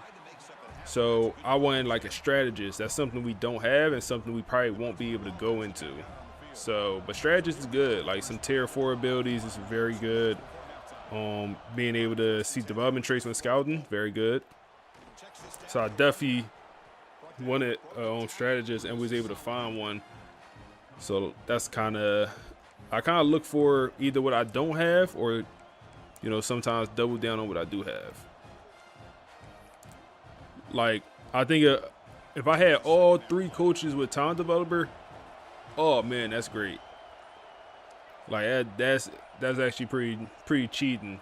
But they go QB1 and he's breaking tackles. He's breaking my middle linebacker tackle. So it depends, but it's either I'm looking to double down on what I currently have or get something I don't have.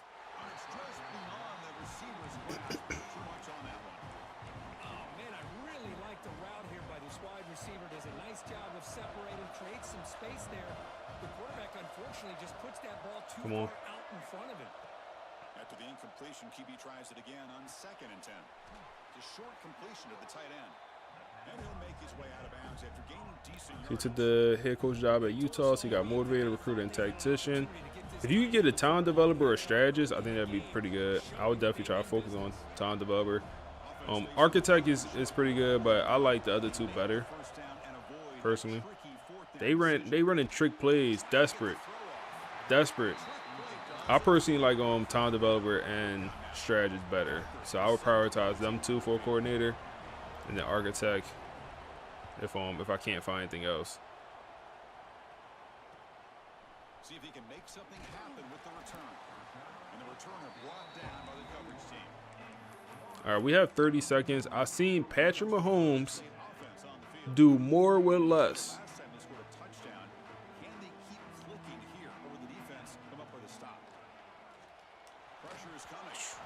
Can't even get the ball out, bro. This old line be for us to have, you know, the best old linemen singular O-lineman in the nation. Bro, this O-line really be struggling. Left tackle just getting big ZD all game. Tighten up, buddy. All game. Imagine if they had a good O-line. They O-line dirt. They O-line trash. Ham, no burger. Appreciate the raid, bro. They O-line is trash. And they calling timeouts. Appreciate the raid, bro. Appreciate the raid, my guy. Damn, man. They O-line is trash.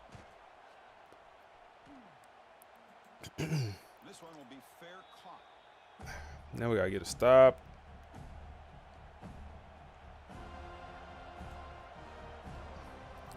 I hope you had a good stream, bro. I hope you had a good stream, Brody.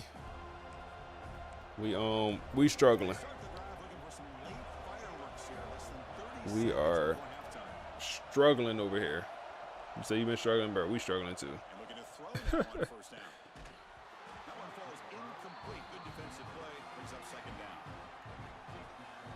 Start watching your YouTube. Oh, my back. For tips, hey man, appreciate you tapping in, coming over to the Twitch, all that.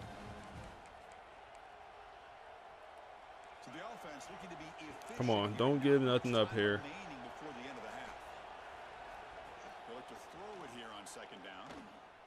No. Okay, 6 seconds. They have no timeouts, right? No. I'm assuming Hail Mary. Yeah, Hail Mary work. Okay, that's fine. We can live with that. We can live with that. First down, looking to throw the ball. Taking a shot deep. Thank you. All right, halftime. Struggle. They start off up 14-0. We respond back with 14 of our own.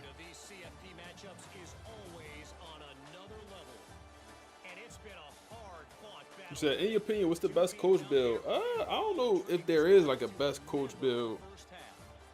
I feel like it's so many different options. I think if you said like, what's the best coach build for talent developer? I feel like it's the best coach build for that. If you said, what's the best coach build for recruiting? It's definitely a best coach build for that. But like just overall, I don't have a best one coach build. I'll tell you, I guess some of my favorite coaching categories, like I like talent developer.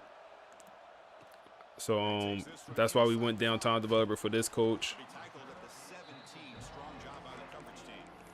I also like what else do I like? I like some stuff in strategists. I think the unfortunate part is my favorite thing in strategists takes the longest to unlock. Okay, Christian Neptune, throw a spin move. Yeah, my favorite thing in strategists is the last ability in there. It's going to be the mind reader ability, where you can see their development traits when scouting. Set of downs after that completion. I think tactician is a little bit on the cheesy side, so I usually lean away from tactician. Getting Ezekiel getting involved there. Usually lean away from tactician. Nice job by the receiver of selling this route to the outside, created enough space back to the inside, and there's the timing again between the quarterback and the So you in league and got all three motivated at all positions. Don't know where to go from there. One of my favorite things about Recruiter is just scouting faster. Like I think it's a lot of value in just being able to scout faster. So if you don't have Recruiter Tier 1, like I think that's a lot of value in that. You said why you say it's cheesy? Maybe it's cheesy not the best word for the talent developer, or excuse me, for the tactician. Cheesy probably not the best word. I would say more so easy. I just feel like you click a button and you just get overall boost. Like you click a button and it instantly helps you win games. I personally just feel like that's too easy. Damn, Rayshawn, we need you, bro. We need you today. The good news is here, Chris, they're still in field goal I just feel like you don't have to work for it. I feel like everything else in this game, other than talent developer, when it comes to coach abilities, you have to work to get that benefit. Come on, Tayshaun. Come on, Tayshaun. Thank you for holding on. For example, recruiter, you know, you get everything in recruiter. You have to still know how to recruit to, you know, reap the benefits. With tactician, you know, you just max out the quarterback accuracy, the quarterback whole thing, and you get, you know, accuracy increase, all this stuff. If that makes sense. I just feel like it's easy. The Knowles are going to take advantage of the red zone trip here.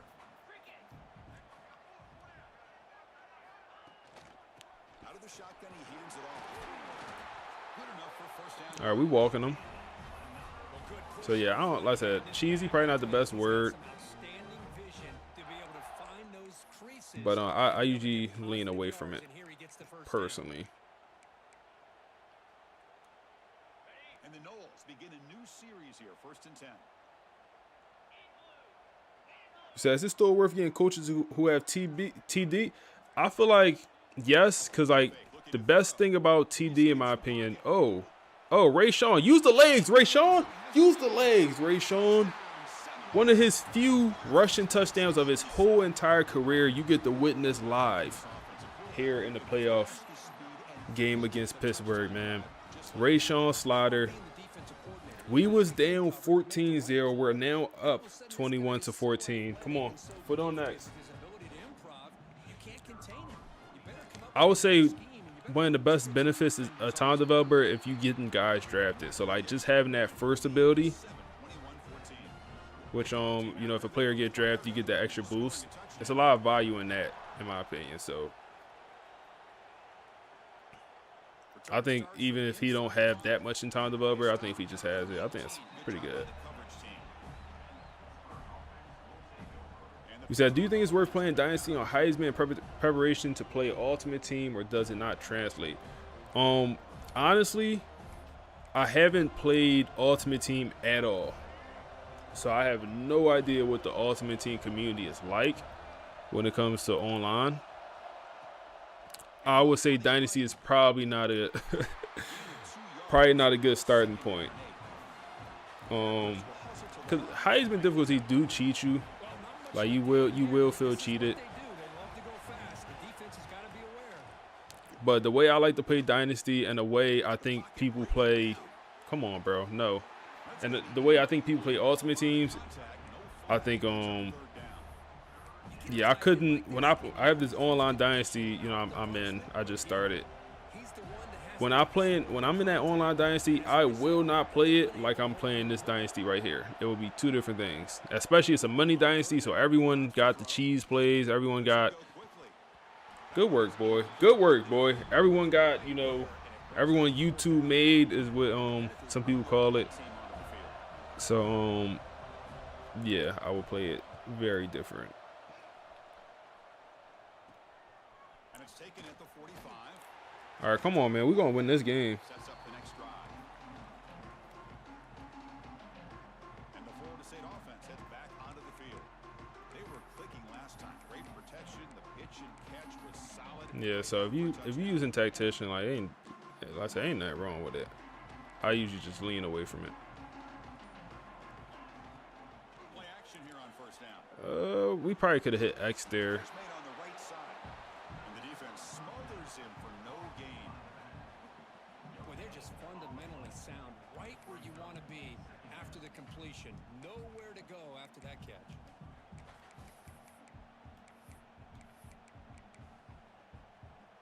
Now it's 2nd down here. I wonder if we could hit this. Let's see. Off the play fake, looking to throw the football. Good ball. Todd Burton. Good route. Big body receiver. That's a big gain before he goes out of bounds. It's a big boy throw, man, in the rain. Enough for a 1st down. Fresh set of downs for the offense after that 1st down completion. Keeping it on the ground. It was Monty.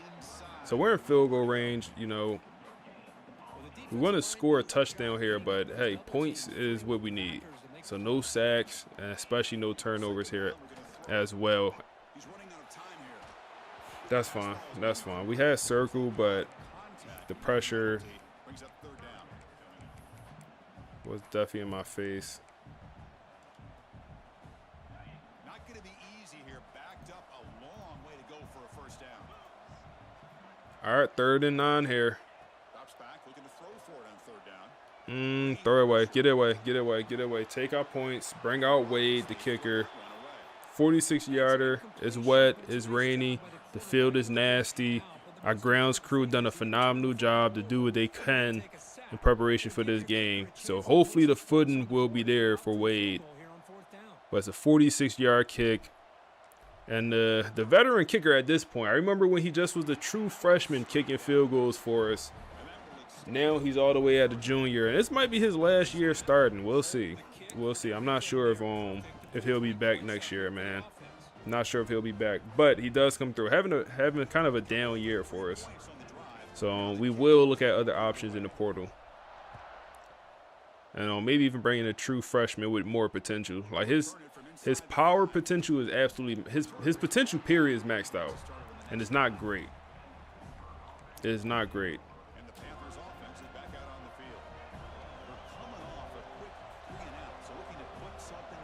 So I've seen your video on some players to pick up, free players to pick up. Hold up. Come on, get them down. Nope, don't do that. You said John T, Washington State quarterback, speed. Okay, yeah, I knew I was gonna miss some players, or I was only pitted at 10 players, but I really covered way more. If a team had multiple players, I definitely cover everyone on that team. But I'm not familiar with Buddy, but I'm gonna check him out. Ajanti.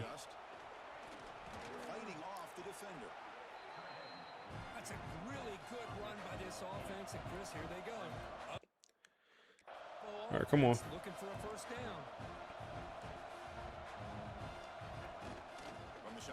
Oh my goodness, bro. Williams get pancaked once a game, man. That's my starting defensive end. Once a game, he gets pancaked. Got freshman star kicker. Yeah, that's what we're gonna be looking for, man. Find a kicker with just at least better skill caps. What the hell? Shazam! Tyler, appreciate the follow. This offense is known for that up-tempo approach. The defense has got to make their calls and get adjusted and ready to play. Good work.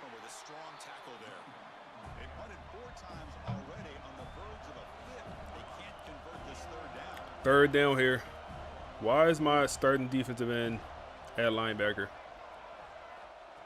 Why is my starting defensive end playing middle linebacker?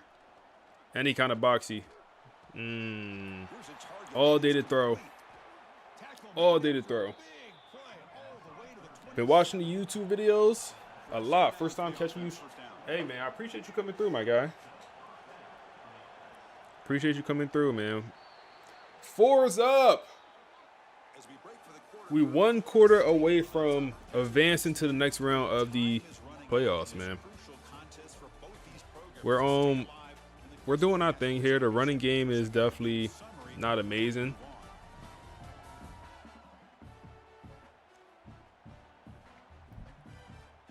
I would love to figure that out at some point.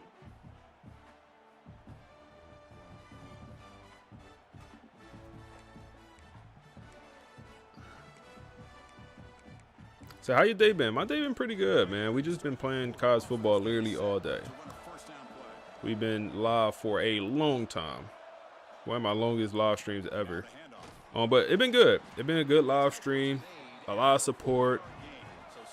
Good viewership. Good people in the stream. Everyone showing love. It been good. And the season been relatively interesting, I would say. We had some ups and downs, and we barely snuck our way into the playoffs. And not only did we sneak in, we snuck into a first-round playoff game against a opponent I would say we got lucky to get. We almost had to play Texas. And damn, these boys gonna fumble, ball. FSU's gonna take over. Who forced that ball out?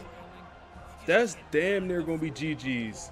Not because of, the game is actually over. Just their going to be demoralized. You finally drive down here in the second half. They put up 14 in the first quarter, and they haven't scored since. You finally get down there to score, and you fumble in the end zone. It's extremely tough to come back from that, man. Extremely tough. Who forced that ball out, man? We got to give credit where credit is due. Oh, my goodness. Bates. Boom. Big hit. Forces that ball out. And look at who recovered it. No play Zay? No, it wasn't no play Zay. It was on Quincy. Yep, it was Quincy. Oh, man. That's demoralizing for them boys.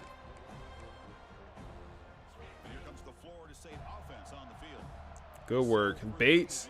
I feel like we haven't talked about Bates much, man. Bates is he's our slot corner. He been on this team all 3 years of the rebuild, and he really has come along this past year. Like, I think he's the fastest player on the roster with like 97 speed, something crazy like that. But also a very good corner. He will get drafted. I'm not sure what round. He's probably gonna be a day 2 guy, something like that. But yeah, I feel like in this series, we really haven't showed him love. We show everyone else love at corner. From last year to Cortland Guillory to this year, D'Angelo Boyce. Also Benjamin Westerman, the true freshman corner. Like, everyone got showed love. Good ball and good route, Tayshaun. But not Bates. Bates has been relatively reliable. Yeah, he was a nice part of the Natty run last year. He definitely played a good amount. So I'm trying to run the ball here. It's not working too well.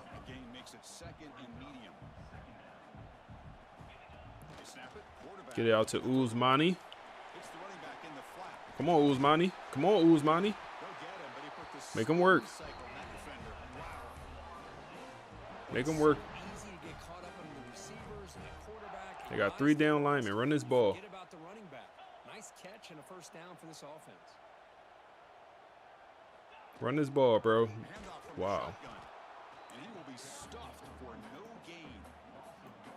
Well, these obvious running situations are very tough when you're working with the lead late in the game, because you know the defense is going to stack the line of scrimmage, make it as difficult as possible for you to run. Let's see here. Oh, Ty Burden. Ty Burden, the big dog receiver. Get off that man. It's up to about 55 yards today off 3 catches. Oh my goodness, you can't hold that man, can you? Wow, bro, you gotta, man. I felt like I didn't lob it that much, but I guess I did. I lobbed it way too much. That should have been more of a bullet pass, allowed them to get hit. And we know he don't have catching traffic. None of these elusive route runners have catching traffic. That's on us. Get it to Christian, who does have the speed. What, 96 speed on Christian. Neptune. He's we brought him in this past transfer portal as a guy that, hey, we just need speed. We have some good receivers, some young guys. They all young, matter of fact. But we don't have anyone with speed. So we brought him in just to be the fast guy, the guy that could win deep. He has been much more than that. Actually, I don't know if we ever, threw a bomb to him. I don't know if he ever caught a deep pass. But he has been a hell of a player for us. And that's going to be another touchdown. Morgan, get in that end zone. Crazy animation. The backup tight end, who next year will be the starting tight end. As long as he don't transfer out, don't go anywhere, big dog. I know he got the elite development. Sophomore, he's probably ready to get full-time minutes. Don't transfer on me, bro. You the starter next year. But he plays a pretty big role in this offense as well. And I think this GG's, y'all. I think this GG's. I think we could pack these boys up, man.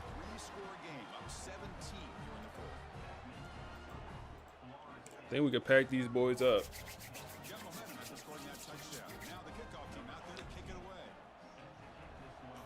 Should we play another playoff game? What y'all thinking, man? Should we play the next playoff game? How y'all feeling? Y'all boys tired? How y'all boys feeling, man? Let me know something.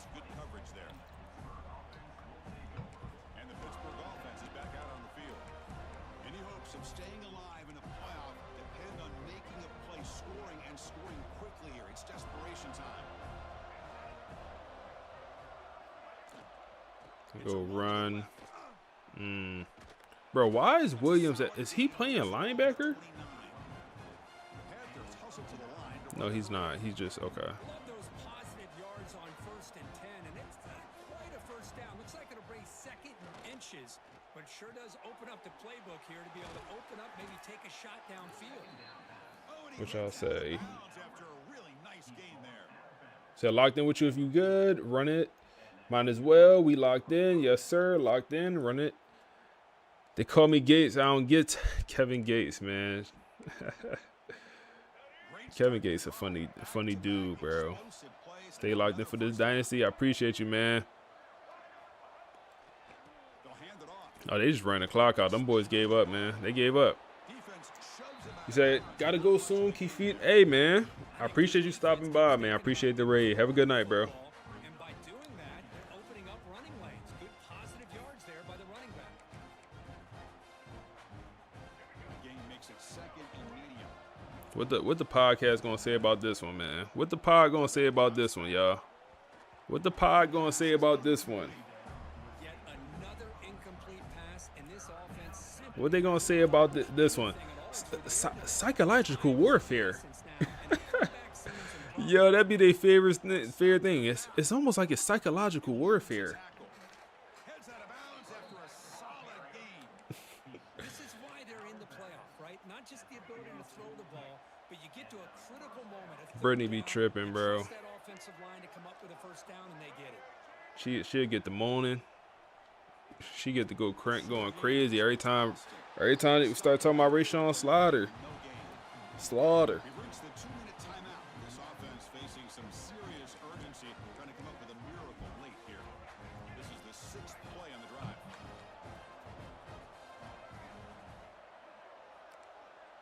They want to run a hurry up offense all game. That one falls incomplete. Looking for a flag, doesn't get it. Brings up 3rd down. It's just so hard in these late game situations when you're trailing by this much to try to get the ball downfield against nickel or dime coverage. They're inviting you to take that underneath throw, hoping you burn the clock as you go.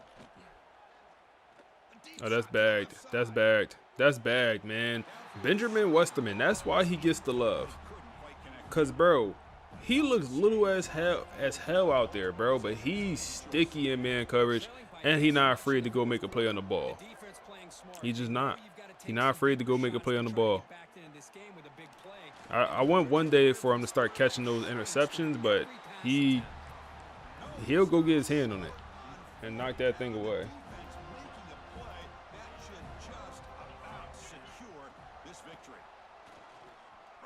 Oh yeah, pack these boys up. They rolled over. They rolled over. Pack them up. Get them out of here. Damn, we didn't put 2 clock on. We tripping.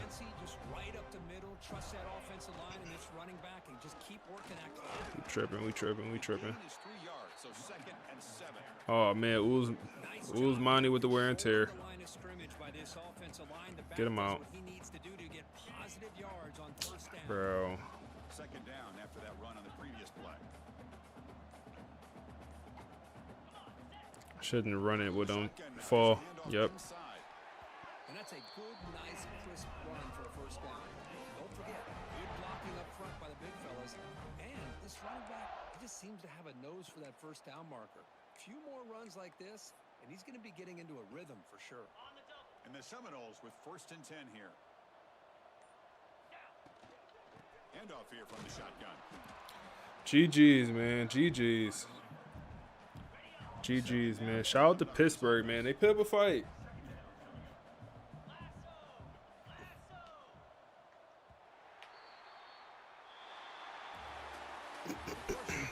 Some boys put up a fight, man.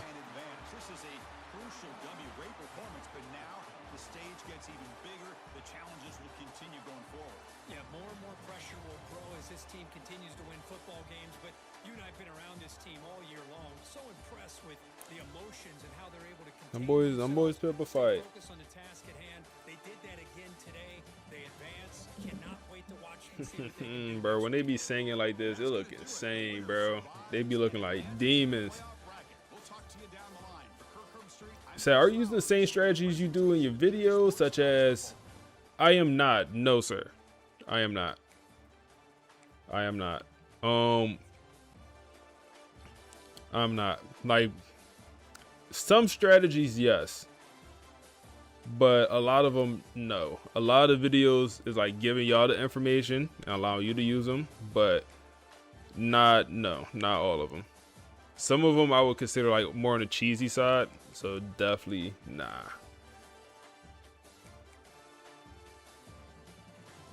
So you forgot if you got that sign from, what sign? You talking about this sign? What sign you talking about, bro? The one above me?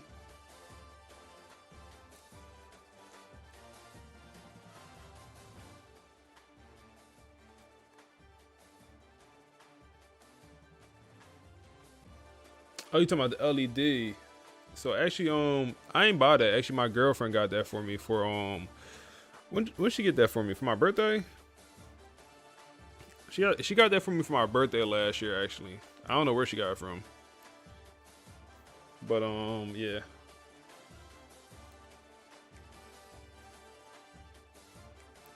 Pretty good game. Pretty good game.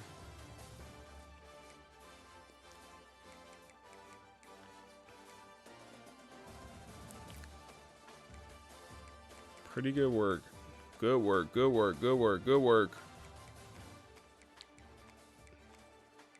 Dom leading in tackles. Good work. Let's advance, man. Let's advance. Keep moving the sticks. Come on, man. Gotta have your TD celebration. Or not your TD. Your first down, Selly. Keep moving them sticks. All right, let's advance. See who we get, man. It's between. No, we know who we getting, because they coming off a bye. We got Oklahoma. Julian Lewis, the Heisman Trophy winner.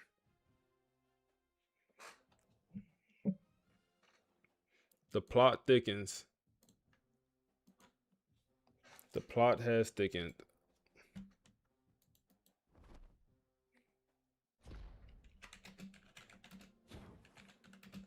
And Derek has accepted our offensive coordinator job.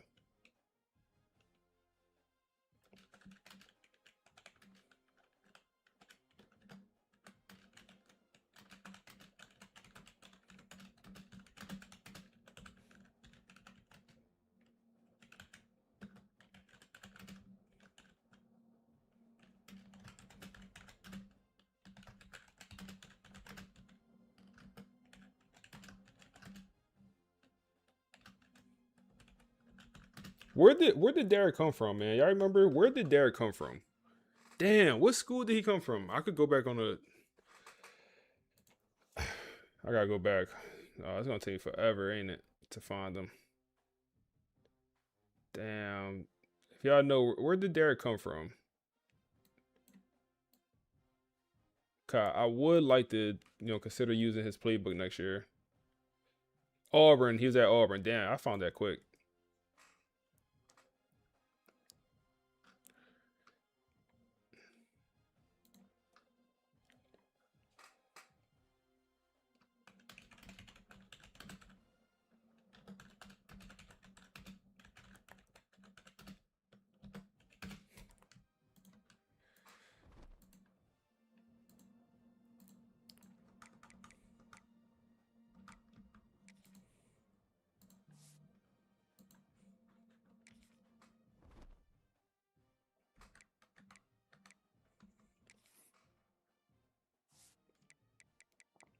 You a good one?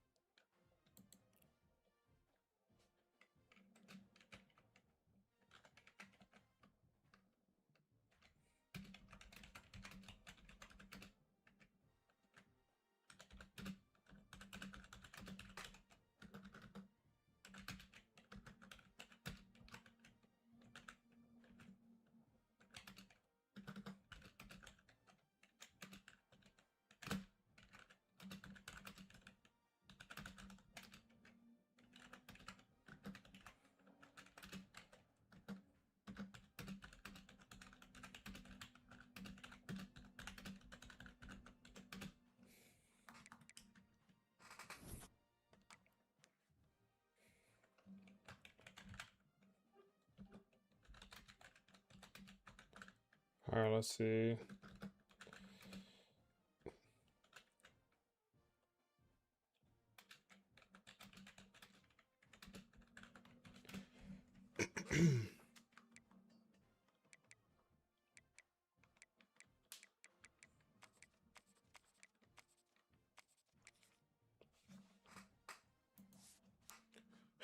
Man, I'm interested in a few things.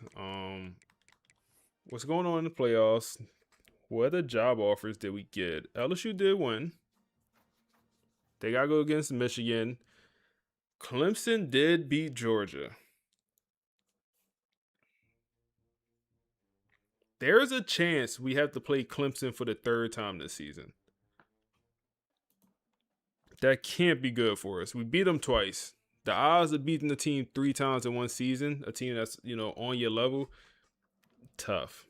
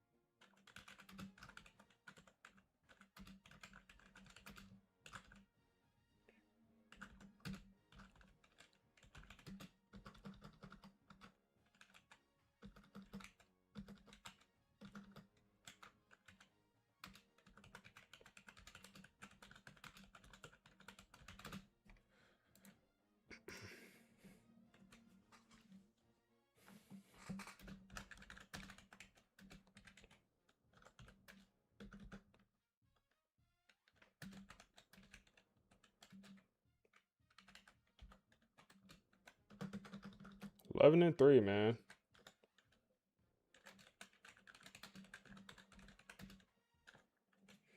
All right, let's look at this roster we got to get into.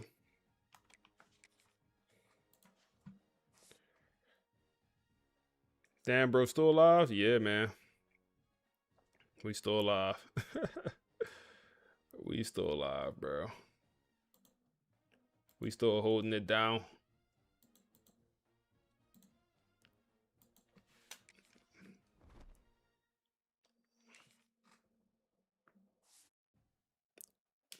See what this roster talking about. We know they got the Heisman Trophy winner. And wow, who is Buddy? What the hell is that? Is that a high school kid? Or is that's not even an NIL kid, bro. That's just a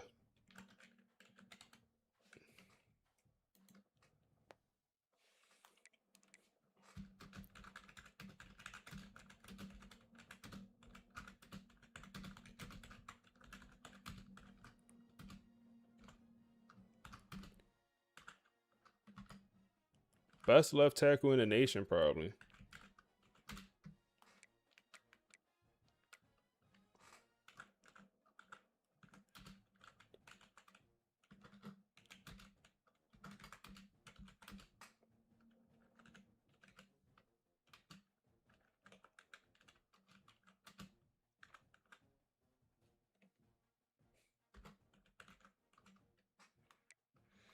This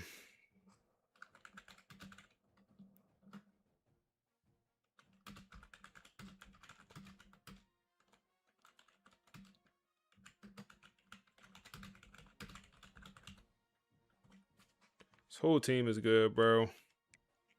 Good running backs, like 2 good running backs. Damn, bro. Couple good receivers.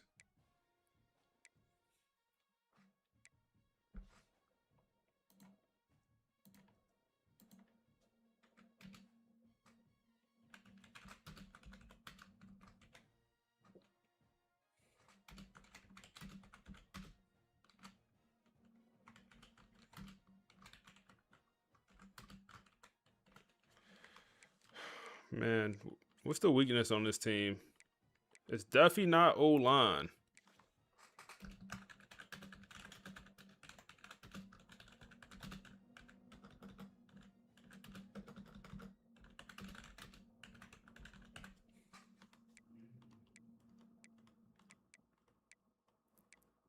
defense. They defense is weak.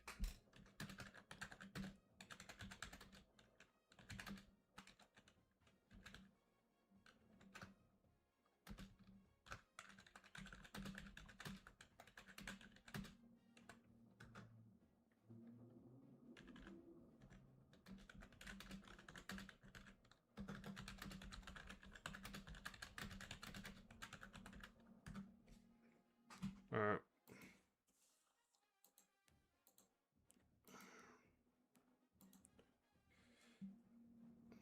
So Oklahoma gonna be tough. Yeah, they will be tough, man. That O-line is good. That O-line is good, bro. We already don't get pressure. We already don't do that. So I am interested to see what happens here.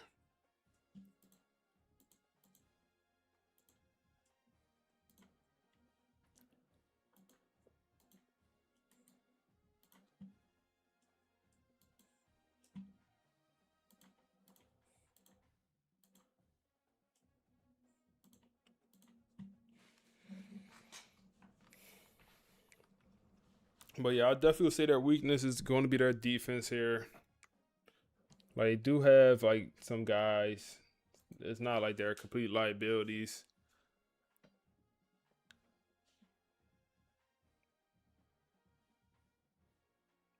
You said I love CFB 26, but one thing, wear and tear doesn't affect the other team as much as it should.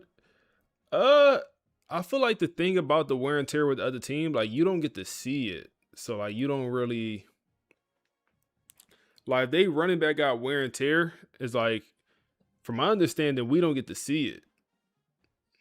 So, it's like, we don't even know.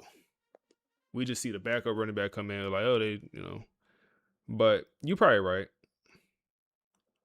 You're probably right. You said I had to play Georgia 3 times in 1 year on your LSU Dynasty. How many you won? How many you won, man? 3 times 1 year at Georgia. That would burn me out. Yeah, bro. No, they got Trent Williams at left tackle for sure. Pass protector. And he got some run blocking ability. Usually these pass protectors with all the progression, he only got 2 skill caps. Or he got 3 total.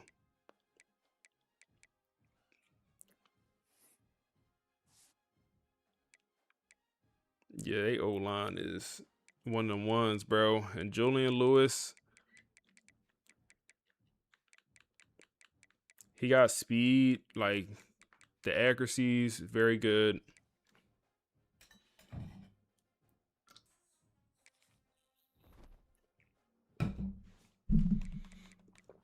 I'm interested at job offers.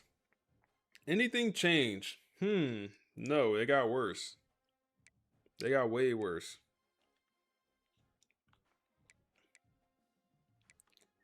So it's weird. Hold up. Yeah, this is weird.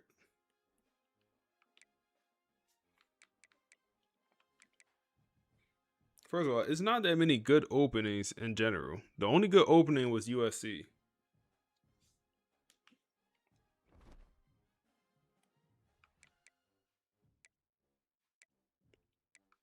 So we got a new coach. Let's check this one more time. So Michigan 13-0, bro. Somebody got to stop Michigan. I ain't going to lie. They went to back-to-back national championships. They lost both. But the fact that they 13-0 again, LSU going to take care of them now.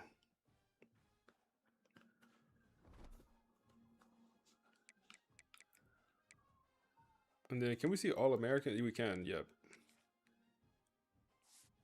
Okay, so we have a couple guys go All-American. Josh, our left tackle. You not an All-American. Bro, I played every single game with you this season. You are not an All-American, sir. The 2 interior guys, okay, fine. My left tackle, I don't know who lying to you, but you're not good, Josh. I know you, bro. Don't think about bringing that All-American back here. That ain't you. Damn, no second teams. DJ Pickett is had. Wow. All right, DJ. And Deshaun is going crazy for Georgia. Deshaun was supposed to be on our team, man. We tried to get him, and he ended up going to Georgia during the last portal. And he's going crazy for them boys. Not even a freshman? Not even Ty? Not even Ty Burton, my receiver? Oh no, these freshman receivers went crazy. 900, 1100, 1400. Oh yeah. Ty ain't do that. We could look at in the conference. Their Ty is freshman. How many yards? He got 700. Okay. And then Kevin. Okay. Got some guys here. Let's throw on the podcast, man. Talking about this upcoming matchup against the Heisman Trophy winner. Okay, let's just jump right into it. We are looking at what might be, pure postseason cinema. Yeah, it really is. You have a defending champion that is basically surviving on chaos and adrenaline. And they're going up against this number 2 ranked offensive machine that just looks unstoppable. It's Florida State versus Oklahoma. The college football playoff semifinal. It really is the ultimate clash of styles. On one side, you have FSU's, shaky title defense, which has somehow turned into this legendary run of just resilience. And on the other, the Heisman winner leading a literal juggernaut. Exactly. So let's start with Florida State. Because if you look at their path to the Final Four, they didn't exactly glide in. They had to fight for it. Claude is putting it lightly. Everyone talks about that ACC championship win over Clemson. Right, that shut a lot of people up. It did. But the real story, I think, was that first round against Pitt. Oh, man, down 14-0 instantly. Twitter was writing their obituary. It looked over. And that brings us right to Rashawn Slaughter. He is probably the most polarizing figure on the field for a reason. Yeah. Against Pitt, he throws his second interception in the first quarter. Panic mode should have picked him. It should have been game over. But then, just like he's done all year, he just stops panicking. He ends up with 302 yards and 2 touchdowns. But he still had those 2 picks. It feels like you're always holding your breath with him. And that specific type of anxiety is exactly why the news about FSU poaching Derek Nix from Auburn is so interesting. Okay, so what's the angle there? It's not just a hire, it's an admission. The program knows that turnovers can't be the cost of brilliance anymore. They have to discipline the chaos. Because they know luck eventually runs out. Especially against a team like Oklahoma. And luck is definitely not a strategy against the Sooners. So let's pivot.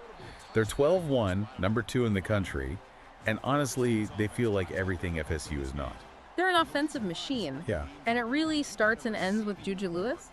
The Colorado transfer, yeah. He wins the Heisman, puts up video game numbers. We're talking 4,700 yards, 46 touchdowns. But here's the stat that really matters. What's that? Only 4 interceptions all season. Only 4. That's wild compared to the roller coaster we just talked about with Slaughter. He's surgical. And he isn't doing it alone, right? He's protected by P.J. Kuma, maybe the best lineman in the country, and he's throwing to Dwayne Early Jr. This offense, it doesn't just beat you, it overwhelms you.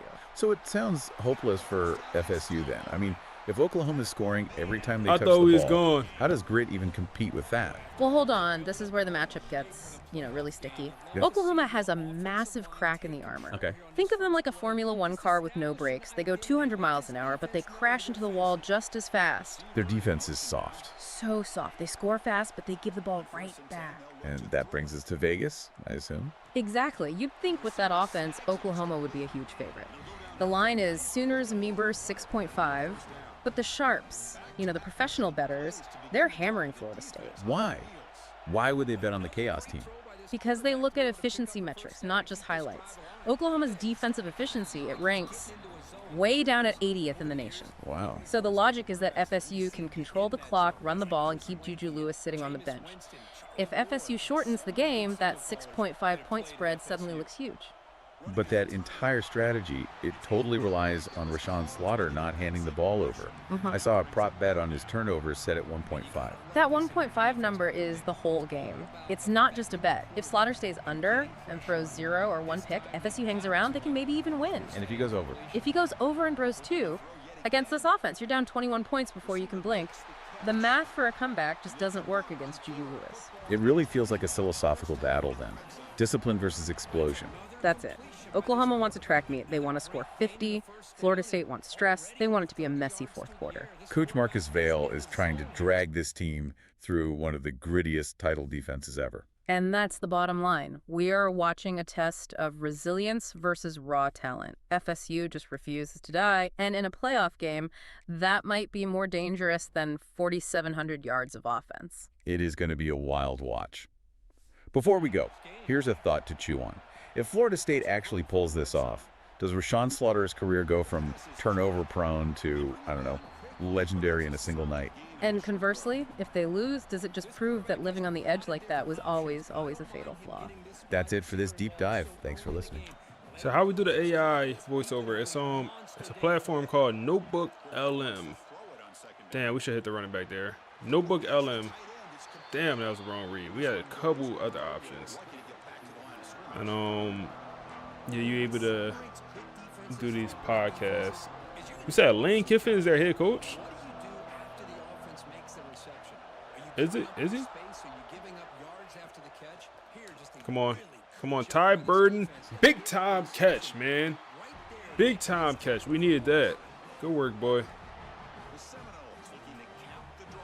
So it had me thinking when I was, listening to the podcast. So obviously Julian Lewis won the Heisman. And earlier in the season, when right before he won it, I was like, I don't think his stats are, that good. But obviously this team is ranked number 2. He's, the best player on maybe the best team in the nation. But remember Buddy with 25 sacks? And then when you said Ruben Bain won the Heisman, your world, I'm like, what did Ruben Bain do in your dynasty to win the Heisman? We just had a man in my dynasty this season put up 25 sacks, and he wasn't in the top 5 for the Heisman race. 25 sacks in 12 games, by the way. The craziest thing I've seen in this game, personally. That's the craziest thing I've seen, attribute-wise. 4th down here. Oh, my goodness. Bring out Wade. Hate these kicks, bro. I hate these kicks. We got to hit it, though. Come on. 3-0. Didn't want to kick it there, but we'll take our points. That's an FBS record. Like, bro, that's an NFL record, right? NFL play like 17 games. I think that'd be an NFL record. How many Myles Garrett just put up?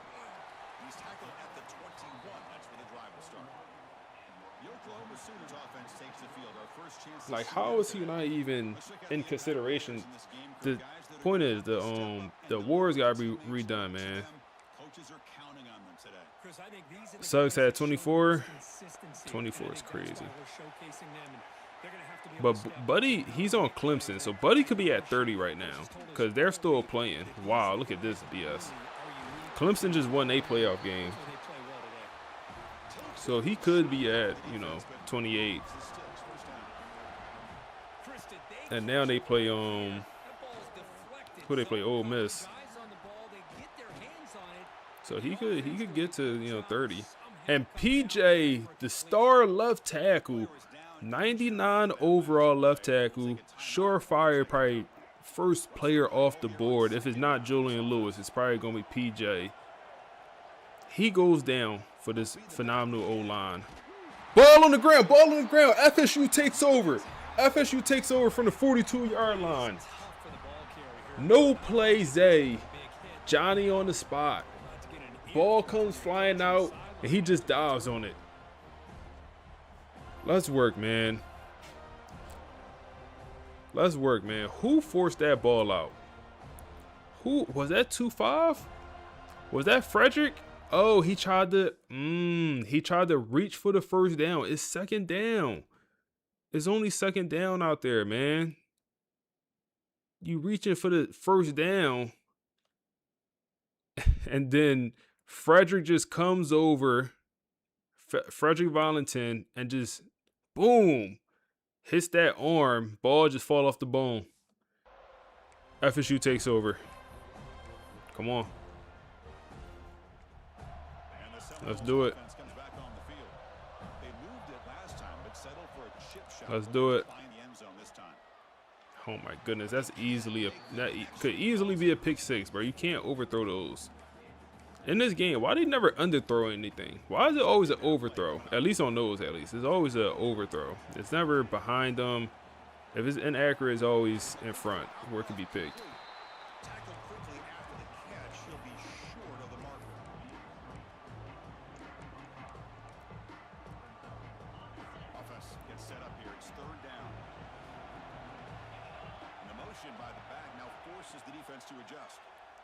Easy. Tighten up. Tighten up, bro.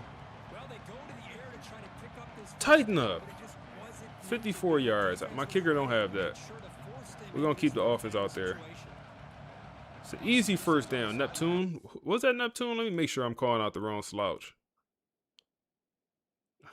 I don't know why I'm asking. I know that's Neptune. Hands about janky ass. Come on, Rayshawn. Do it yourself, bro. Do it yourself. Neptune got them janky hands, bro. Damn. He's got to pull it down and try to pick up some positive yards, of which he did, and then he slides down to avoid the big hit. Let's get our guy in motion. And we're going to try to hit him here. That's going to be He didn't jump! Oh my goodness, another first quarter turnover for Rayshawn, man. Oh my goodness, he didn't jump. Another first quarter turnover, bro. Like, he do every game, every first quarter these last probably 6 to 8 games. What is this catch attempt, bro? You trolling? Like, he got position.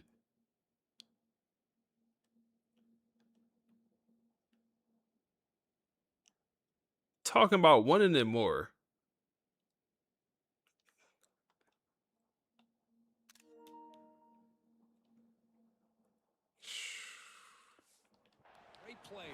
Don't want it, bro. Like, I can't even blame Rayshawn for that. Like, I think that's a reasonable throw. I like the decision to throw that personally. Like, I mean, that's the only thing I felt like was open. We just need better effort.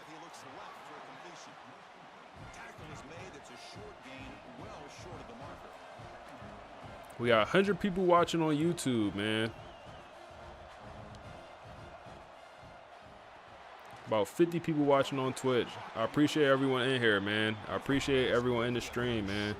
If you're watching on YouTube, drop a follow. Consider come following the Twitch. If you're watching on Twitch, I appreciate you too. Drop an Amazon Prime sub, free 99. Come on, man. Frederick Valentine just getting mushed around. Big third down. Drop an Amazon Prime sub, free 99. Watch ad free, all the good stuff. You know, y'all know. Check down. They breaking some tackles, aren't they? They breaking some tackles, aren't they?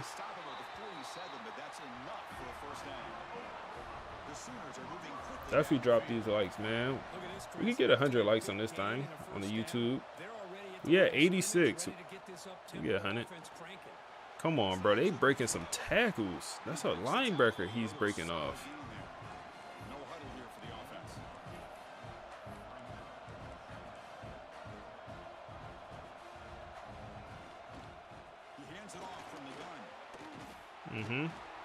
Damn, bro. They breaking tackles.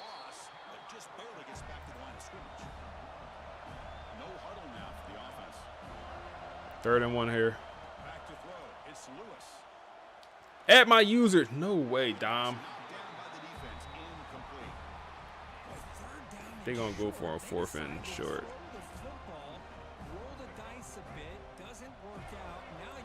Right, come on. Tighten up, tighten up, tighten up. Come on. Good coverage, boy. The true freshman corner, Benjamin Westerman.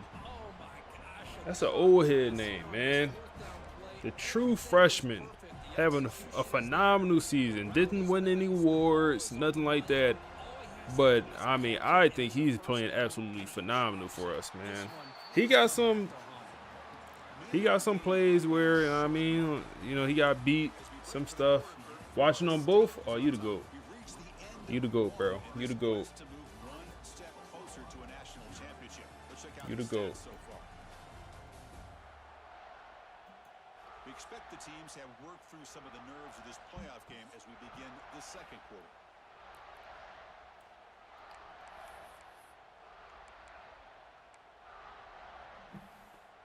Here we go. First play of the quarter. Offense setting up for a second down play.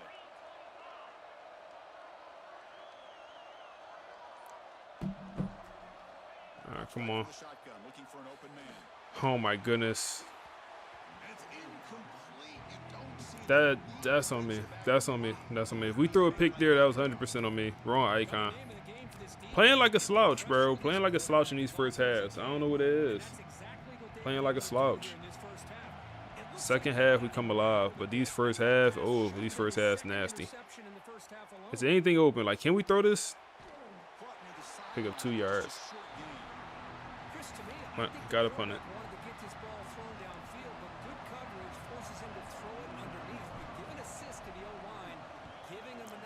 Question, like, how? So, why is our coach not up there for Coach of the Year? I'm interested in that. Random thought, but like last year when we won the Natty, we was, you know, great, all that. We wasn't up there for Coach of the Year neither. Like, why are we not being up there? And why is he in man coverage, bro? It's my edge rusher. Why is he in?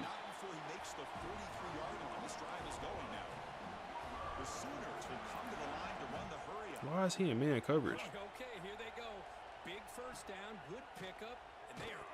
And then, okay, then he gets some pressure coming out the edge.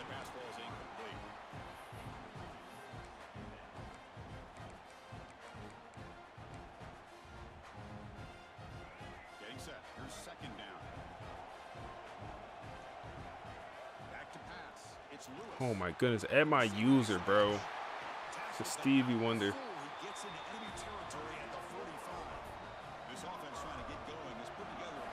Yeah, literally threw it at my user.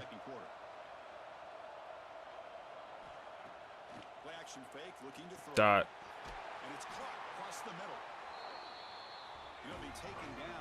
They like something they saw there. They're going to the hurry up.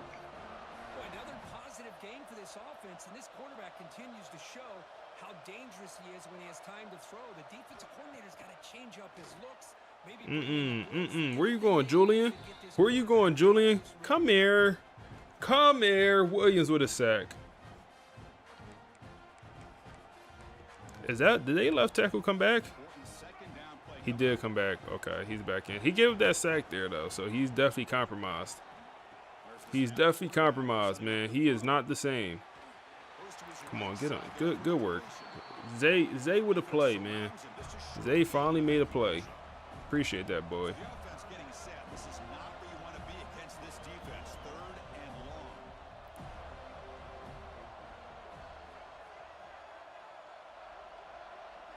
All right, 5 wide here. They go screen all over it. All over it. They're going to kick a field goal. Make it 3-3. He said, bro, you don't know. In one of your Dynasty, you went back. And not one time you was Coach of the Year. Yeah, bro. I don't know. I feel like, do you have to be a bad program and just overperform? Like, I don't know. It's weird. Stuff be weird in this game. Awards especially. That one bounces through the end zone, so they'll start at the 25. And the Florida State offense heads back onto the field. This group is coming off a quick 3 and out, and they put something together in this drive. The back behind the quarterback now in the pistol. Go run here. Oh yeah. Oh yeah. Good blocking. Good blocking.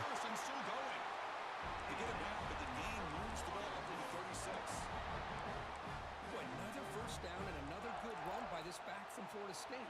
He's doing his job as far as living up to the great tradition of Florida State. Usmani showing the back of the cleats. And we strike first in the end zone with the first touchdown of the day here in the second quarter. Usmani Cromer uses that 96 speed, something in that ballpark. And the first firework of this ball game finally goes off. Looks like it was going to be a low-scoring game. Looked like it was going to be a low-scoring game. Let's work, man. Let's work. Is that team too low for Coach of the Year? I don't know. Who's money? Who's money? Who's money? That's why he checked himself out all year? Yeah, bro. You right. He knew something we didn't, bro. That's on us. He knew something we didn't. And the Sooners offense is back on the field. They kicked a field goal in the last drive. They're looking for the end zone this time.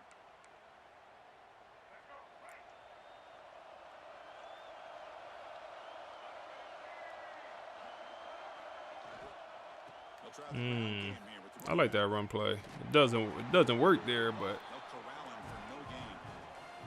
And the Sooners looking to crank up the tempo a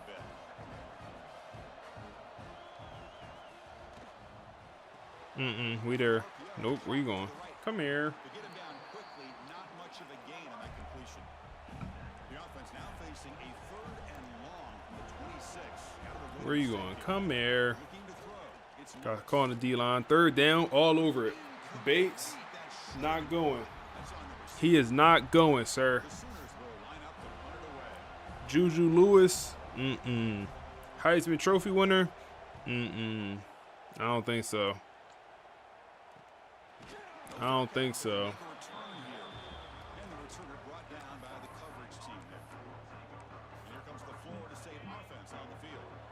They punched it in the last possession. Can they do it again, or will this defense make some adjustments to get a stop? Out of the shotgun. They on that. Okay. Try to run it up the middle, but get nothing. Okay. They on that. I see you. What Cam Newton say? I see you. Watch this. Somebody been watching film. It's incomplete. He took a hit as he threw the football. And brings up. Bro, it's my left tackle every time. It's like, y'all say stop drifting out the pocket. Like, what the hell am I supposed to do there? My left tackle, somehow he's a first-team All-American. Look at bro. Y'all talking about don't drift in the pocket. What am I honestly supposed to do? They send 4. They send 5. Look at my left guard, bro. Like, damn, bro. Everyone's accounted for. It's just like, it's a lot of one-on-ones, but damn. We won't have a chance. We won't have a chance. Bad punt. That's a horrible punt. Wow. Allows the defense to actually hit him as he throws the ball. This will be touched near the 45-yard line. And the Sooners offense is back out on the field. They're coming off a 3-and-out, looking to produce a positive drive here. Call quicker development plays. I mean, that was third and 9. On first down, it's play action. Dot. Okay, Julian.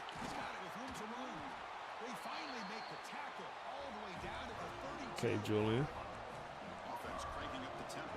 Work with me now, Julian. Work with me now, Julian. Come on. You better be ready when you take on Oklahoma. Think about all the receivers they've had over the years. Just off the top of my head, guys like C.D. Lamb and Hollywood Brown, they get left one-on-one. They're going to make you pay for it. We finally get some pressure. Frederick Valentine coming off that edge. Good timing and a nice gain for the Sooners. That play makes it 2nd and 10. They're already in field goal range.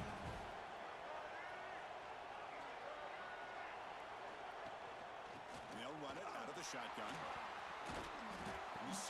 He said, do you think I should watch this season now or go back and watch your other videos to understand the lore?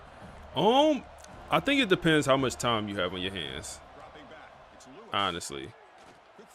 Wow. Way to come back to that ball.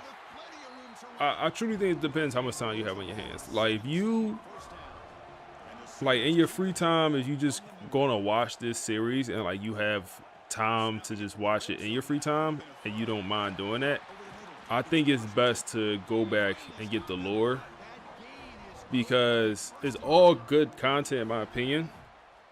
But like last season, in my opinion, probably was peak when it comes to Holden, bring it back. Probably was peak when he said Buddy has to start a Temple series. Now you gotta start from College Football 25, bro. When I first started making content, so about July 2024, bro, this is when you gotta start. But no, if you gonna go back to at least the start of last season, I think that's a good starting point. Because last season was probably peak, bro. It was a lot.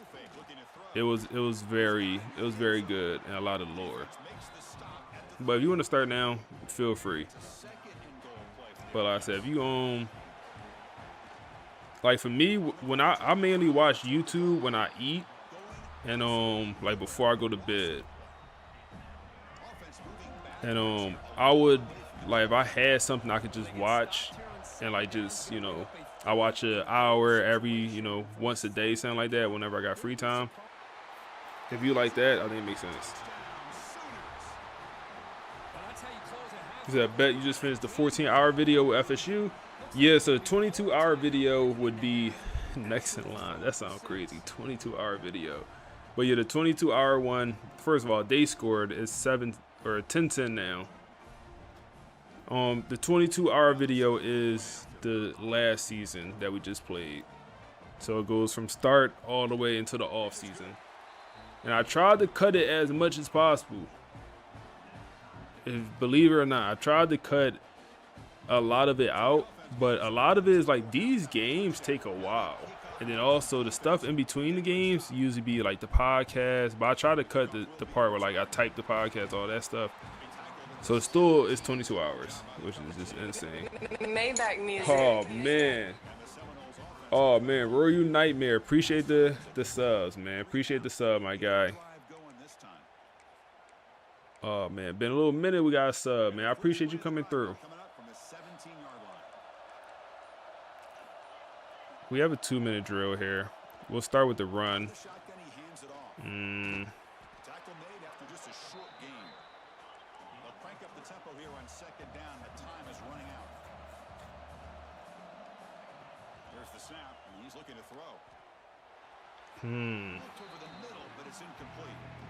Well, this quarterback and his receivers have got to get on the same page. They've got to find a rhythm if they want to move the ball down the field. So by the time you get done with the 22-hour video, you come on season 4. Yeah, you're right. But like I said, I feel like last season was very, very good. I enjoyed last season a lot. I'm enjoying this season too, but this season is different. Because last season we had the quarterback stuff going on where Brock Glenn got benched, and then it was a lot. I feel like the storyline was a little bit better last season. So next season I got up the storyline. Next season got up the storyline to match last season. What y'all said? Y'all said a bunch of stuff.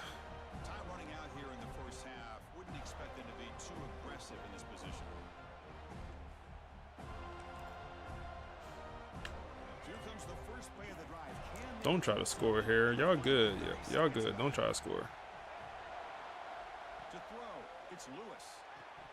What the hell? That's everything you want to see from an offense. Great execution. The line gave the quarterback time. Quarterback makes a great read, throws it to his guy. You said start the first Michigan game in the playoffs? Damn. These boys gonna get a field goal. They got one more timeout, and they got enough time to call another play here.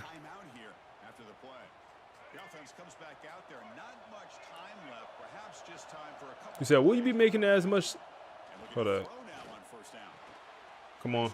That's fine. Timeout is called to talk strategy. Time for just 1 or 2 plays here before halftime.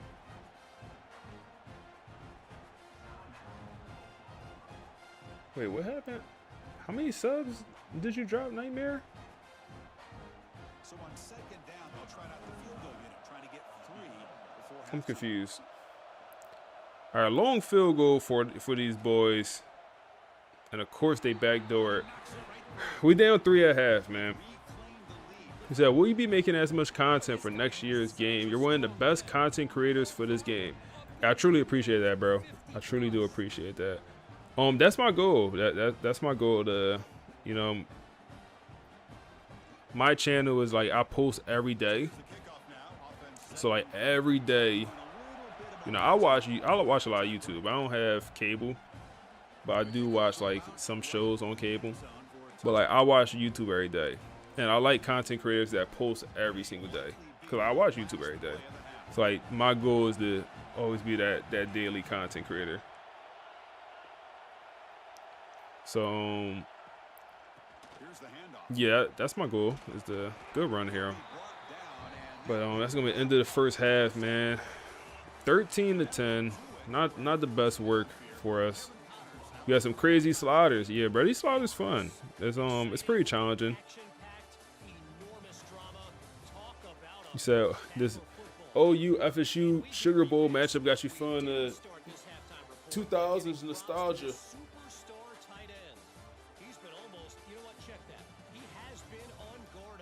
So would you start underclass development trait over a mediocre higher overall upperclassman? Yes. If it makes sense, yes. Now if I have like a you know, a 87 overall quarterback who is a senior and, you know, normal development trait, or let's say he's a junior normal development trait, he made it to like 83 overall, and I have a freshman, you know, 74 overall star development, I'm still gonna go with that older guy in that situation. Now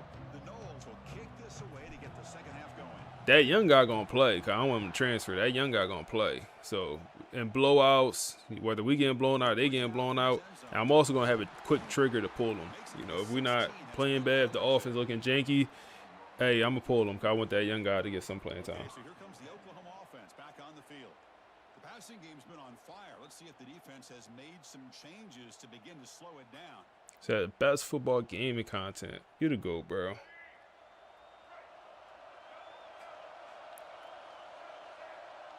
Trying to catch up on come on. So for the AI podcasting, do you input all the info from the week's games? Yeah, essentially yes. So the way I do is I actually put the information into ChatGPT. Damn, bro, just doing my linebackers dirty. So I actually put the information into chat. And then chat will kind of summarize it and make a little bit of a storyline. And then that's what I put into Notebook. Off the play fake on first down.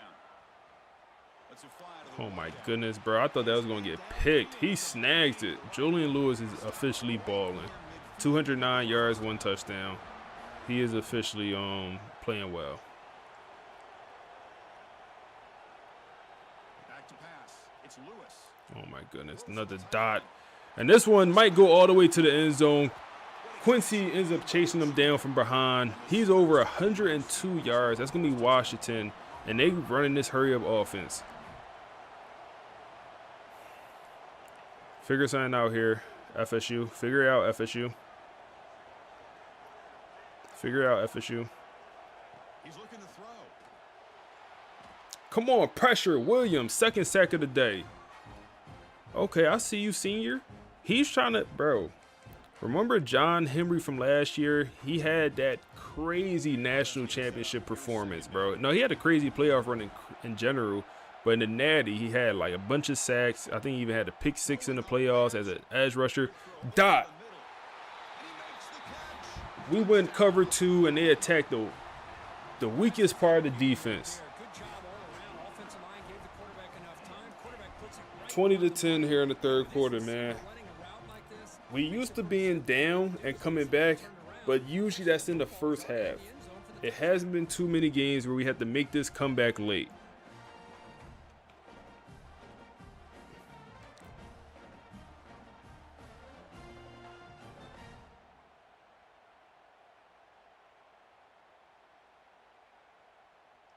You said, no, you like the idea with the AI really enhanced your enjoyment with college football 26. So you currently in your third year. Yeah, bro, the AI took it to another level, bro. It enhanced my enjoyment a lot, too. Like, this series, yeah, it enhanced my enjoyment. I'll say that for sure. So I meant to do the prime one. Hey, I appreciate you, Royal. I appreciate you, bro. It just, on my end, it looked crazy.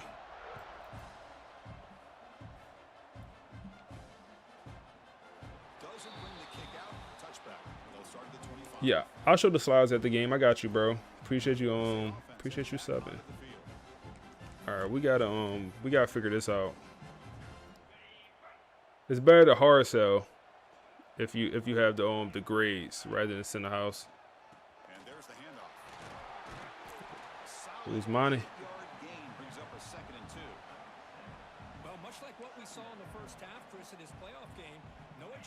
You said, dang, you still going? That's awesome. Had to leave in the second quarter Clemson game. Yeah, man. We still going strong, man. We still going strong. Christian Neptune with the speed, making the man miss, taking a big hit from look like a linebacker. He gets up, do a little celebration, get this momentum going back in our direction. Big chunk play. This offense operating at peak efficiency.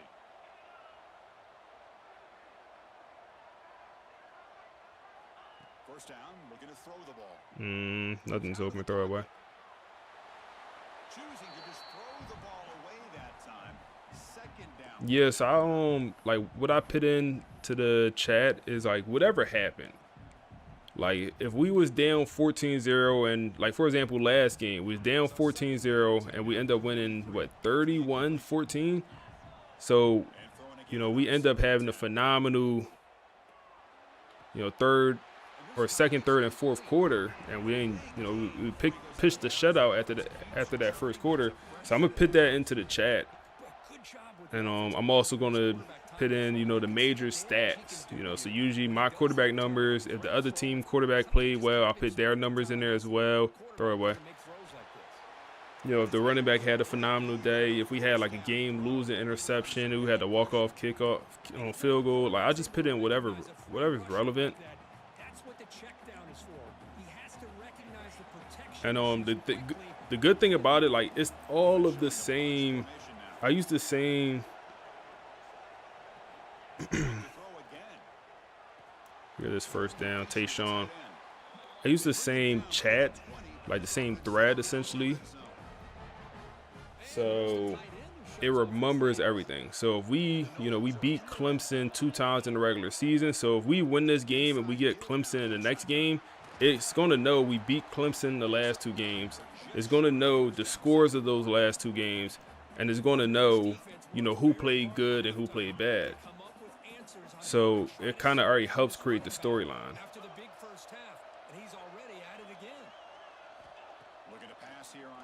Oh, Christian Neptune. Get in that end zone, Christian. Get in that end zone, Christian. Fight back. Fight back. Fight back, man. Come on. We got a game to win. You said, will this live be up for you to watch? Yes, sir. Do you pay for the notebook? Yeah. I do pay for it. So it's like $20 a month. But for the content I do, it's well worth it. Because like today, I could count how many podcasts we done today. Actually, I can't count. Because it's not going to let me go back. We probably did 10 plus podcasts today. Probably like 10 plus. So 20 a month is well worth it for me. If you just playing the game casually and you're not a content creator, I would suggest not to get the premium version or whatever it's called.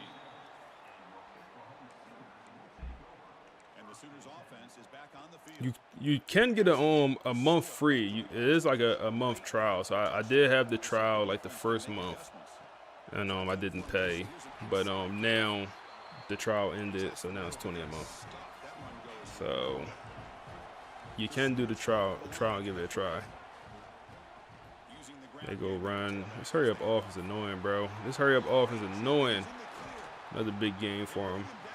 Podcasts are lit, yeah, bro. The thing I don't like is like every time I make a new note and make a new podcast, like I gotta make sure they only talk about that new note. Because if someone suggested, oh, like keep them all, damn, bro.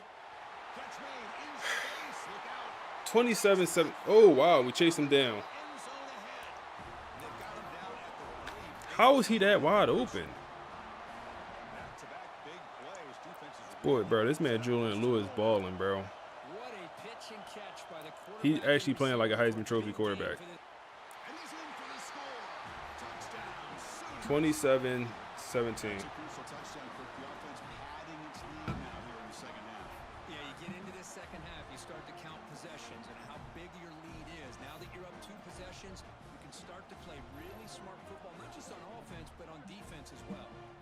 I'll show y'all exactly what I'm talking about real quick. So over here, if I have them all clicked and then I go to make a new podcast, and even if I tell it, hey, focus on, this specific source or only talk about this specific source, it still will end up talking about all of them, and it'll focus on whatever one it wants to. So like last season, like it constantly kept talking about Brock Glenn and Rashawn Slaughter and how much they was getting paid. If you remember last season, they constantly was talking about that. Brock Glenn was getting paid $2 million, Rashawn Slaughter was getting $500,000, and Brock Glenn was the backup, and he was getting paid, way more than the starter. And they talked about that every single podcast, and it's like, yo, I'm telling you, focus on this one. So therefore, what I started doing is, and this is what I was originally doing, but someone suggested do it like this. I just click, hey, I want to make this the new one. I'm just going to make the podcast, and it's only going to use the information from this one, if that makes sense.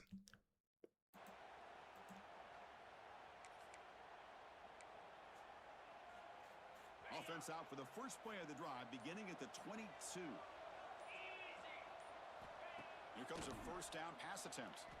Usmani holding. The ball carrier taken down, but there's a flag on the field.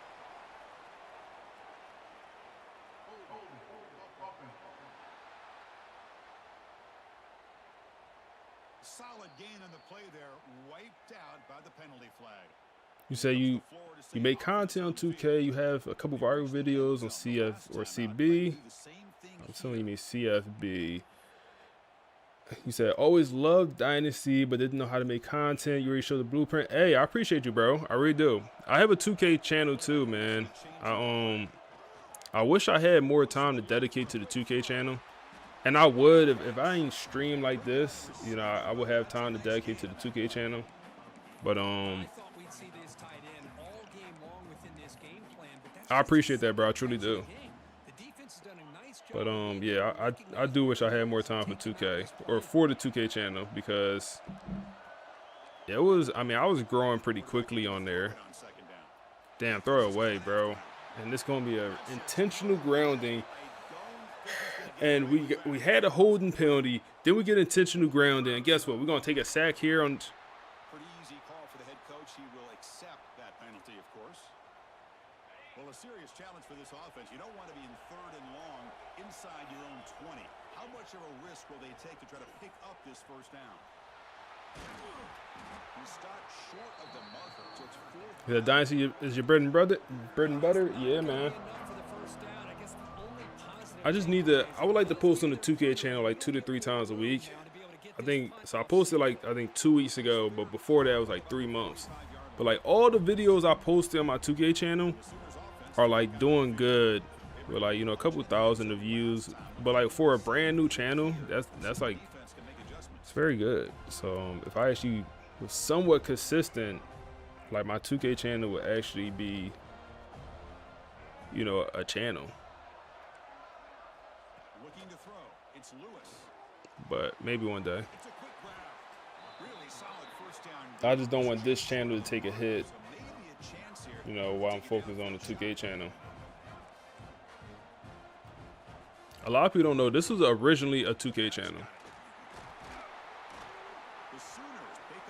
You know, a lot of people say, "Oh, I was here since you had, you know, 1,000 subscribers." Nobody was here for the 2K days, man. Nobody was here for the 2K days. Back when I was posting 2K content. As we hit the quarter break, it's Oklahoma on top, sitting in a pretty good spot as you wrap up the third quarter, trying to keep those national championship hopes alive. Let's take a quick look at the game stats where we have a chance. All right, here comes the fourth quarter. Everything to play for here. Who's going to stay alive, survive? Shazam! 4 is up, man. 4 is up, man. 4 is up. We need everything we can get. We need everything we could get, man, for this one. Hey, appreciate that follow, bro.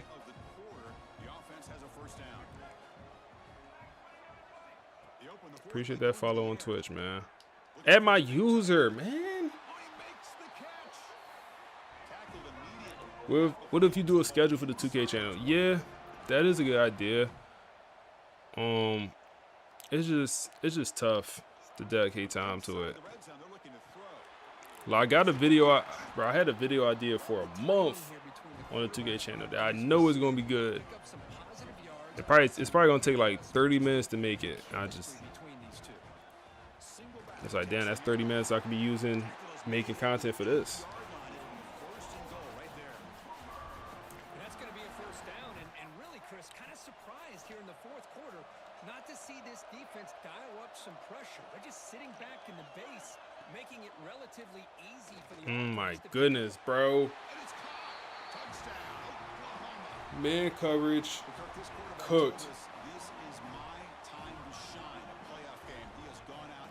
We're getting extorted, y'all. We're getting extorted. We're getting extorted, y'all. Wow. Hey, right here, right now. Right here, right now, y'all boys. Right here, right now. We respond right now, or ain't nothing to talk about.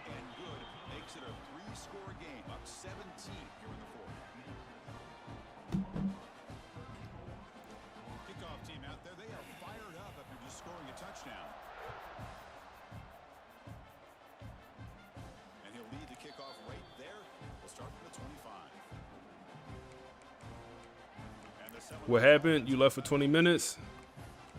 That Heisman Trophy winner came alive, bro. I'm be honest. That Heisman Trophy winner came alive. I'm not gonna lie to you. First down. They're going to throw the football. Down he goes. It's a sack. Chris, I'm really surprised by the way this game has turned out. That's Julian might be that dude. He might be that dude. He might be. Quarterbacks in the country, they've kept him out of sync, applied pressure, and a big part of the reason they're enjoying this lead right now. I know for sure FSU O-line is like that, or D-line is like that, bro. And I know on this, like, if I step up in this pocket, step up. But so many times we just get pressure right in our face from the D tackles. It's tough. It's tough. It's not easy. It's not easy. Third and everything.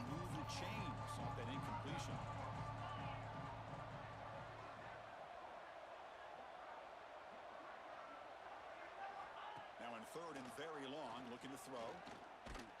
Here's a fumble way behind the line of scrimmage. The offense able to... Bro, them boys got 7 holding penalties.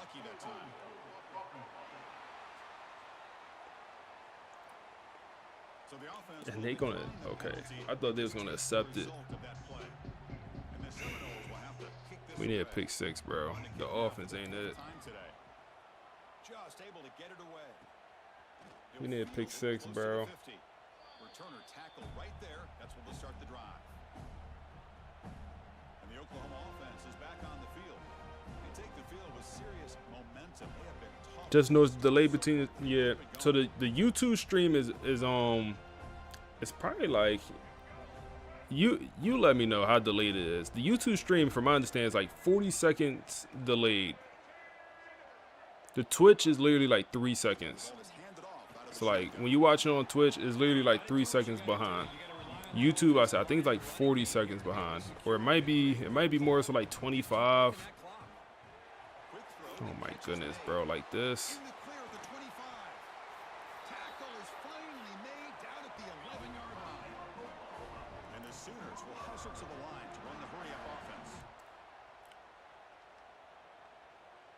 You say I'm calling it night after this? I don't know. I might not. I might not. It's 9:40. How long do you think it'll take us to get through the off season? Damn, Julian. This how we doing? This is what we do. This is what we doing? Okay. GG's. BTA, bro. BTA, bro.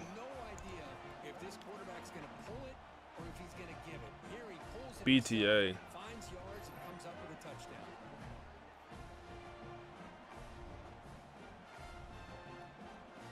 Wow.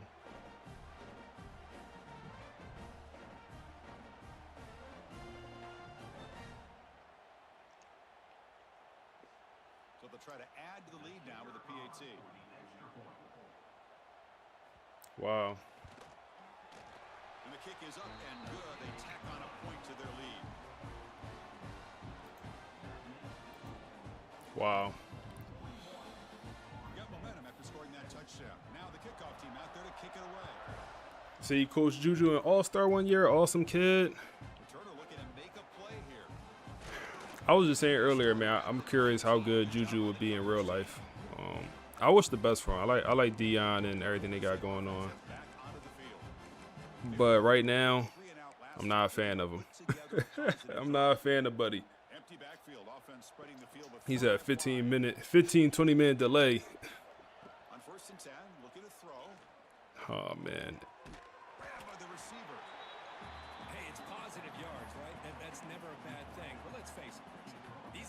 It's like I'm echoing.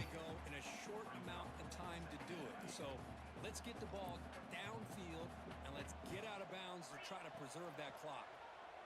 There's no way I got echo. Finds his target and it's complete. They tackle him at the 38. Yeah, you're right. Go hurry up. You're right. Chris, here we are in the fourth quarter. These guys are trailing. Damn, man. It's sad to see the team go out like this. Like, a Marcus Vale team is supposed to go out with honor, bro. Look at this shit. 99 accuracies, bro.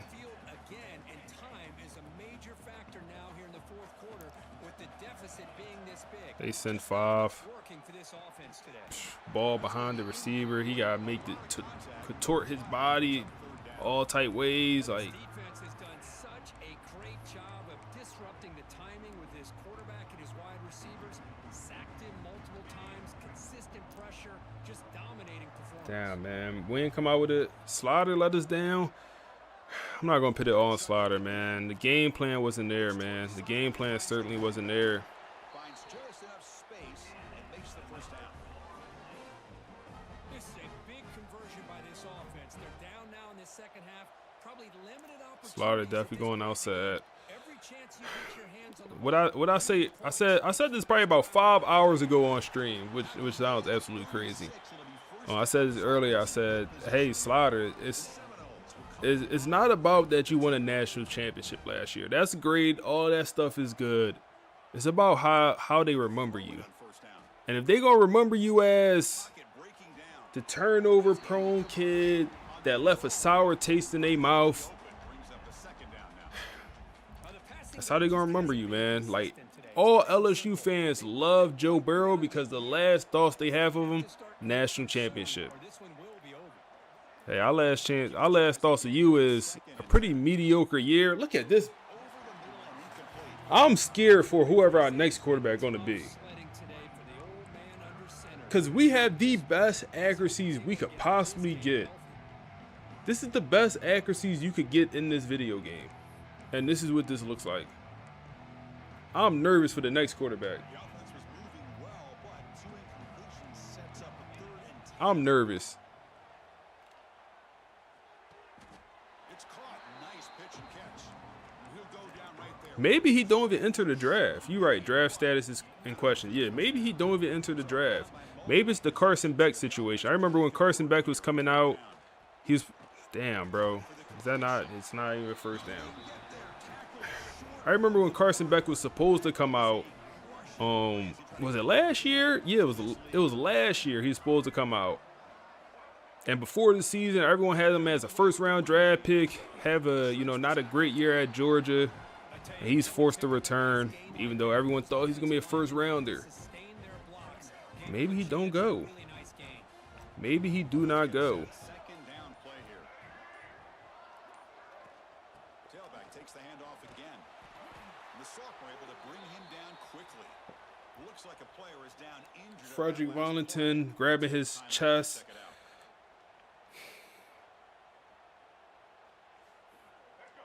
Third down after that running play.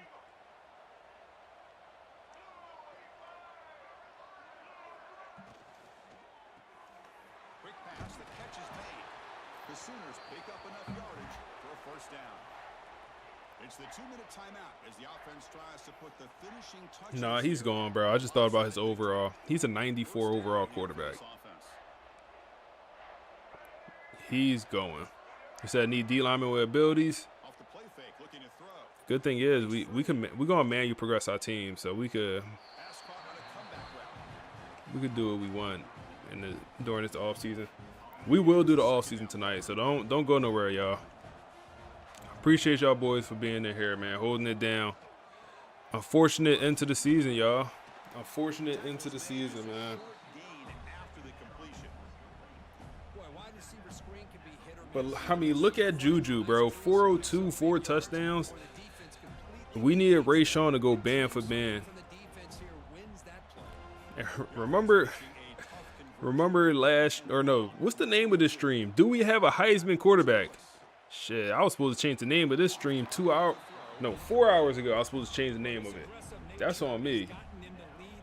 I was supposed to change the name of the stream.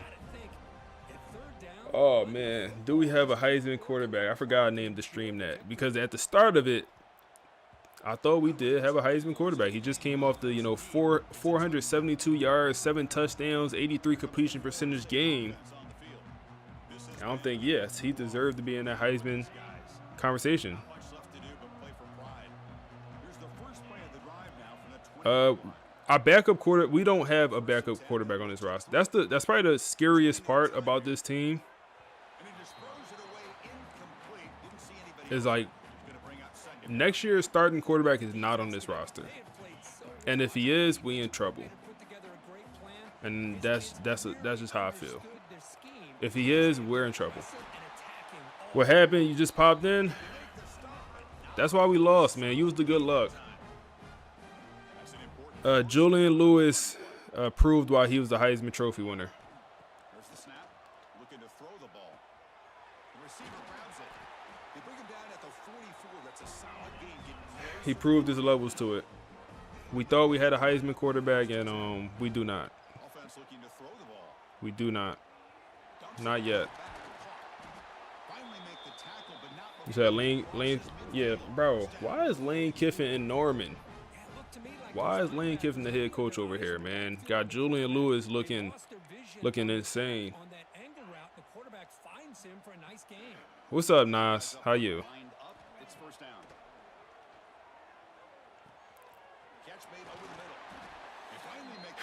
Last pass for Rayshawn Slaughter.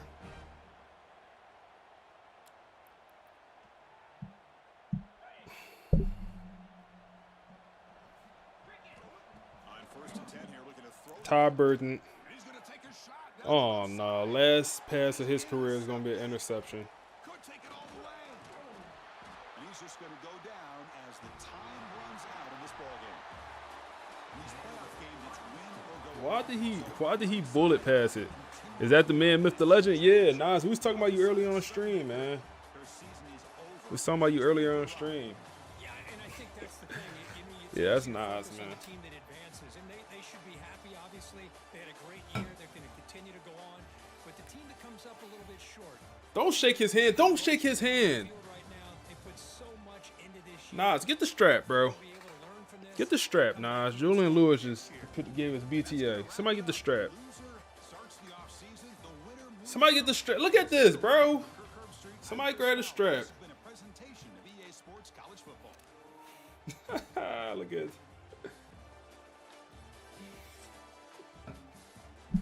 Oh man.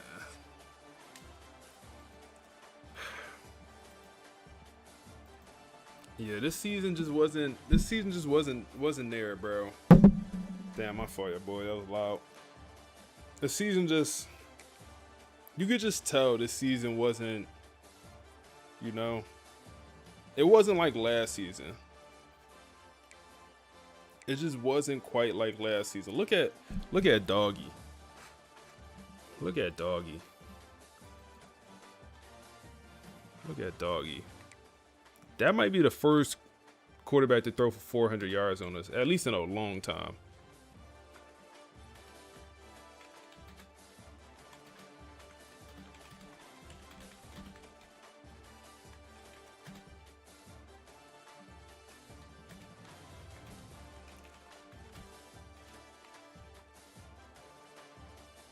Wow.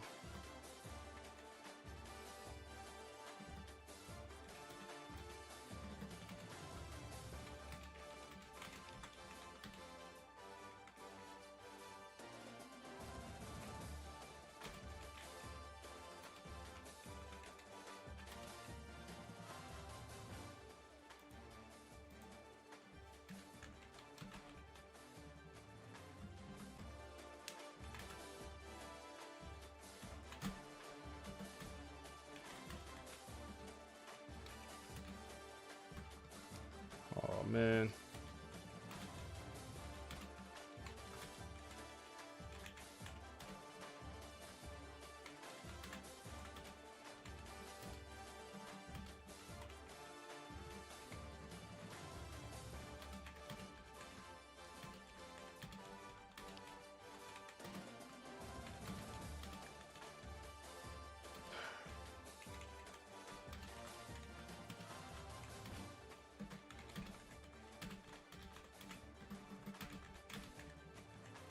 Maybe he don't go to the NFL, bro. Maybe he don't.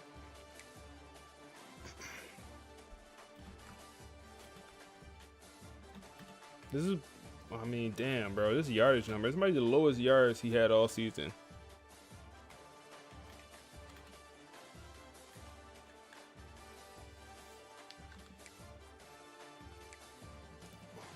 Usmani had, damn, Usmani? I don't remember him having this many yards.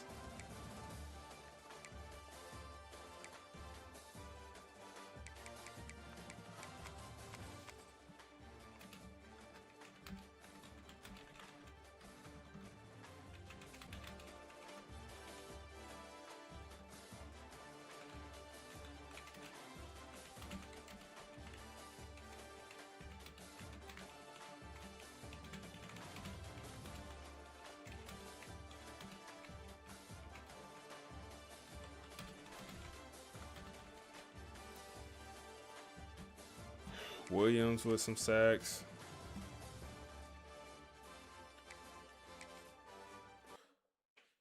Damn.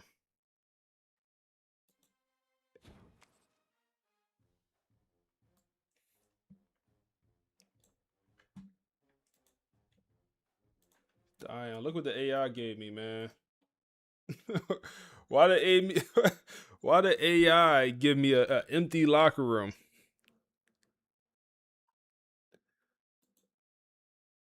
Shador walking off the field.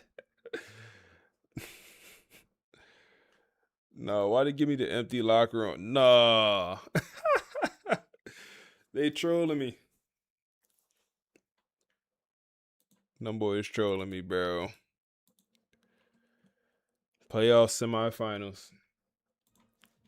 They funny. Them boys started trolling me.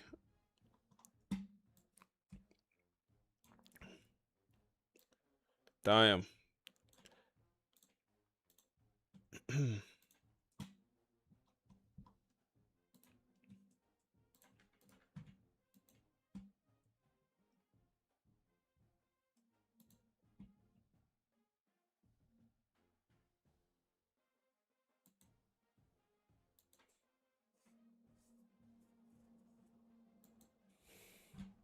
The winter after the storm.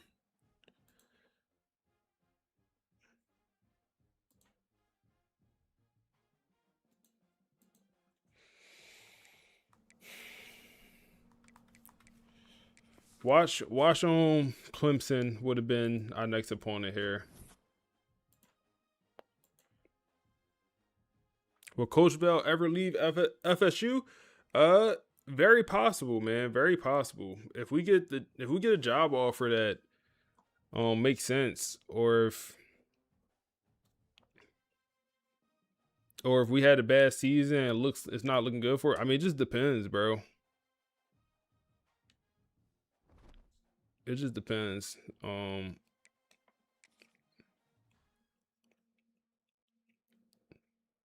Yeah, tough way to end the year for sure. Said the Browns need a head coach. Where you get the pictures, bro? The AI just gave me them pictures. I typed in, what I wanted it to create, and it just gave me them pictures. I guess it was feeling bad for me, bro. I don't know. It just gave me them pictures. All right, let's see. So we would have had to play Clemson for the third time. And look at Michigan, bro.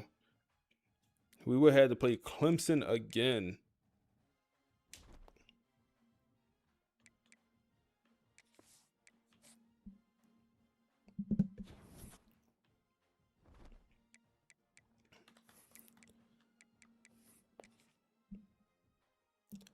Oregon, Oklahoma, and the Natty. Michigan made the last two national championships. They miss out this one, and they lose to Oregon. Was that OT? It wasn't OT. Bryce Baker, 3 picks. Yucks. Bear. Bro, why is he so nice?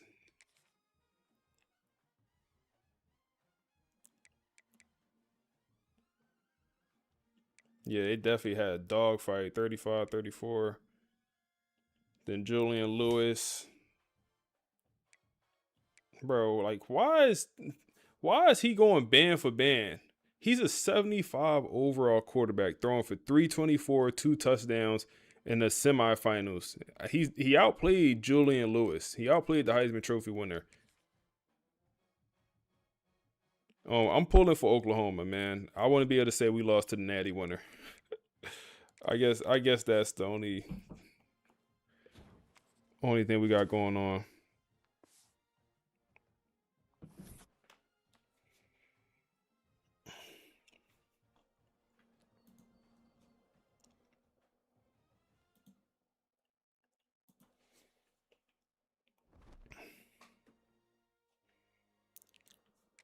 Let's see. And them boys get it done. Lane Kiffin. Now at Oklahoma, wins the national championship 35-33. It might have been an OT game.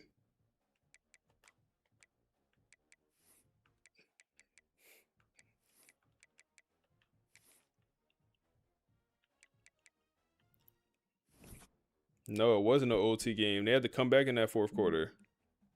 Lost their chance. Can't be mad. Scheduling for 100%. The thing is, they won't have Juju, so it won't hit the same. Assuming they won't have Juju. Assuming he's a 95 overall. He probably should go pro. So it won't hit quite the same, but you already know we're going to schedule him.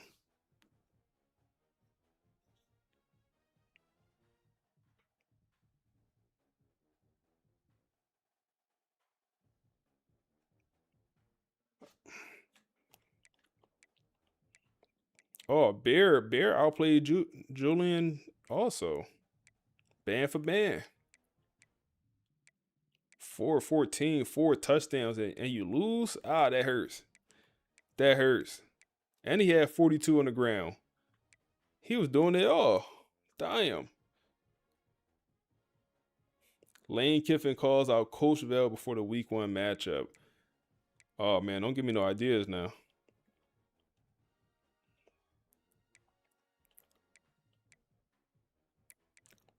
Huh. Maybe the other way around.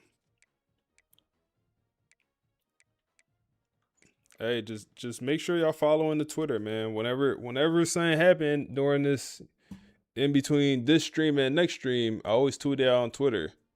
So I'm go ahead and drop my link to the Twitter, man. Follow the Twitter. Anyone that follow the Twitter tonight, I'm gonna follow them back, man. If you care about that, I got you.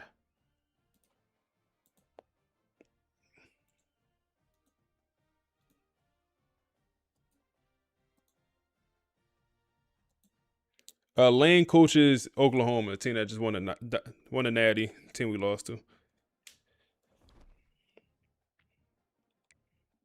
All right, we can check out our end of the season stats here. And we can also listen to the podcast, man, talking about the season and recapping what just transpired. You know, usually when a college football season ends like this, the vibe is anger or it's just total chaos. Right. But looking at the reports coming out of Tallahassee right now with the Marcus Vale era at Florida State, it's neither. It's quiet. It is the quietest, heaviest chapter yet. It's just pure uncertainty. So, welcome to the deep dive. We are looking at the winter after the storm. Which is the perfect title for it, because our mission today is to figure out what happens to a top-tier program when the safety net doesn't just break, it gets completely yanked away. And we've got sources breaking it all down. That blowout loss to Oklahoma, the exit of a quarterback who is, a chaotic legend. And a hiring decision that just screams identity shift? Right. So let's start with the catalyst. You can't really get the winter without looking at how the fall ended, 41-17 against Oklahoma. Okay. And looking at the breakdown, it wasn't just that they lost, it was the style of the loss. I was looking at the stats for Oklahoma. What that man just say? He said, I gotta go back, bro. What did he just say, bro? Identity shift? Right. So let's start with the catalyst. You can't really get the winter without looking at how the fall ended, 41-17 against Oklahoma. Okay. And looking at the breakdown, it wasn't just that they lost, it was the style of the loss. I was looking at the stats for Oklahoma's Juju Lewis, 402 passing yards, 3 touchdowns. It looked surgical. That's a key word, surgical. Lane Kiffin had Oklahoma ready to operate with... Yeah, this AI, Nas, get with the program. Yeah, this AI, Nas. Total Lock command. in. Total command. And you compare that to Florida State, they fought, sure, but the source material highlights this massive gap in execution. Oklahoma was playing chess. And FSU was just trying to survive the board. Exactly. Which brings us right to Rashawn Slaughter. Yeah. This was his curtain call, and man, talk about a perfect... My own real life homies don't watch my content. Come on, Nas. Tighten up, bro. Tighten up, bro. Perfect microcosm of his entire career. Wow. 208 yards, a touchdown, but those 2 interceptions. The sources just nailed it with that description. Yeah. Fearless, forced, intercepted. It feels a little harsh, though, doesn't it, for a guy who won them a national title? It is harsh, but it's the reality of hero ball. Look, Slaughter dragged this program back from the edge multiple times. He lived on that high wire. But that Oklahoma game showed the limit of that style. He showed the bottom falling out. So now he's off to the NFL. And even though that exit was rough, you just cannot ignore the void he leaves behind. Right, because even if it was chaotic, it was his chaos. He was the identity. Precisely. He was the Band-Aid over a lot of structural issues. You take him away, and suddenly the program has to figure out how to stand on its own without a superhero. And that makes the very next move by Florida State so fascinating. They didn't go out and hire another chaos agent. No. They hired Derek Nix as offensive coordinator, poaching him straight from Auburn. This is the pivot point. If Slaughter was about living on the edge, hiring Nix is all about installing a guardrail. It reads like a complete philosophical 180. It is. Nix represents ball security. Efficiency over ego, structure over, improvisation. It's a clear signal from the coaching staff. The Rashawn Slaughter experience is officially closed. The ride is over. They want a machine now, not a magic show. But here's the disconnect I'm seeing in the notes. You hire a guy to run this structured, efficient system, but he's walking into a room with absolutely no one to run it. And that is the tension that's going to define this entire offseason. Because who is QB1? There's no heir apparent. It's an empty room. There isn't a fan-favorite backup waiting in the wings. There isn't, at least not right now, some marquee transfer coming in to save the day. So you've got Coach Vale, who has rebuilt the culture, won titles, done everything right, and now he's facing what might be his hardest job yet. Without a doubt. He has to choose a future without the luxury of a superstar safety net. Yeah. The reports on the upcoming spring ball use words like uncomfortable and highly evaluative. Which is just code for nobody is safe. Exactly. Every single throw is going to be judged, and not just on did you complete the pass, but can you run this new efficient system? It's a total audition for the soul of the offense. It feels like this goes way beyond just a roster battle. This feels existential. It is. The question isn't who starts. The question is Florida State a sustainable powerhouse program, or was the recent success just a specific, lucky quarterback run? Oof. So was it the system, or was it just Slaughter being Slaughter? That's why I don't call this a rebuild. I call it a reveal. This winter is going to reveal the actual foundation of the program, for better or worse. And that puts an immense amount of pressure on whoever takes that first snap. Because they aren't just managing a game under Derek Nix's system. No, they are fighting a ghost. The hardest part for the next guy won't be the defense. It'll be trying not to chase Rashawn Slaughter's shadow. If they try to be the hero, they fail the new system. But if they play too safe, the fans might miss the magic. It's a tightrope. The identity wasn't lost in Oklahoma, but the certainty definitely was. And that leads to a final thought for you to chew on. We usually think of certainty as a good thing, right? A program needs it. Of course. But if certainty is gone, everything is up for grabs. Meaning, is the empty room actually the most dangerous place for a program to be? Hey, Nas, can my dog get in the league? Because whoever survives this spring, whoever emerges from this chaos, they don't just get to play a season. They get to define the entire next era. A completely blank slate. High stakes, clean slate. A terrifying and exciting prospect. And that is where we will leave it for this deep dive. Thanks for listening. Nas, you here? We got open spots in the league.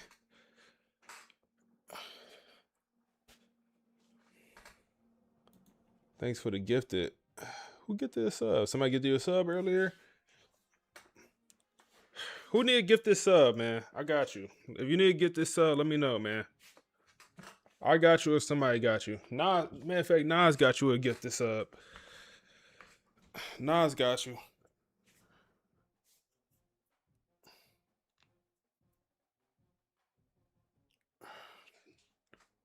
Try to get a good stretch in, man. All right, let's see what's going to happen here, man. So, damn, Randy Good is looking to transfer out. That's not good. Also, our 2 5-star running backs, looks like they're gone. You said, Jaden, if you want to do the same thing with teams, should you go for it? I would suggest do exactly what I did and have AI do everything. Like have them make your coach name. Like you give them a prompt and you know, I think I had in the video I posted, I show you everything.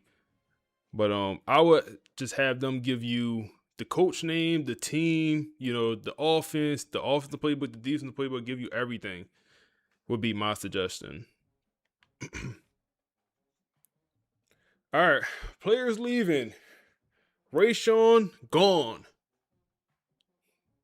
Out the door.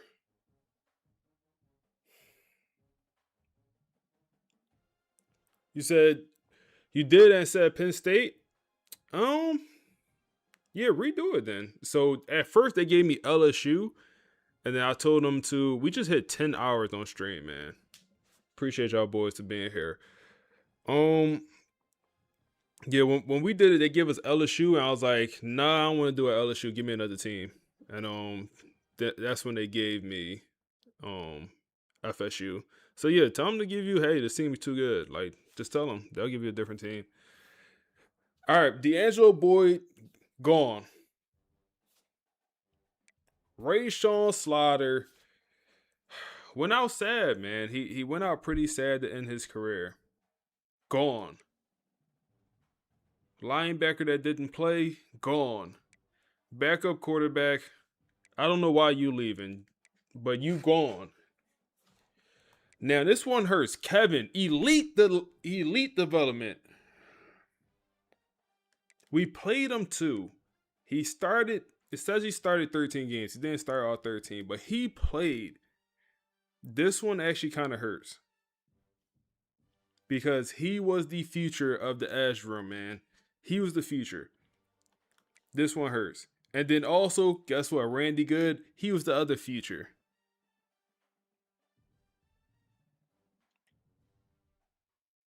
This is the game, man. This is the game.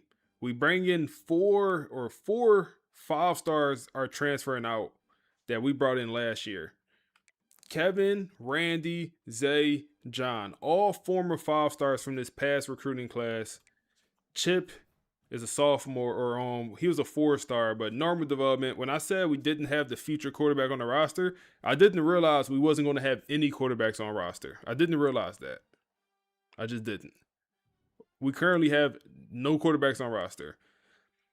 If I'm able to get one of these linemen back, I'll be extremely happy. I prefer Kevin. Come back. Failed. Damn.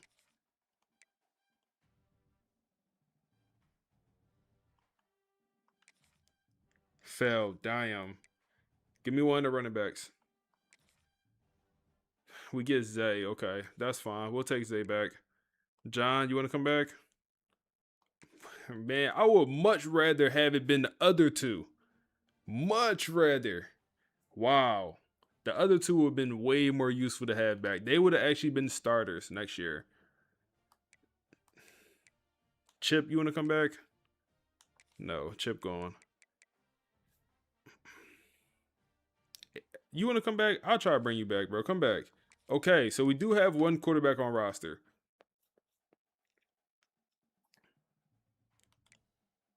And the linebacker will let you walk. Okay. Rayshawn.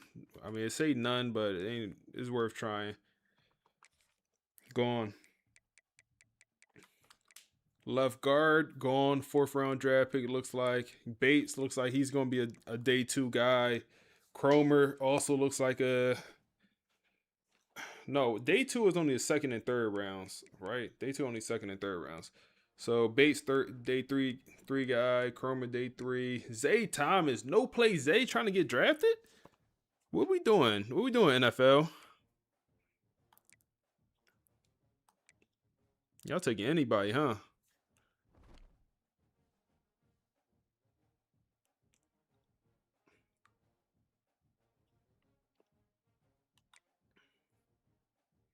trying to think, do I want to upgrade my coach?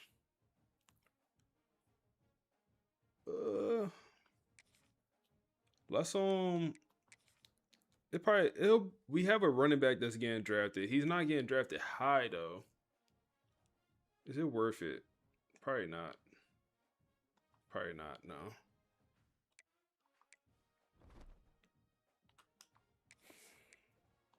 Damn, bro. Somebody's gonna get some very, very good D linemen in this transfer portal, man. We had 2 elite development defensive linemen transfer out. Hurts. That hurts. That hurts. Damn, we should have bought the ability for the to get more quarterbacks interested. You right, man. You right. We should have got that ability. 100%. 100%. 100%. That's on me. It's on me. All right, so D'Angelo Boyd does end up being a 1st round draft pick. The best corner in the league goes in the 1st round. He honestly had a kind of underwhelming, well, I say career. Maybe not career, because last year he had a down year. His freshman year was his 1st year. I think about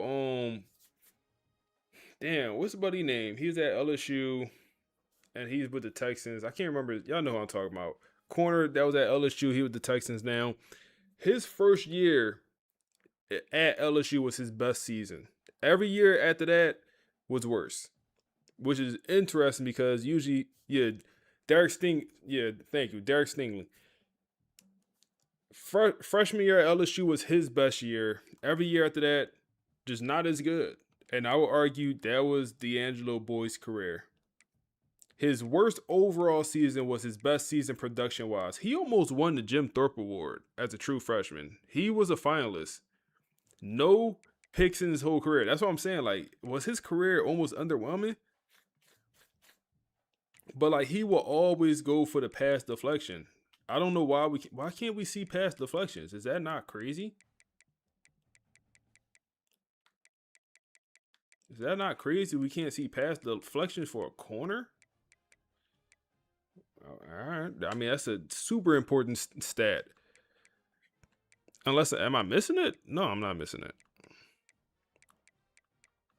Crazy we can't see that. Absolutely crazy. Is that McKinley at Colorado?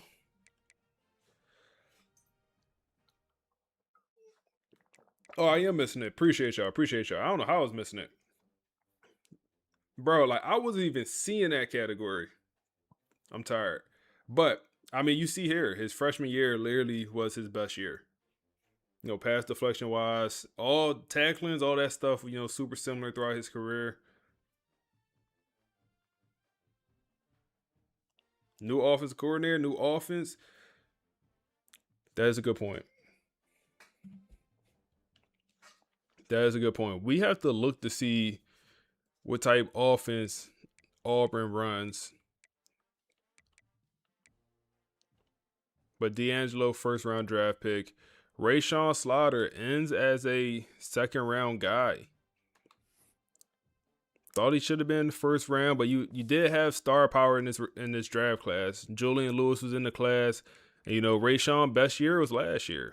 You know you can't ignore the 2027 film of Rayshawn Slaughter, but you also can't ignore the 28 film. Is what it is, man. Is what it is. Right guard goes in the second round. Buddy, he was a dog. What type stats he put up? I think he had like 7 sacks, 7.5 sacks. I would love to get a double-digit sack guy. Yeah, he was a dog. He barely even played at Georgia, came over here, and he was a dog. Do captains affect anything? No. Unfortunately, no. I do need to name captains for next year. I forgot to do that this year. Bates, man. My guy. I appreciate you, man. I appreciate you. 4-year guy here at FSU.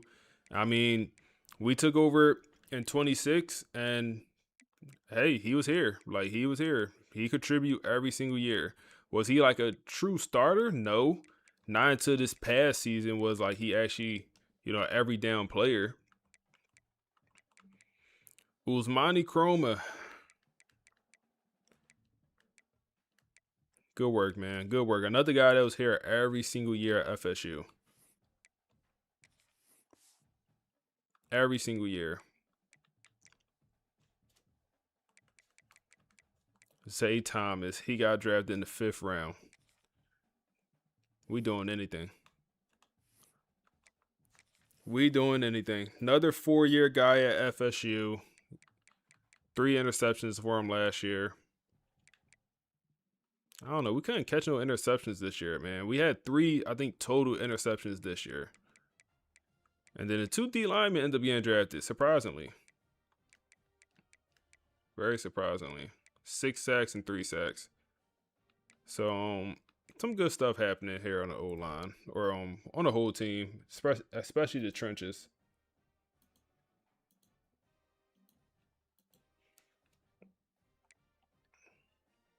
So, I want to look at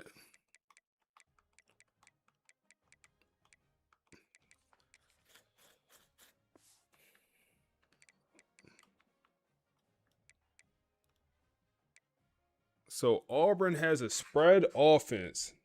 Looks like we're going to Auburn book this year, man.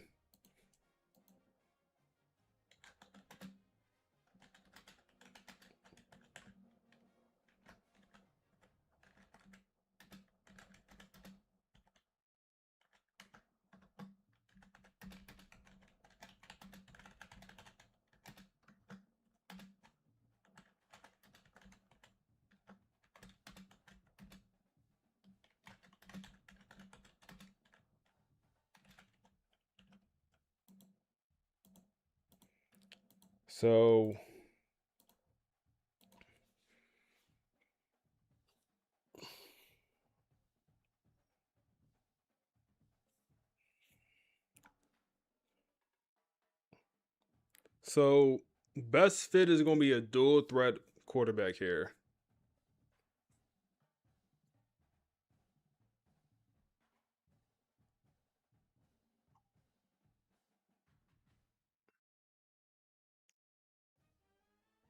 Dual threat or a backfield creator is what we're looking at quarterback. OSU, I know OSU playbook is goated, man. I know all about OSU book.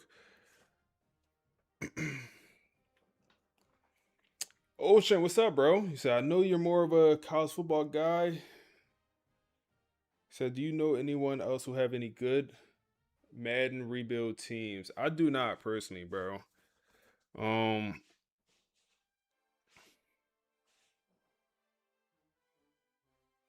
I personally do not. I don't dabble with the Madden this year or last year, so I couldn't confidently tell you, unfortunately. All right, so we have a chance here, man. We have a chance. You never know. Clemson might pull that scholarship. CPU love to do that. 4-star receiver.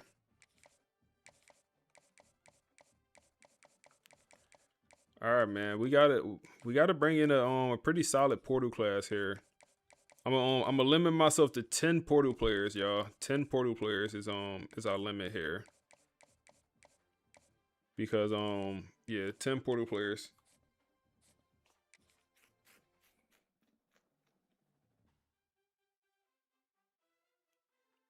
Falcons Wild James.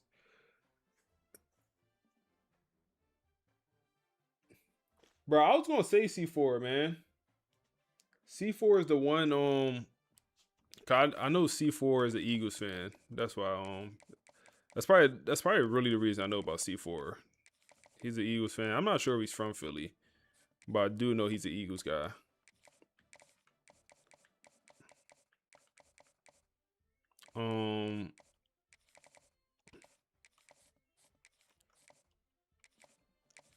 He's from Canada. Damn. No. Not from Philly, but he's definitely an Eagles fan. I do know that.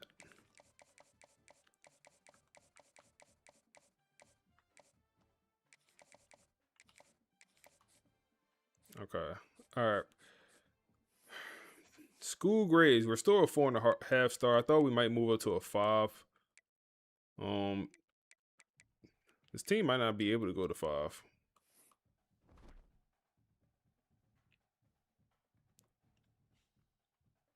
Transfer portal, man. Quarterbacks. We have corners. We have corners interested for sure. Any 5 stars in the portal? Ooh, a 5-star D tackle from Miami. Buddy, I remember you. I remember Buddy. He was hurt. He was like a 94 overall D tackle, and he was hurt when we played Miami, so he didn't play. Josh, we grinding, or you said you grinding. We about to get 100 likes. How many are we at, man? We are at 91 likes, man. Go ahead and knock that out. Get us to 100 likes, y'all. If y'all watching on Twitch, man, I appreciate y'all boys. Drop a follow on the stream. Amazon Prime sub for free $99. Support the stream, all that good stuff. All right, we got to go after this D tackle, man. We lose out on our star D tackle. Got to go at the Buddy. We got a pretty good receiver here that's available from Wisconsin. Do we need receiver? Maybe not. We'll add him for now. Got an edge rusher, pretty good edge rusher. Another receiver here. Oh, man, quarterback looking janky, y'all.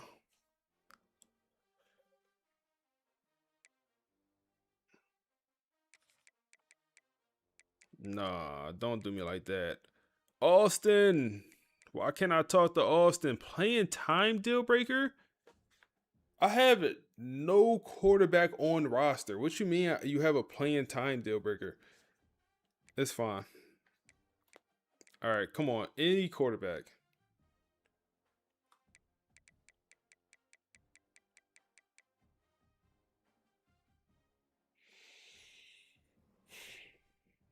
Oh, man. Oh, no, not like that. Not like that, y'all. Wow. Not like that, man. Wow.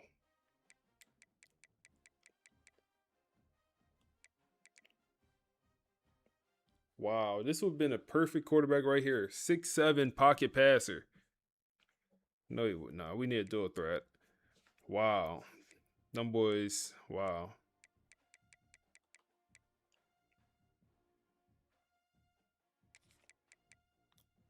We could get Oklahoma backup quarterback.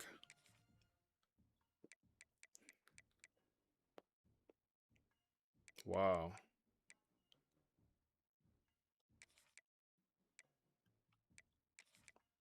I mean, we got to add a bunch and just scout.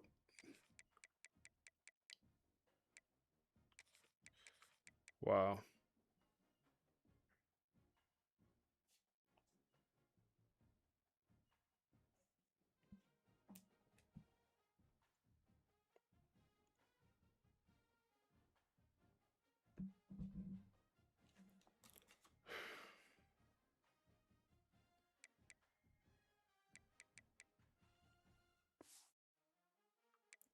Let's look at the roster. Let's look at the team before we go any further.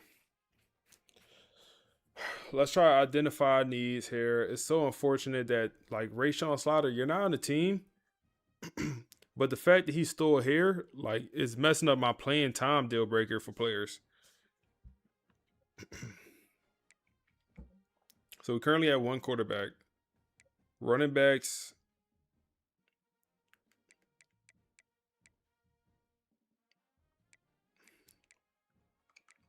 Do we bring in a running back? I don't know. I don't know if we even need to bring in a running back. We got so many of these young guys. I'm surprised none of these guys left. I'm really surprised none of them actually left. I don't know if we need a running back. Maybe Quan Hester will be our guy next year. Receiver. We obviously got the two young guys. And Christian. Oh, I didn't realize Christian Neptune. I thought he was a senior. I did not realize he was a junior. So he'll be back. 96 speed receiver. And then Ty Burton.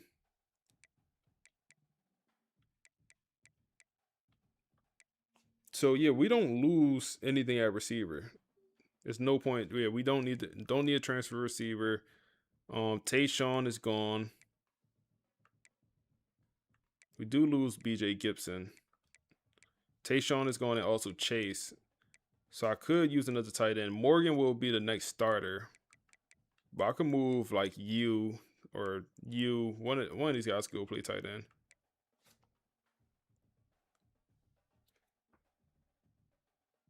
It's gonna be a tough year, bro.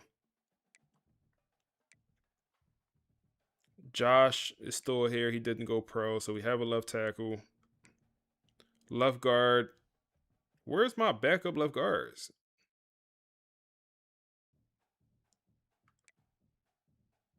Okay, center. I'm surprised none of these old linemen transfer. Like these guys got no playing time with star development. All right, I mean, I'll take it. We don't really need O-line. I mean, maybe we do. But so we did have some guys get drafted on the O-line. And we do have tech or on talent developer. So that allows us to, now we have like skill points here left over. So that snowball effect. Perfect. Elite development was.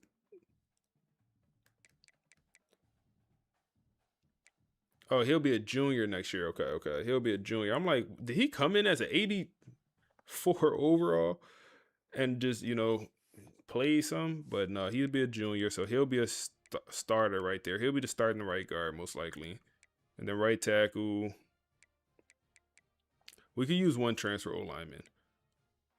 We could use one transfer O-lineman for sure. Edge. You return. You're gone.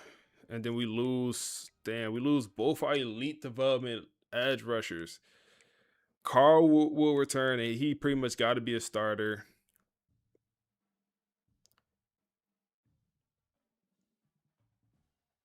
You say he had no hit?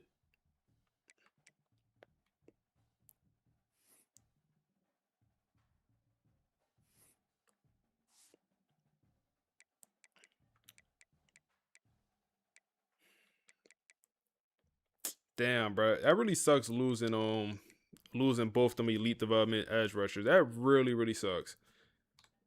That really sucks. Okay, we do have Garris now.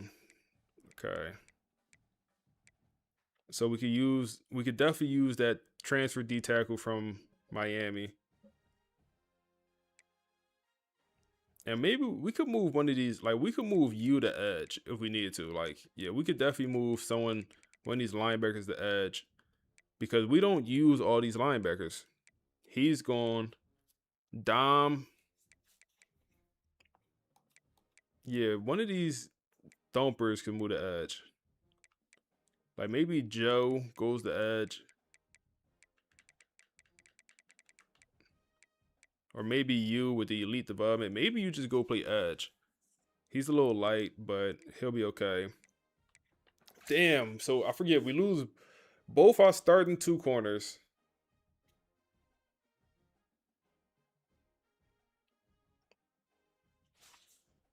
So we have Benjamin Westerman with the elite development. He has 45 skill points to use already. He's going to be a problem. Then Andre Law, he's going to be a problem. So we have 2. Andre Camardi Jr. still on this roster. I forgot about Doggy. We could use 1 transfer corner. Because Andre and Benjamin is going to be in the... We need 2 transfers, actually. Because we ain't bringing any freshmen. Safety, we lost our top 2 safeties. And then we don't have, a guy that's going to start. Frederick, we could move a linebacker to safety for sure. Or one of these guys could go to the other safety spot. But we need 2 starting strong safeties. We use 2 strong safeties. All right.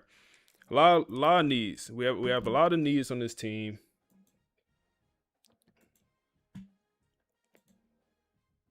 A lot of needs.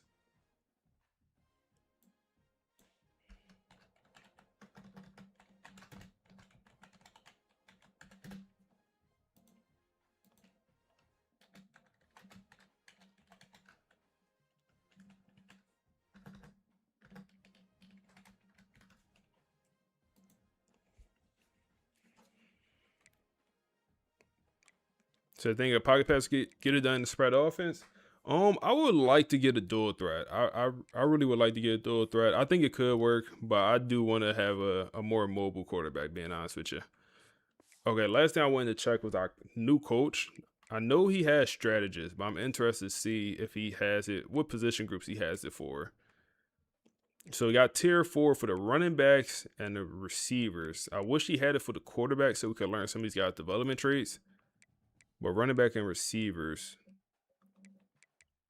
is that mind reader. Yeah, Georgia getting 35. Yeah. High school kids, CBU be tripping. We can see if they did it here. Nope, they almost did.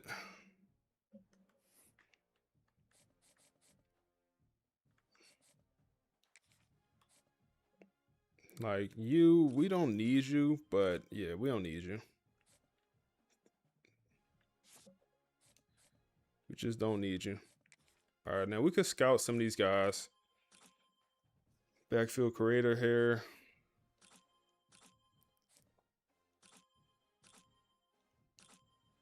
Bro, these boys look trash. We in trouble, bro.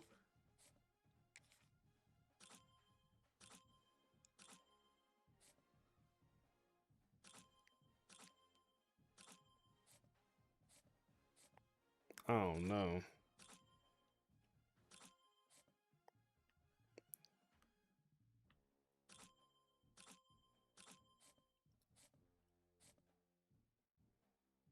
We in trouble.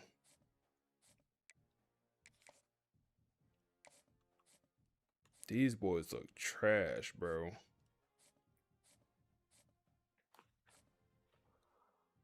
Oh no, bro. What happened, bro? Joey Flowers, man. Joey Flowers. This man transferred out to go 9-5 at EA. Fix your game, man. I'm blaming EA, bro, because we had a perfect quarterback. He entered the portal to not sign anywhere.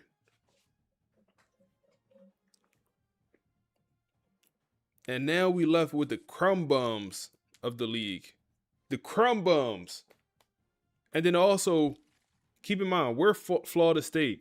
We just put a quarterback in the second round of the NFL draft. We don't have any okay quarterbacks interested in this program. Not one. Not one of these 4-star quarterbacks is willing to come to Florida. Not one. Come on, bro. Not even transfer quarterback from UL Monroe. But Clemson is number one on all these quarterbacks board. Clemson number one on all these quarterback boards. But they just want to go to Clemson. Y'all, what y'all on, bro? What y'all on?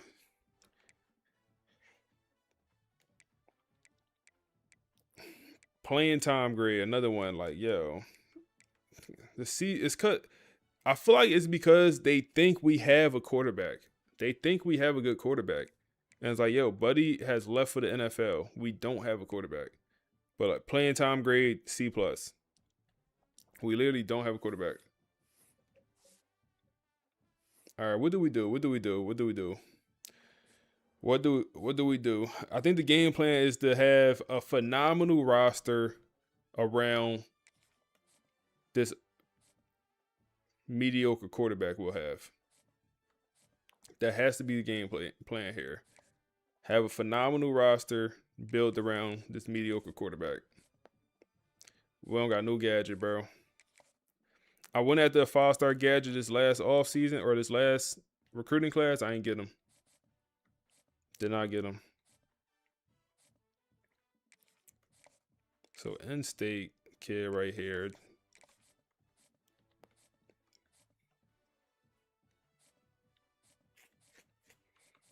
All right, so all these quarterbacks, we got to bring in, I guess, a couple of them. We got to pick our favorite two, I suppose. I guess you.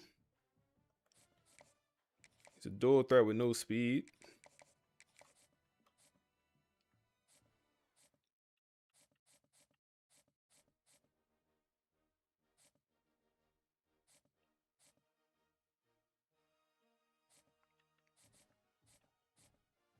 Like, he's good, but he's gonna be a senior.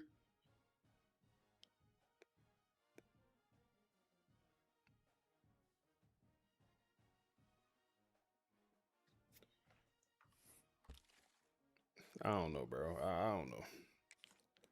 I mean, I don't know.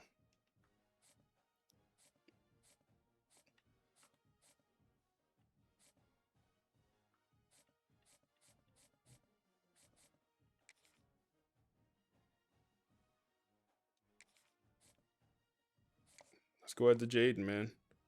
Jaden Moffitt. I don't know, y'all. This could get janky. This could get janky, y'all. I'm hoping one of these kids got a development trait, bro. That's what I'm really banking on. All right. Do we want to get a running back? We can get... Okay, there's a couple good running backs here. As always.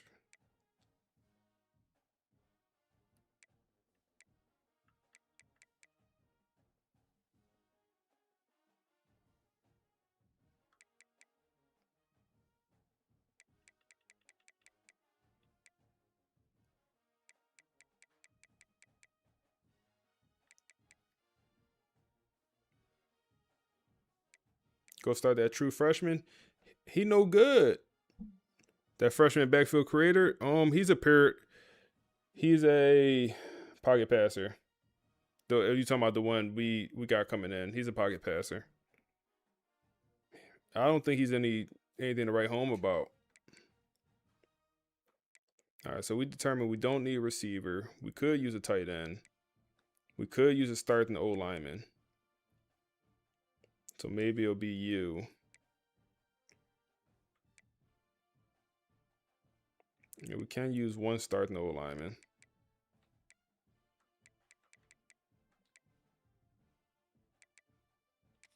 So we'll add both these kids with the hopes of getting one. We got one edge rusher we're already going after. And then a freshman that's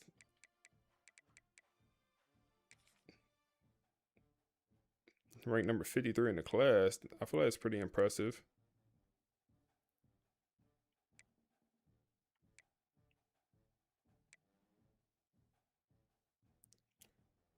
We don't need that many D tackles. We don't need linebacker. We can use corner and safety.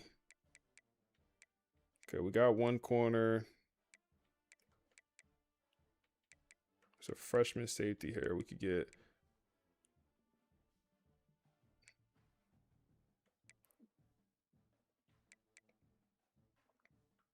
Do we need safety? Yeah, we do need safety. Cover specialist. Yeah, we could use a cover specialist. That's fine. So I'll leave one more roster spot open.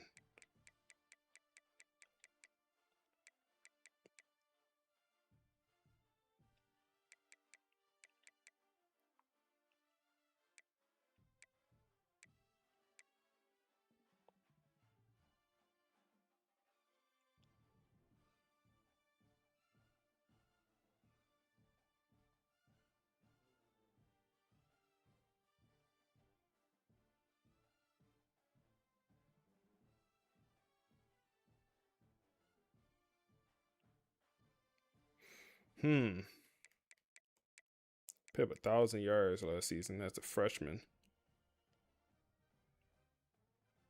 I mean, we don't need a receiver that badly.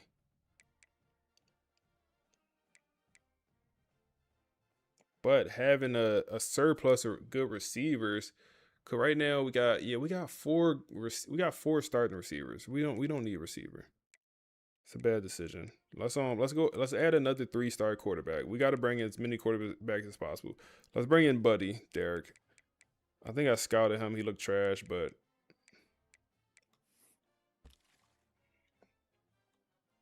the brothers. Yeah, we got a quarterback version. Yeah, we do have a quarterback.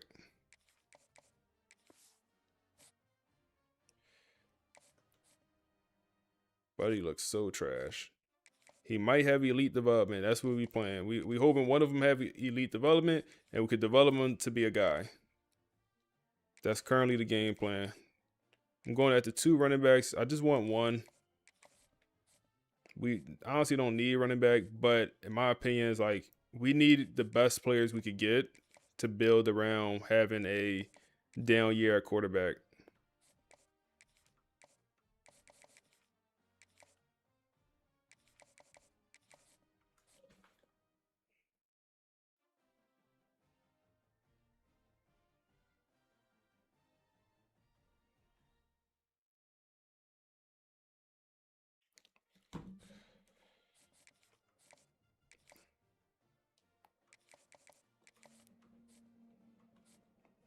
All right, I think we're put 50 here. So now elite by that 83 throw power. You're probably right. You're probably right. But he's also from Oklahoma. I'm a little salty we just lost to him. So that's part of the reason I add him back. That's definitely part of the reason he on this board right now. Let's advance.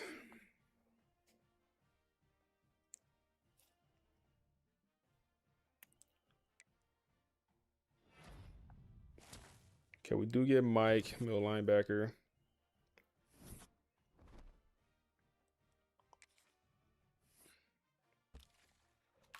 So they're gonna talk to the boosters.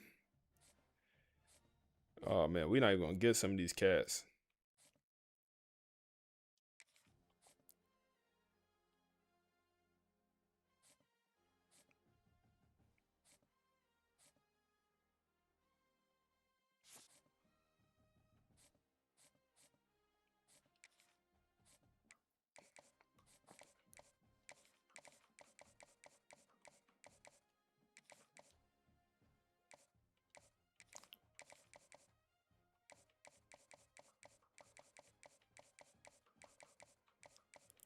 So we know it's hard sell.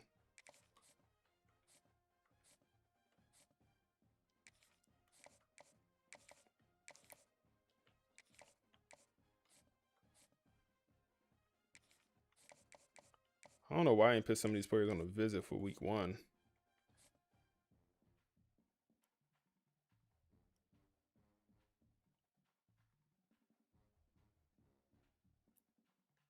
He said, do you play subs when you up big? What you mean when you up big? When you up big?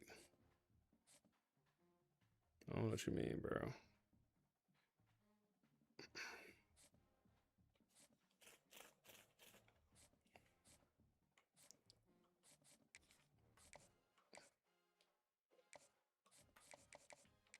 Okay, might be at a hard sell here.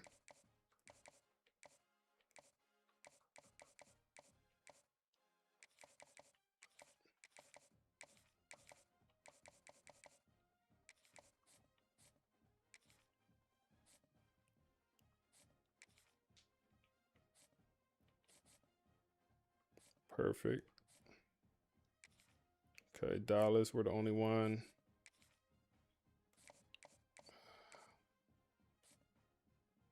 Did we not start off in his top?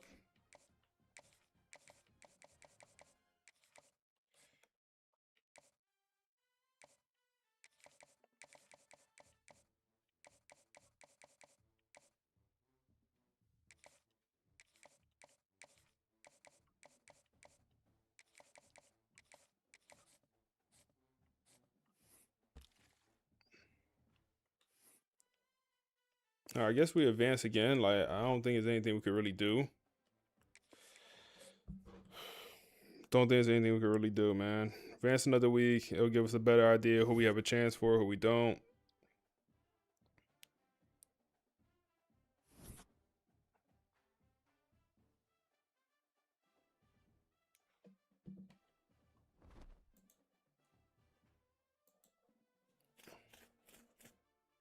Hit 100 likes on YouTube, on the YouTube stream. I appreciate y'all boys, man.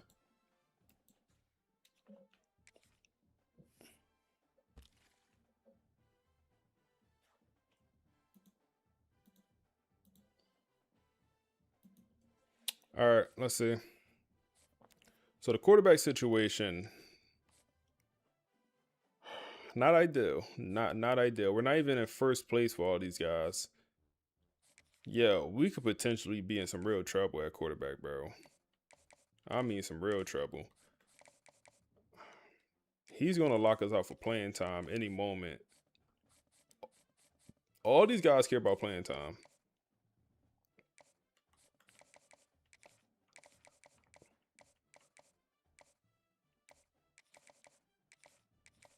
Some of these cats going to lock us out for sure.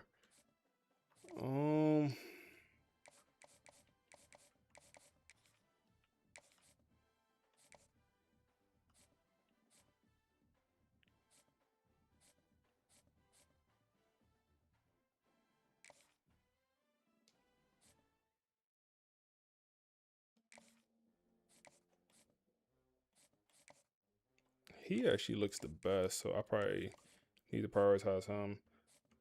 Don't have a chance here.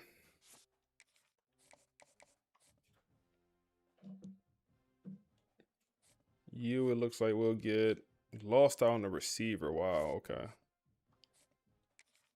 He'll get you. Throw you on a visit.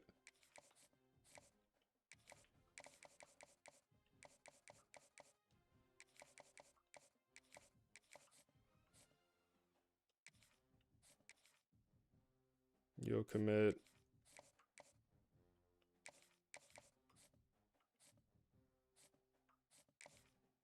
Throw you on a visit.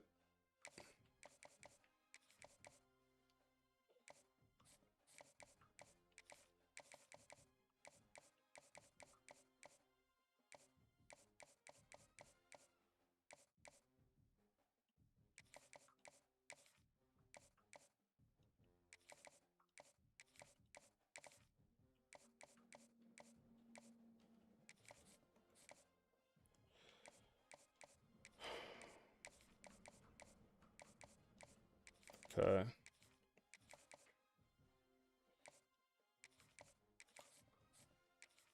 Should get you. Okay. Throw you on a visit also.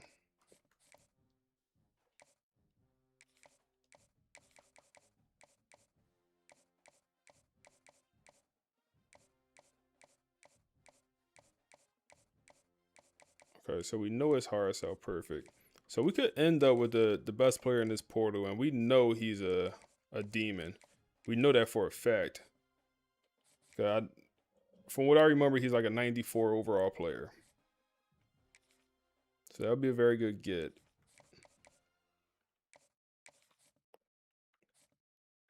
Then safety. House call is his hard sell.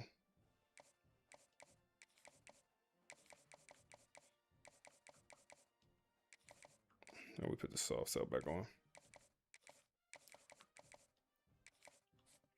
Now we have 2 more open spots here. I think I need more quarterbacks, bro. I think we just got to max out quarterback.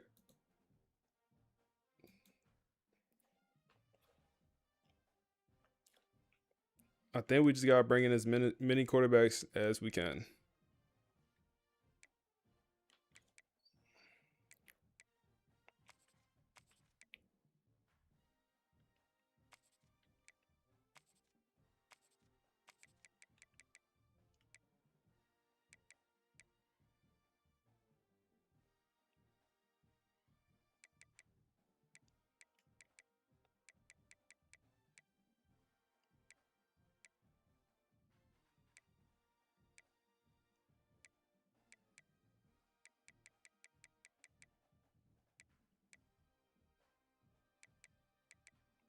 Buddy from Oregon, like I guess do the method. We get some of these guys from big schools. Like we could bring Chip back. We could go get Chip to come back. No, I'm good off Chip, man. Antoine Hill, isn't he supposed to be a guy? Isn't he like a 4-star quarterback in real life? Well, it looks like he's not panning out in the game. I remember he was committed to Deion Sanders at one point, and then he decommitted. Let's get this Nebraska freshman as well and try to get all these quarterbacks, with the goal of one of them being actually good and usable.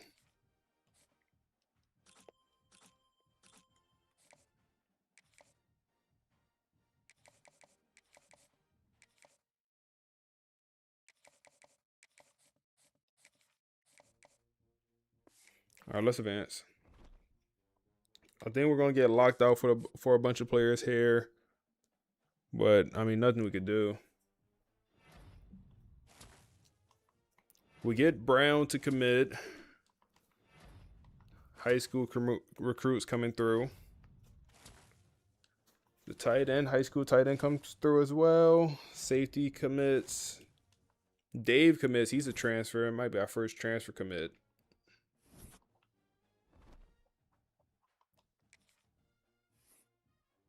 So your incoming, the quarterback, no. I mean, I just don't think he's good enough. He got impact development trait. I just don't think he's good enough, personally. But he could be the starter. You know, he could be.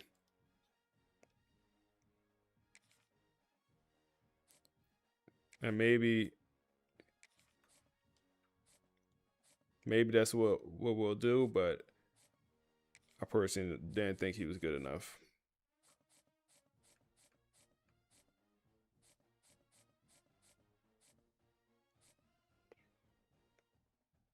And you lock us out. Playing time. Great. We don't have a receiver. Okay, yeah, we decided we wasn't gonna get a receiver. I keep forgetting. Okay, left tackle should commit. Guard should commit. That'll help out the O-line. Okay, he should commit. That'll help out the D-line.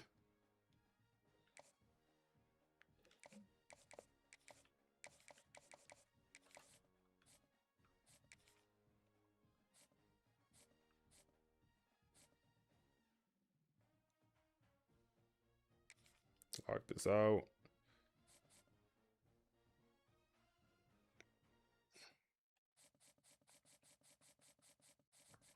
No, you're right. We can't bring in this many transfer quarterbacks. That don't make any sense. That does not make any sense. We have one quarterback on roster. Corbin makes 2. 5 quarterbacks. Let's go with 5 quarterbacks. We out on. Jaden, no, I gotta keep you in there, twin.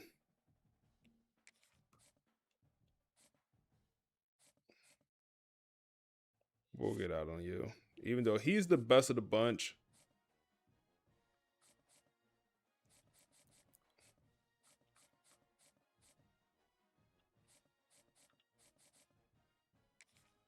We'll also get on Zach. All right. It's a little bit more realistic. Yeah, you're right. That's too many. That's too many. Can we just advance?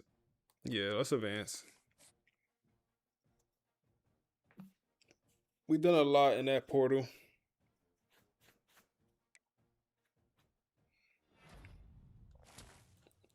We do get Danny, #1 player in the transfer portal, commits to the program. We get the #1 high schooler, and we get the #1 transfer portal guy as well.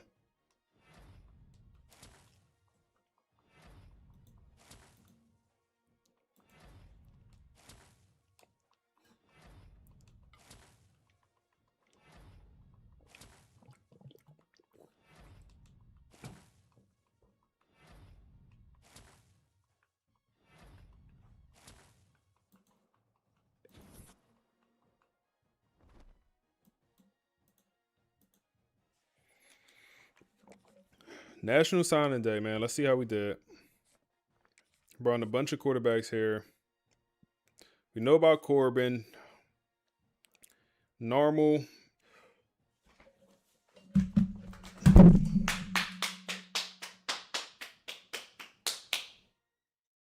Come on, Jaden. Come on, Jaden. I knew it was something about you. I knew it was something about you, twin. Come on, man. I knew it was something about you, twin. Y'all see, I just removed a couple quarterbacks. I almost removed Jaden because he was the national rank-wise. National rank-wise, he was the highest. But I'm like, no, that's twin. I can't remove twin. Maybach music. I can't remove twin. Hey, I appreciate the sub, man. Amazon Prime sub coming through. Y'all boys going crazy. Appreciate you. Appreciate the sub, man. All right. I'm happy now. I'm happy. He might not be good this first year. He might be good this first year, actually. Like, the speed is there. The throw power, not great. But if we could improve that accuracy tremendously, we'll be good. Okay. And then impact. We're fine with that. We're fine with that. We got one. We got one, man. We got one. I think you gotta see the skill caps, but we got one. Okay, we did get the transfer. He should be a starter for us. And then receiver, we already knew about you. Start development. And then normal Diam. Okay, that's fine. Tight ends. Okay. Star. Left tackle. He'll probably play right tackle on this team. You come in with impact, the transfer, then normal Diam. Some of these development traits on these guys, man. Elite for Jaden, bro. We've got 2 Jadens on the roster with elite development trait. in this one recruiting class, man, 2 elite development Jadens. That's crazy. The transfer edge rusher we bring in, who's only a sophomore, he'll probably come in as a junior. He has elite development as well. And then Dave also has star. He's a freshman, probably will come in as a sophomore. The D tackle Danny comes in with elite. We know he's gonna be a 99 overall player when we get the progression. Now the 2 high school kids we bring in, trash. Not trash, just normal development. Brown impact, he was a 5-star bust. Okay. Mike linebacker, star impact. The 1 corner impact. And then we did get the safety, he has star. And then the other 2 high school kids, normal. Wow, that's very disappointing. Normal for the 2 4-star high school safeties. Okay, all right. I'm not mad at this work, man. I'm not mad at this work whatsoever. We bring in the number 2 class. We bring in 11 transfers. We went 1 over. It is what it is. Number 2 class, we'll take it. Look at Lane Kiffin going crazy at Oklahoma, man. Going crazy for them boys.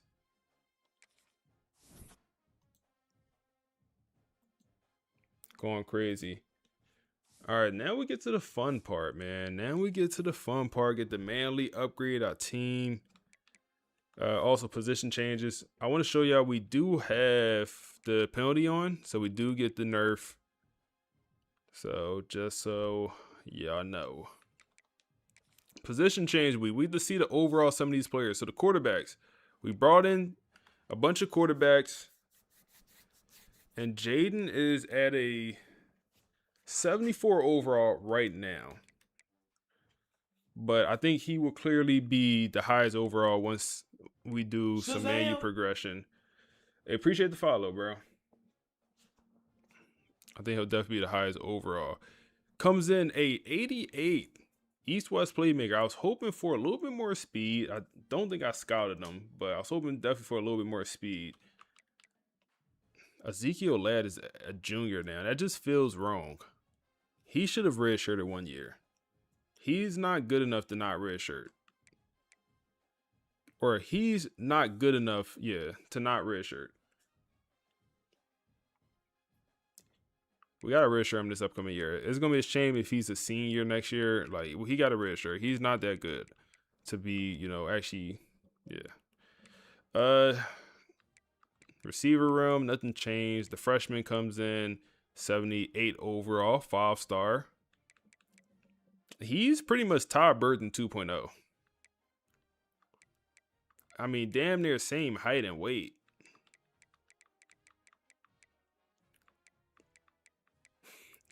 Damn near same height and weight, man. Ty got some stuff on him. But same archetype, everything. Yeah, Nakamura, Nakamura gonna go pro after this year, man. Nakamura, we're gonna get him up to probably 95 overall. He has 90 speed. I didn't realize he was that fast. He feels slower than what he is. Morgan, I'm excited for Morgan progression as well, man. Morgan gonna be a dog, I feel like.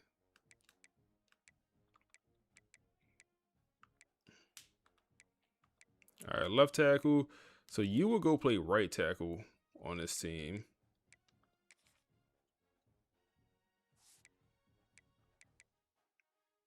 Josh here, a left tackle. We have no left guard on roster. We could change that. Someone said a few times, your center trash. Your center trash. Look at my center. Why is he trash?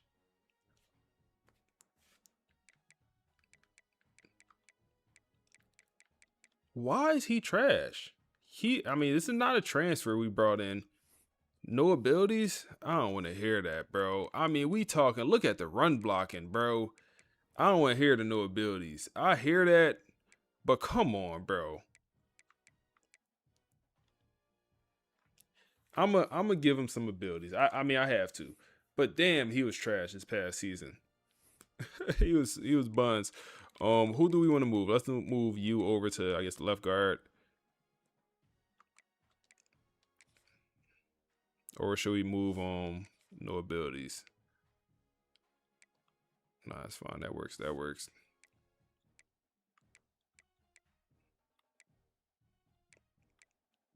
So abilities make a big difference.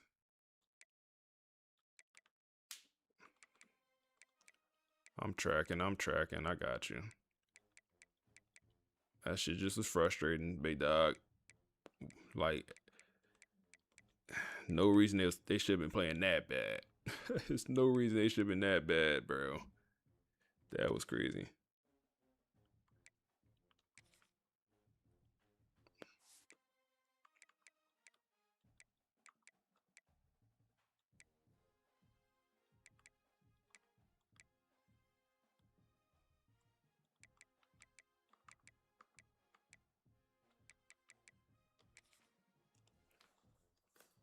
Feeling better at the seeing the team? Yeah, I'm feeling better, bro. I'm feeling more confident entering next year. I think we'll be a good team. I do think we'll be a good team here.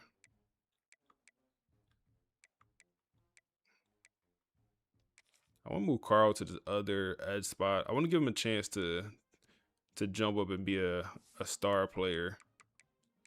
Elite development. You got to get on the field. Jaden, you got to be on the field, bro, or you going to transfer. So Danny, he's a 92 overall. Power rusher. Elite. So both our D tackles are probably going to be gone after this year. We're going to have a complete reset in the D tackle room. Complete reset.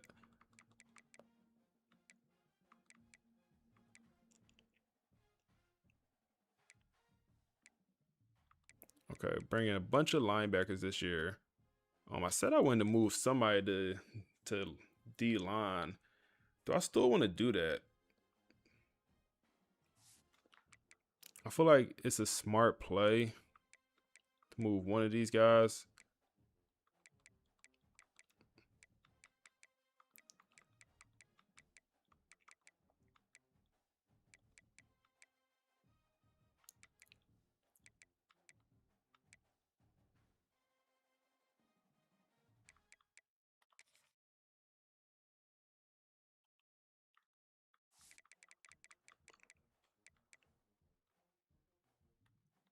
Burt needs to be a starter.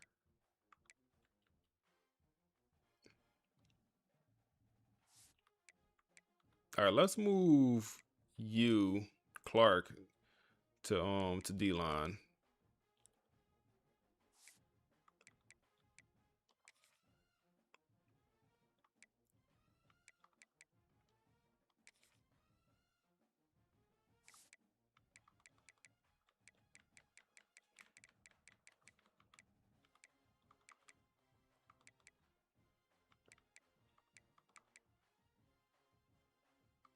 Okay. Corner, then. We should have brought another transfer. Damn. Definitely should have got another transfer. We're going to have Antonio Camardi Jr. out there playing for us at corner. That's bad business, man. That is bad business. Yeah, that's bad business for sure. We could move Quincy or Frederick to corner, but do we really need to? So we have Dallas, we have Benjamin, and we have Andre Law.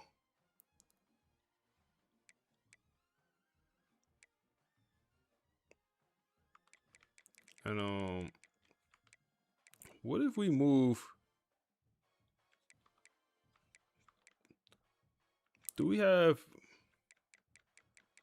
like Hakeem? Can you go play safety for us? You can. How good is Hakeem? Tackling. What's the coverages? Man, zone not bad. The press is bad. I mean, he's not a safety. We'll be forcing it.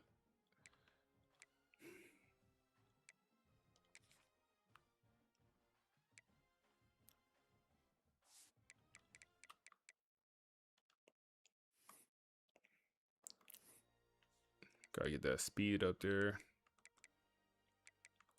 Can that speed even improve? 88? All right, that's fine.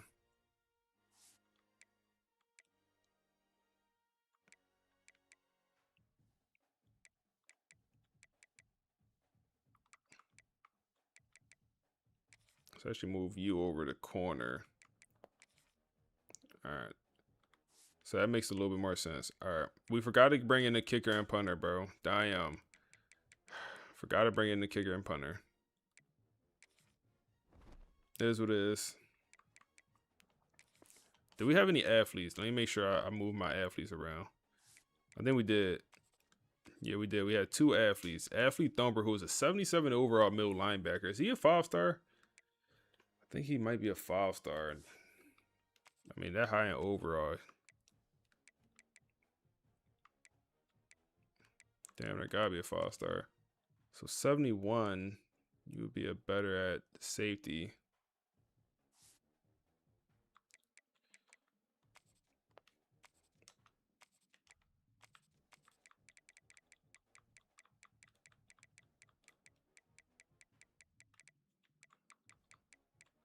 So yeah, I'm really just here for the coverages. He'd be a hell of a Sam linebacker. Or Will.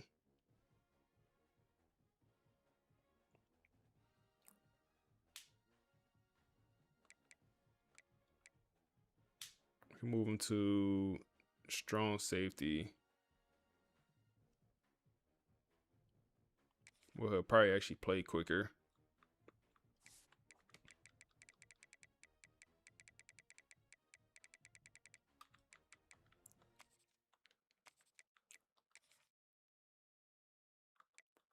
Then we'll move you to Sam. Okay.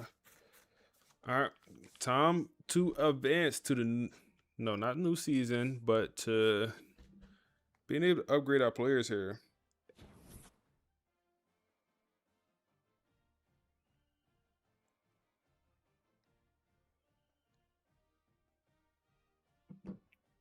The most fun part, correct.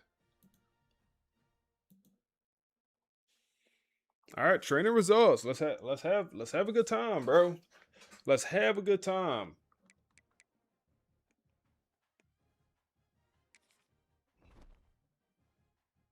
Nah. Nah.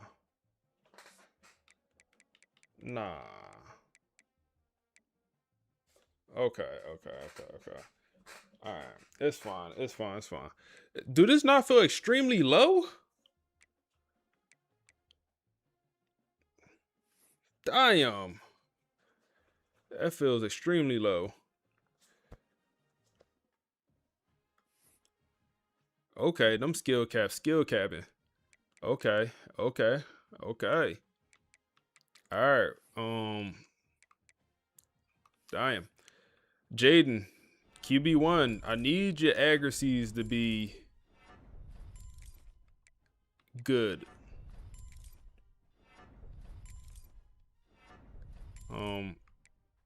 I like to increase that throw power 1 or 2. Okay, we'll max out that accuracies. All right.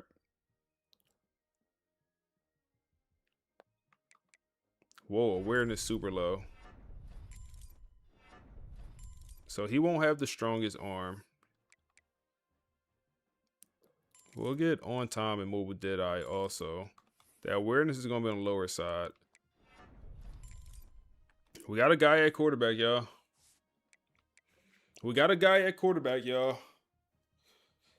New QB1 is here. New QB1 has arrived, man. Has arrived to the FSU program.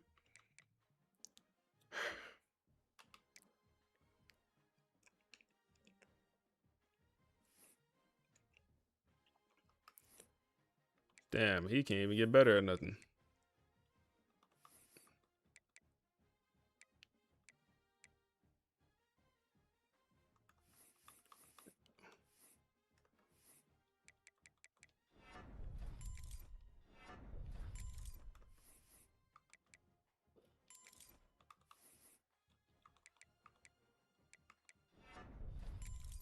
Let's get his overall higher.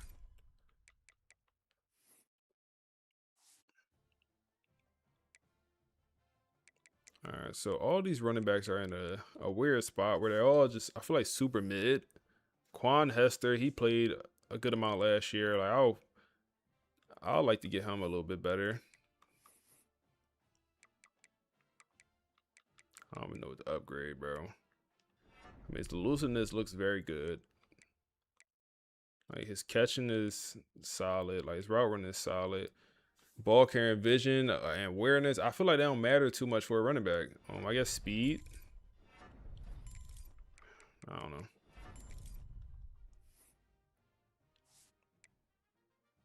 Ezekiel, he needs the red shirt. I would like to upgrade D'Angelo. He's probably going to be RB2 on this team. So his archetype is elusive bruiser.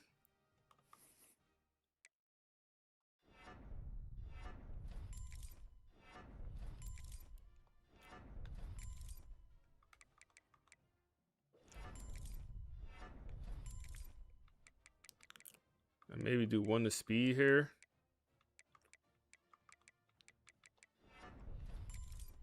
Barely even improved it. We'll auto progress the rest of the guys, bro. They all just impact development. Nakamura will progress my dog. We'll progress my dog.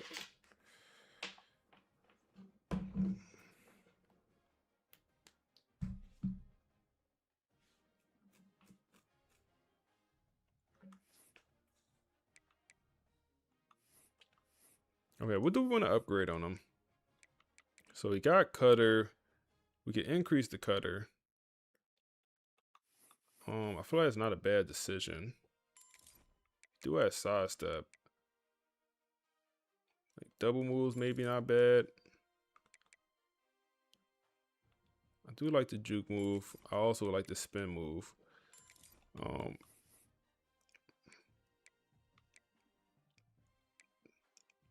Now I really don't know what to upgrade on him. That said I give you a boost through holes. Okay, I didn't know that. That's cool. That is cool to know. That's good to know.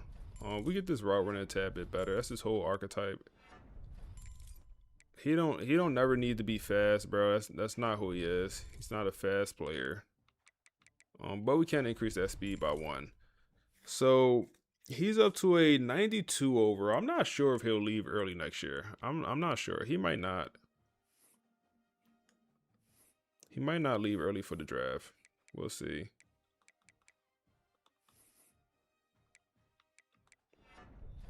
Let's get this catching now. I feel like Ezekiel definitely had a catching problem last year.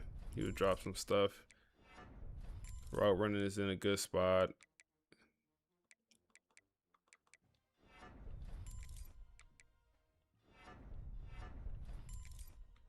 Definitely would like to make him faster, but he just don't. He don't have it in him. He don't have it in him. Okay, Christian. We make Christian better. He's a speedster archetype. I like to see Christian, get drafted. So we could help his, his draft stock here. We'll definitely do that. And Christian is a guy, man. He's a 90 overall receiver. Ty Burton only has impact development, bro. He's going to be a 4-year guy. He's not leaving early. He might. So Ty, he's 6'5", but the speed is only 88. I always felt like he was pretty darn fast. Protection from hit sticks. I would like to have hit first, but we can't get it. We won't be able to unlock it. Violence, I feel like he wasn't getting hit like that.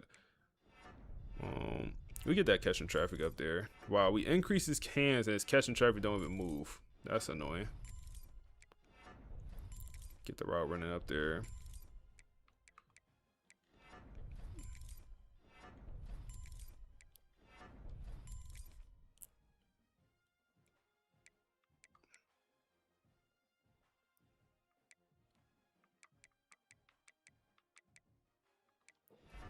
Okay. Ty Burden. And I'll auto progress the rest of the guys. Connor here. I forgot about Connor. Yeah, I'll auto progress the rest of the guys. Now, I do want to upgrade Morgan. I should have changed Morgan archetype, man. Gritty possession, just not it for him. I feel like we're leaving a lot on the table here. If he was just any other archetype, like his overall would be way higher. I feel like way higher. They are hoeing him. I feel like, yeah, they doing him bad. He would be so much better as another archetype. I'm gonna change him. I'm gonna change him next year, bro. I can't watch this. I'm gonna change him next year. I said I wasn't gonna change nobody, but I'm gonna change him.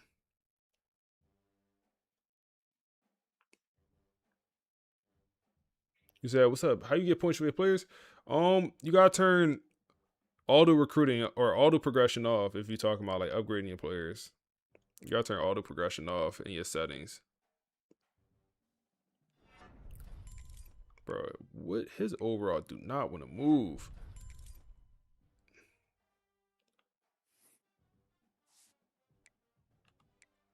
All right, left tackle. He should be a first-round draft pick.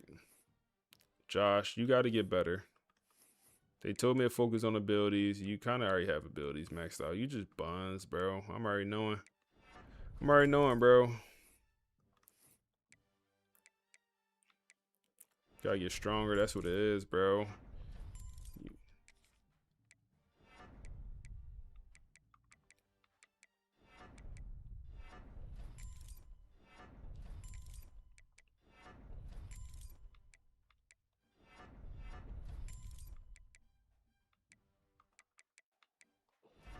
All right.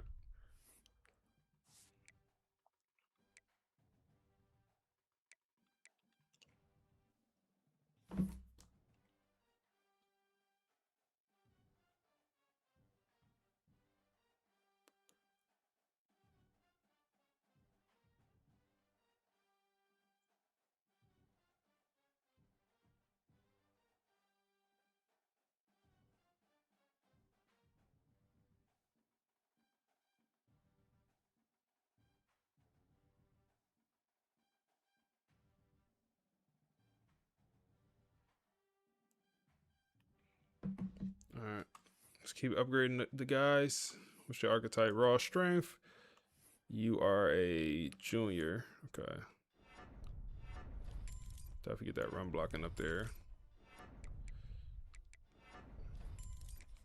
Make sure we got some abilities on them.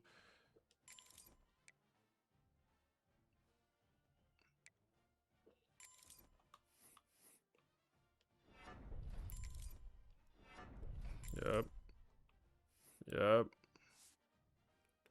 Yep. Left guard is a dog.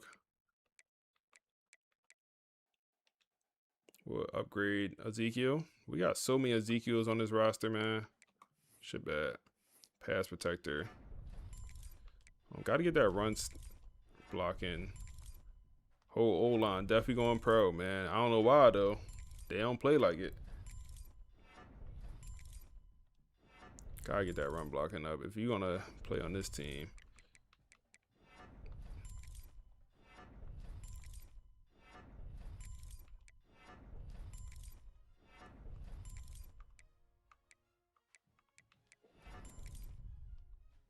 Okay, he'll be a guy moving forward.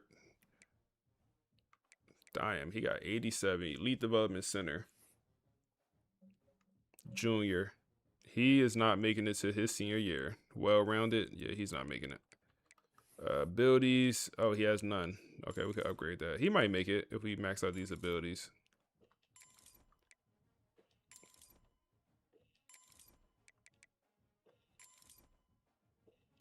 Why did I get option shield? I'm bugging. I'm never running the option.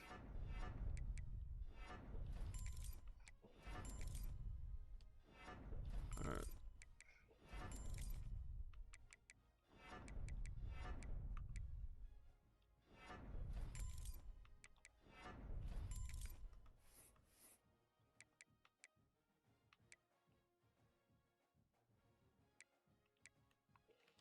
All right, so our center should be a absolute ox. He should be an absolute demon at center.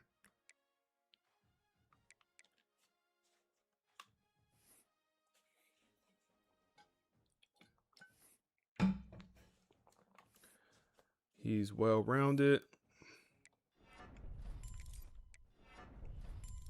Was his IQ not up? Don't tell me his IQ wasn't up. He had 80-1 awareness. That's good enough.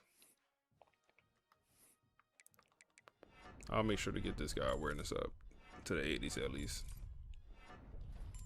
Shazam! Hey, appreciate the follow, bro.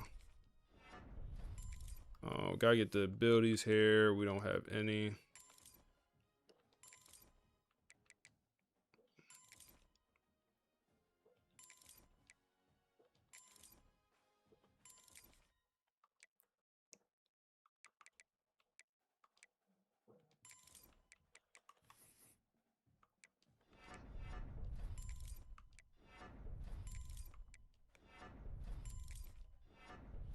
All right.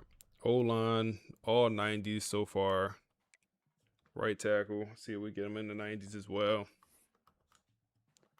Do we have abilities? He do not.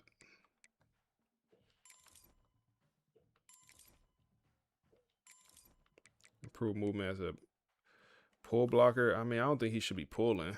Oh, man. His ability's kind of cooked. Or his skill caps, at least.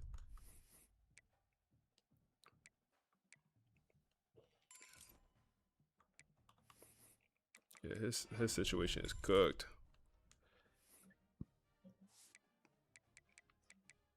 All right, what man you progress the rest of these guys? Carl, I do want to upgrade Carl here. I want to see if I can make him the starter. I don't know if I'm. Damn, we'll see. We'll see. He is a edge setter. Can we make him, you know, a do it all type guy? I guess we'll do power moves first. We definitely can. We could definitely make him well rounded. It won't affect his overall, unfortunately.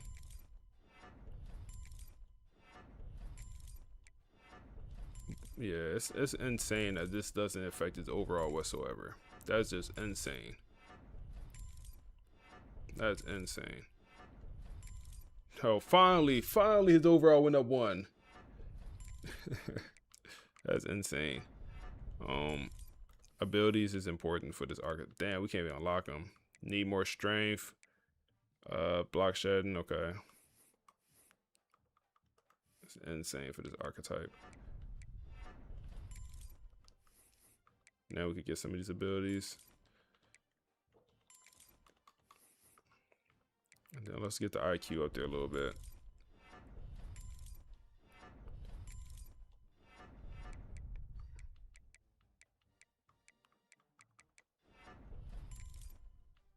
He looks good.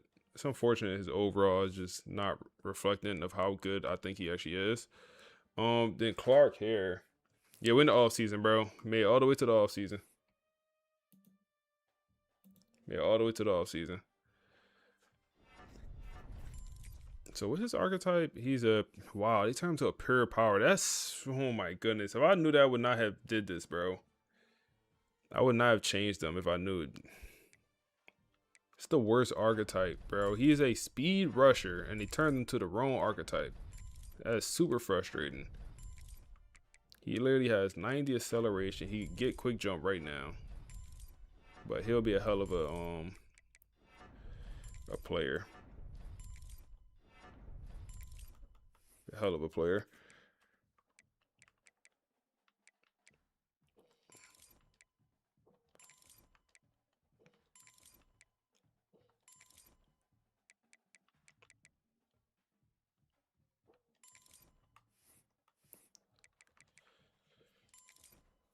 All right.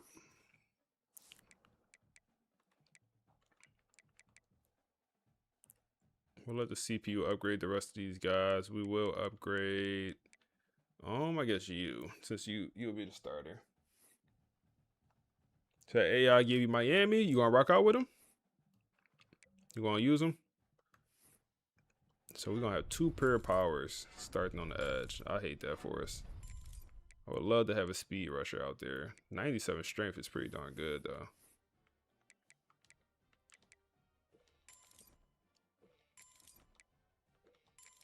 We're gonna stop the run though. I'll tell you that for sure.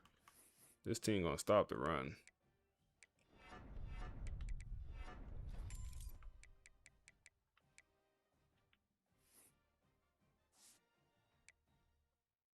Oh yeah, this team gonna stop the run. Don't gotta worry about that.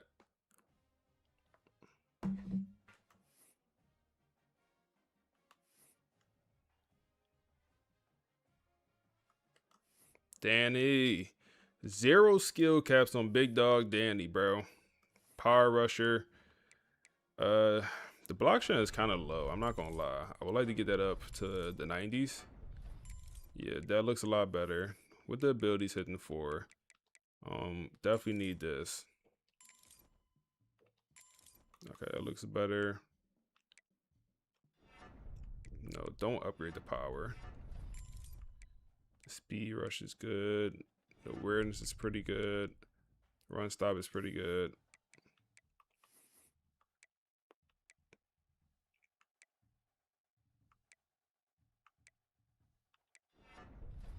Get that up a little bit more. Okay, yeah. Danny one of them ones, bro.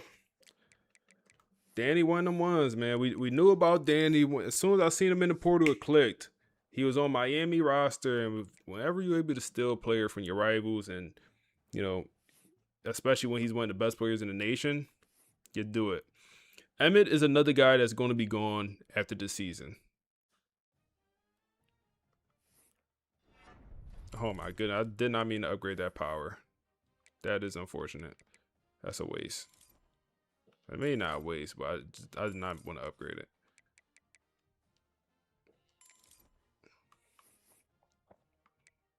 So let's get the run support in the 90s. Get the block shedding up there. Oh, that awareness, that awareness.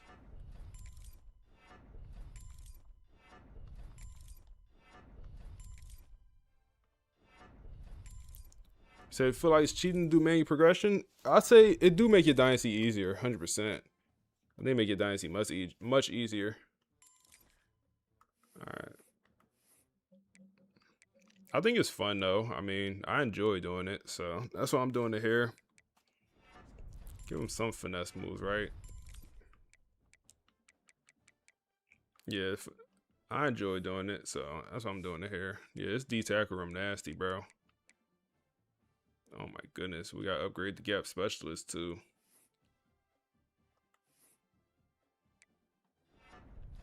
That block shouldn't be starting off so low for this archetype. Makes no sense.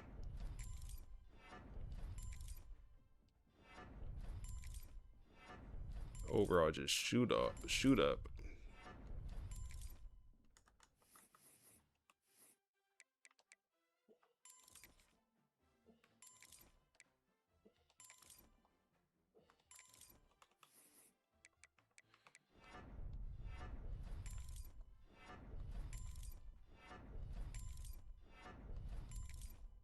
And he got a little juice at pass rushing. Just a little juice. Nothing too crazy. Just a little juice. Nothing too crazy.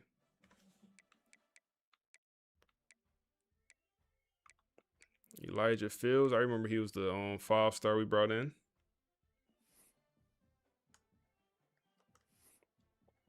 Transfer Portal Podcast. We'll see. We'll see. Elijah got some pass rush already. Need that block shutting up though.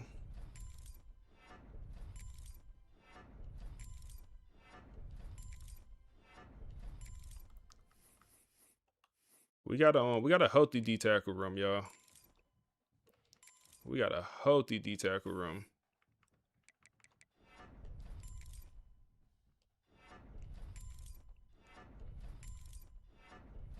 When I say healthy, I mean healthy.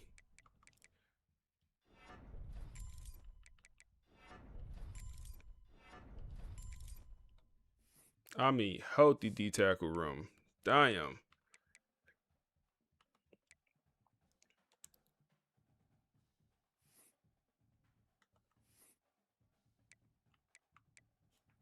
Yeah, I'm pretty much just upgrading the starters. The impact players pretty much is what I'm upgrading here.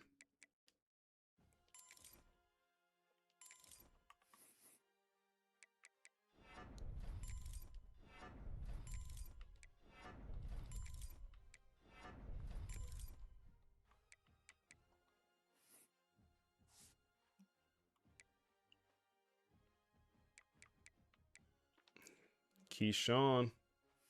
Elite development, only 51 to work with. Feels low. That really does feel low. Get the awareness up, I guess. Oh, that run support needs work.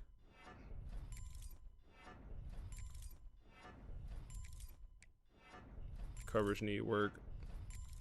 I think it's gonna be our starting middle linebacker, man. So definitely need that wrap up.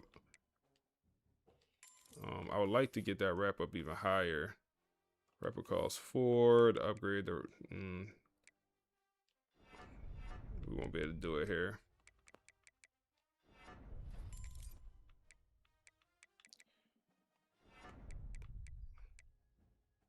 Yeah, I think it's gonna be our starting middle linebacker.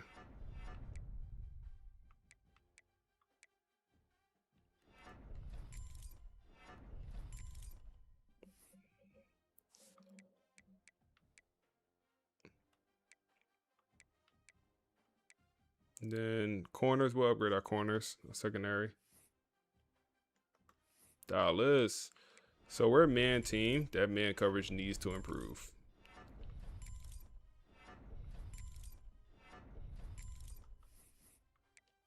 Oh yeah, get that blankets coverage, get that jammer.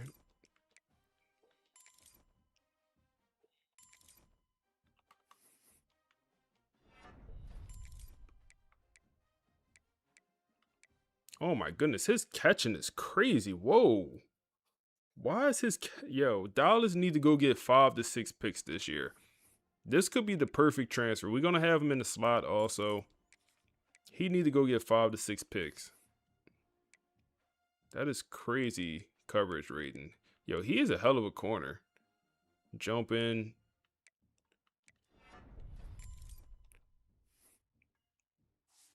Hell of a corner, man. He'll be in the slot for sure.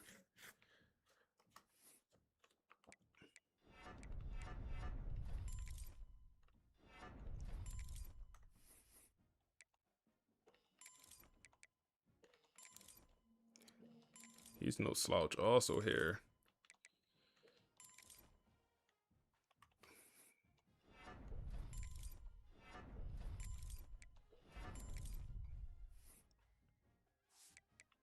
Yeah, you talking about the D tackle? Yeah, I got D tackle from. Damn, 114 skill points to use.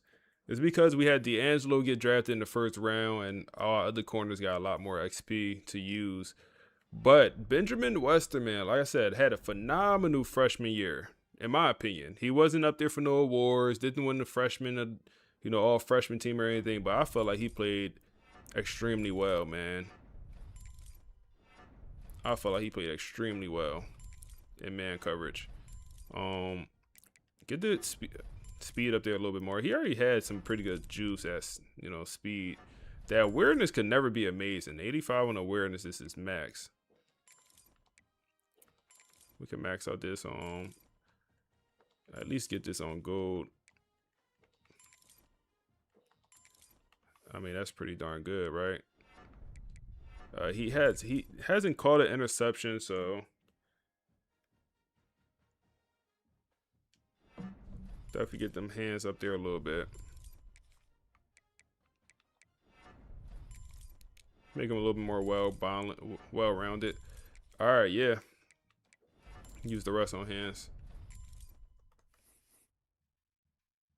We should have got house call is what we had to upgrade the hands to even get a house call and ball hawk, so that's fine.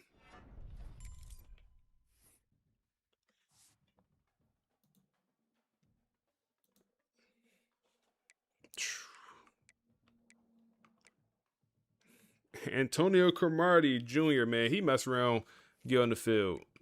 Never mind. Disregard. He don't want to play. We might as well just give him 99 speed, bro, so he could do something out there. He could run fast. Oh, man. He ain't terrible. Yeah, give him 99 speed so he could do something. At least we got.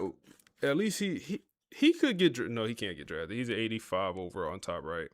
And then Andre Law, the other true freshman corner that didn't really play a huge role this past season, but I do expect him to be a starter this year. Now, his skill cap's also phenomenal. Only 2 skill caps total.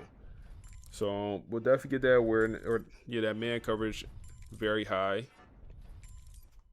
The zone coverage also very good to start off. So we might not even ever upgrade that man coverage or that zone coverage.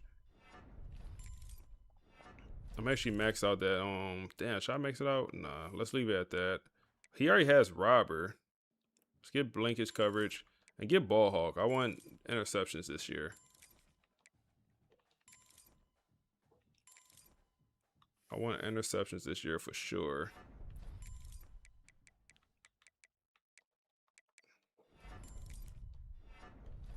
Okay, he's only up to 88 over. I feel like he's way better than that. Is what it is. And then our safety, Patrick, the transfer. Okay. Get the man coverage up there because we will be running a lot of man coverage and you will have to guard somebody out there. You will have to do that, sir. Okay, what's this abilities looking like? House call. Okay, that works. Patrick, not great. Maybe we start on one of these other guys at safety. That's probably what's going to end up happening. And then we get into Frederick Valentin, man. Star safety for us. Hybrid archetype.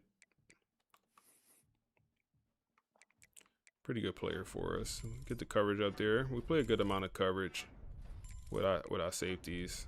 So he needs to be able to.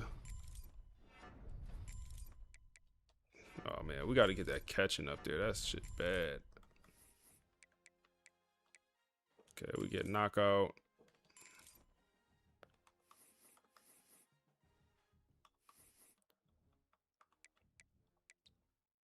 So coverages are pretty good. The speed is pretty good in my opinion for a safety. And attack. Let's get the speed up there a little bit more, I guess.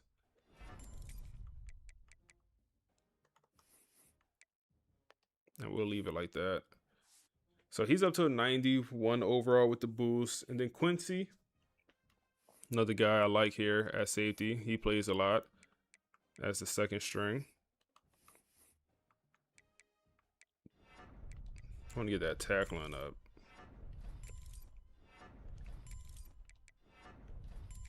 So his press coverage is hella high. He should honestly be a corner, bro. He needs to be a corner.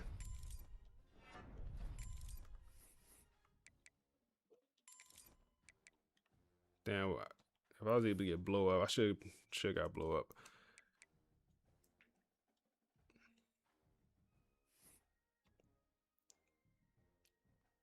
Somebody had the best D-line with Texas Tech. I don't know, man. You seen this? Our D-line looking kind of crazy right now. It's like, nah. All right, let's get that man coverage up. This is a former linebacker we have at safety. He got 21 on like Dion. Oh man, we gotta change that. Hell no. Not the linebacker move to safety with 21 on. We gotta change that.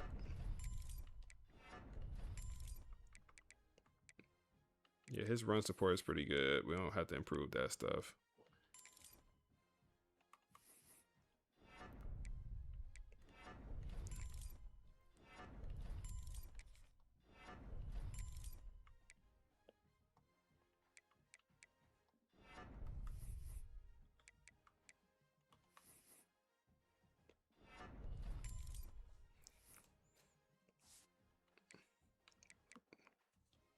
And then Wade, the kicker. Yeah, fortunately, he's done. Can't get no better.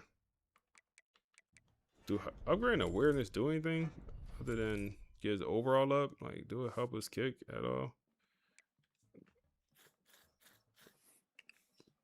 And then Miguel, the punter, he's also maxed.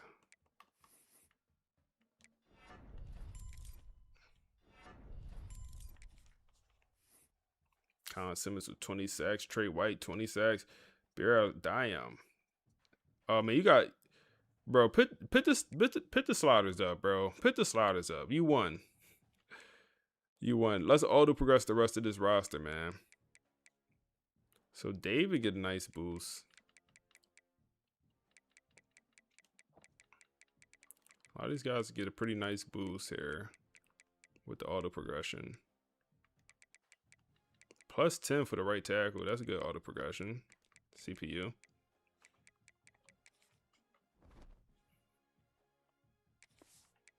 Time to advance, man. Until you play on Mat 10s. Bro, I had to change from Mat 10s because it was too easy.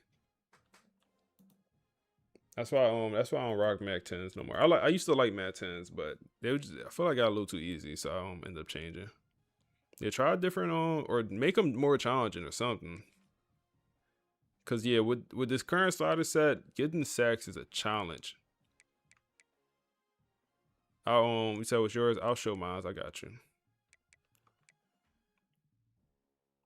So we have all these running backs. I don't want to cut a 5-star running back. I don't want to cut a 5-star running back, but I will. Frank, you gotta go. We gotta cut Frank, I think. Yeah, Frank gotta go. Normal development.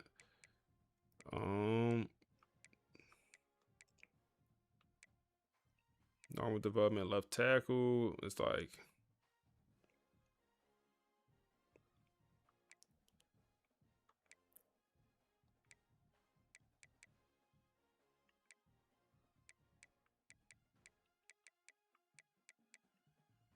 I don't know. It's like how many normal development players? Kevin Hidd. I remember when we brought in Kevin Hidd, bro. I remember when he committed to the program. Lee. Might have to cut Lee. He's just not going to play on this team. Kevin Hidd also just not going to play.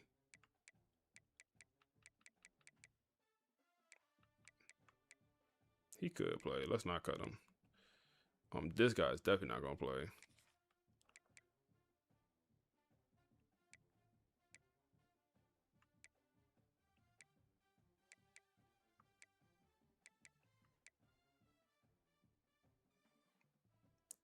Senior 79 overall, just not going to play. One more.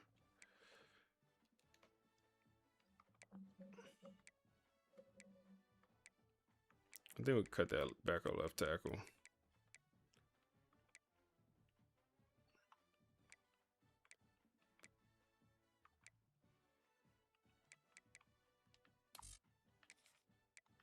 All right, down to 85, man.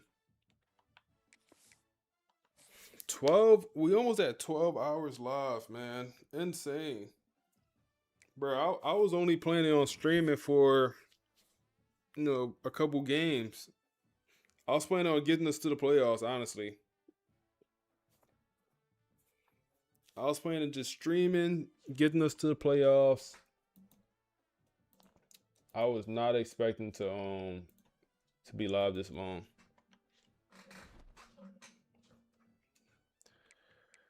W stream, been a great stream, not gonna lie. I appreciate y'all boys, man.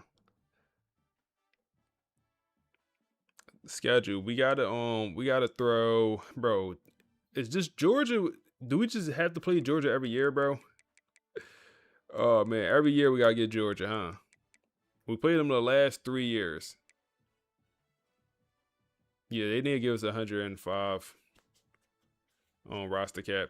So we said we was gonna throw on OU, and they not ducking smoke. They right there, front and center. Front and center. And then we got Notre Dame. Okay, we can't change it to anyone else, so. No, oh, we do have Clemson. I was about to say no Clemson this year. It's just not back-to-back.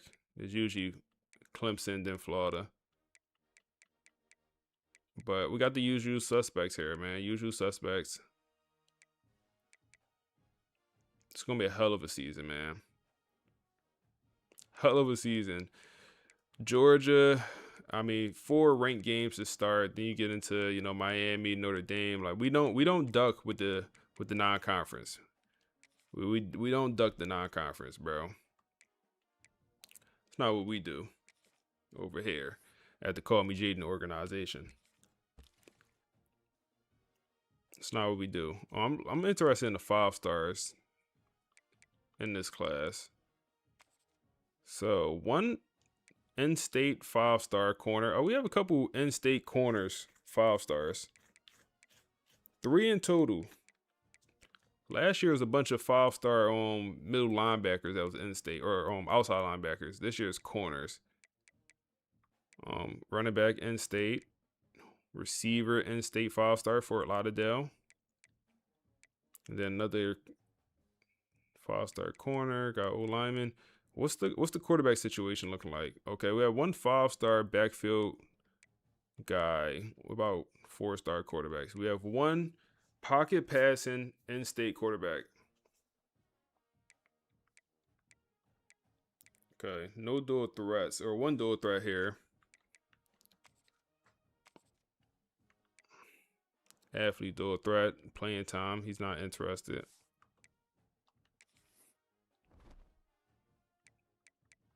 And then we got to come back over to the roster and make sure we auto progress again, because the transfers will not get auto progressed. But now they should be good. Now they all good. So Jaden seems to be the clear quarterback 1 here, man.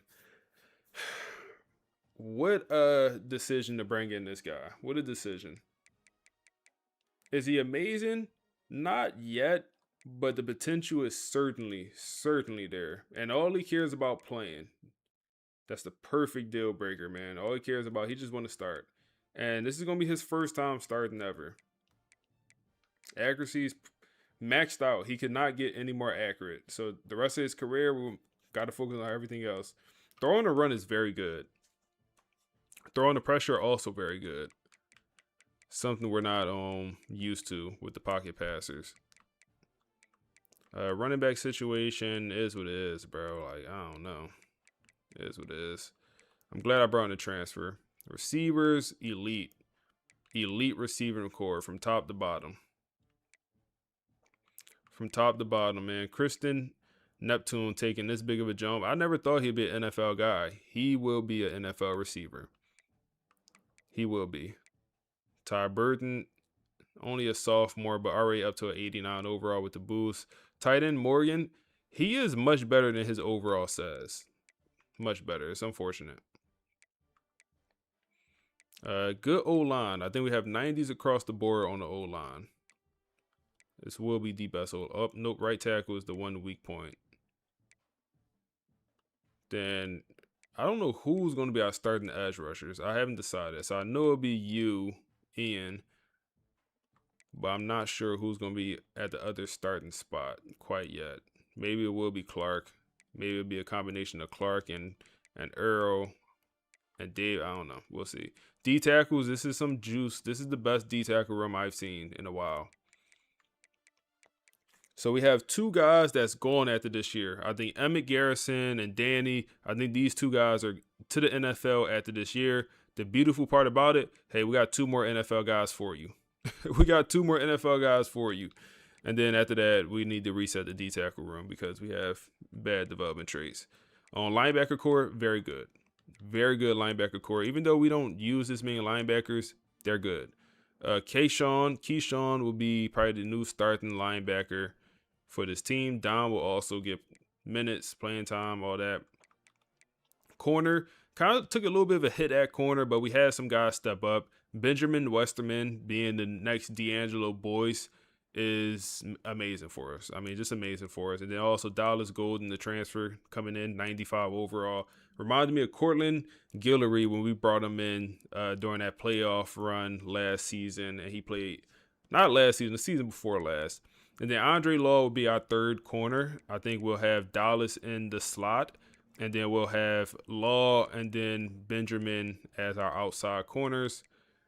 And I think that's going to be the game plan. And we'll probably put somebody else at safety. Maybe it'll be Antonio Cromartie, man. What is his tackling? 99 speed. Can he tackle? No.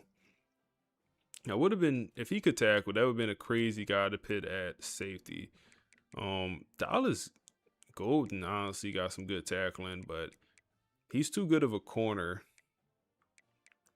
to probably play safety, in my opinion. So maybe it's you. Maybe it's Isaac. We'll figure out. Not the biggest deal right now. And then also we have Quincy and Frederick. And then also we have the young lion. Bro, he's 246 pounds at safety. He said 12-hour stream is crazy. Facts, bro. Facts. Facts, man. Facts. Oh, man. It been a stream. Oh, man, been a stream. You should have at least 2 guys with 10 sacks. We'll see, bro. We'll see. New offense, though. That gotta be a story. A lot of storylines will be coming this season. You got a video on your settings? I believe so. I can just show you though. I feel like this is gonna be the best way. Cause I think since the last video I dropped, I think I changed them slightly. So I'll show you the settings and the sliders here.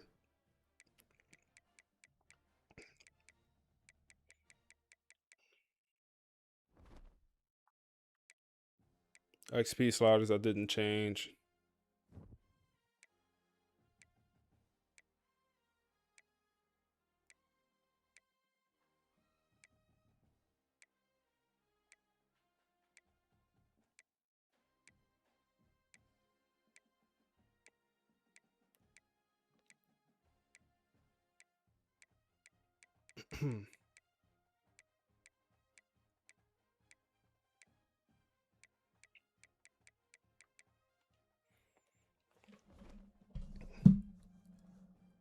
Oh man.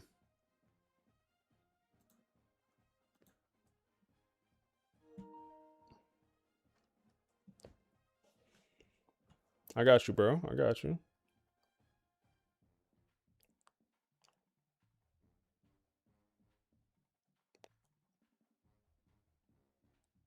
That D-line should be D-line. Yeah, man. I like that we turned some of our weakness into strengths, man. This past season, I felt like the D-line was a weakness. Like we had one guy that was really balling. That was that transfer D tackle we brought in this last season. But this year we should have. I mean, there's no excuse. There's no excuse. So we might start the season tomorrow. We might start the season tomorrow. We'll see how I'm feeling, man. We'll see how I'm feeling. This was a long stream, so we'll see how I'm feeling. I also want to drop the video tomorrow of this whole entire season 3. So that'll probably be a crazy long video, I'm sure. Probably 20 hours, 15 hours, something like that. So that video probably would drop. But yeah, we're gonna call it a night, y'all boys. We're gonna call it a night. I appreciate y'all boys, man. Oh man.